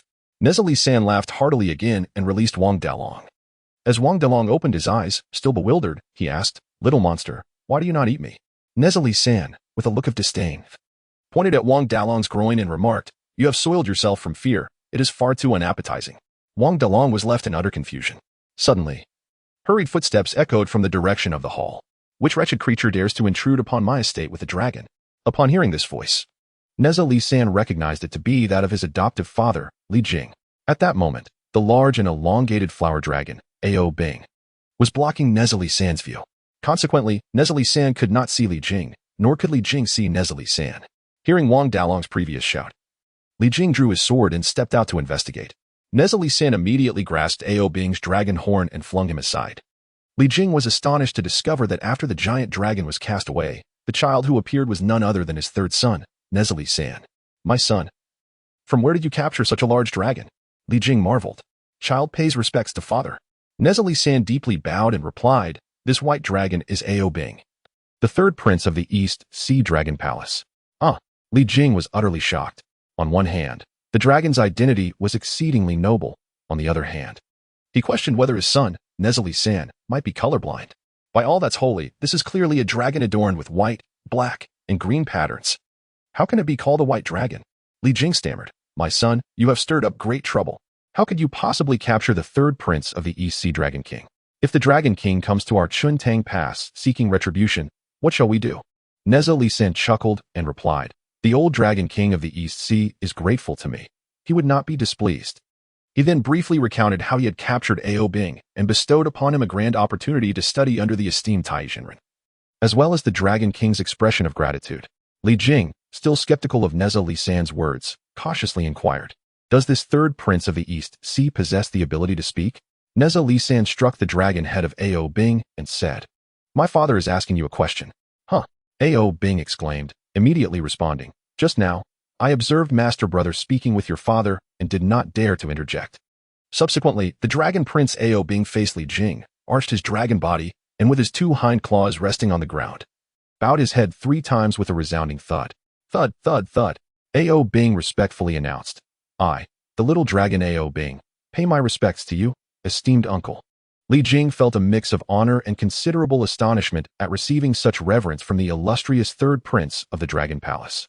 However, upon witnessing his third son treating this noble dragon as if it were merely a loyal puppy, he found himself secretly admiring his son Nezha Li San, believing him to be far superior to his 2 elder brothers, Jin Jia and Mu Jia, who had studied the arts for over a decade. At that moment, the doorman Wang Dalong, who was left in a state of shock, truly grasped that the so-called little monster was actually the beloved son of General Li, Nezha Li San. He suddenly understood that the third young master had deliberately frightened him earlier. As a gentle breeze swept by, Wang Dalong felt a slight chill in his trousers. Still damp from his earlier fright, he turned to Nezha Li San and knelt in reverence, stating, "I am Wang Dalong, here to pay my respects to the third young master. Just now, I failed to recognize your greatness and have offended you.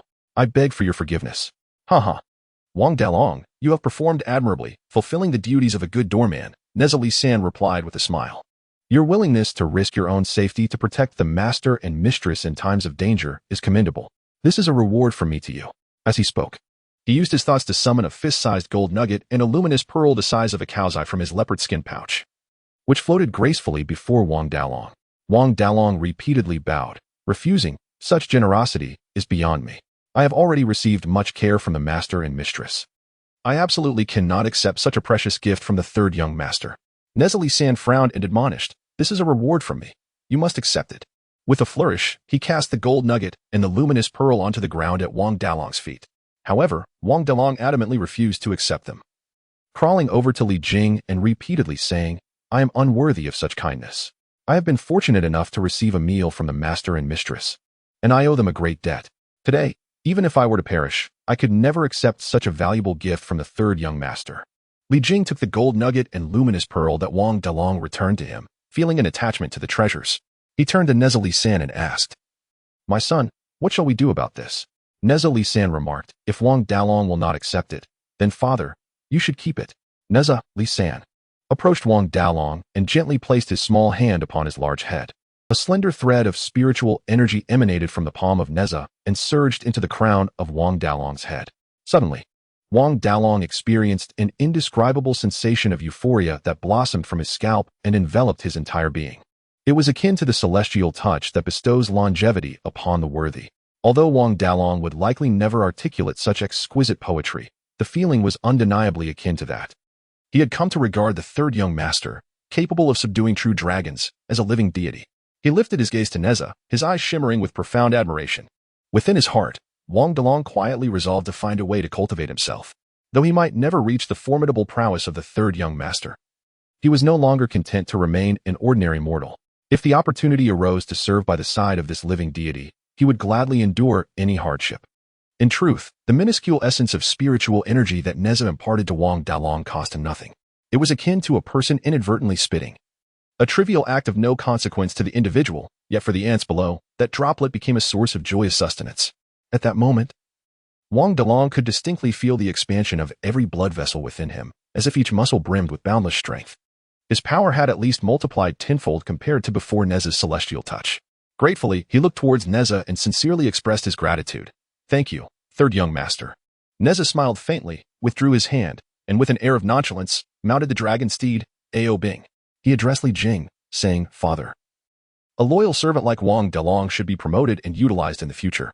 As for those two guards who fled at the first sign of danger, they must be captured and dealt with according to military law." Li Jing gasped in astonishment, feeling that his third son was far from typical for his age. Not only was he immensely skilled, but his heart seemed equally stern. In that moment of bewilderment, Li Jing found it difficult to comprehend his son. Nezha, seated atop Ao Bing, turned to Li Jing and declared, "I shall go to pay my respects to my mother. I will return shortly, for there are matters we must discuss in detail." Li Jing, pleased, replied, "It is rare for you to be so filial. Go quickly. Since your departure, your mother has missed you dearly and often weeps." Without delay, Nezha urged his dragon steed, Ao Bing, towards the backyard, eager to fulfill his filial duty.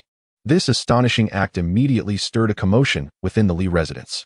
However, the servants accompanying Li Jing swiftly rushed to the backyard to reassure the startled household staff, informing them that the third young master, Nezha Li San, had subdued a true dragon as a steed, urging them not to be afraid. Upon hearing the news, the majority of the guards and maids emerged from their quarters, gazing up in awe at the magnificent sight of Nezha Li San riding the dragon. When Nezha Li San approached his mother, he instructed the dragon Ao Bing to wait outside so as not to alarm Lady Yin. After paying his respects and engaging in casual conversation with her, he stepped outside when a voice echoed in his mind, "Congratulations, host. You have completed the task of visiting Chun Tangguan to express gratitude to your parents. This system rewards you with 50 points of rapid traversal value." Li San noted that he had now accumulated 1,300 points. He contemplated that, although he could return to modern society at this moment, it would be wiser to wait until he had amassed 2,000 points before doing so, as this would allow him the opportunity to return again. With this thought in mind, Li San sought a secluded spot to utilize the time mirror and discover the state of his corporeal self in the 21st century. Truth be told, Li San had read many web novels, yet none of the travelers seemed as attached to their original bodies as he was. Perhaps his emotional connection was intensified by his experiences within the Li residence. After meeting his adoptive parents in this world, he genuinely yearned to know how his physical form in the 21st century fared after losing its soul, and what had become of his parents in that era. Turning to Ao Bing, who was stationed at the door, he said, "Please wait here for a moment. I need to visit the restroom." He entered the wooden stall, secured the door, and squatted over the toilet. In his mind, he addressed the system. "System, please activate the time mirror. I am willing to expend 100 points of rapid traversal value to observe the state of my body left in the 21st century, as well as my parents." Beep. The system has received the host's command. The system's neutral voice resonated in Li San's mind, deducting 100 points of rapid traversal value. The time mirror has been successfully activated.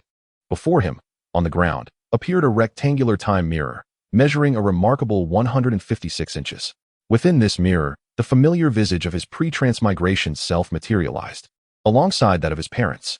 In the 21st century, Li San was not deceased. Rather, he lay in a coma, motionless upon a hospital bed. Beside him, his parents, their eyes swollen from weeping, conversed in hushed tones. "Old Li, why has our son suddenly fallen ill? As a mother, how am I to live on from now? Alas, do not be too disheartened. Did the doctor not say? The rescue was relatively timely, and life has been preserved. Yet, the uncertainty of when he will awaken looms over us. In an instant, the mirror of time disappeared before Nezha Lee-san. The images just played are now indelibly etched in Lee-san's mind. At this moment, his emotions are tumultuous, and he inwardly inquires, System. I wish to return to the 21st century. Ding. The system's voice resonated within Nezha Lee-san's consciousness. This system kindly informs you, host, that you have not accumulated the requisite 3,000 points of rapid traversal value and thus cannot return to the 21st century. Nezha Lee-san, filled with indignation, retorted, Did you not state that 1,000 points of rapid traversal value would allow me to cross worlds swiftly? Why has it now escalated to 3,000 points for a round trip? This system is dedicated to the host's well-being. Once you accumulate 3,000 points, 2,000 will be allocated for your journey's round-trip expenses. The remaining 1,000 points will serve a unique purpose, ensuring your satisfaction in both worlds. Furthermore, at that time, this system will also undergo an upgrade. Nezha Lee-san felt somewhat perplexed by the system's explanation and curiously asked, What sort of satisfactory situation do you speak of? What will you become post-upgrade? Ding. This system can only offer a friendly hint at this juncture. The system's neutral voice echoed in Lee-san's mind. The secrets of heaven cannot be revealed. In any case, the host should diligently fulfill the tasks set forth by the system. In doing so, it guarantees that you will achieve the satisfaction you seek in both worlds. Subsequently, this system will also evolve into a more formidable entity. Very well. Nezha Lee-san responded with resignation. You are the system, so your word is final. Now, please issue me the new task. Ding. The system's voice rang out once more in Nezha Lee-san's mind. This system announces a new task. The host is to present the numerous mundane weapons acquired from the Dragon Palace to Li Jing. Completion of this task will reward the host with 200 points of rapid traversal value. Upon reviewing this task, Nezha Lee-san found it quite agreeable, with minimal difficulty. Moreover, possessing such an abundance of mundane weapons was of no practical use to him, and merely occupied significant space within his leopard skin pouch. It would be far more beneficial to gift them to his father, Li Jing, whom he encountered in this divine world. If nearly 10,000 metal weapons were equipped to the soldiers within Chintang Pass, their combat capabilities would undoubtedly see a remarkable enhancement. With this thought in mind, Nezha Lee-san willingly accepted the system's latest task. He then exited the restroom, mounted the flower dragon Ao Bing, and proceeded to the main hall to seek out Li Jing. Nezha Lee-san concluded that it was entirely reasonable to bestow the superfluous mundane weapons from his leopard skin pouch. However, it is essential for my father, Li Jing, to make a commitment to me. A father and son must keep their accounts clear. Moreover, at a deeper level of the soul, are we not bound by blood? Nezha Lee-san did not directly mention the intention to bestow nearly 10,000 weapons. Rather, he initiated the conversation by asking, Previously, when I returned riding the dragon, were those 2 deserting soldiers stationed at our gate apprehended and dealt with according to military law? Li Jing replied, I have already dispatched troops to capture them. Once apprehended, they shall face execution without mercy. Nezha nodded, recognizing the anger on his father's face. He understood that as the commander at Chintang Pass, his father must be resolute in his actions to establish authority. Furthermore, those 2 sentinels, upon encountering danger, turned to flee. Had they been on the battlefield, they would have been deemed deserters. Their execution would not be regrettable. On the contrary, it could serve to intimidate others who might harbor similar thoughts among the soldiers of Chintang Pass. Nezha inquired further as I rode home on the dragon. I noticed the weapons discarded by those 2 deserters were merely large wooden sticks. Father, why do your soldiers wield such outdated equipment? Li Jing, perplexed, responded. Those wooden sticks are called chu. They are the standard weapon used by the lower ranks of our Shang army and other feudal states. Nezha recalled having heard a saying before his transmigration, blood flowing like chu. It seems that in the late Shang period, this weapon referred to wooden sticks. The phrase blood flowing like chu depicts the intense carnage on the battlefield, where the casualties are so severe that the blood can float the chu. If the chu were not made of wood but of metal, could it truly float? Nezha asked, Father, do you wish to replace the wooden chu wielded by your lower-ranking soldiers with metal weapons? Indeed, Li Jing answered without hesitation, I have long dreamed of such a thing. But how is that even possible? Nezha smiled and replied, I have brought back nearly 10,000 metal weapons for you. Li Jing scrutinized his young son once more and then laughed heartily. Ha ha ha. My son, you truly possess the innocence of a child. Do not speak such nonsense. I see that you have not brought back a single weapon with you. How can you boldly claim to have procured nearly 10,000 metal weapons? Do you have any idea how precious metal weapons are? Nezha shook his head, indicating his ignorance. With a sigh, Li Jing remarked, Take, for instance, the most ordinary bronze dagger. It can be exchanged for 5 sheep. Our Shang Dynasty does not have widespread metallurgical techniques. In addition to smelting a few ceremonial vessels, the remaining efforts primarily focused on crafting weapons, with a significant portion of metal weaponry still insufficient to equip all soldiers adequately. In the ranks, the lower-tier soldiers were left with no choice but to wield the cheapest wooden clubs. Such was the reality of the situation. Nezha chuckled and remarked, "If I were to present you, dear father, with nearly 10,000 metal weapons, would that not bring you immense joy?" "Of course it would," Li Jing responded, "but such a feat is impossible, even within the elite 3,000 of the Shang King's Imperial Guard. A third of the soldiers are still armed with wooden clubs." "Father, behold," Nezha said, and with a mere thought, he summoned a 3-foot-long steel blade from his leopard skin pouch, making it hover before Li Jing. Li Jing was momentarily taken aback, feeling as though he had been silenced by his own son. In disbelief, he inquired, "My son, how did you conjure such a sharp treasure of a sword?" Nezha smiled and replied, "I did not conjure it. I retrieved it from my leopard skin pouch. This pouch contains many such weapons." Li Jing was astounded. He asked in amazement, "How could you possibly fit such a long sword within that modest pouch?" Nezha briefly explained the magical properties of the leopard skin pouch. Upon learning that it was a gift from the revered Tai Jinren, Li Jing was filled with elation and exclaimed, "Since your pouch holds so many metal weapons, you must share them with me at once." "Not so fast," Nezha replied calmly. "Promise me one thing, and I shall grant you the weapons immediately." Li Jing, his face stern, retorted, "What condition do you impose?" Nezha dismissed all attendants and spoke earnestly to Li Jing. "The current Shang King is tyrannical, and chaos looms over the realm. You must not remain foolishly loyal to Yin Shang." Li Jing furrowed his brow at his son's words and quickly cautioned, "Do not speak such rebellious notions." Nezha face was filled with derision, for he knew that in the original tale, Li Jing had ultimately betrayed the tyrannical King Zhou of Shang and allied himself with the Western Zhou. Why pretend to be so righteous? He chided. However, even after his defection, Li Jing had little influence due to his own lack of strength and the inadequacy of his troops. Nezha continued, "The righteous overthrow the tyrants. Dynasties rise and fall like the changing seasons. Who can oppose this cycle?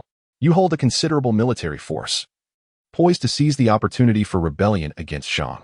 Together, we could forge a remarkable legacy." Li Jing, upon hearing his son's declaration, felt a chill run down his spine, his complexion paling as he stammered, "My son, do not speak such nonsense. Refrain from uttering any more treasonous words." Nezha, son of Li San, realized that he could not persuade his father, Li Jing, at that moment. Li Jing was undoubtedly the type of person who would not turn back until he had collided with a wall. Thus, Nezha decided to shift the topic, saying, "Father, I have nearly 10,000 weapons in this leopard skin bag. May I request your company to the armory so that I can store these weapons there?" Li Jing's face flushed slightly as he replied, "In our Chuntang Pass, where is there an armory?" Nezha then inquired, "With so many weapons, if I were to lay them out in our courtyard, it would be quite unsightly. Instead, father, why not take me directly to the military camp, where I can distribute these weapons to your soldiers?" Li Jing nodded in agreement. Nezha continued, "Furthermore, I have brought back a plethora of roasted seafood from the East Sea.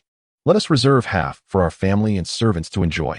He then tossed out the magical silk, revealing half of the cooked seafood. Instantly, a tantalizing aroma wafted through the courtyard. The maid, Xiao, and the steward, Li Fu, emerged from the house, each clutching a stack of wooden playing cards. Upon seeing the mountain of still warm crabs and scallops, they were immediately tempted, their mouths watering. The plump maid Xiao exclaimed, "Young master, you are truly remarkable. Where did you acquire such an abundance of seafood? Thank you for bringing back such delightful treats." Nezha smiled gently at her, saying, "Xiao, you should refrain from indulging in seafood. You promised to begin your diet, remember?" Xiao, who had gained quite a bit of weight, merely chuckled. Subsequently, Li Jing mounted his horse and led the way, while Nezha rode on the majestic flower dragon, Ao Bing, following closely behind as they made their way to the military camp. Prior to leaving the estate, Nezha had invited Li Jing to ride the flower dragon with him to the military camp for a swifter journey. However, Li Jing did not dare to mount the dragon. Moreover, Li Jing had instructed steward Li Fu to ring a gong in advance, informing the townsfolk not to be afraid of the dragon that Nezha was riding. With this prior announcement, the streets along which Li Jing and Nezha passed became crowded with residents of Chuntang Pass, who were eager to witness the spectacle of the general's son riding a true dragon. As Nezha soared on the nearly 20-meter-long flower dragon, hovering gracefully above the crowd, the onlookers exclaimed in admiration, "Look, that is a real dragon. Behold, the boy on its back is truly impressive. Indeed, to tame such a magnificent dragon is remarkable." The townsfolk murmured about how the young master of the Li family had been in his mother's womb for 3 years and 6 months. Indeed, it is no wonder that he was born a prodigy. After all, what mere mortal could ride a dragon? As Nezha listened to the various praises from the townsfolk, he felt a swell of pride within him. He has now truly grasped the essence of the adage, wealth and honor should not return to one's hometown. It is like wearing splendid garments in the dark. However, he remains grounded, fully aware of his purpose in visiting the military camp at Chintang Pass. His intent is to win the hearts of the soldiers, preparing for grand endeavors that lie ahead. A quarter of an hour later, at the northern military camp of Chintang Pass, 1,000 soldiers stood in formation, ready to receive a speech from General Li Jing. In truth, not all troops had arrived, as 200 soldiers remained behind to defend the city. The focus of the 1,000 soldiers, however, was not on the esteemed General Li Jing, but rather on the young boy seated upon an enormous, vividly adorned dragon, just 7 feet behind him. Although Li Jing had informed the soldiers of his third son, Nezha, being a celestial child from birth, and that the magnificent dragon was Nezha's mount and posed no threat, the soldiers remained captivated by the boy. They were astonished, perplexed, embarrassed, and filled with admiration. Li Jing proclaimed, "Warriors of the northern military camp, I have brought my son today to present you with divine weapons that only noble scions can possess. I assure you, each of you will receive a metal weapon. From this day forth, you shall no longer wield those inferior wooden clubs." While the soldiers did not voice their doubts aloud, they murmured amongst themselves, "Are we to believe that we, mere soldiers, are blind? Generally, you have not even brought a cart. Where do you expect us to store these weapons? Are you attempting to deceive us?" The officers of the northern military camp shared similar skepticism, convinced that General Li Jing could not fulfill such a promise. After all, only officers were deemed worthy of such valuable metal arms. Traditionally, it was the rank-and-file soldiers who wielded wooden clubs. Yet, due to Li Jing's strict adherence to military discipline, the soldiers, despite their reservations, stood resolutely in silence, refraining from uttering a word of dissent.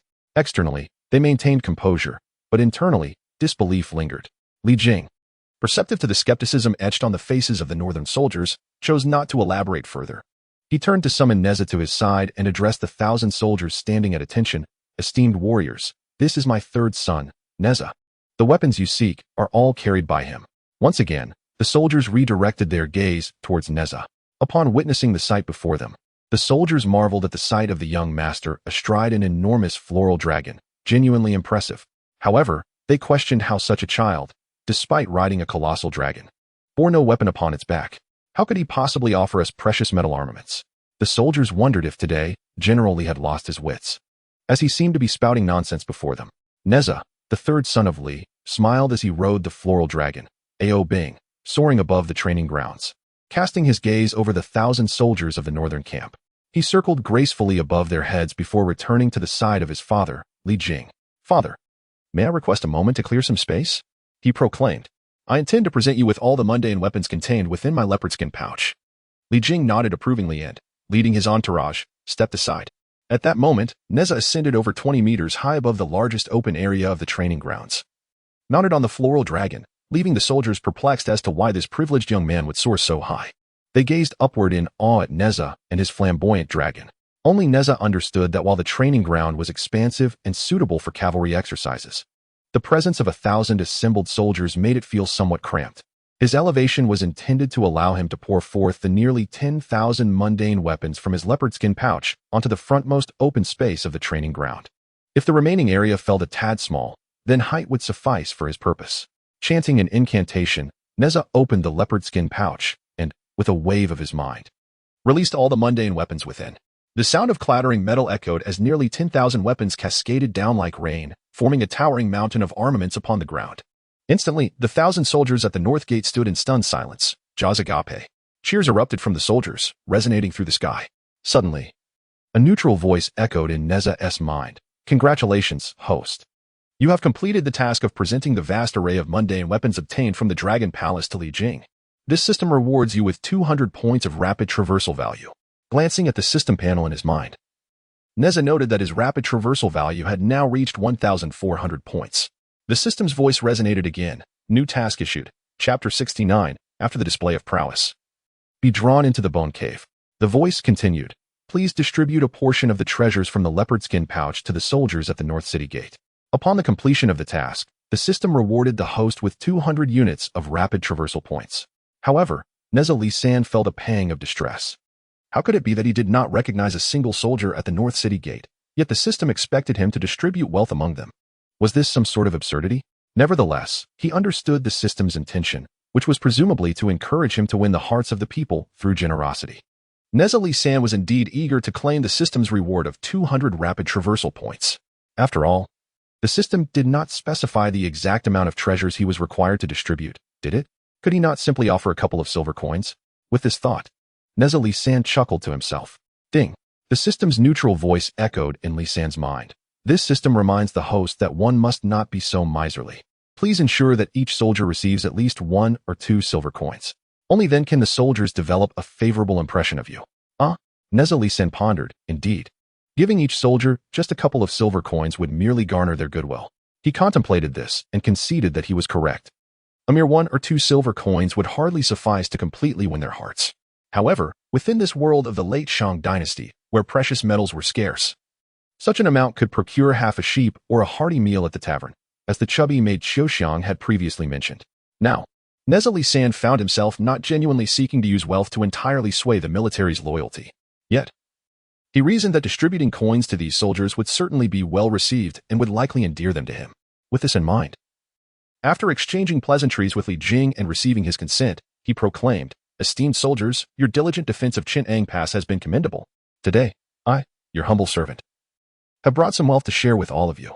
Upon hearing this, the soldiers initially felt elated, but their excitement waned as they observed that this young boy, Nezha Li San, did not appear to be carrying much wealth. Furthermore, when Li Jing had brought his 3 sons here, there had been no sight of a carriage transporting rations.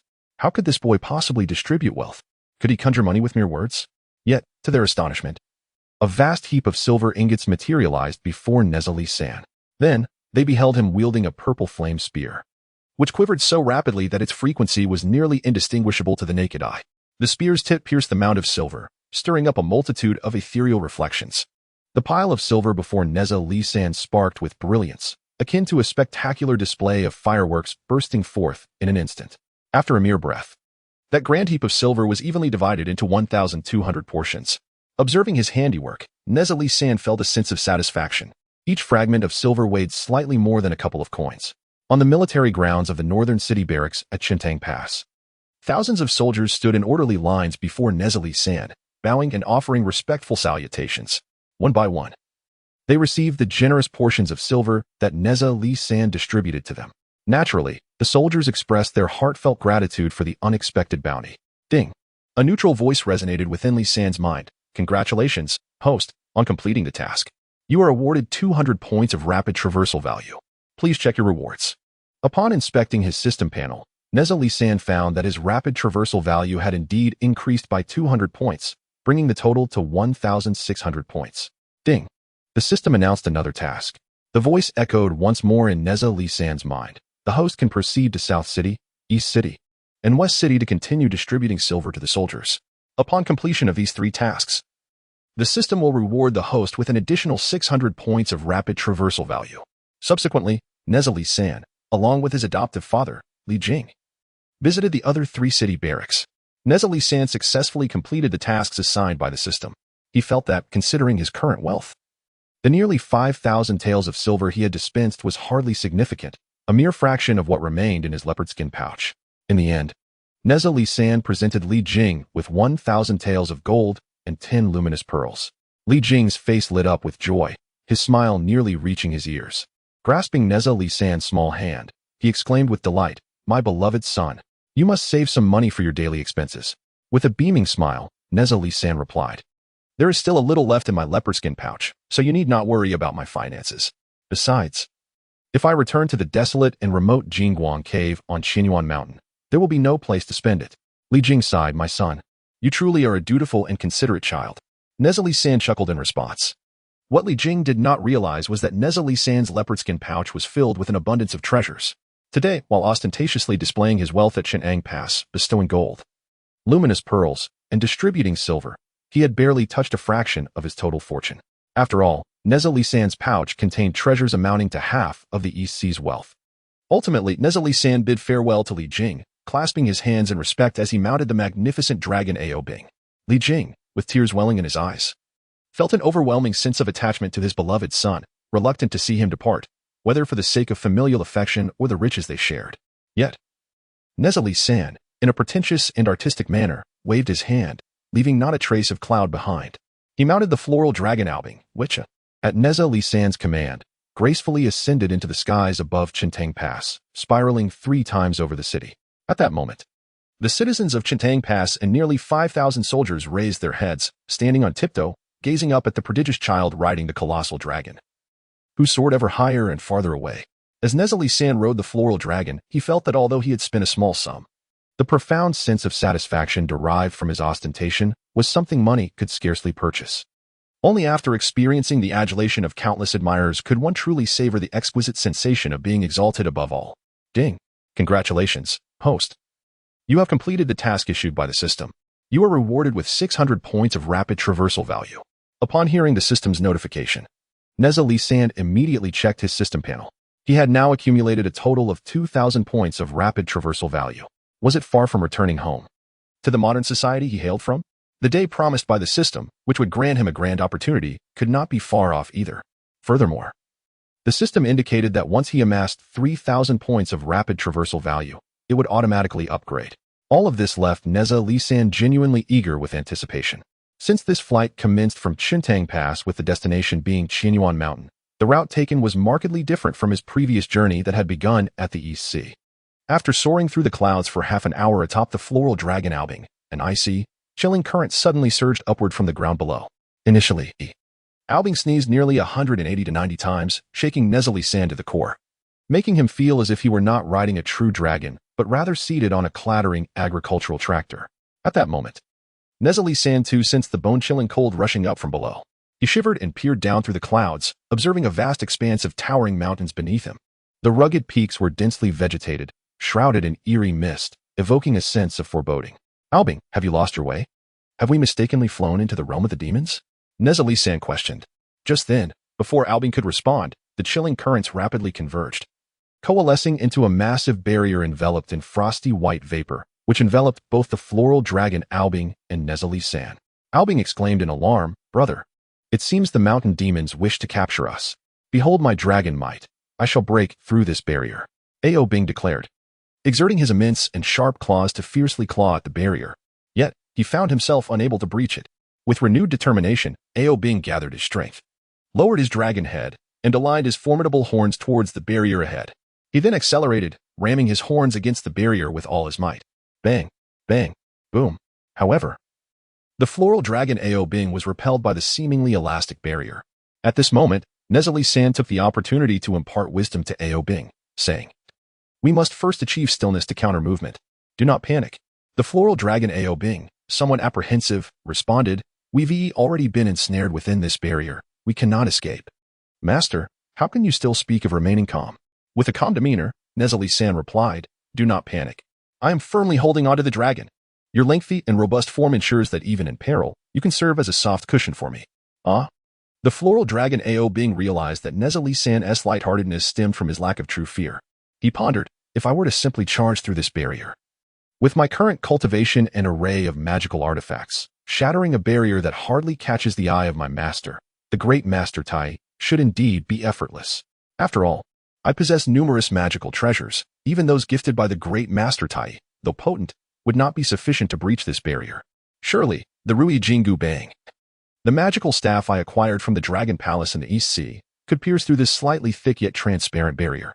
Currently, my Rui Jingu Bang can alter its size and shape according to my will, whether it be small or large, thin or thick, short or long, soft or hard. Thus, piercing through this fragile membrane should not pose a significant challenge." Yet, Nezha Lee-san remained comfortably seated upon the dragon's back, his arms tightly embracing its neck, showing no intention of acting. This was a result of his careful contemplation. First and foremost, he genuinely wished to achieve stillness to counter movement. At least until the true nature of the enemy was revealed, should he strike the barrier and breach it, what would follow? The enemy might unleash secretive magical treasures to ensnare him. At that point, he would have no recourse left. He understood the principle of momentum. One must act decisively, for energy wanes with repetition. He awaited the enemy's appearance to strike with full force. After a few breaths of being enveloped by this peculiar barrier, it suddenly plummeted rapidly. The floral dragon Ao Bing felt the weightlessness in an instant, his startled cries echoing. Ah, ah, ah, ah, ah. Nezha Li San remained unperturbed, tightly embracing the dragon barrier as they descended towards the towering mountains below. Subsequently, this barrier soared towards a smooth, sheer cliff on the highest peak. Through the translucent barrier, Nezha Li San's gaze fell upon a barren section of the cliff's midsection, where a large opening, over a yard in diameter, revealed itself. Above this entrance were inscribed 6 grand characters in seal script: Skull Mountain, Bone Cave. Whoosh! The entrance emanated an immense force of attraction.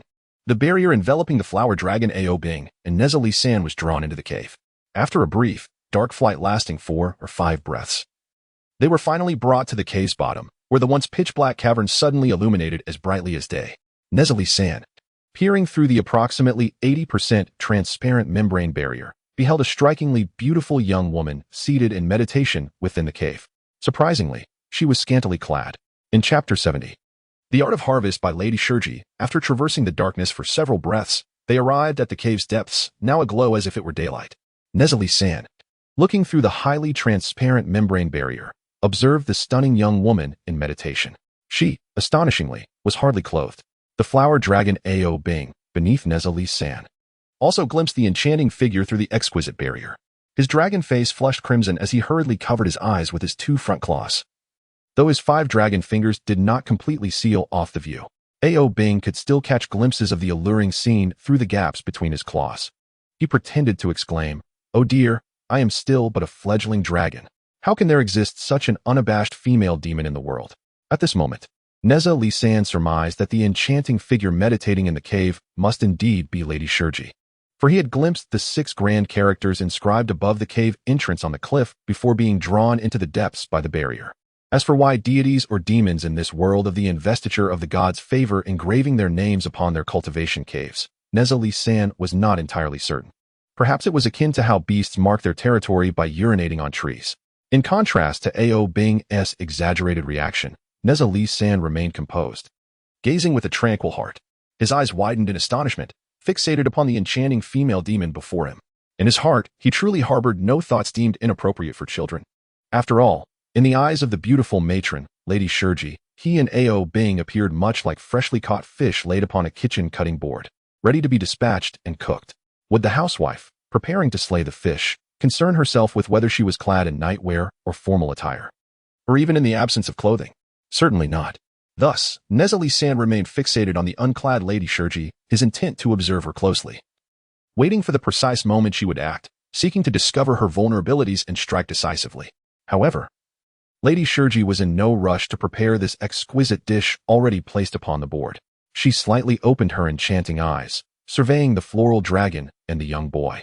Nezha Li San, whom she had ensnared within her barrier. Li San, likewise, scrutinized the unclad Lady Shurji through the translucent barrier.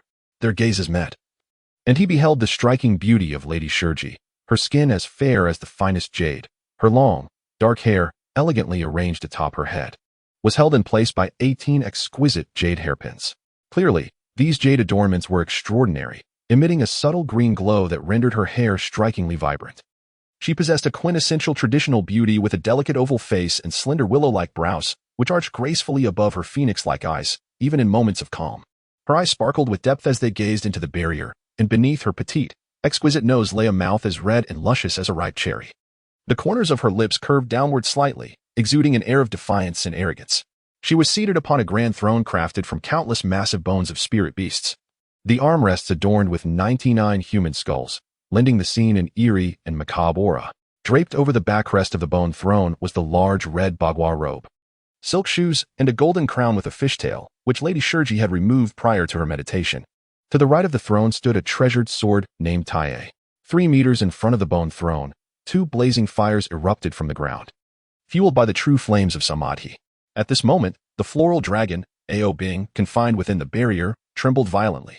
This was not due to fear, but rather the frigid temperature within the barrier, which was chilling enough to frost the walls, threatening to freeze his body solid. Ao Bing could only shiver incessantly in an attempt to stave off the encroaching stiffness. Struggling to endure, he let out a mighty roar. "Enchantress, why have you captured us in this cave? What are your intentions?" Nezha remained silent, finding Ao Bing's inquiry somewhat absurd, and chose to endure it for the moment. To his surprise, Lady Shurji chuckled softly. With a smile, she remarked, "What do I wish to do? I am not afraid of your impending demise. I wish to reveal the truth. To be candid, my intention in capturing you two is to utilize you for enhancement of my cultivation." Nezha, fully aware of her motives, deliberately provoked the enchantress, exclaiming, "You shameless creature. Sitting there in your nakedness, you brazenly speak of enhancement? Have you lost your senses over men? Look at me. I am but a child, and this companion of mine is merely a flower dragon. Although he is long and large, he is, after all, a beast. How dare you entertain such thoughts?" Lady Shurji, her cheeks flushed with anger, banged her fist upon her throne, declaring, "My method of enhancement involves first freezing your bodies into rigidity, then placing you in the 3 mystical flames of my lair until you are thoroughly cooked, before I consume you." As she spoke, she pointed her slender finger, infusing the frigid air into the barrier that imprisoned Nezha and Ao Bing. The flower dragon Ao Bing was immediately rendered immobile, while Nezha fared slightly better due to his fire affinity, though he was not spared from the bone-chilling cold. Suddenly, a neutral voice from the system echoed in Nezha's mind. This system issues a new task. Please utilize the Qiankuan circle to break the cold barrier established by Lady Shurji. Upon completion, the system will reward you with 200 points of rapid traversal value. Nezha promptly accepted the task. With a thought, he recited an incantation, and the Qiankuan circle flew from his leopard skin pouch into his hand. Meanwhile, Lady Shurji, seated upon her massive throne of bones, directed her magical energy towards the cold barrier. The barrier, carrying Nezha and the flower dragon Ao Bing, lifted them like balloons into the flames of her lair. Nezha inwardly lamented, "Truly, Lady Shurji, you are utterly twisted. Do you intend to torment your captured enhancements with ice and fire, only to consume them afterward?" Of course, his thoughts were synchronized with his actions. Nezha shouted, "Qiankuan throws." The Qiankuan circle, empowered by the might of heaven and earth, struck the barrier with a tremendous crash. The icy barrier shattered in an instant. With a resounding crash, the frozen flower dragon, Ao Bing, fell heavily to the ground. However, his consciousness remained intact, as he cast a gaze filled with admiration and resentment towards Nezha, Lisan. Were Ao Bing not immobilized, he would undoubtedly have questioned Nezha, asking why, at the moment when he was still unfrozen, his senior brother did not intervene. Why wait until this dragon was already frozen before acting? Was this not a betrayal of teammates? Ding. A notification from the system echoed in Nezha's mind. "Congratulations, host, for completing the task of breaking the barrier. The system rewards you with 200 points of rapid traversal value." Previously, the serene and composed Lady Shurji, seated upon her throne of bones, found herself astonished as Nezha effortlessly shattered the barrier she had spent millennia crafting with a single radiant golden circle.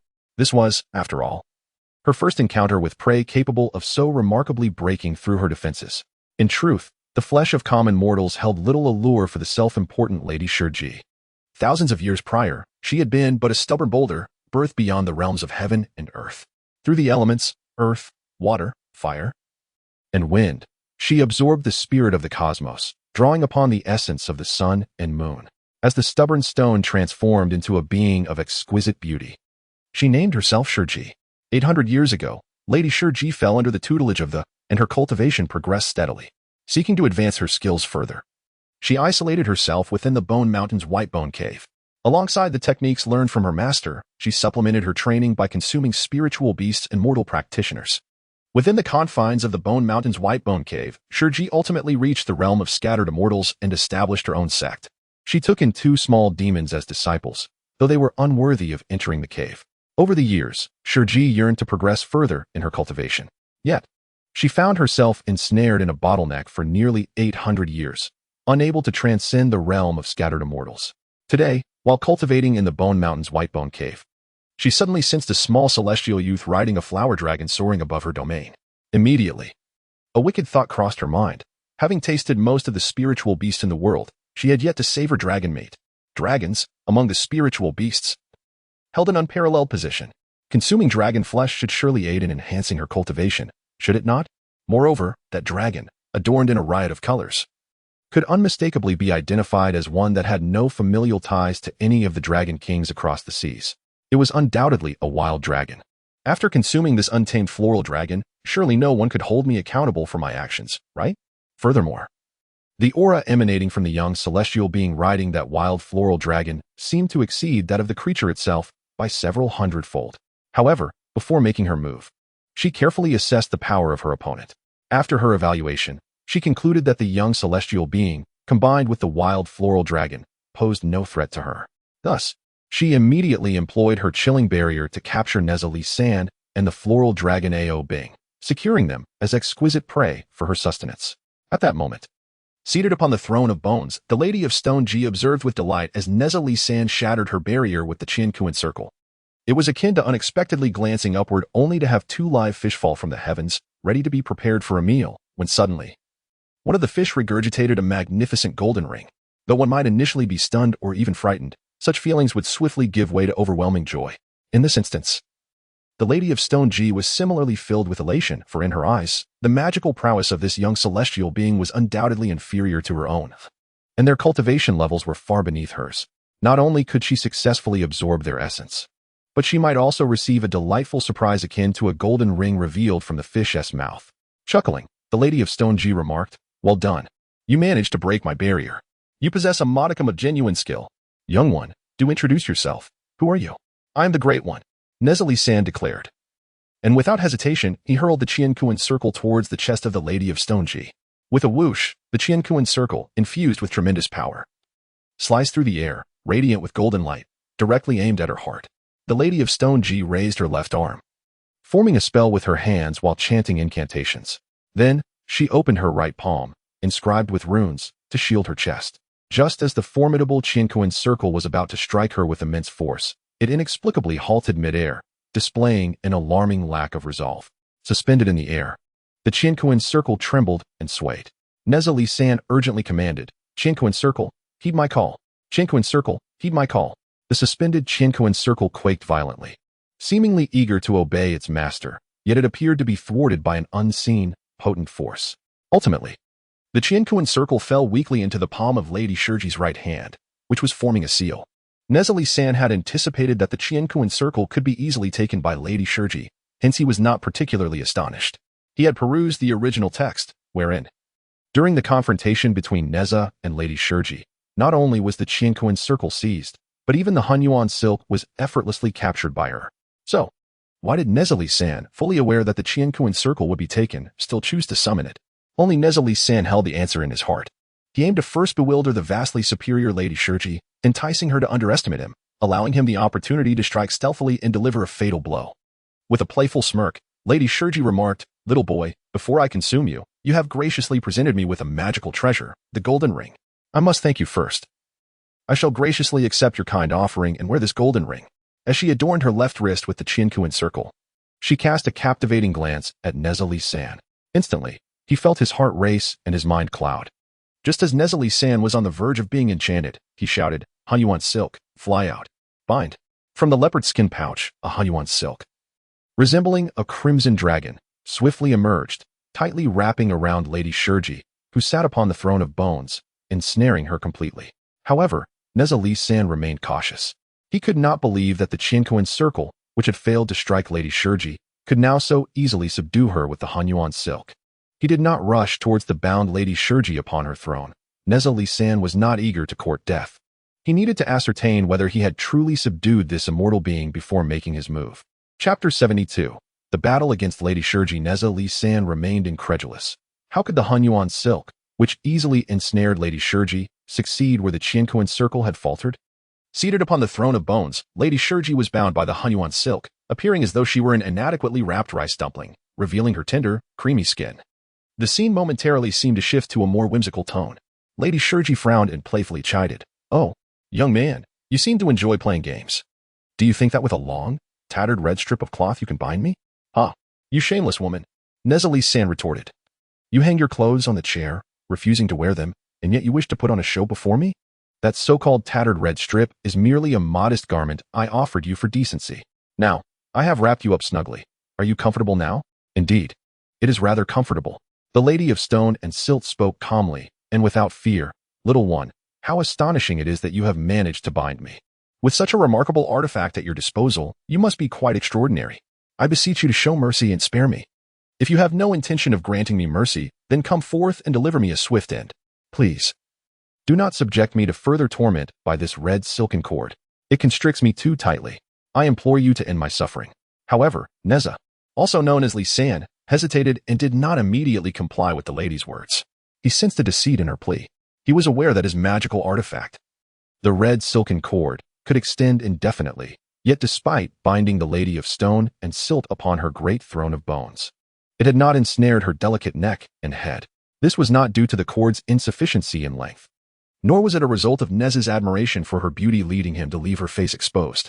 Just moments before, he had commanded the cord to lengthen further, intending to bind her head as well, and to tighten its grip until it might bring her demise. Yet, he sensed that the cord was now defying his command. Outwardly, it appeared that Nezha had successfully captured the Lady of Stone and Silt. However, in truth, she, a being of celestial prowess, had subtly regained control over the cord with her own magical abilities. At that moment, the Dragon Prince Ao Bing, frozen and lying upon the ground, slightly opened his dragon eyes. He craned his long neck to observe that Nezha had indeed bound the Lady of Stone and Silt to the enormous throne of bones. He exclaimed with excitement, "Elder brother, you are truly remarkable. You have captured this enchantress so swiftly. What are you waiting for? Go forth and slay her." Nezha, grasping his purple flame spear, did not rush forward to strike. Instead, he smiled and replied, "Stone and Silt, cease your pretense of helplessness. I shall not be deceived by your ruse. Moreover, I seek to engage you in a fair battle." Of course, this was not entirely Nezha's sincere intention. He was not naive, but rather acutely aware of the lady's formidable strength. Her display of pleading for a swift death had been a mere act. Nezha had no desire to place himself in a position of vulnerability, nor would he willingly walk into the trap she had laid. Who could predict what tricks she might employ if he approached her closely? Ha ha! The Lady of Stone and Silt laughed heartily. What an audacious little boy, daring to proclaim that he wishes to engage me in fair combat. You are not worthy. Since I have graciously offered you an opportunity to meet a swift and comfortable demise, you choose to reject it. Thus, do not blame me for my lack of courtesy. With a swish, the binding celestial ribbon that had tightly restrained Lady Shurji fell away effortlessly. Whoosh! That ribbon, in a most unremarkable manner, soared upwards and landed upon the slender arm of Lady Shurji, who was conjuring a spell. Alas, Master Brother, you have missed the opportunity of battle. Albing, frozen and unable to rise from the ground, exclaimed anxiously, "Just now, I urged you to slay that female demon, yet you did not heed my counsel. Look now. She has unraveled your celestial ribbon and taken it for herself. Enough of your prattle." Nezha San, fixated on Lady Shurji upon her skeletal throne, rebuked Albing without turning his head. "How tiresome. Master Brother, I am merely offering a good suggestion." Albing replied with a face of grievance. His agitation, compounded by his recently frozen dragon form, rendered his speech clumsy as he spoke to Nezha San, causing droplets of dragon saliva to splatter upon Nezha's back. "Speak again, and I shall hurl you to the forefront, to be devoured by the demon." Nezha San, still intently observing Lady Shurji's every move, coldly retorted, "I am most vexed by your mindless drivel." Albing fell silent, daunted. Ding! A neutral voice echoed in Li San's mind. "The system has issued a new task. Defeat Lady Shurji to complete the mission, and the system shall reward you with 500 points of rapid traversal value." At that moment, Lady Shurji, seated upon her skeletal throne, waved her hand, and the garments draped over the throne's back instantly soared into the air, adorning her form. Behold, Lady Shurji crowned with a golden fishtail tiara, donned in a vibrant red 8-trigram robe, and with silken shoes, stood elegantly before the throne, holding the Tea sword in her right hand. Calmly, she tucked the reclaimed celestial ribbon into her sleeve and smiled, saying, "Little one, I have indeed heard of your celestial ribbon and the Qiankuan circle, both treasures. So, you are a disciple of the Grand Master Tai. In terms of lineage, I would be your senior aunt. Come here, let me embrace you." Nezha San discerned the malice lurking behind Lady Shurji's gaze. Naturally, he was unwilling to fall victim to her sugary facade. Coldly, he responded, "Go embrace your granduncle." Humph. Enraged, Lady Shurji thrust her sword skyward, aiming it at Nezha San. Instantly, the seemingly ordinary Tea's sword ignited with a brilliant blue flame, resembling a fiery baton. Nezha San quickly dodged and summoned the wind fire wheels, placing them beneath his feet. He brandished the violet flame spear, aiming for the throat of the stone lady, who had just evaded his strike. With a graceful bend of her supple waist, akin to a willow branch, she managed to evade the fierce thrust aimed at her throat. Seizing the moment, Nezha San swiftly transformed the spear into a club, bringing it down with force. The stone lady hastily raised her sword to block the attack. The clash of their divine weapons resonated throughout the cave, the sound echoing deafeningly as the rocky ceiling trembled and debris began to fall. At that moment, the two divine weapons were locked in a fierce struggle, with Nezha San and the millennia-old stone lady engaged in a contest of strength. The outcome hinged on who possessed greater power, as time stretched on, 2 seconds, 3 seconds, 4 seconds, 5 seconds. Beneath the strain, the stone lady could scarcely believe that the young boy above her wielded such formidable, innate strength. Chapter 73. The Unveiling of the 8 Trigrams Cloud-like Cloth. The yellow turban warrior joins the fray as the stone lady grappled with Nezha San. Disbelief washed over her. The boy she had underestimated possessed extraordinary power. She could see the spear bearing down on her, gradually forcing her treasured Tai, a sword, closer to her, inch by inch, threatening to inflict harm. Alarm surged within her, causing beads of sweat to form and soak through her vibrant red 8 trigrams robe, while her right hand clutched the sword hilt with all her might. Her left hand swiftly delved into her robe, retrieving a white handkerchief. Meanwhile, Nezha San exerted all his strength, yet he could not swiftly overpower the stone lady. He noticed the white handkerchief she had drawn forth, adorned with the 8 trigram symbols of Kan, Li, Jin, and Dui. A wave of astonishment washed over him. If he was not mistaken, the stone lady had unveiled her ultimate treasure, the 8 trigrams cloud-like cloth. With a flick of her left hand, she brandished the cloth and intoned, "Yellow turban warrior, come forth to aid me." In an explosive moment, a muscular man wielding an enormous iron hammer burst forth from the cloth. This yellow turban warrior, also known as the Golden Armor Warrior, was a divine being of immense strength, tasked with protecting and subduing demons, often hidden within magical artifacts and obedient to higher deities. Each celestial being commanded a varying number of yellow turban warriors, depending on their capabilities, and this particular cloth harbored such a warrior. Upon his summoning, the yellow turban warrior wasted no time. He swung the massive hammer directly at Nezha San's head. "What the?" Nezha San exclaimed, already commanding his wind fire wheels to retreat several paces away. At that moment, the yellow turban giant missed his strike, causing a tempest to arise within the bone cave. Nezha, who had retreated to the back, finally discerned the figure emerging from the swirling bagua cloud, a yellow turban giant, towering at an astonishing height of 3.5 meters, with a head as large as a cooking pot. Brandishing a long-handled hammer with a head the size of a small grinding stone. Casting a disdainful glance at the yellow turban giant, Nezha prepared for battle, remarking, "With such height, you must surely be afflicted with gigantism." The yellow turban giant, upon receiving the command of Lady Shurji, swiftly launched himself towards Nezha, swinging his massive iron hammer, and thus engaged in fierce combat with him. The clash of the spear fell like rain, while the hammer struck with the force of thunder. In summary, Nezha and the yellow turban giant battled for nearly 20 rounds without a clear victor. At that juncture, Lady Shurji also soared forward to join the fray against Nezha, intensifying the pressure he felt. How could he possibly combat 2 foes alone? Moreover, this bone cave was undeniably the domain of Lady Shurji. If there were traps or hidden treasures within, he and the half-dead dragon Ao Bing would surely become the main course for Lady Shurji. Contemplating this, Nezha feigned a thrust with his spear, then, stepping onto his wind fire wheels, he surged out of the circle, clutching Ao Bing's dragon neck, and ascended, flying towards the cave's entrance. "Little celestial child, you shall not escape," Lady Shurji bellowed, brandishing the Taya sword, leading the yellow turban giant in pursuit. Nezha, acutely aware that the bone cave was truly Lady Shurji's territory, felt a disconcerting pressure. He could not ascertain whether it was his unfamiliarity with this realm or if the cave concealed treasures that could counter his might. He sensed that in the heat of battle, he was unable to fully harness his formidable spiritual energy. As he soared towards the cave's exit with Ao Bing in his grasp, sharp stalactites continually plummeted from above, threatening to pierce his head. For Nezha, who had mastered the true art of spear play under his master Tai Jinren, such trivial antics posed no challenge. With his left arm cradling Ao Bing's neck and his right hand firmly gripping the shaft of the purple flame spear, he swiftly maneuvered his right arm, creating a canopy of converging purple flames above his head.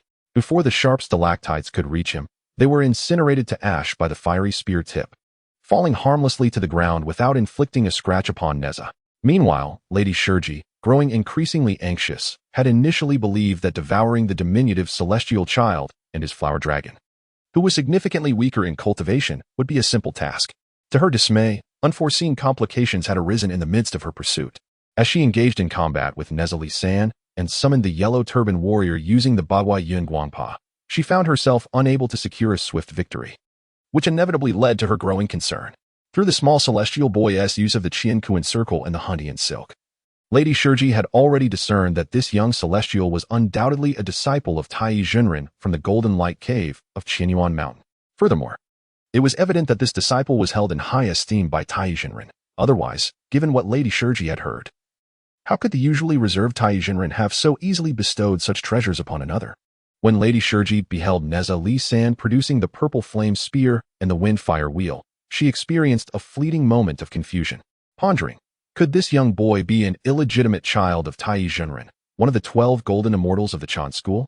Otherwise, how could the typically reclusive Tai Jinren have passed on the purple flame spear to this child? Moreover, that wind-fire wheel, being the steed of the old Tai Jinren, how could it also be gifted to this boy? Of course, she had no time to dwell on such thoughts, as they merely flitted through Lady Shurji's mind in an instant. She attempted to use her magical powers to dislodge the stalactites from the bone cave and hurl them at the boy, yet still, she could not inflict a single scratch upon him, nor could she hinder his escape towards the cave's exit. Lady Shurji felt an overwhelming urgency, for she sensed a tinge of guilt regarding the events of the day. Most importantly, if that little celestial boy were to escape with the flower dragon. Given his extraordinary connection to Tai Jinren, would she not invite the wrath and vengeance of Tai Jinren upon herself? With this thought in mind, Lady Shurji had but one resolve. The celestial boy and the flower dragon must not escape the confines of Skeleton Mountain at any cost. They must perish. Leading the towering yellow turban warrior, she soared into the air, relentlessly pursuing Nezha Lee San from behind. Lady Shurji cried out with a fierce voice, "Do not flee. Witness my deadly strike, and prepare to pay with your lives." Nezha Lee San, clutching the flower dragon Ao Bing, soared forth from the dark and lengthy bone cave, unceremoniously provoking the relentless pursuit of Lady Shurji once more, shouting back, "You think you can keep me here to settle the score? Huh?" Lady Shurji, utilizing her magical powers to their fullest extent, found herself perplexed by the unfolding events. How to pursue? When that distance of merely 10 paces renders one incapable of catching up to the little celestial child who embraces the dragon and flees. In truth, Nezha Lee San intentionally allowed the relentless pursuit of the stone girl behind him to remain unfulfilled. At this moment, Nezha Lee San was not in a state of desperate flight as one defeated. Rather, he simply yearned to escape the white bone cave, to venture outside, which was not the realm of the stone girl, and then to properly deal with the little demoness who sought to devour him and the flower dragon. Whoosh whoosh. The stone girl, in hot pursuit, soared and swung her sword, unleashing wave after wave of formidable sword energy. However, to her astonishment, the little celestial child, seemingly with eyes at the back of his head, deftly evaded her onslaught. As the sword energy appeared poised to strike, he, while cradling the flower dragon, executed agile flips and deft maneuvers to dodge the attacks. Nezha Lee San, holding the flower dragon Ao Bing, had flown through the darkened white bone cave for 3 or 4 breaths when he finally beheld the blinding sunlight at the mouth of the cave. Just as Nezha Lee San and the flower dragon Ao Bing emerged from the cave's entrance, 2 blades, slicing through the air with a chilling gleam, lunged towards him. What the heck? Nezha Lee San cursed inwardly. How could there be more of the stone girl's people lying in wait at the mouth of the white bone cave? Nonetheless, he could discern that the sword energy emanating from the 2 blades aimed at him was significantly weaker than that of the stone girl who had been pursuing him. What irked Nezha Lee San, however, was the cunning of the stone girl, who had evidently orchestrated this ambush at the cave's entrance. Considering that the previous attacks by the stone girl and the summoned yellow turban warriors had failed to inflict any harm, he certainly did not regard the 2 ambushers at the cave's mouth as a threat. Swiftly, he wielded his weapons, sending the swords and knives of the 2 ambushers soaring into the sky. Without a word or a modicum of mercy, Nezha Lee San did not even take the time to discern the faces of his assailants. In a fleeting glance, he noted that they were both of a stature somewhat shorter than his disciple, Jin Xia, perhaps by half a head. One appeared slightly plump, while the other was leaner. Yet, these details were inconsequential. The crux of the matter was that Nezha Lee San merely cast his gaze upon them to ascertain the location of their throats. The razor-sharp tip of the purple flame spear first pierced the throat of the plumper assailant. To his astonishment, after plunging into the throat of the rotund attacker, the spear unleashed a torrent of violet flames. Nezha Lee San swiftly withdrew the spear, and blood gushed forth as flames engulfed the neck, a baptism of blood and fire. This transpired in an instant so brief that the other assailant, still clinging to life, had yet to register a reaction. The purple flame spear was swiftly redirected, and with a thrust, the keen tip again penetrated the throat of the second attacker. Once more, the spear drove deep into the second assailant's throat. And as Nezha Lee San pulled back the weapon, blood sprayed anew, flames continued to scorch the neck. It was a merciful act, allowing both attackers to simultaneously undergo this grim rite of blood and fire. The plump assailant, after a series of agonizing cries that dwindled into silence, ultimately revealed its true form, a large toad. However, it now lay lifeless, having bled profusely and succumbed to the flames. The second assailant, upon death, transformed into a centipede, measuring the length and girth of a grown man's arm. To Nezha Lee-san, this was not particularly surprising. After all, the Stone Lady of the Bone Mountain, known for her formidable essence, could hardly be expected to take in virtuous disciples. It was simply inconceivable. Moreover, most practitioners from the sect were indeed creatures that thrived on bloodshed. This was not a matter of prejudice on Nezha Lee-san's part. Rather, he believed that the two little demons who dared to ambush him, under the command of the Stone Lady, truly deserved their fate. Right or wrong, those who provoke me shall perish. This became the first tenet of my life after traversing into this chaotic era of the investiture of the gods. Naturally, he did not indulge in idle lamentations. It was merely a fleeting thought in his mind. Nezha Lee-san hastily surveyed the surroundings outside the cave. The bone cave was carved into the sheer cliff, towering 1,000 feet high. Yet, outside the entrance, there was a small ledge capable of accommodating 3 or 4 people standing side by side. Now, the charred remains of the toad and centipede, having reverted to their original forms, lay in a pitiful heap upon the ledge. Nezha Lee-san, cradling the flower dragon Ao Bing in his left arm and wielding the purple flame spear in his right, soared above the cave entrance on the windfire wheels. Poised to retaliate against these demons in kind, he planned to ambush the emerging Shurjin Yangyang and the yellow turban warriors. Suddenly, 2 figures flashed and soared out from the bone cave. Nezha and Lee-san swooped down, delivering 2 swift stabs.